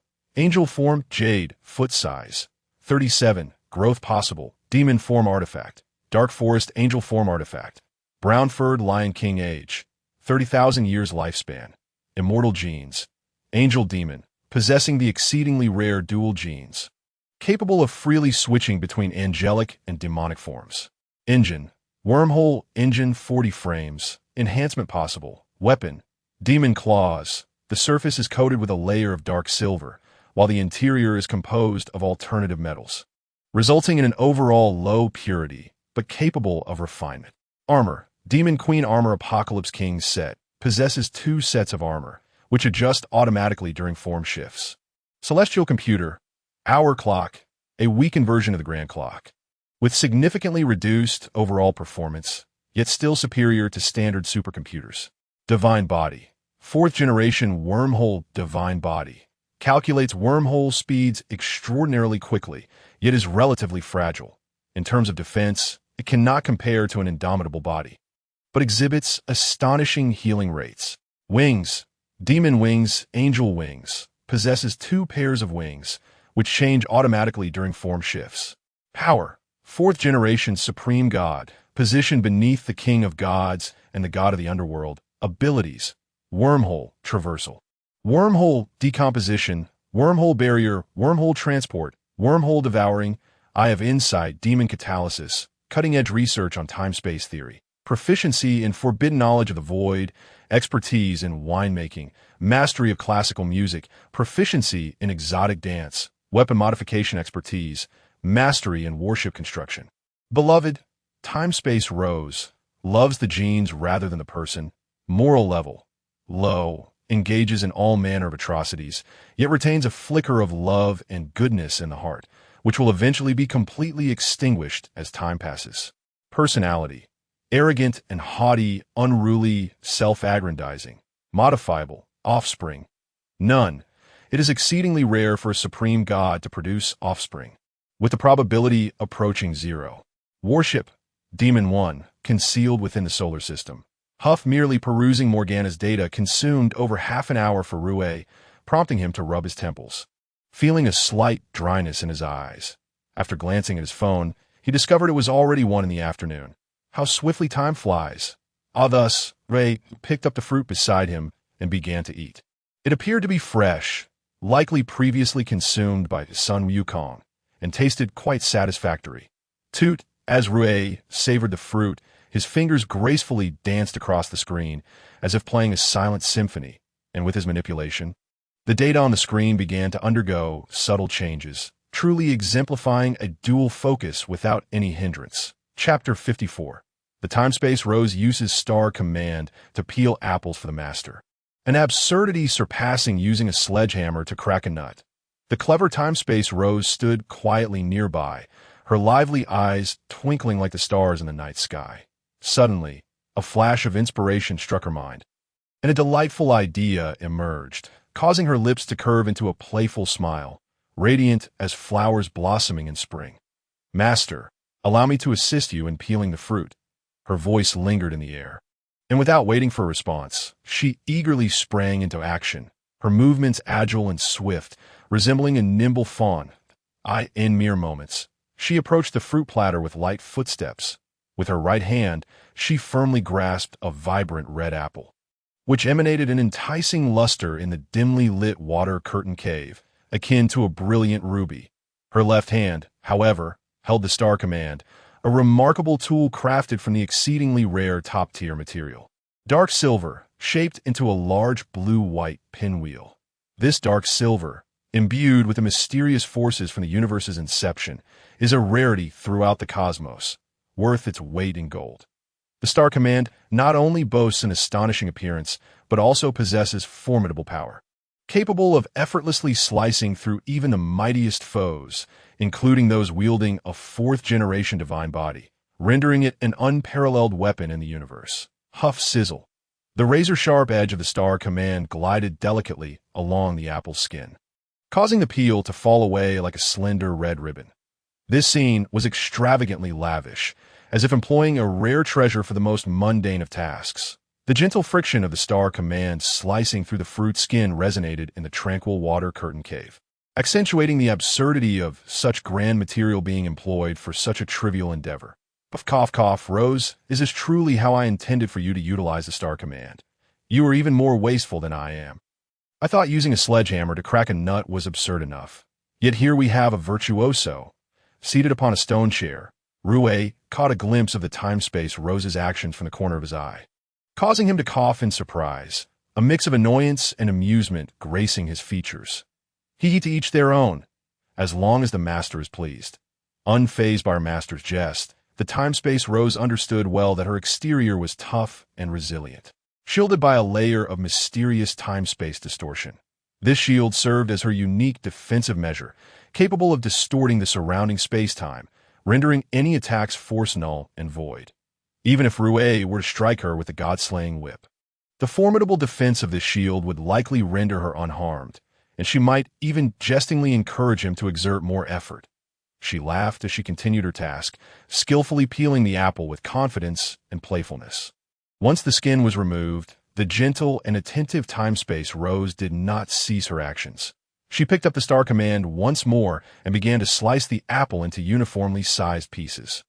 The sharp Star Command in her hands seemed as if it had been imbued with life, each slice executed with precision, effortlessly penetrating the apple as if it were mere clay. This scene was akin to employing a top-tier 5090 graphics card to run a simple game of Minesweeper. The card's immense capabilities going entirely unutilized, the cooling fan not even stirring, as if it were on the verge of catching a cold, creating a stark contrast. Subsequently, the time-space Rose gently fed Rue the neatly peeled and diced apple, bending slightly as her eyes brimmed with concern and warmth, delicately offering the apple pieces to his lips. Rue opened his mouth slightly, consuming the apple offered by the Rose, chewing a few times before nodding in approval, indicating it was quite palatable this moment. If Sun Wukong were to know, he would scarcely believe that his once dominant flower fruit mountain had been usurped, and the water curtain cave he had guarded so diligently had become a realm for others to enjoy at will. By the way, Rose, are there many monkeys outside the water curtain cave? I can hear their calls. Would you send a time-space mirror projection to deal with them? Goodness, they are utterly unbearable. Flower Fruit Mountain shall be my domain from now on. As Rue relished the Rose's affectionate feeding, he remained wholly focused on altering Morgana's core data. However, the cacophony of the monkeys outside the water curtain cave pierced through his tranquility, causing immense irritation. Rue, a lover of quietude, believed that concentrating on the meticulous task of data modification required an absolutely serene environment, and the monkey's clamor was an immense distraction. Particularly, the mental energy expended in altering Morgana's data surpassed that of modifying the time-space Roses, leaving Rue stifling yawns, feeling more burdened than during his school days assignments. The monkeys, inherently lively and playful, frolicked and screeched throughout the Flower Fruit Mountain's forests, their sharp cries echoing intermittently. Thus, Rue promptly issued a command to the Rose, turning slightly to convey his undeniable authority, signaling her to dispatch a doppelganger to handle the boisterous rascals. Not a problem. A mere bunch of stinky monkeys. I can easily send a time-space doppelganger to deal with them. The time-space Rose replied confidently, her tone laced with disdain, a glint of sharpness flashing in her eyes as her lips curled slightly, resembling a mischievous dragon, a time-space mirror projection doppelganger huff hiss. As the Rose concentrated, the surrounding space-time appeared to be stirred by an unseen hand, twisting violently, a mysterious energy pulsing through the air, enveloping the scene in an essence akin to a cosmic vortex. As her words fell, The power of time-space erupted from the time-space rose, and an eerie figure tore through the distorted space, emerging from the dark fissure. This entity bore an uncanny resemblance to the time-space rose, with no discernible difference in delicate features or athletic build. Even the dark alloy armor it donned and the star command it wielded appeared to have been crafted from the same mold. Truly a product of the same mother, nurtured by the same master. You, go eliminate those monkeys outside, be swift about it. Subsequently, the rose fixed her gaze sharply upon the other party, her eyes radiating an undeniable command laced with a hint of impatience. She signaled her temporal mirror projection to hasten its efforts, urging it not to remain frozen in place like a fool. "Humph, watch me," murmured the projection, casting a displeased glance at its master, its eyes filled with reluctance. In an instant, it sprang forth, unleashing a powerful force that propelled its body like a cannonball, shooting directly out of the waterfall cave. Whoosh splash! The sheer force of the leap created a tremendous splash, causing the majestic waterfall to erupt with ferocious sprays of water, which, refracted by the sunlight, formed resplendent rainbows, a sight to behold. The temporal mirror projection of the rose bore a resemblance to the abilities of Tokusaki Kurumi, both sharing a remarkable similarity in pulling a version of oneself from a specific moment in time into the present timeline. This projection not only mirrored the appearance of its master, but also possessed a strength that was nearly indistinguishable. They wielded identical weapons, donned similar armor, and shared the same divine physique and celestial computing abilities. Should a confrontation arise, the outcome would likely be evenly matched. At this moment, the projection charged toward a raucous group of monkeys, the air seemingly filled with the sound of it slicing through as it advanced. Bang! Boom! A deafening noise erupted, revealing that it was the temporal rose's projection causing the commotion. What appeared to be a mere casual jump resulted in a massive crater upon landing, with several playful monkeys tragically crushed underfoot. Tick-tock, how could fragile mortal bodies withstand the might of the temporal rose's fifth-generation divine physique? Innocent monkeys were reduced to mere pulp beneath the projection's delicate feet, their bones easily crushed, and the rich blood soaked into the earth. Swish, swoosh, whoosh! The sudden and immense disturbance rendered the other monkeys paralyzed with fear. However, a few quick-witted ones hastily fled, eager to distance themselves from the temporal rose's projection, for it seemed a formidable adversary indeed. Better to retreat tactically. Chapter 55. The Catastrophe of the Monkeys of Flower Fruit Mountain. Rue asked the rose to fetch him KFC. Space stasis. Whoosh swoosh! In an instant, a shadow shot forth from the deep, concave pit of Flower Fruit Mountain, the very essence of the temporal rose's mirror projection. Her form was both graceful and powerful, the ground trembling slightly beneath her as she leaped, an embodiment of a coiled predator unleashing all its latent energy for this singular moment of explosive release. As she soared from the pit, her body hovered effortlessly in midair, seemingly merging with the atmosphere, a translucent barrier shimmering beneath her feet.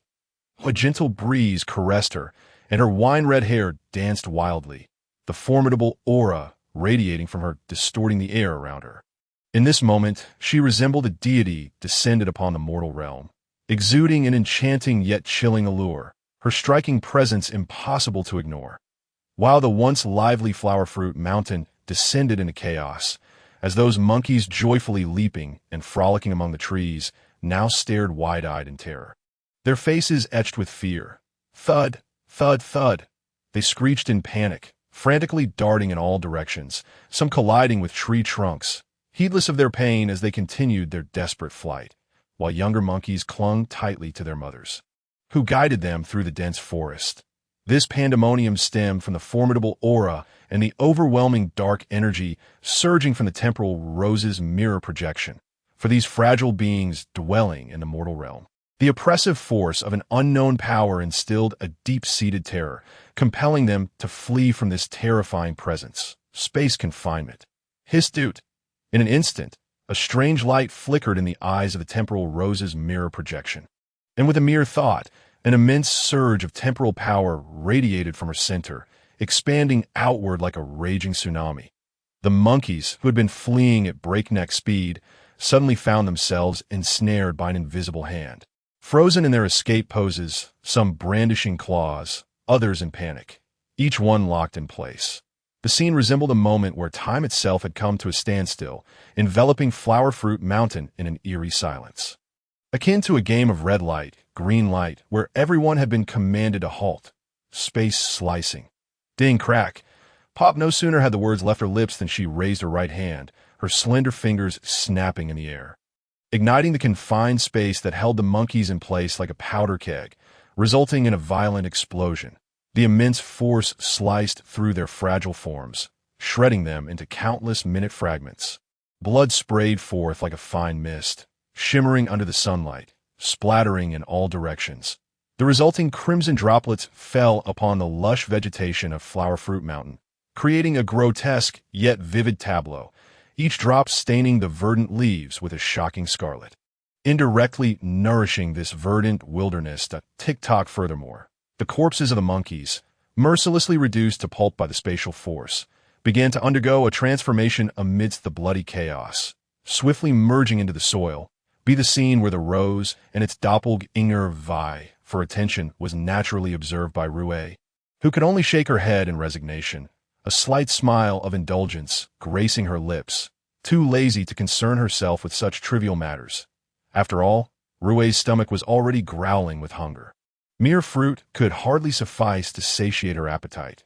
Thus, she resolved to send the mirror doppelganger away to procure some food for her. Nevertheless, the considerate Rue took the time to remind her doppelganger, ensuring that the latter would not inadvertently demolish a KFC in the process. One must be decisive when it comes to slaughter, yet gentle during moments of tenderness. After all, one could always resort to a zero-cost purchase, robbing the rich without taking a life. At your command, upon hearing her master's directive, the obedient doppelganger swiftly complied. However, before departing, she deliberately cast a fierce glare back at her original, her eyes brimming with provocation and resentment, as if to say, "See, the master needs me more. Don't think you are so remarkable." With a swift motion, the doppelganger spun around, her hands dancing rapidly through the air, mysterious runes shimmering at her fingertips.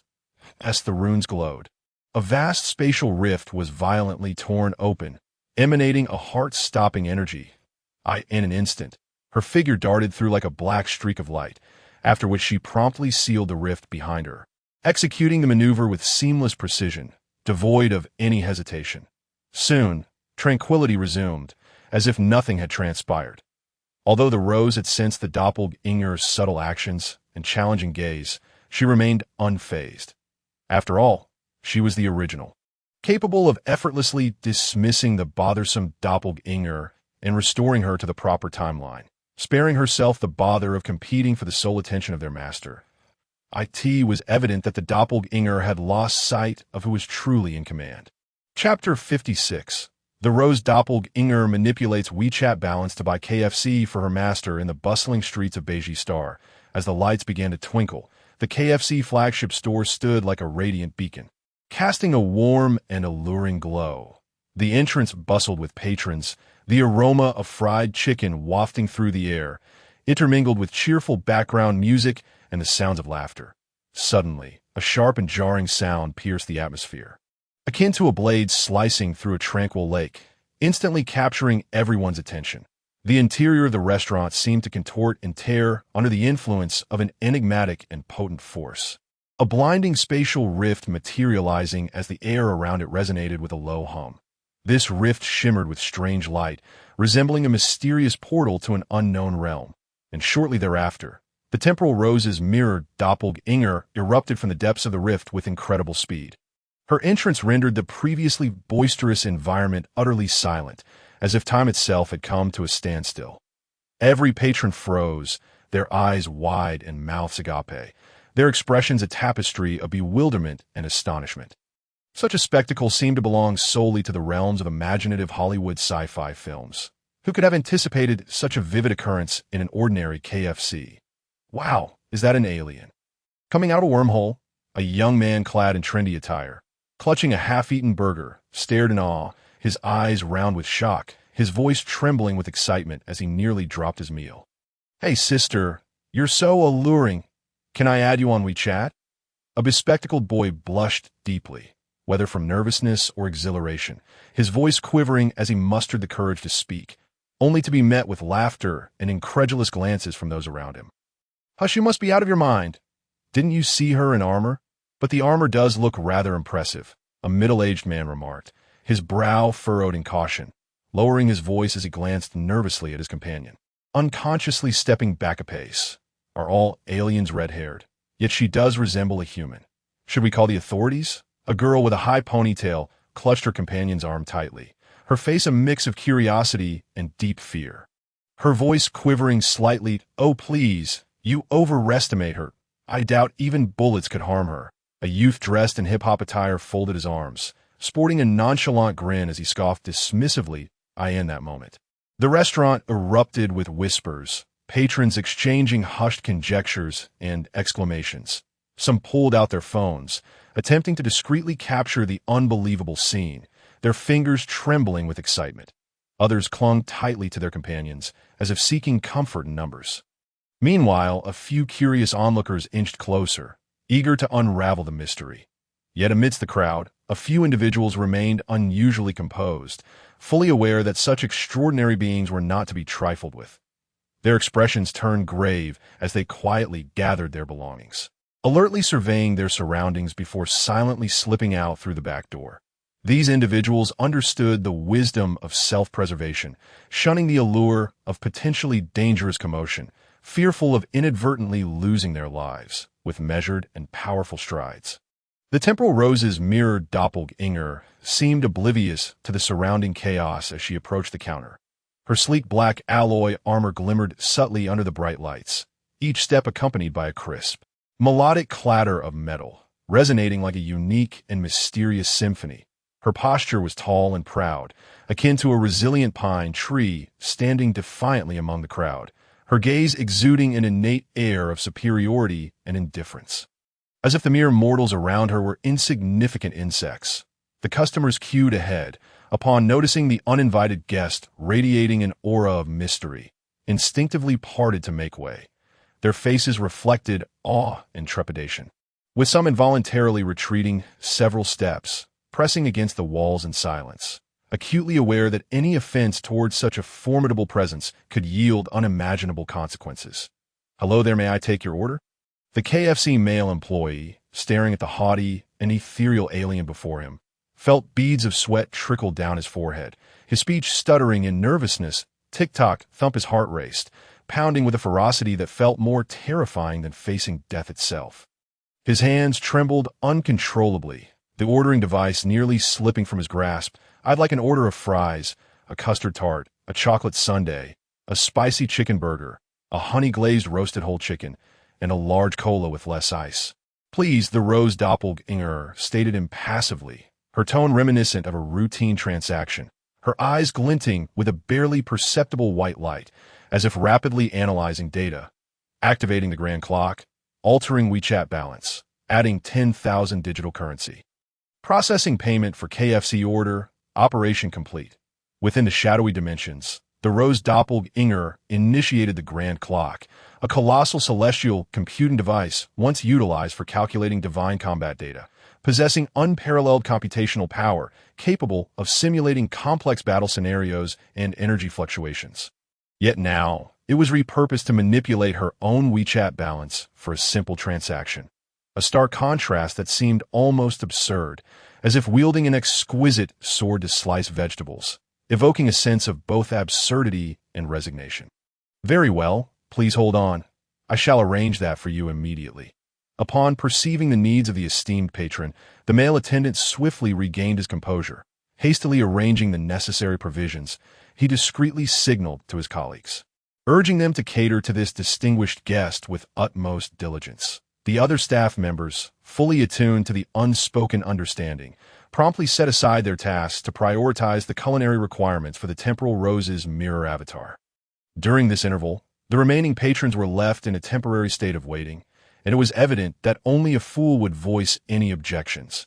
After all, the striking alien woman with crimson hair exuded an aura that sent shivers down the spine. The black armor she donned reflected a chilling brilliance under the light, seemingly warning all to refrain from provoking her lightly. Fortunately, the cancellation of the wanted notice issued by the Tianhe City Police Department by the Super God Academy was executed with remarkable swiftness, ensuring that this news did not reach the North Star. Otherwise, given the mysterious identity and formidable presence of the Temporal Rose, the entire North Star might have descended into panic, with people fleeing in terror. In a corner of the KFC flagship store, the mirror avatar of the Temporal Rose stood like a silent statue, poised before the counter. An overwhelming aura emanated from her, establishing an invisible barrier between herself and the surrounding world, rendering the cacophony around her utterly imperceptible. The sounds of fellow diners conversing, the beeping of ordering machines, and the hurried footsteps of employees melded into a chaotic backdrop. Yet to her ears, they were mere whispers, incapable of intruding upon her serenity. Her gaze was profound and tranquil, directed into the distance, as if she awaited something or contemplated enigmas beyond the comprehension of ordinary minds, allowing the passage of time to flow gently around her. Perhaps the prolonged and monotonous wait instilled a hint of ennui within her. She slowly lifted her left hand, causing the star of fate nestled in her palm to begin its gradual rotation. Her movements were graceful and fluid, as though she shared an uncanny synergy with a weapon in her grasp. The blue and white giant throwing star accelerated in her hand, spinning faster and faster, producing a whooshing sound akin to a unique battle hymn.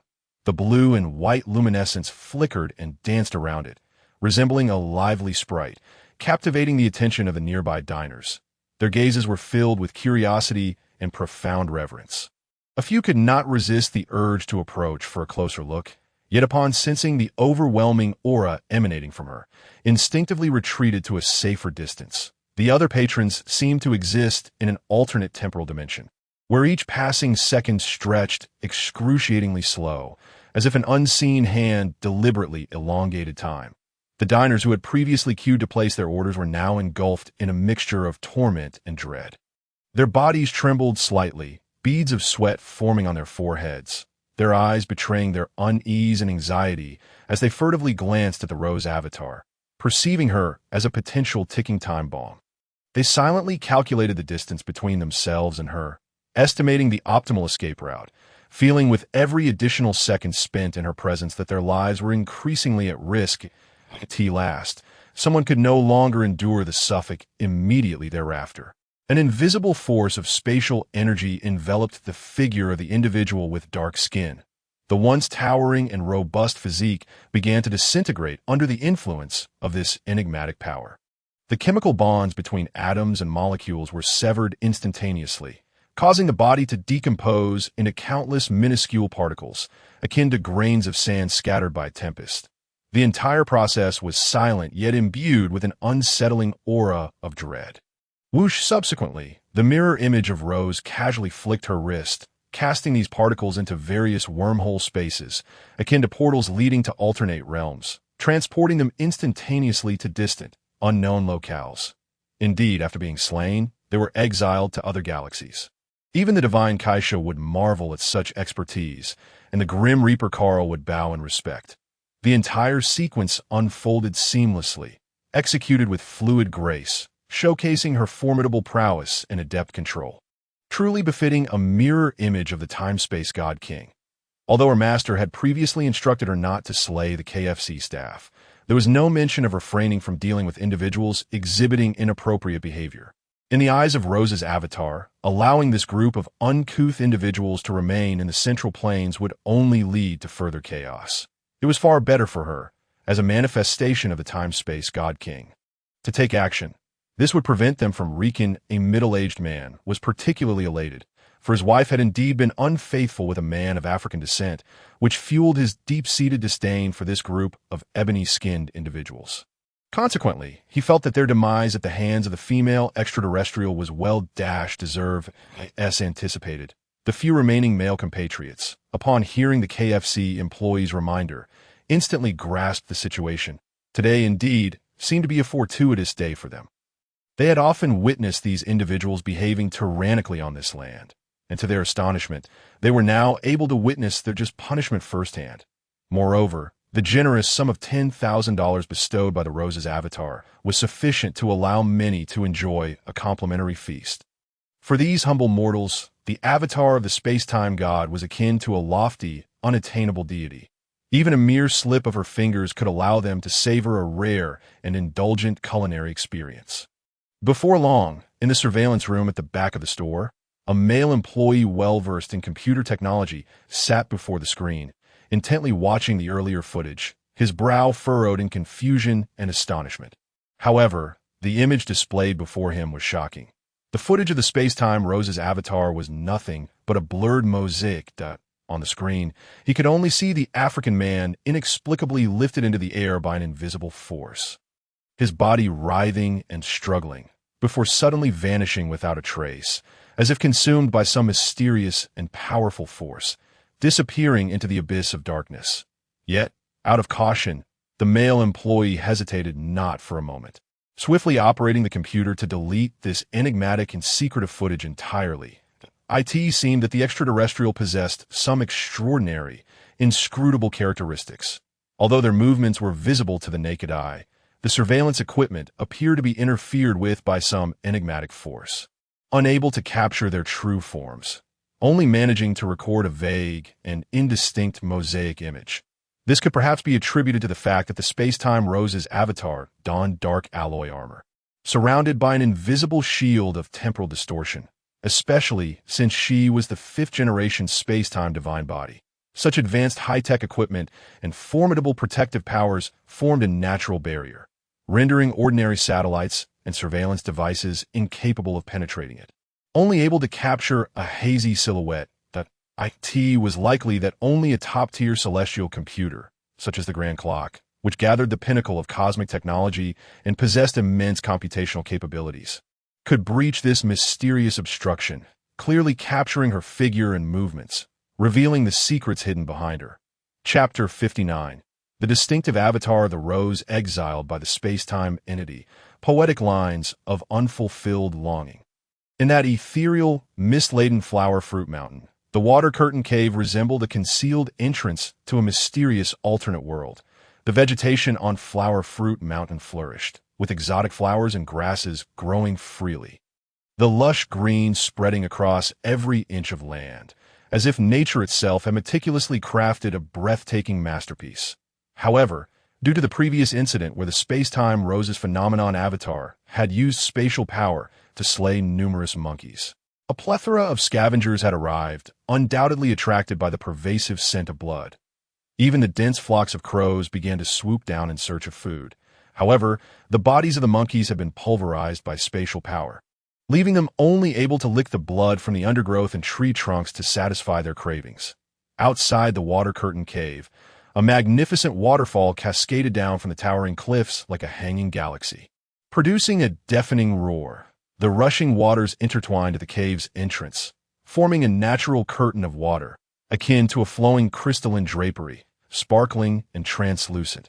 Sunlight pierced through the gaps in the water curtain, casting vibrant beams of color, red as fire, orange like dawn, yellow akin to gold, green resembling jade, and blue like the sea. Dreamlike and surreal, one could easily feel as though they had stepped into an otherworldly paradise. No wonder the Rose favored this geomantic treasure. Had Sun Wukong still been present, he would have found it troublesome to enter, for the ruler of this domain had perished, and it was time for a change of leadership. A sharp and sudden sound abruptly shattered the long-standing silence within the water curtain cave, resonating with a mysterious power from the depths of the universe, reverberating between the cave walls and causing the air within to tremble.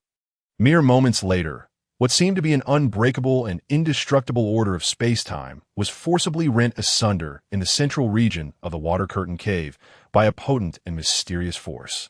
An invisible, transparent rift in space appeared before the eyes, akin to black satin torn apart by immense strength in the night sky. The edges of this rift shimmered with peculiar light, sometimes resembling dancing stars, at other times flowing nebulae, as if the energies of space-time were engaged in a fierce collision and intertwining, constantly twisting and transforming, leaving one dizzy and entranced. Then, the avatar of the space-time, Rose, emerged like an ethereal specter traversing from another dimension. Her form graceful and agile as she slipped through the rift. Her hair flew wildly in the chaotic currents of space-time, reminiscent of flowing red silk. Her eyes revealed a weariness born from a protracted journey through time. Yet a glimmer of excitement shone through, akin to an adventurer who had uncovered unknown treasures. "Master, I have returned. Here is the KFC you requested. Allow me to serve you your meal," she chimed, her voice clear and melodious, echoing like a babbling brook amidst the stone walls of the water-curtained cave. A sweet smile adorned her face, reminiscent of blossoms blooming in the spring, each petal unfurling with playfulness and charm, evoking joy in all who beheld her. Then, she elegantly raised her right hand, gently waving it as if engaging in a silent dialogue with the invisible, mysterious forces in the air. The KFC food items previously purchased seemed to be delicately lifted by invisible hands, orderly emerging from the wormhole space. Not only that, they appear to be drawn by some mysterious force, slowly hovering in midair, held aloft by an invisible yet resilient spatial barrier. From a distance, it resembled an unseen magical table laden with a plethora of delectable dishes. The honey-glazed roasted chicken emanated an enticing golden sheen, its glistening skin shimmering under the light, as if narrating tales of its crispiness. The aroma of the fries wafted through the air, the rich scent of wheat harmonizing perfectly with the fragrance of frying oil, tantalizing the taste buds and provoking salivation. There were also chocolate-flavored ice creams and colas with a hint of ice cubes, truly a delightful feast for the indulgent. Thankfully, the Rose had a high-energy workout plan later, so no weight gain concerned the Rose. After all, one must eat well to work hard. Subsequently, the Rose's avatar retracted the enormous blue four-cornered dart, the Star Fate, back into the wormhole space. This dart, with its unique and exquisite design, radiated a chilling metallic luster, every edge seemingly concealing boundless peril, silently warning those nearby. After all, wielding such an item was hardly convenient for serving the master lunch, and this dart was exceptionally sharp. Its cutting edge could easily slice through even divine bodies. Should she inadvertently harm her master, it would constitute an unforgivable error, and she held her duty to serve in utmost caution and reverence. "Leave it to me. You may return to your own timeline." The voice of the space-time Rose resonated coldly and firmly, imbued with an undeniable authority, each word seemingly emerging from a 1,000-year-old cold pool. Carrying a penetrating chill, she slightly raised her chin, her gaze exuding an innate confidence and pride, the aura radiating from her declaring her absolute dominance in this space-time. After all, she was the original. How could such a crucial task as serving her master be entrusted to an avatar? Even if they bore identical appearances and comparable strengths, such a notion was utterly unacceptable in her mind. "Humph, who are you to speak? Whether or not this is agreeable is for the master to decide. Don't presume that being the original grants you the right to dictate to me. What nonsense. You only pull me from the timeline when you need me, and kick me away when you don't, is it?" Upon hearing the words of her original self, the mirrored doppelganger instantly wore an expression of displeasure. Her cheeks tinged with a faint blush of anger, reminiscent of a ripe red apple. Her lips pursed as though they could hold an oil jug, and her hands were clenched into tight fists. The knuckles turning pale from the strain, with the veins on the back of her hands subtly protruding. With a soft pop, the dark alloy armor enveloping her began to emit a peculiar resonance, akin to the low pressure that precedes a tempest, oppressive and heavy, as if a cataclysmic clash with her original self was imminent. Despite being merely a temporal mirror doppelganger, she was still a living being, endowed with her own thoughts and emotions, not just a string of cold data. She was a temporal Rose from an alternate timeline, brimming with personality. After all, she could dispatch both to Kaiao and Sun Wukong. So what was an insignificant original self to her? In her heart, she believed her status was no less than that of her original, for this was not a mere relationship of shadow clones, but rather counterparts from divergent timelines. Indeed, the Flash, Barry, had suffered a grievous defeat due to the reckless misuse of his powers, ultimately being overwhelmed by numerous versions of himself across various timelines. What? Are you dissatisfied? I'll promptly send you back to your original timeline. Your mere presence is irksome. Temporal exile. Hiss whoosh.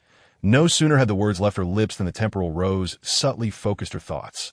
A glint of cold ferocity flashing in her eyes, akin to a lightning bolt streaking across the night sky, imbued with lethal danger, an unseen force of temporal energy, like a surging tide, enveloped the mirror doppelganger in an overwhelming surge. As if this power possessed boundless magic capable of whimsically distorting the rules of time and space, causing ripples to spread throughout the surrounding area. Suddenly, the doppelganger's form began to dissolve into ephemeral bubbles, akin to willow fluff dissipating in the gentle spring breeze, creating an extraordinarily eerie scene, as though she had never existed in this temporal realm. Only faint, illusory glimmers remained, gradually dimming in the air, vanishing as if they had never been, a conclusion that evoked a sense of melancholy. Temporal Rose, how dare you? Just you wait. Yet before the temporal mirror doppelganger completely dissipated, she offered a particularly irate and furious greeting to the lineage of the temporal Rose, also hurling insults at her progenitors. Her voice brimmed with resentment and indignation, each word seemingly forced through clenched teeth, her disheveled appearance embodying the woeful demeanor of a defeated hound. After all, this was the timeline of the original, who possessed boundless authority over temporal exile, and in this contest, she ultimately fell short. But Rose, why are you so worked up over your own temporal mirror doppelganger? If Morgana were to join my ranks, wouldn't you have to contend with her daily? I prefer a serene atmosphere. Seated upon a stone chair, altering the unconscious data of Morgana sprawled on the ground, Rue found himself at a loss for words as he observed the temporal Rose engaging in a tussle with her own mirror doppelganger. Unable to stifle a laugh, his mirth echoed through the water-curtained cave, laced with a hint of mockery and jest, as if he were witnessing an amusing farce that he chuckled while gently shaking his head. Yet his hands remained busy, the enigmatic data flowing through his fingertips, weaving a grand secret, with each rhythmic pulse of data concealing profound meaning. The scene appeared remarkably humorous and delightful, while the KFC delicacies floating mid-air continued to emit waves of warmth, their aroma wafting through the air, filling the cool water-curtained cave with a rich fragrance that created a striking contrast with the surrounding mysterious and fantastical ambience that on one side lay the mouth-watering scent of food, and on the other, the ethereal mystery of the setting. The interplay of these two distinctly different essences rendered the atmosphere both novel and intriguing. Nevertheless, I am the foremost loyal hound beneath my master.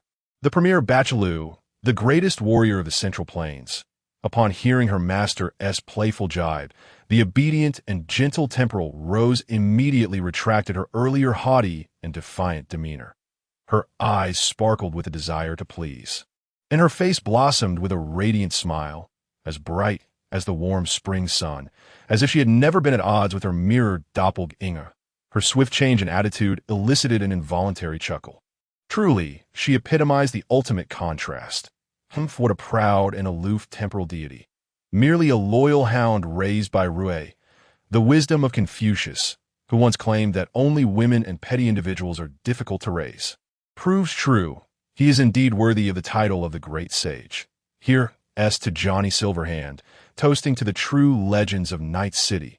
We shall never fade away. Love for the master.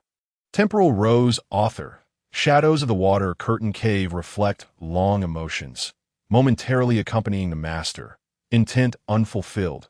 In Huang Village, a new life granted at first meeting, this Rose struggles to repay her debt of gratitude throughout her life. In fury, she slays Sun Wukong, kicking old Du's head by the field. Even amidst the ever-changing timelines, this heart's affection remains eternally evident. Curiously, a strange verse suddenly appeared before Ray, penned in a deep crimson font, and humorously, the author boldly displayed their name. Rue stared in bewilderment, pondering what mischief the Rose was up to this time. Was she truly standing right beside him? Could it be? Chapter 60. The high-end gameplay and advanced operations of the temporal prison, easily twisting life and death. The temporal Rose stood serenely in this unique space, adorned in resplendent dark alloy armor, her posture upright and graceful, preparing to serve her master lunch. Yet, as she inadvertently raised her gaze, her attention was abruptly seized by the floating crimson text of the poem, her previously serene expression shifting instantaneously, as if cloaked in a layer of frost, her countenance darkening considerably. A complex array of emotions flickered in the rose's eyes, mingling confusion and surprise with a growing sense of displeasure. After all, she was intimately familiar with her own talents and style. One knows their own business best. The poem's style starkly contrasted with her own. Her verses were typically grand and profound, imbued with reflections on time and space, celebrating power, while the one before her exuded a playful and mocking tone, entirely outside her realm. Crafting such a poem would be effortless for her. Yet upon a mere cursory glance, she was certain it was not her handiwork. The rose furrowed her brow slightly, her mind racing through recent events, recalling scenes connected to her mirror doppelganger. After a moment's thought, a notion dawned upon her. It was highly likely that the earlier exiled mirror doppelganger was behind this trickery. With that thought, she couldn't help but bite her lip in annoyance.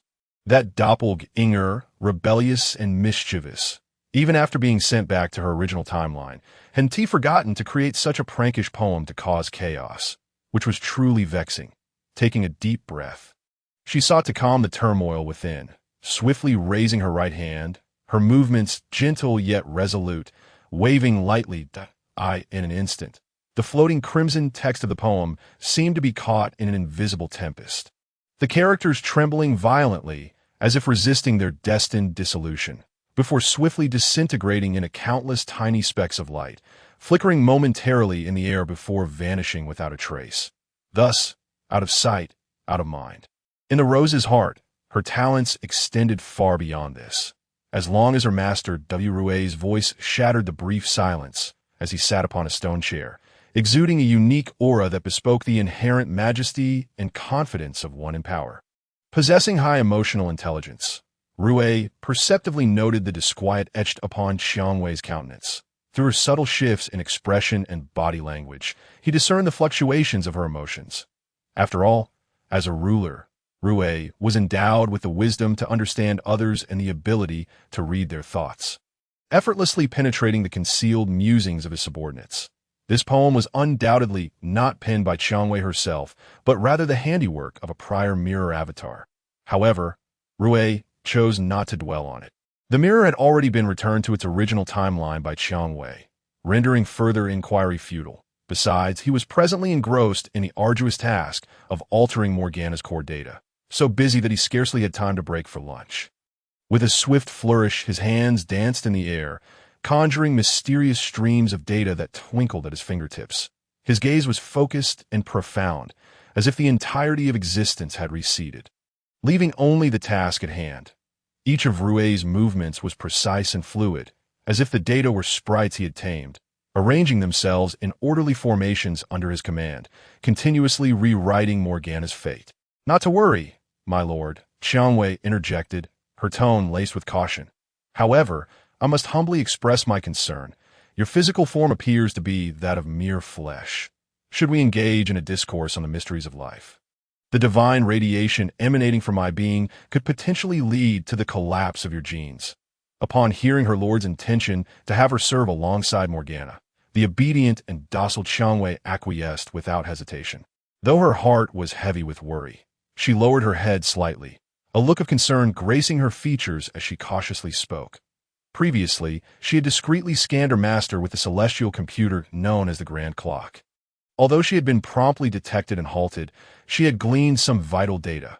Qiangwei was acutely aware that her master was a mortal man, reliant on the sustenance of grains to sustain his life.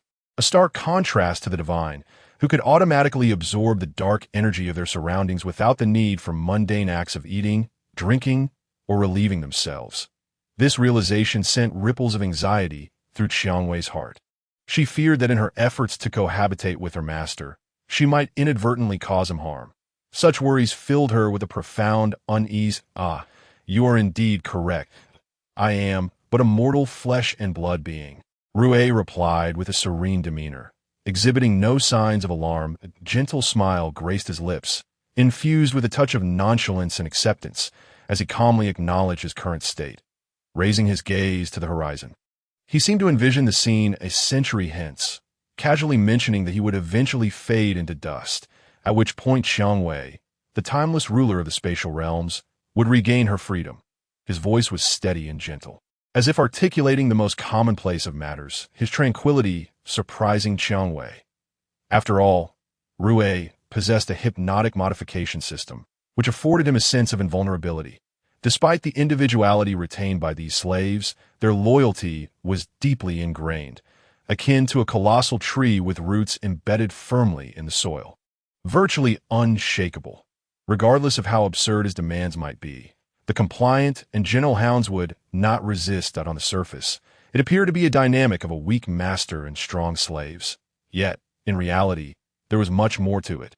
Resembling the scene of a noble knight, in Rue's view, if he had to engage in every skirmish himself, what purpose would there be in raising such a multitude of hunting hounds?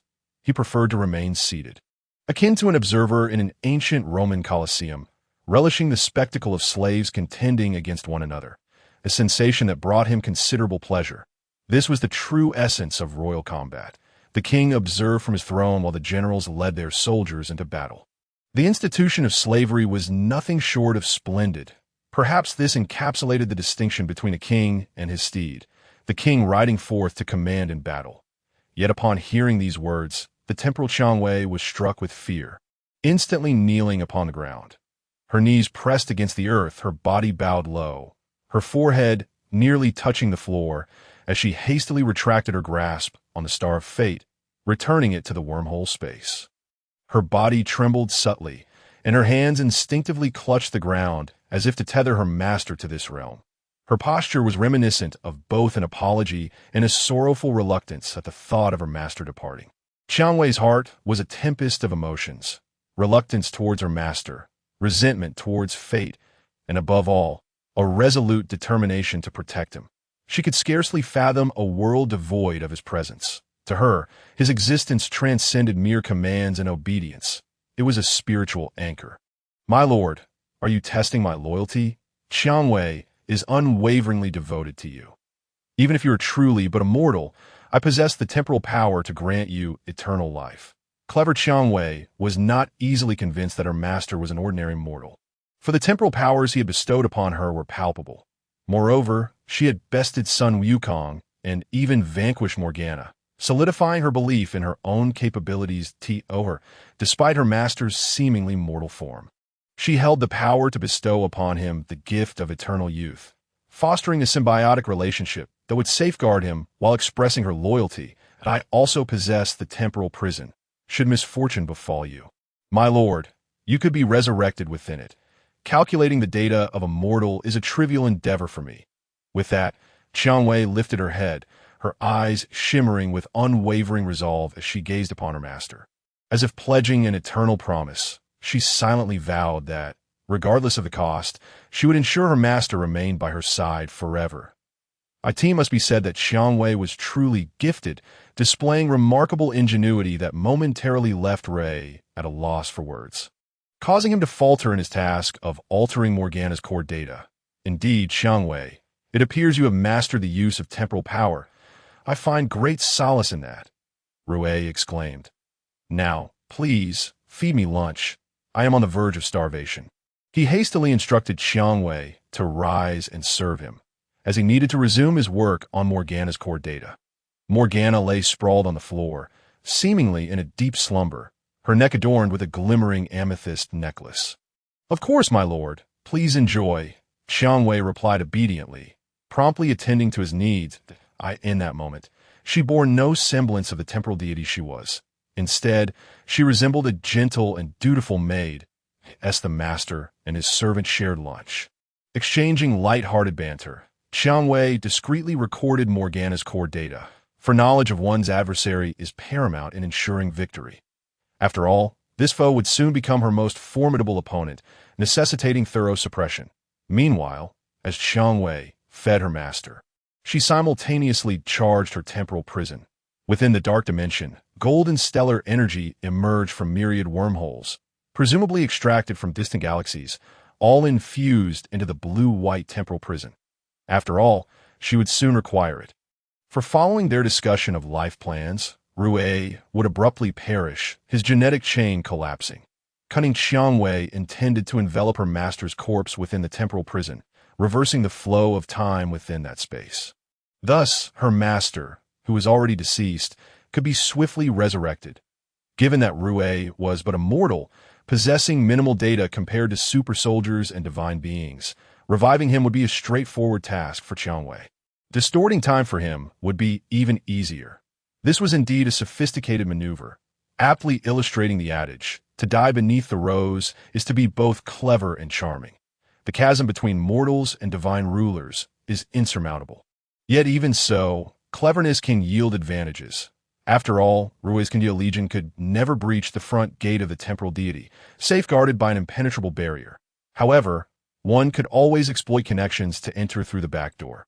Even so, should they breach the rear gates, the Kaiao Legion would meet their demise within, and Rui's genetic chain would collapse, leading to a tragically grim end. Yet, many would yearn for such an opportunity. Thus, it would be a death well-deserved out of poem in acrostic form. The Rui and Wei chapter, A Radiant Soul. Pinned by the hand of fate, the branches of the rose sway, their melody profound. The shadows of Wei dance softly in the moonlight. Graced by the bounty of kindness, the heart warms within, Rui, clouds encircle. Blessings abound in the hall that a heart steadfast, emotions unyielding. In anticipation of the years to come, you lean against the window, reminiscing of bygone days, brewing tea and sharing wine, recounting the vicissitudes of life. The fragrance of oranges fills the sleeves. Intoxicated by the passage of time, due to the fragmented nature of Qiangwei's dark alloy armor, she could remove specific sections without needing to shed the entire ensemble. Moreover, Rui, slightly bored during lunch, engaged Qiangwei in a discussion about the verses of poetry. As Morgana's core data remained unaltered, making for an opportune pre-meal treat. Muru, Treasured Artifact, Qiaotuan. Chapter 61. Qilin laments the Super God Academy's unwavering support for Lu Chuang, while Asui teases Yin Jia about spying on her male idol. In the vast river of time, every fleeting moment flows like a gently babbling brook, silently yet resolutely surging forward.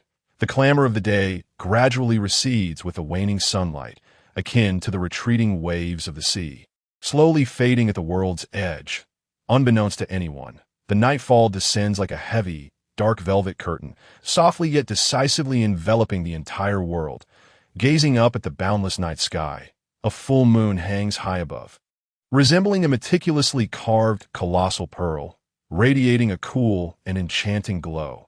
This pristine moonlight seems to be delicately sprinkled by an invisible hand, cascading evenly across the vast expanse of the earth like silvery gauze. Every inch of land, every leaf, every structure is tenderly caressed by this moonlight, coated in a dreamy silver sheen, as if the entire world has been transported into a tranquil and mysterious fairy tale realm. At this moment, the city of Juxia presents a vibrant night scene. The streets are bustling with a continuous flow of vehicles, resembling luminous rivers coursing through the veins of the city. The streetlights stand in neat rows, like loyal sentinels, silently guarding the nighttime of this city. Humph, that Lu Chuang truly infuriates me. The Super God Academy has bailed him out once again that I cannot fathom what the Elder Council is thinking. Meanwhile, in a moving police car, Qilin occupies the passenger seat, her brows tightly knitted, her face etched with anger and dissatisfaction. The male colleague driving holds the steering wheel firmly with one hand, occasionally adjusting his sliding glasses with the other. Quietly listening to Qilin's complaints, casting sympathetic glances with the corner of his eye, while the atmosphere inside the car feels somewhat oppressive and strange. The root of all this is Lu Chuang. The person Qilin detests profoundly dead-eye in her eyes. Lu Chuang is an unequivocal scoundrel. The crimes he has committed are numerous and appalling. Just one of them is enough to condemn him to a long sentence in prison or even face the harshest legal punishment, execution. Yet the Super God Academy intervenes repeatedly, bailing him out time and again, igniting Qilin's indignation and frustration, who has always upheld a sense of justice and harbors a deep-seated hatred for evil. In her mind, the act of the powerful shielding societal miscreants is the gravest violation of fairness and justice. At this moment, Qiangwei sits in the passenger seat, her legs crossed, reclining nonchalantly, her arms tightly crossed over her chest, as if trying to suppress the rage threatening to erupt from within. Her gaze reveals a profound hatred. She has likely imagined countless times the opportunity to eliminate Lu Chuang with a single bullet, thus ridding society of this dangerous pest. "Hush, Qiangwei, mind your words." Upon hearing Qiangwei's vehement remarks, her male colleague felt a chill run down his spine. His expression shifted slightly, and with a tense demeanor, he said, "We must not speak words that could jeopardize unity. The Super God Academy is a special organization arranged by the Elder Council. Their decisions are undoubtedly imbued with profound meanings beyond our comprehension. We only need to focus on our duties." As he spoke, he quickly scanned the surroundings to ensure no one else was eavesdropping, before he let out a slight sigh of relief. "Unidentified terrorists have appeared on Qiangwei District Airport Road. Please proceed to evacuate the public and protect the citizens. The special forces have entered the city." Just as Qiangwei intended to continue debating with her colleague to express her discontent, the police car's radio suddenly blared with the leader's urgent directive. "Fine, I won't argue with you. There's a new mission at hand. These guys are truly restless, daring to cause trouble even in Juxia City. What audacity!" With that, Qiangwei swiftly and skillfully drew her sidearm from her waist, flicking the safety off with precision. In an instant, her eyes radiated determination and courage. Her usual delicate and genteel demeanor vanished without a trace. In its place was a fierce readiness for battle. Despite her seemingly frail exterior, she possessed formidable combat prowess. Having excelled in her previous missions, "Don't worry, I will protect you." Her male colleague glanced at Qiangwei, now battle-ready, as he pressed the accelerator hard, and the police car surged forward like a predator racing toward its prey. "Do I really need your protection? Who's protecting whom is yet to be determined." Qiangwei scoffed dismissively, a confident smile gracing her lips. As a remarkable woman, she has always taken pride in her abilities. Whoosh, bang, boom on the Qiangwei District Airport Road in Juxia City. A dreadful disaster unfolds. A colossal blue and white robot brandishing a laser gun rampages through the streets. Each pull of its trigger unleashes blinding beams of laser, striking nearby humans and vehicles in an instant. Accompanied by violent explosions, flames shoot into the sky, and thick smoke rapidly engulfs the area, plunging the streets into chaos as panicked people flee in all directions, their screams and cries intertwining to create a harrowing tableau. Holy moly, run. It's aliens. I'm truly at my wit's end. The wind is fierce. It's the Legion. They've come. We are saved. Thud, thud, thud. Cars lay in ruins. Parts scattered across the ground. The glass of buildings shatters, raining down like a torrent as frantic people scatter in all directions. Fortunately, the special forces arrive swiftly, providing a glimmer of hope amidst the chaos. This robot is evidently the vanguard of the Taotai civilization. They have come to test humanity's strength and response. At this moment, the Taotai army has gathered near the Great Worm Bridge surrounding Pluto. Resembling wolves in the darkness, poised to pounce on the blue planet. It won't be long before the blue planet is completely encircled, at which point they will unleash carnage on this beautiful sphere, reveling in bloodshed and violence to please their master, Death Carl. Whoosh, meanwhile, thousands of meters above, three golden-haired angelic beings clad in silver armor float serenely. They appear as messengers from heaven, their snow-white wings fluttering rhythmically like two delicate clouds, each movement stirring a gentle breeze. Their figures are light and graceful, illuminated by the moonlight, resembling celestial beings descended to earth, their eyes sparkling with intensity, capable of perceiving the commotion below from afar. "Hey, there's a little Taotai. It seems humanity is struggling," Angel Moi exclaimed, her bright eyes wide with excitement as she observed the chaotic scene below, turning to inquire of her companion. "Angel Yin, Moi, you handle it.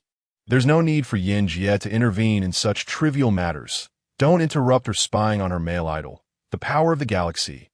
Angel as we teased, a playful smile on her face. Waving her hand dismissively, indicating that the minor Taotai was no match for the formidable angels and that Moi could easily take care of it. Hey Aswi, how can you say that? I'm merely observing openly.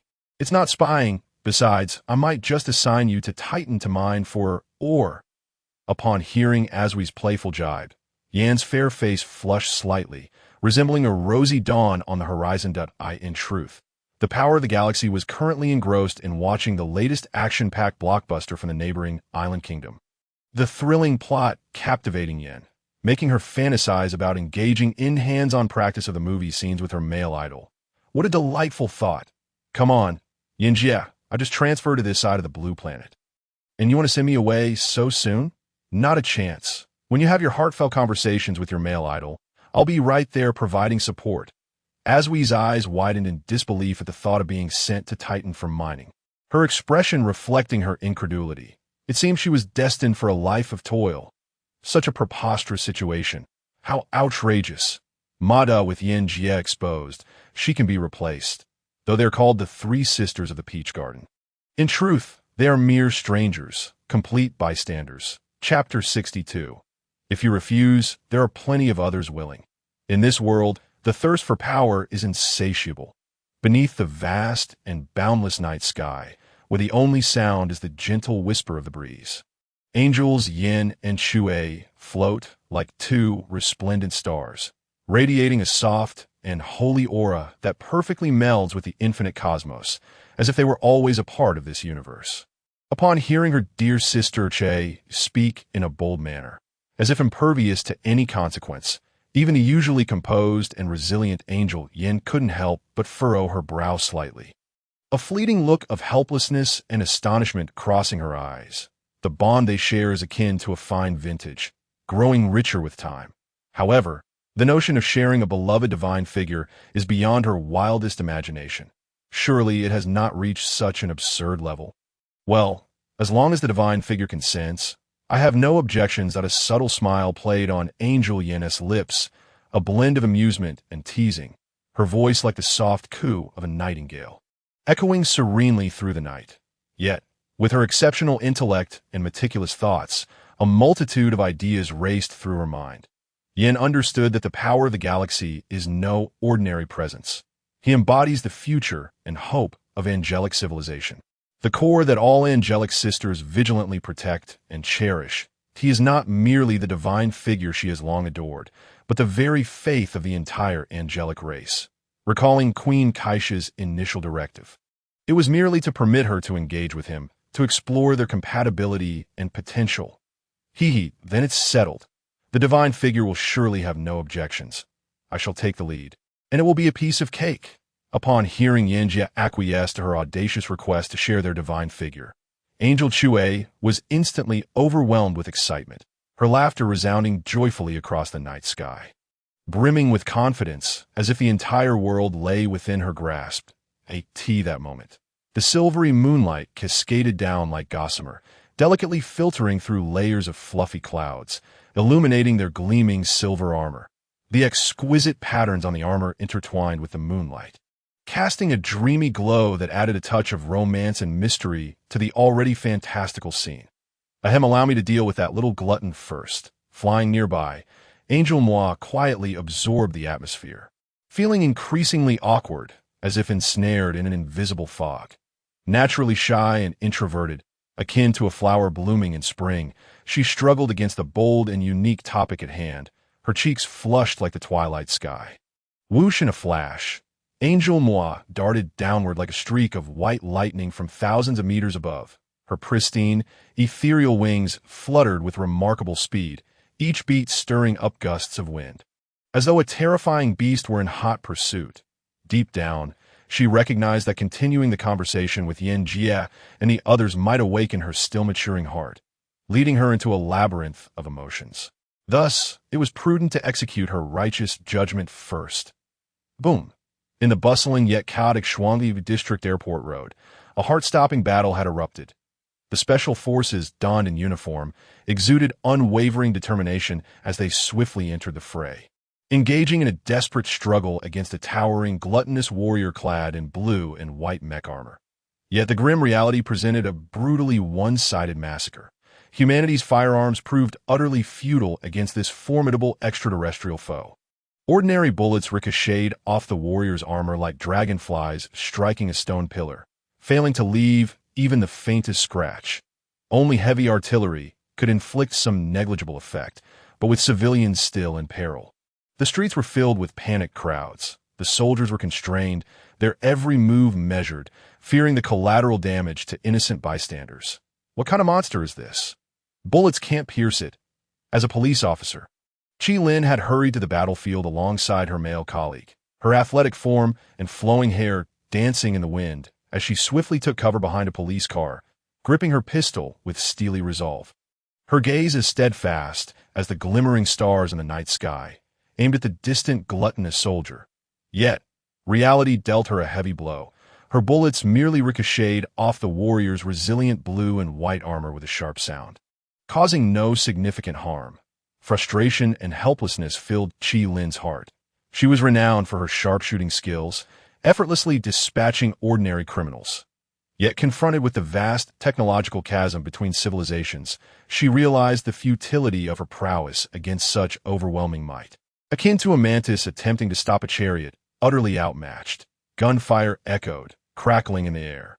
Suddenly, the imposing gluttonous soldier seemed to sense humanity's defiance, letting out a low growl as he began charging his laser gun. In an instant, a barrage of purple lasers rained down like a torrential storm, their speed so swift that the naked eye could scarcely perceive them. Wherever they struck, the air shimmered and warped, carrying devastating, destructive power. Vehicles and hapless individuals on the street were instantly vaporized amidst the cacophony of explosions, the earth trembling under the relentless assault, transforming the once bustling airport road into a hellscape of ruin and despair. Thud! Even as Qi Lin reacted swiftly, seeking refuge, she was tragically struck by a purple laser, which pierced her body like a dagger, blood saturating the ground beneath her. She collapsed, utterly drained, on the smoke-filled earth. Her eyes filled with despair and indignation, as the light of life ebbed away with each heartbeat, her breath growing faint. Damn, it is this where it ends. I'm not ready. I need more power. Stand up, curse IT that moment. Qi Lin's consciousness began to fade, the world around her dissolving into chaos. Yet her indomitable spirit burned brightly. She yearned to fulfill her dream of heroism, to protect this city and its people. She would not submit so easily. Just before her eyes closed for good, she glimpsed the voice resonated like a blade slicing through silk, instantly shattering the cacophony of the battlefield, followed by a deep, resonant sound that caused the ground to tremble ever so slightly.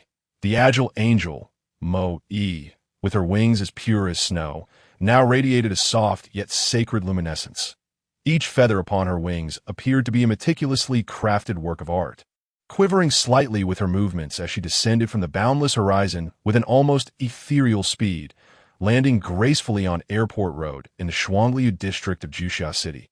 Her arrival was akin to a formidable bomb being dropped into an already tumultuous battlefield. As if all present had been struck by a paralyzing spell, the fierce combatants, once locked in intense battle, were abruptly frozen in place. The Special Forces soldiers held their weapons in shooting stances, the smoke still curling from their gun barrels. The massive mechanical arms of the Taotai mech warriors were suspended mid-swing, their metallic joints flickering with eerie currents of electricity.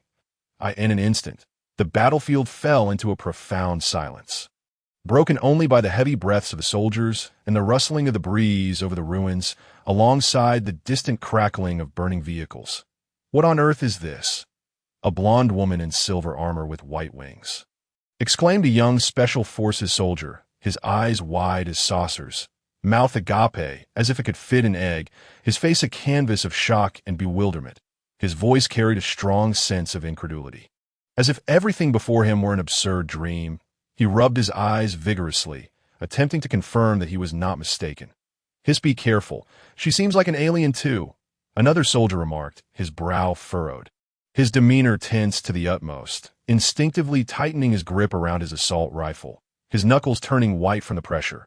His body was taut like a coiled spring, ready to confront any unforeseen danger, his gaze betraying a deep-seated apprehension towards this unfamiliar being. Good grief, first the mech warriors, now an angelic woman. This still the world I once knew? An aged veteran muttered with a bitter smile. Shaking his head, the wrinkles on his face reminiscent of cracked earth, etched with the marks of time and the weariness of the moment. His eyes brimmed with confusion towards this strange and chaotic world, as if everything he had once understood had been utterly overturned in mere moments. The once ordinary and stable world had now become an elusive dream. As predicted, many members of the Special Forces could not restrain their murmurs upon witnessing the figure of Angel Mo-E. Their faces were etched with worry and tension, their whispered conversations starkly audible in the stillness of the battlefield. After all, they had already exerted every ounce of effort merely to contend with one Taotai mech warrior. Each attack felt like throwing eggs against a rock, a futile endeavor. The impenetrable exterior of the mech had sent their bullets ricocheting, every charge accompanied by the fall of comrades, placing immense strain on their bodies and minds. Now, with the sudden emergence of a seemingly mysterious and powerful angelic figure, the pressure bore down upon them like an invisible mountain, suffocating them with fear and unease. Report to the commander. A high-ranking guardian angel has descended. What should we do now? Should I retreat? Compared to the limited understanding of the cosmos possessed by the Blue Star inhabitants, the experienced Taotai mech warrior exhibited signs of panic, his voice trembling slightly. Tinged with an almost imperceptible fear, he urgently relayed the situation through his communication device to the Taotai Legion station near Pluto, his electronic eye flashing a frantic red, his mechanical body quivering slightly, as if sensing the impending crisis. Meanwhile, aboard the main battleship of the Taotai Legion surrounding Pluto, the commanders lounged comfortably in their command chairs, watching the unfolding battle through high-definition screens, reveling in the exhilaration of controlling everything. Entirely oblivious to the dangers on the ground. Time to act for our God, Carl. Old chap, everyone is watching you. For faith, death is but a trivial matter. Yet those commanders seated on the warships surrounding Pluto showed no signs of retreat. Their voices were cold and resolute, coming through the communicator like the biting wind of winter, imbued with a chilling intensity. They dismissed the withdrawal request from the Taotai mech stationed on the Blue Star, their words brimming with undeniable authority, as if issuing a sacred, unassailable mandate, compelling the soldier to fight valiantly until the last moment, never allowing death itself, Carl, to be shamed in their hearts. The faith in the Grim Reaper Carl transcended all. For this belief, they would sacrifice countless soldiers without hesitation. All right then, I'll go. Destiny, the sovereign deceit. Upon hearing the commander's orders, a surge of determination welled up within the Taotai soldier, embracing the notion of living through death. Although the command seemed somewhat absurd, even tantamount to a death sentence, the Taotai soldier feared not the specter of death, their conviction. The river of the underworld's Grim Reaper, Carl, was the supreme being. They firmly believed that after death, they would attain eternal life and glory in another realm. But a low, rumbling sound emanated from his mechanical chest, as if rallying himself for the impending battle, and he resolutely prepared to face the oncoming confrontation. Energy surge, beep whoosh. Thus, with an internal rallying cry, the Taotai soldier, propelled by some frenzied force, decisively increased the charge of his laser gun that a blindingly brilliant purple light rapidly coalesced at the gun's muzzle. Seemingly infused with the power of annihilation, flickering and pulsating like the eyes of a demon. As the energy gathered, the surrounding air distorted, emitting a sizzling sound, and then, like a flash of lightning, this purple beam of light shot forth with lethal intent towards Angel Mo-E, who stood calmly in place. The ferocity of the assault appeared capable of cleaving her in twain, reducing her to mere ashes under its formidable onslaught. Flame cross slash, hiss whoosh sizzle. However, Angel Mo-E's reaction was swifter, so rapid that her movements were nearly imperceptible. With but a thought, she emerged from the enigmatic wormhole space, wielding a sword of blazing crimson flame, exuding searing heat. The flames dancing along the blade seemed to originate from the fires of hell itself, radiating immense authority and power. Each flicker of flame contained potent energy, scorching the air around it into a warped haze. With a fluid motion, she deftly executed a horizontal and vertical slash through the air before her. In an instant, a torrent of orange flame surged forth like an enraged fire dragon, howling as it raced ahead, searing the air with a piercing whistle, while the ground's dust was lifted by the intense heat, enveloping the area in a cloud of smoke. Boom, when the purple laser wave collided with the orange flame sword energy, it was as if two celestial bodies had collided, resulting in a cataclysmic explosion of energy. A blinding light illuminated the entire battlefield, akin to the sun plummeting to earth, rendering it impossible to gaze upon. Crack, the deafening roar reverberated, causing ears to ring as if the very souls of the onlookers were about to be shaken free from their bodies. The surrounding structures trembled beneath the force of the shockwave, shattering glass with a crisp sound. Yet that seemingly formidable purple shockwave was effortlessly obliterated by the orange flame sword energy, vanishing without a trace, as if snow meeting the blazing sun. The orange flame sword energy, however, surged forward with unstoppable momentum, slicing effortlessly through the blue and white armor of the Taotai mech warrior. That once impenetrable armor was torn apart, as if it were mere paper, leaving a gaping wound that shattered the opponent's defenses. This strike delivered a devastating dismemberment effect, as a torrent of blood gushed forth like a breached dam, cascading from the wound, yet having been heated by the sword energy. The blood appeared scalding hot, emitting steam and a pungent metallic scent. As the blood dripped on the ground, it sizzled ominously, creating deep pits in the asphalt, as if some unseen hand had wreaked havoc. With smoke rising from the craters, bearing witness to the ferocity of this battle. Good grief, one sword strike, and it's over. Is it really that exaggerated? A soldier exclaimed, unable to contain his astonishment. His face a canvas of shock and reverence, his eyes wide as if witnessing the descent of a deity, his gun slipping from his grasp and clattering to the ground with a crisp sound. Phew, that scared me. Turns out she's an ally. Another soldier exhaled in relief, his previously tense body relaxing instantaneously, the anxiety on his face dissipating, replaced by the gratitude of having survived a near miss. He wiped the cold sweat from his brow, marveling at the whims of fate. I never imagined there would be an angelic guardian atop our central plains. It feels like a dream. I shall not worship any idol god, but upon my return, I will erect a monument to this angel of longevity. An elderly soldier, overwhelmed with emotion, had tears of excitement shimmering in his eyes. His voice trembled slightly, imbued with profound gratitude and reverence for the formidable angelic figure before him. He seemed to perceive a glimmer of hope piercing through the darkness, his heart rekindled with optimism for the future. It appeared that seeking divine intervention paled in comparison to the allure of an angel. Her form was evidently one that could bear offspring splendidly, and the thought of having her as a wife was nothing short of a dream. Sister, you are simply divine.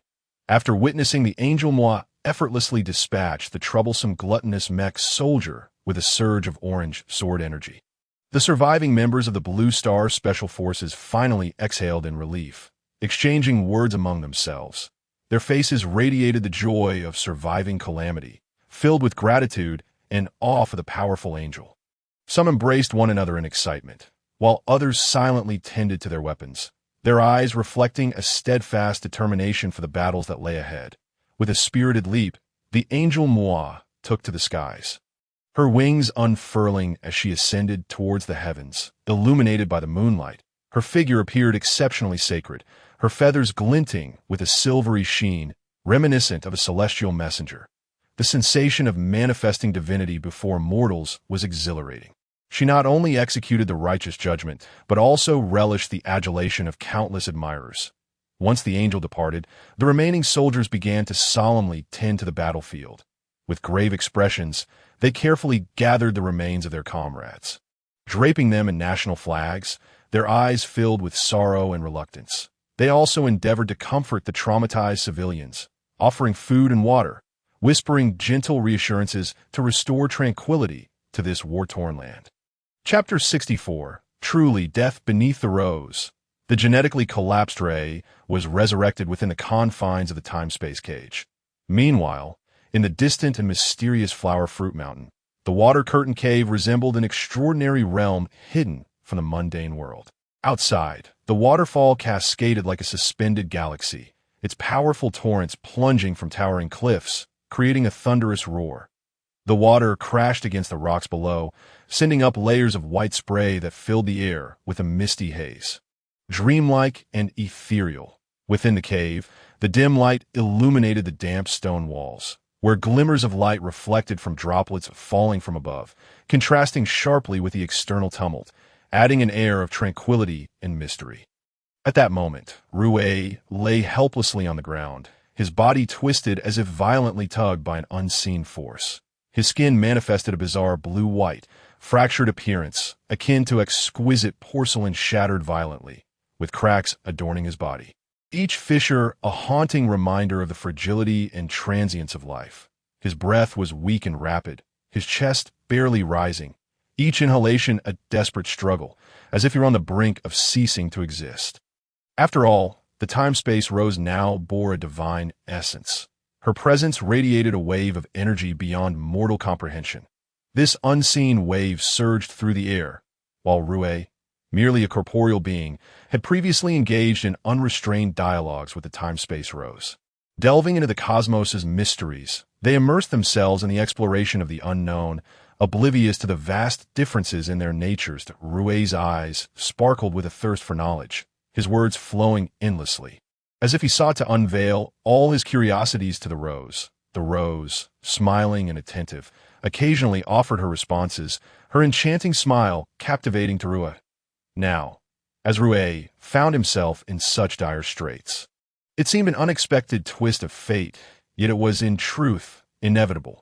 Gods and mortals were fundamentally disparate beings. Despite their shared beauty, once they engaged in deep communication, the divine radiation emanating from the gods acted like a deadly poison, capable of silently unraveling a mortal's very essence, leading them to demise. The realm of the divine was akin to a beguiling, forbidden zone for mortals. To tread upon it was to risk one's very life. Akin to perishing beneath a rose, a fate both entrancing and tragic, in stark contrast. The time-space Rose found herself in a state of bliss, her face aglow with happiness, akin to flowers blooming in the spring. Her once fair ears were now flushed a vibrant red, reminiscent of ripe cherries, exuding both shyness and sweetness, as though she had just emerged from a beautiful dream. Her eyes sparkled with a lively light, concealing boundless secrets as she gracefully turned, relishing the rare tranquility and joy, her divine form emitting a soft glow, resembling a fairy descended upon the earthly realm. With a flicker of her mind, the time-space Rose summoned the missing fragments of dark alloy armor, as if called by an enigmatic force, swiftly coalescing in the air. The armor, seemingly alive, repositioned itself with precision and fluidity akin to a battalion of well-trained soldiers responding to a silent command. The fragments interwove and clicked together. And soon, the complete dark alloy armor adorned the time-space Rose, exuding a chilling yet robust metallic sheen that, "Oh, my master, how surprising it is that you are merely immortal. Look at your pitiful state. Had I not resurrected you from the time-space cage, would I not be free now?" She chuckled softly. The time-space Rose knelt gracefully, her movements as gentle as a breeze, extending her right hand to caress Rui's cheek. Despite his terrifying appearance, his skin marred by the blue-white fracturing, her gaze held no disdain, only boundless tenderness and compassion, for he was her devoted master. Her fingers traced along Rui's face, feeling the chill of his skin, a complex mix of emotions swelling within her. She recalled their moments spent playing games together when Rui had once jested about dying beneath a rose, a phrase that now echoed ominously in her mind. What seemed a whimsical remark had morphed into a grim prophecy. Despite successfully breaching the rear gate of the time-space deity, the cost was tragically high, leaving Rui in a most lamentable state. The so-called Cohen family legion had been utterly vanquished, dissipating like bubbles in this harsh reality. Yet the spirit of Monbois remained indomitable. Rui had pursued his goals at any cost, his bravery and recklessness laid bare in this moment, yet the outcome elicited reflections on the capriciousness of fate. Ironically, had Rui focused solely on altering Morgana's core data instead of engaging in heartfelt dialogue with the Rose, he would have successfully completed the task by now. However, his attention had been diverted, engaging in unrelated pursuits, leaving Morgana unconscious on the ground, her fate precariously hanging by a thread, altered by Rue's seemingly trivial actions. The eye in the air. The holographic representation of Morgana's core data floated, the blue-white translucent screen emanating a gentle glow. Strikingly prominent in the dim cave, the Rose had meticulously recorded all of Morgana's data, her gaze filled with curiosity and inquiry, as if deciphering a cryptic code. She leaned closer to the screen, scrutinizing the data's fluctuations, yearning to unveil hidden insights, her fingers lightly touching the surface, as if seeking to connect with Morgana's very essence. "Oh, my master, you once altered my core data in a similar manner. Did you not? I wonder what that crystal necklace truly is. Even my grand clock could not decipher it."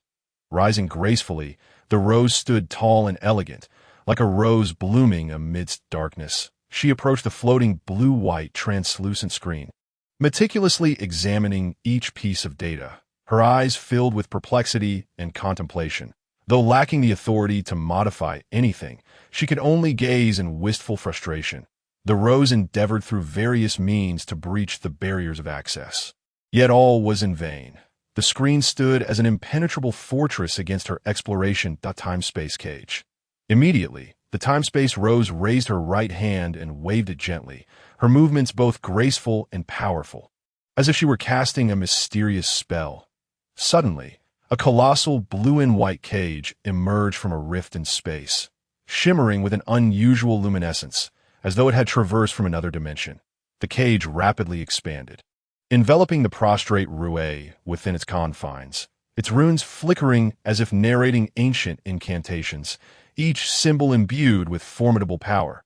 Yet, just as the time reversal mechanism was about to activate, the Rose hesitated, a flicker of struggle and confusion crossing her gaze. Her mind a tempest of thoughts. If she chose not to resurrect her master now, she could attain freedom, venturing to the places she had long yearned for, indulging in pursuits she had always desired. Liberated from all constraints, akin to a bird escaping its cage, soaring freely in the vast expanse of the sky, she envisioned herself traversing the cosmos, exploring uncharted planets, reveling in the wonders of different worlds. However, memories of shared laughter and tears with Rue, the challenges they faced together, made it difficult for her to let go. "To serve you on the golden platform, I would carry the jade dragon to death for you." Time flowed backward. Ding! Luyet. Such thoughts lingered only for a fleeting moment before the time-space Rose shook her head, seemingly casting aside those distractions. She then raised her right hand and snapped her fingers, the crisp sound echoing in the silent waterfall cave, and in an instant, the time prison began to operate, the blue and white radiance intensifying. It illuminated the dim recesses of the cave, as if daylight had descended.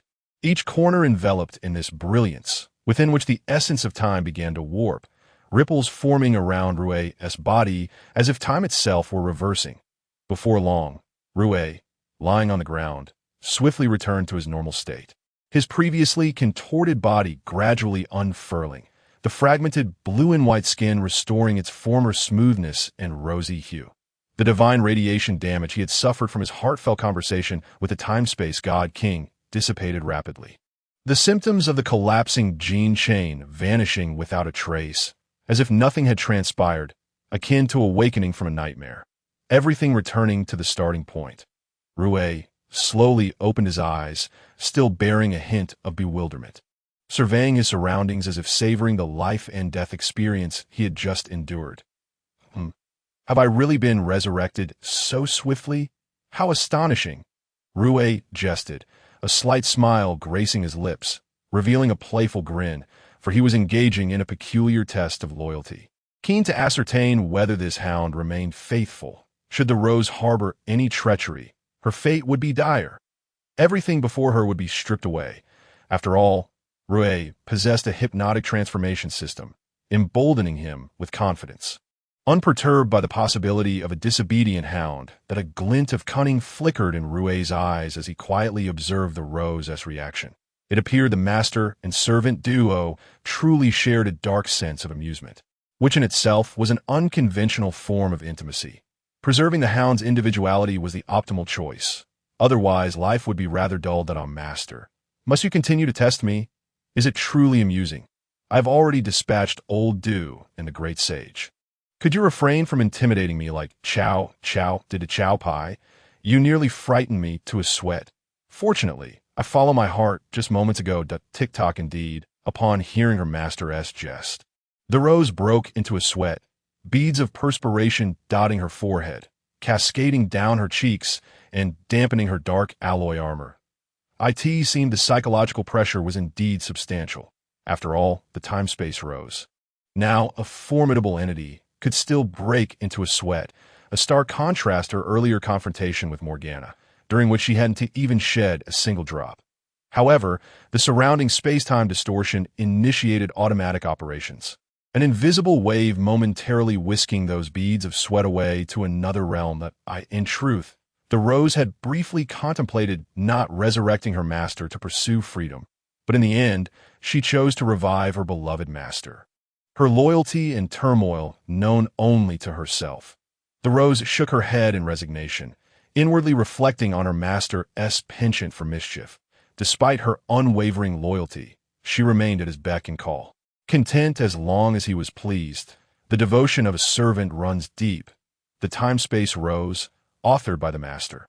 The Master's whims are boundless. Mischief abounds. Intentions unfulfilled.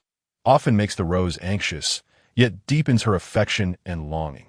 Though the service may be fraught with vexations, she delights in companionship at every moment. Wishing to remain by your side through the ages, this heart, unrepentant, accompanies your journey.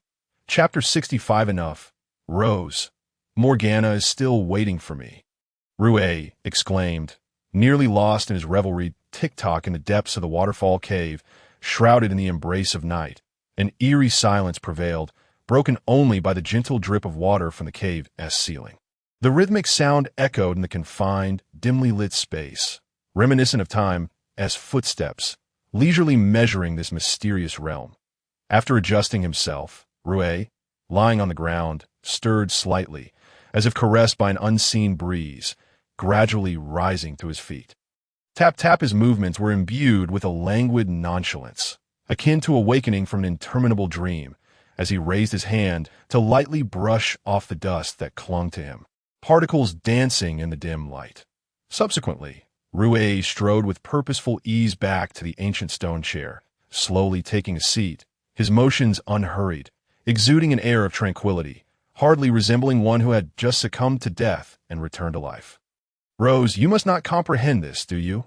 Playing with you is an essential part of my existence. At the very least, I take great delight in it. Rue settled into the stone chair, a smile gracing his countenance. Casually crossing his legs, his expression seemingly concealing boundless jest and mockery, as though he stood atop the world, observing all below as mere ants. You better not reveal any unworthy intentions. Otherwise, everything you currently possess will crumble to dust. Do you understand? The Time-Space God King. Rue's hands rested comfortably on the armrests of the stone chair, its surface polished smooth by the passage of time, reflecting the faint glow of the screen. His gaze fixated on the Time-Space Rose beside him, her wine-red hair shimmering with an enigmatic luster in the dim light, reminiscent of flickering flames or flowing magma. Exuding an irresistible allure, the tranquil yet oppressive atmosphere enveloped the waterfall cave, akin to a heavy curtain isolating the space from the outside world. Outside, the night had deepened into silence, the world seemingly plunged into slumber, while the cave remained shrouded in darkness, as if forgotten by the god of shadows. Were it not for the translucent blue and white screen suspended in midair, casting a faint glow, the cave would be pitch black, with visibility reduced to nothing, even human forms indistinguishable. The screen's light cast mottled shadows upon the cave walls, their flickering reminiscent of untold secrets, like a host of silent dancers performing a mysterious tale upon this dark stage. Meanwhile, the unfortunate Morgana lay unconscious on the ground, having been dormant for an extended period. The hypnosis transformation should have been completed, but due to Rue and the Time-Space Rose's unproductive activities, some time had been delayed. I am all right, as long as you are pleased, my master. Before you, I dare not claim the title of Time-Space God King. Regardless of my immense power, it is all bestowed upon me by you. I'm the foremost loyal hound under your command. Your first batch of the God Slayer, the Khan's personal guard. Upon hearing her master's jest, the astute Time-Space Rose gracefully glided forward, her every step akin to a dance, light and fluid, as she approached. Tap, tap, tap. The rose, with its graceful posture, appeared like a blooming nocturnal flower in the dim light, exuding a unique fragrance. Subsequently, she gracefully knelt on one knee, her movements fluid and elegant, as if she had rehearsed countless times. Placing her hand over her heart, she gazed up at her beloved master with a tone imbued with deep affection, bordering on obsession. The tenderness in the rose's eyes radiated a love so profound it seemed capable of melting the entire world, ensnaring anyone within its depths. Yet upon closer inspection, there was a hint of fiery enthusiasm in her smile, akin to the most brilliant star in the night sky, twinkling with enchanting allure amidst the darkness. One cannot help but commend the rose's exceptional acting skills. She portrayed her emotions with exquisite precision, with each glance and gesture perfectly timed. After all, the Rose and Rue had known each other for only a fleeting moment, and it was improbable for genuine feelings to have developed. Their relationship resembled more of a transaction. Rue bestowed upon the Rose formidable power, while she, in turn, offered herself as a humble servant, trading her freedom and dignity for the might of the Time-Space God King. Although the Rose exhibited a modicum of humility before her master, she retained an air of arrogance in the presence of others, embodying a peculiar status of being slightly above all yet still beneath one. It is no wonder that the typically competitive Rose deemed this arrangement worthwhile. For the power of the Time-Space God King was simply irresistible, instilling a fear of loss within her. Indeed, it is easier to slip into luxury than to return to simplicity. Particularly, the Rose had a penchant for wielding the massive blue and white giant dart from Star Fate. And now, returning to the dark alloy dart felt somewhat alien and uncomfortable. Moreover, there was the Grand Clock, a top-tier celestial computing machine. Without it, the Rose would be left with nothing more than the outdated Dino 3 from the Super Divine Academy, which could only be utilized if Aunt Lianfeng provided the command code. In a certain sense, the Rose could be considered a materialistic individual, though her admiration was not for the digital currency of a pre-nuclear civilization, but rather for the tangible and formidable power, making her an easy target for Rue's control. Furthermore, as the master, Rue possessed a penetrating gaze, seemingly endowed with the ability to see through all, effortlessly discerning the Rose's innermost thoughts. Before Rue, the Rose's intentions were as transparent as an open book, available for him to peruse at will. Although the Rose exhibited materialistic tendencies, to Rue, she was merely a loyal companion with a distinct personality. Subdued upon donning her collar, Rose, you certainly have quite a collection of titles. What a chaotic array of designations, Rue remarked, his attention evidently captivated by the myriad of titles that the Time-Space Rose had conferred upon herself. The more he pondered, the more amusing he found it, as peculiar titles flooded his mind, prompting him to laugh aloud. His hearty laughter echoed throughout the vast waterfall cave, as if to shatter the constraints of darkness and resonate into the distance. After his laughter subsided, Rue casually lifted his right foot, placing it upon the Rose's left shoulder with an air of authority, as if to declare his supreme status. This act served as an unconventional loyalty test. Should she exhibit protective behavior akin to that of a guard dog, it would indicate a need for corrective guidance. But if the Time-Space Rose were to defend her territory, the solution was simple: send her to the Panhong district for labor reform. However, Rue had acquired a few skills from the renowned dog trainer, Panhong, allowing him to manage the matter himself without inconveniencing others. Conveniently, remnants of KFC chicken bones lay scattered on the ground, and Rue deemed it appropriate to make use of them, confident that even the Time-Space God King would not suffer from such junk food. With her sharp teeth, she could probably crush the bones. The Rose, being a time-space deity, possessed a greater variety of attributes than mere mortal women, making her an ideal candidate for a gentleman to savor gradually. Suddenly, the atmosphere within the waterfall cave grew tense and peculiar. as if the air was thick with anxiety, causing breaths to come in quick succession. Despite Rue having recently been revived by the time-space rose using the time-space prison, he radiated an aura of peak vitality, eyes gleaming with sharp brilliance. There was no sign of the fatigue typically felt after a heartfelt conversation, nor the clarity that accompanied a tranquil demeanor. Instead, he bore the depth and composure of one who had weathered many storms. Meanwhile, the Kuan family legion, which had perished at the rear city gate of the time-space god king, still retained their bodies. After all, during the time-space reversal, Rue's corpse had been enveloped by the time-space prison, sparing the time-space rose from harm that moment. The time-space rose donned dark alloy armor that glimmered with a cold metallic sheen in the faint light, presenting an image of elegance and strength. As impenetrable as a fortress, she resembled a warrior from the future, exuding a formidable presence. Surely, she would not overlook anything of importance. What appeared to be the assault on the rear city gate by Rue's Kuan family legion was merely a ruse orchestrated by the Rose.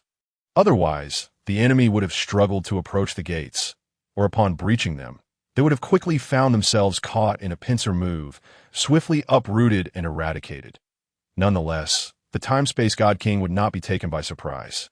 After all, those dandelion seeds were far too weak, and the disparity in their levels of existence was akin to different cosmic channels. Even if a mortal were to fortuitously encounter a celestial fairy, it would be impossible for them to establish a lineage of immortals. Enough, do not disturb me. I must continue to modify Morgana's core data. IT has been delayed, all because of you, causing me to stray from my duties. Go away. Fortunately, Rue's resolve remained steadfast, like an unyielding mountain, overcoming the temptation to engage the time-space rose in further discussions about the mysteries of the universe and the trajectories of the stars. He then retracted his right foot from the rose's left shoulder with decisive grace, raising his hand in a succinct gesture, signaling her to depart and refrain from further interruption, akin to swatting away a bothersome fly. Subsequently, Rue devoted his full attention to the semi-transparent blue and white screen hovering in the air before him. Relieved to find that the data was intact and unaltered by others, he needed to finalize Morgana's processing swiftly, requiring his undivided focus. Oh, master, what does Venu possess that Morgana lacks? How about we delve deeper into the origins of the universe again? After all, I will revive you using the time-space prison once we finish. Ha! Master, you rascal. The once kneeling time-space rose, upon hearing her master suggest she entertain herself, momentarily flashed a look of displeasure. A faint blush crept across her fair cheeks, reminiscent of flames igniting within her, leaving her in a particularly foul mood, with her pale lips curling into a pout, resembling the legendary crooked-mouthed Dragon King, both comical and somewhat endearing. The rose's heart brimmed with resentment. How could her master's attention be diverted to Morgana? She was the most deserving of his affection as the loyal companion.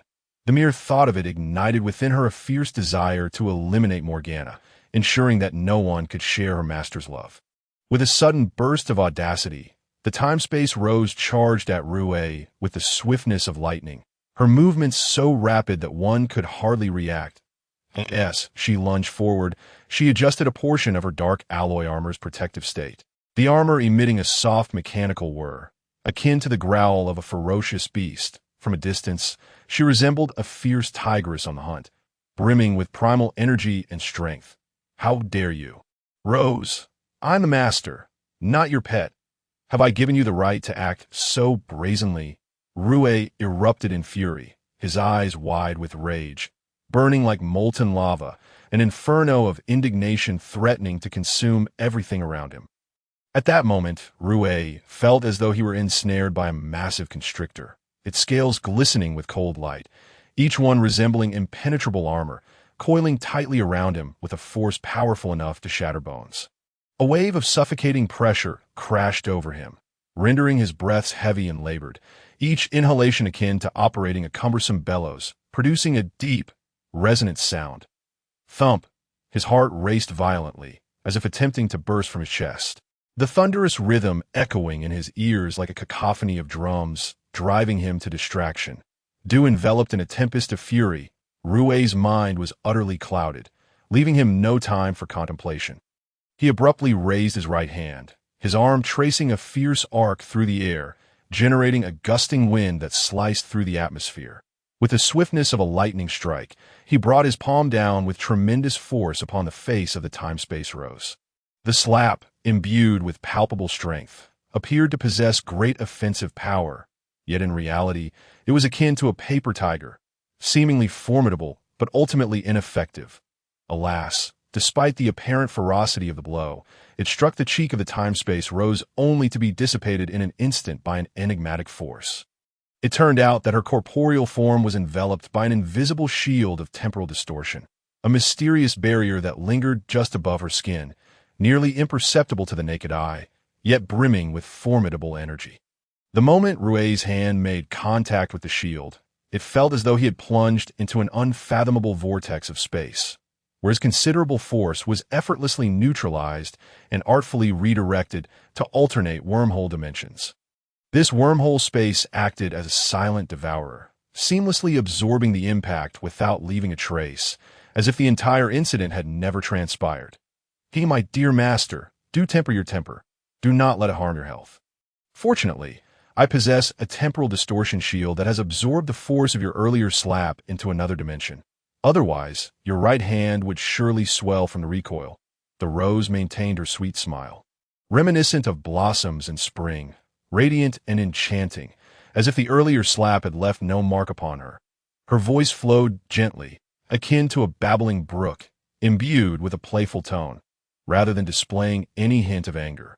She expressed concern for Rui's hand, her gaze filled with genuine care, as if truly worried that Rui might injure himself by striking her. If that were the case, her heart would feel as though pricked by 1,000 needles, causing her immense pain. How should I then express my gratitude to you? Go and eat those chicken bones discarded on the ground. Let me witness your loyalty.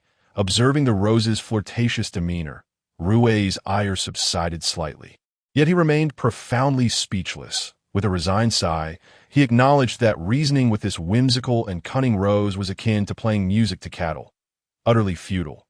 Thus, Rui resorted to issuing orders, attempting to compel her to behave and follow directions. Rather than continuing her mischievous antics that irked him, "To your command, master."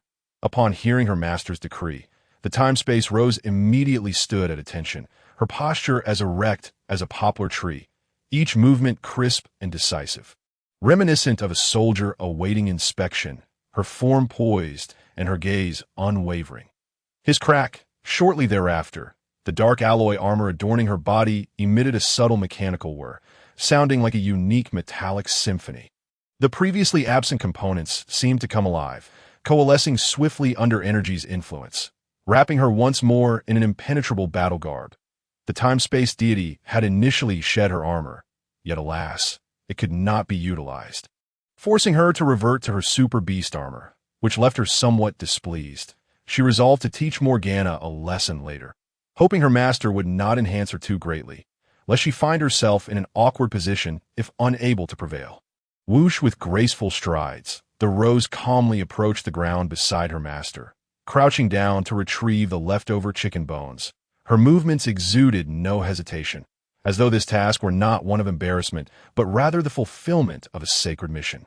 Subsequently, she began to savor the remnants, chewing with deliberate care as if relishing a rare culinary delight, each bite an exquisite experience. Crunch, though the chicken bones were rather tough and dust-covered, appearing quite unkempt. The rose was, after all, a fifth-generation time-space deity. Her physiological structure transcended ordinary comprehension, endowed with astonishing abilities. Even indulging in such refuse would not upset her stomach. Her digestive system operated like an impeccably precise instrument, effortlessly filtering and breaking down harmful substances, transforming them into energy her body required. She would not even need to visit the restroom, as her metabolism could perfectly convert ingested matter, maintaining her bodily equilibrium in a unique manner. Free from parasitic concerns, such a miraculous constitution truly rendered her a celestial being. Although theoretically, the time-space rose would not produce flatulence. Should she do so, it would likely emit a delightful fragrance of roses. Puff, the mere thought evokes a peculiar image, as if the air were suffused with a romantic and bizarre essence. Truly splendid. Ah, minus it. As the time-space rose indulged in her meal, Rue seized the opportunity to recalibrate his state of mind. He took a deep breath, slowly closing his eyes, striving to calm the tumultuous emotions that had nearly spiraled out of control. Blast it all, it was rare for him to lose composure. He abhorred disobedient women. Despite merely being a creature he had raised, she insisted on exhibiting such a distinct personality. When summoned, she ought to comply. When dismissed, she should withdraw. Whoosh Rue's chest heaved violently, each breath expelling the agitation and fatigue that had built up within him. He then refocused his attention on the interface glowing with mysterious light, continuing to manipulate Morgana's core data. At this juncture, Rue hesitated. Should he preserve Morgana's individuality or convert her into a mere puppet? Although the Rose retained her personality, it often felt as though she was undermining him, failing to achieve the perfection he desired. Conversely, he recalled how he had previously instructed the Rose to eliminate Kaiao and Sun Wukong, and at least she had complied, managing to reach a satisfactory level of performance. The data resembled a labyrinthine puzzle, with each line of code akin to a junction within the maze, teeming with uncertainties and challenges. While Rue navigated this intricate network, striving to discern the correct path, each attempt akin to seeking a glimmer of hope in the dark, yet another night of overtime awaited him. He had initially intended to sleep. But after this ordeal, he felt utterly drained, as if all his strength had been siphoned away. Yet the work remained unfinished, the complex data weighing heavily upon his shoulders, leaving him breathless. Thus, he reluctantly opted to pull an all-nighter, for the task was pressing, allowing no room for complacency. Every moment was invaluable. Regrettably, Rue lamented his lack of higher education, wishing he had studied diligently during his time on Earth. Now, amidst the super-godly cosmos of Blue Star, his lack of cultural knowledge felt inadequate. Yet luck had favored him, enabling him to thrive through the hypnotic transformation system. Nevertheless, even if Rue were to collapse, the time-space Rose could resurrect him. After all, Morgana was a commendable, loyal companion, possessing a rare dual lineage of half-angel and half-demon. Working overtime was not an issue. The Rose was acutely aware of her master's intentional command to ensure her compliance. She understood his thoughts with clarity. Gurgle hence. She did not consume her meal hastily, gracefully savoring the chicken bones while discreetly observing Rue's every move. She engaged in her dining with a calm elegance, relishing each bite, as if cherishing this rare moment of solitude. Her actions served as a means to provide her master with an avenue to retreat, preventing a rekindling of the tempers that could ignite their explosive discussions on the mysteries of the universe. Reflecting on their previous heated debates, the mere thought induced a headache. As if the air had been thick with tension, it was no wonder Rue's anger flared, his words sharp and his temperament volatile. Undoubtedly, the radiation emitted by the Rose's time-space deity form had subtly influenced her master. The fault lay not with him, for the great master made no mistakes. All blame rested upon the time-space Rose. And disregarding the facts, did she truly bear no culpability? Ha! This punch traverses the stars. Who says mankind lacks great emperors to understand that the temporal cage of the time-space Rose, during its reversal of time, has completely eradicated the divine gene radiation from Rue's body? This implies that the master is now in a perfectly normal and healthy state. However, one must find a loyal dog to bear the brunt of any blame. Chapter 66. The Rebirth of Morgana, the true great demon, the unparalleled queen, in the tranquil river of time. Seemingly frozen, yet quietly flowing, each moment appears as minute grains of sand, leisurely slipping through the fingers. Amidst the profound silence, only the gentle sound of water flowing outside the water-curtained cave is heard, akin to a soft lullaby, accompanying the beings within during this long night. Unbeknownst to them, the thick, inky night has receded like a tide, replaced by the fresh and gentle breath of the following morning. On the sky, a brilliant red sun gradually rises from the distant horizon, its vibrant form resembling a giant awakening from slumber, radiating boundless vigor and vitality. The golden rays of the sun are like countless delicate and warm threads, weaving a fine veil that softly envelopes the vast expanse of the earth. These rays traverse the earth's embrace freely, akin to a group of mischievous sprites, colliding with one another and refracting a faint, dreamlike glow, enchanting and ethereal. It is as if the world has donned a mysterious veil, proclaiming to all existence that this is yet another beautiful new day brimming with hope and possibilities that are finally done. How exhausting. Rose, come over and give me a massage, tea this moment, within the water curtain cave on Flower Fruit Mountain. The humid vapor envelopes the air like a thin veil, intertwining with the fresh morning air outside, yet imbued with an added touch of mystery and tranquility. Rue, seated upon a stone chair, appears utterly drained after a night of relentless toil.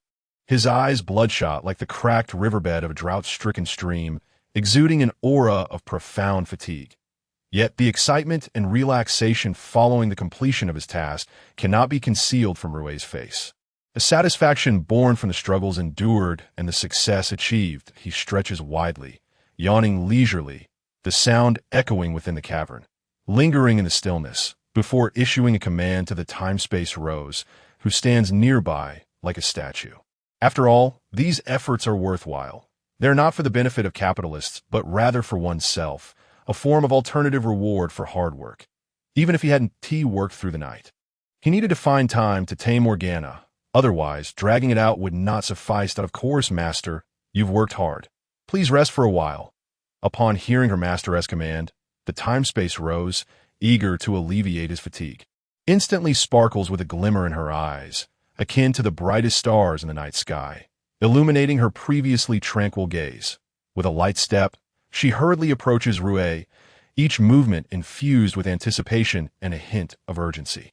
She extends her delicate, slender hands, moving with gentle caution as if handling a priceless treasure, softly massaging his temples. Simultaneously, she slightly parts her lips, exhaling warm, gentle breaths that carry the rich, intoxicating fragrance of roses, dancing through the air like lively notes, enveloping Rue and dispelling his weariness. While this provides some relief, attention to rest is still paramount. It seems the KFC consumed last night has nearly been digested. Yet Rue has devised a more entertaining idea. He envisions a superior method of energy replenishment, soon to be realized upon the demonic form of Queen Morgana.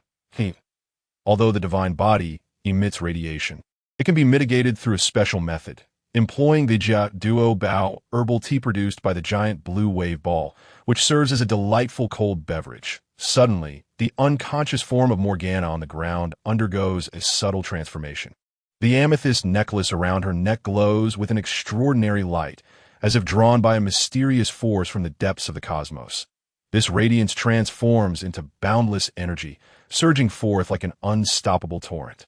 Merging into her body in the blink of an eye, the necklace vanishes without a trace, as if it never existed, yet it resides within Morgana in an unknown and mysterious form, seemingly brewing a cataclysmic transformation. A surge of violet energy erupts from Morgana's body, overwhelming like a tidal wave, exuding a powerful force that causes the surrounding air to tremble. This violet energy appears laced with strands of black mist, reminiscent of a demon's whisper, evoking an unsettling chill. Her human form begins to dissipate entirely, as if scattered by an invisible, hellish wind, gradually morphing into that of the demon queen. Throughout this transformation, the surrounding space warps, and time seems to stand still, all witnesses to this mysterious and potent metamorphosis. With a crack, a pair of enormous purple-black demonic wings burst forth from Morgana's back, larger than before, nearly filling half of the water curtain cave upon their unfurling. The surface of the wings bears ancient runes, exuding a mystical yet malevolent aura, as if recounting untold dark histories. With a mere flap, the sheer strength contained within creates powerful gusts, sending visible ripples through the air that crash against the stone walls of the cave, producing a deep, resonant sound. Morgana then closes her eyes, levitating mid-air, radiating an overwhelming presence, as if she is the sovereign of this world, commanding all to bow beneath her. However, the purple-black armor that adorns Morgana appears to be enlarging, expanding alongside her very form. Her physique swells, muscles becoming more pronounced, each one seemingly brimming with infinite strength. Her visage transforms into a more austere countenance, exuding an air of authority and dominance that inspires trepidation. She appears increasingly robust, a true embodiment of a great demon, as if emerging from the abyss of hell, ready to shroud the world in darkness. Goodness, what a commotion, Rose! Why are you trembling? Afraid you can't defeat her. Rue, leaning against the stone chair, is equally astonished by the magnitude of Morgana's rebirth. His eyes widen in disbelief, recalling the relatively subdued stir when the time-space Rose underwent her hypnotic transformation. Rue cannot help but wonder if the potential of Rose's time-space genetics pales in comparison to that of Morgana.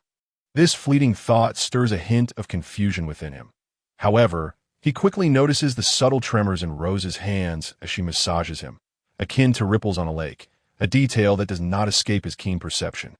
With that in mind, Rue teasingly remarks on Rose's nervousness, finding it both intriguing and amusing that the renowned time-space god king could experience anxiety. Am I afraid of her? Nonsense. I'll have Morgana beneath my heel in no time. And I'll spit on her for good measure. Upon hearing her master's jest, the time-space Rose lets out a huffy snort, her tone laced with indignation and pride, as if deeply insulted. A blush creeps across her cheeks, extending to her ears, revealing her displeasure. After all, Rose is acutely aware that her rival has truly arrived, no longer the solitary contender vying for her master's affection. This sense of urgency ignites a fierce determination within Rose. She must assert her dominance over Morgana, for the advantage lies with her. Oh, fine. As long as you can defeat her, I relish the sight of beautiful women clashing. Just remember not to kill her.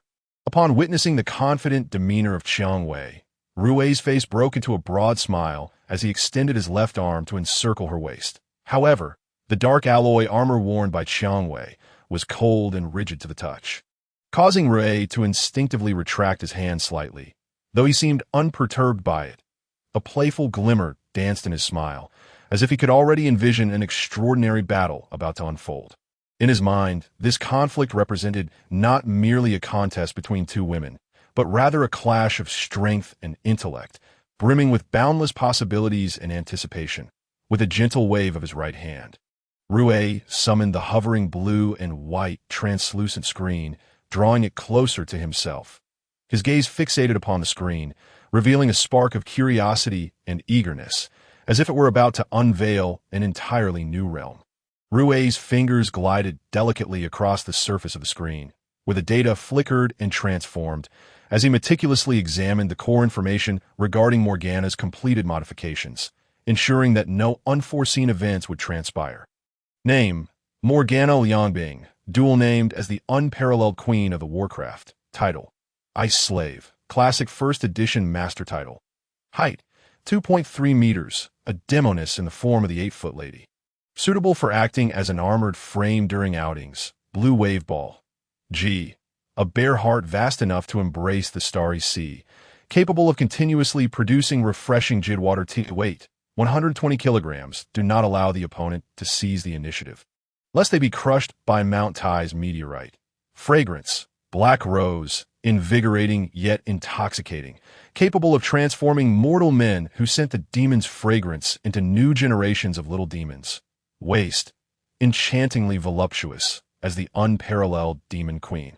Her waist cannot possibly be as slender as that of a young girl. Peach: the most beautiful and plump in the known universe. After enhancement, it has become even firmer and perkier, capable of carrying both passengers and cargo, far superior to certain young ladies who can only hold a bottle of water. Demon form foot size: 48, ultimate and exceedingly rare supreme foot. A delight for connoisseurs.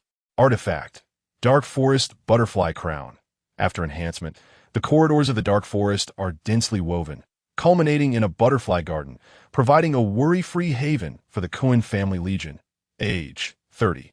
000 years lifespan. Immortal gene: Great Demon Queen form. Original angelic genes eliminated. Existing demon genes enhanced. Dual form transformation appears formidable, yet is inferior to single form enhancement. Engine: Wormhole engine 60 frames significantly enhances computational power, while augmenting abilities related to concepts such as void and anti-void. Weapon, demon claws, purified by removing other rare metals, retaining only dark silver material. Despite being reduced in size, their power and damage have increased. Capable of synergizing with the wormhole engine, larger weapons are not necessarily better. Armor, Demon Queen armor, incorporates some dark silver materials to enhance defense, significantly enlarged to prevent awkward situations where the Queen's growing physique cannot fit into the armor. Celestial Computer, Demon Knowledge Repository, in alignment with the sacred knowledge protection of the angelic civilization, enables the Demon Queen to ceaselessly give rise to a powerful demon civilization and train a decisive demon army, standing invincible. Divine Body, 5th generation wormhole divine body, remarkable healing speed, capable of immunity to severe injury effects even when cut by silver blades. Wormhole abilities are substantially enhanced.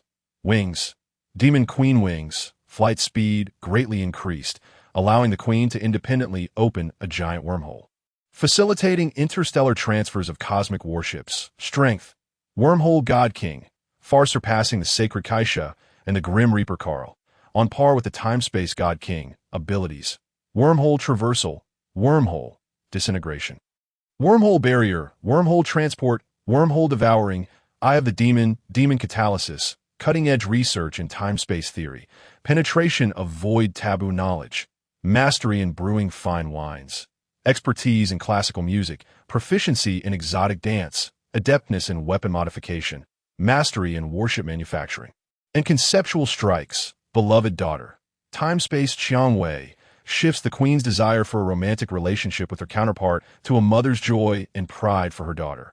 Master, Rui, while the benevolent master permits the Queen's individuality, she remains unable to defy his commands, for his orders are absolute.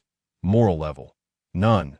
As a great demon, the Queen possesses no morality. She acts according to her whims, indulging in ultimate depravity and freedom, obeying only the commands of her master. Rui, personality, arrogant, rebellious, self-important, extreme contrast, gentle as water, passionate as fire, and fiercely loyal.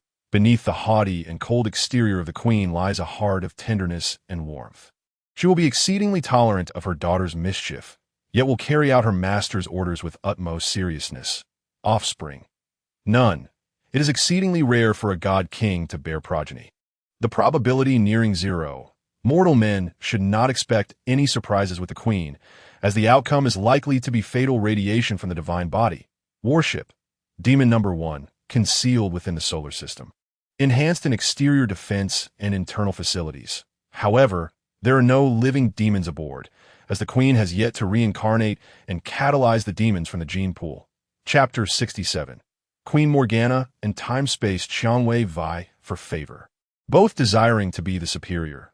Rui held his breath, his eyes firmly locked onto the hovering blue and white translucent screen, which emanated a soft yet chilling glow, presenting Morgana's core data post-hypnosis modification without reservation. These data points resembled the mysterious runes of cosmic order, each line and symbol imbued with the power to reshape destiny. Rui's gaze swept across the information line by line, occasionally furrowing his brow in contemplation, as though deciphering an ancient and obscure code. At other moments, he nodded slightly, as if resonating with the wisdom of the unknown. The dense genetic sequences and energy parameters appeared akin to the intricate and intertwining star trails in the vast expanse of the cosmos, constructing a novel power system regarding Queen Morgana, captivating Rui's full attention. Yet, prolonged scrutiny of these abstract and complex data began to induce a sense of dizziness within Rui's mind. The information resembled an endless thicket of thorns, where every detail could conceal a crucial clue, yet its intricacy left him awestruck. His eyelids grew heavier, as if pulled by invisible threads, with drowsiness spreading through his consciousness like thick ink that a night of intense labor had left him. A mere mortal, utterly exhausted, the all-nighter had drained him of immense energy, each cell clamoring for rest, as though on the verge of striking. Rui felt his body growing increasingly heavy, his thoughts sluggish, at any moment susceptible to being submerged by the overwhelming tide of fatigue. Fortunately, Qiangwei stood beside him like a glimmer of dawn amidst darkness. With a gentle rhythm, her delicate hand massaged his temples, the warmth of her fingertips perfectly soothing. Each press felt like a refreshing stream, momentarily dispelling the heavy cloud of weariness that loomed in Rui's mind, allowing him to maintain a semblance of alertness. However, resisting the relentless tide of fatigue proved arduous. Rui lifted his right hand, the motion slow yet imbued with undeniable strength, as he waved gently in the air, as if bidding farewell to the protracted duel with the data. With his gesture, the blue and white translucent screens, which held the secrets of Morgana's modifications, began to dissipate as if caressed by a mysterious breeze. The data transformed into shimmering specks of light, akin to fireflies on a summer night, flickering in the air of the water-curtained cave before vanishing without a trace.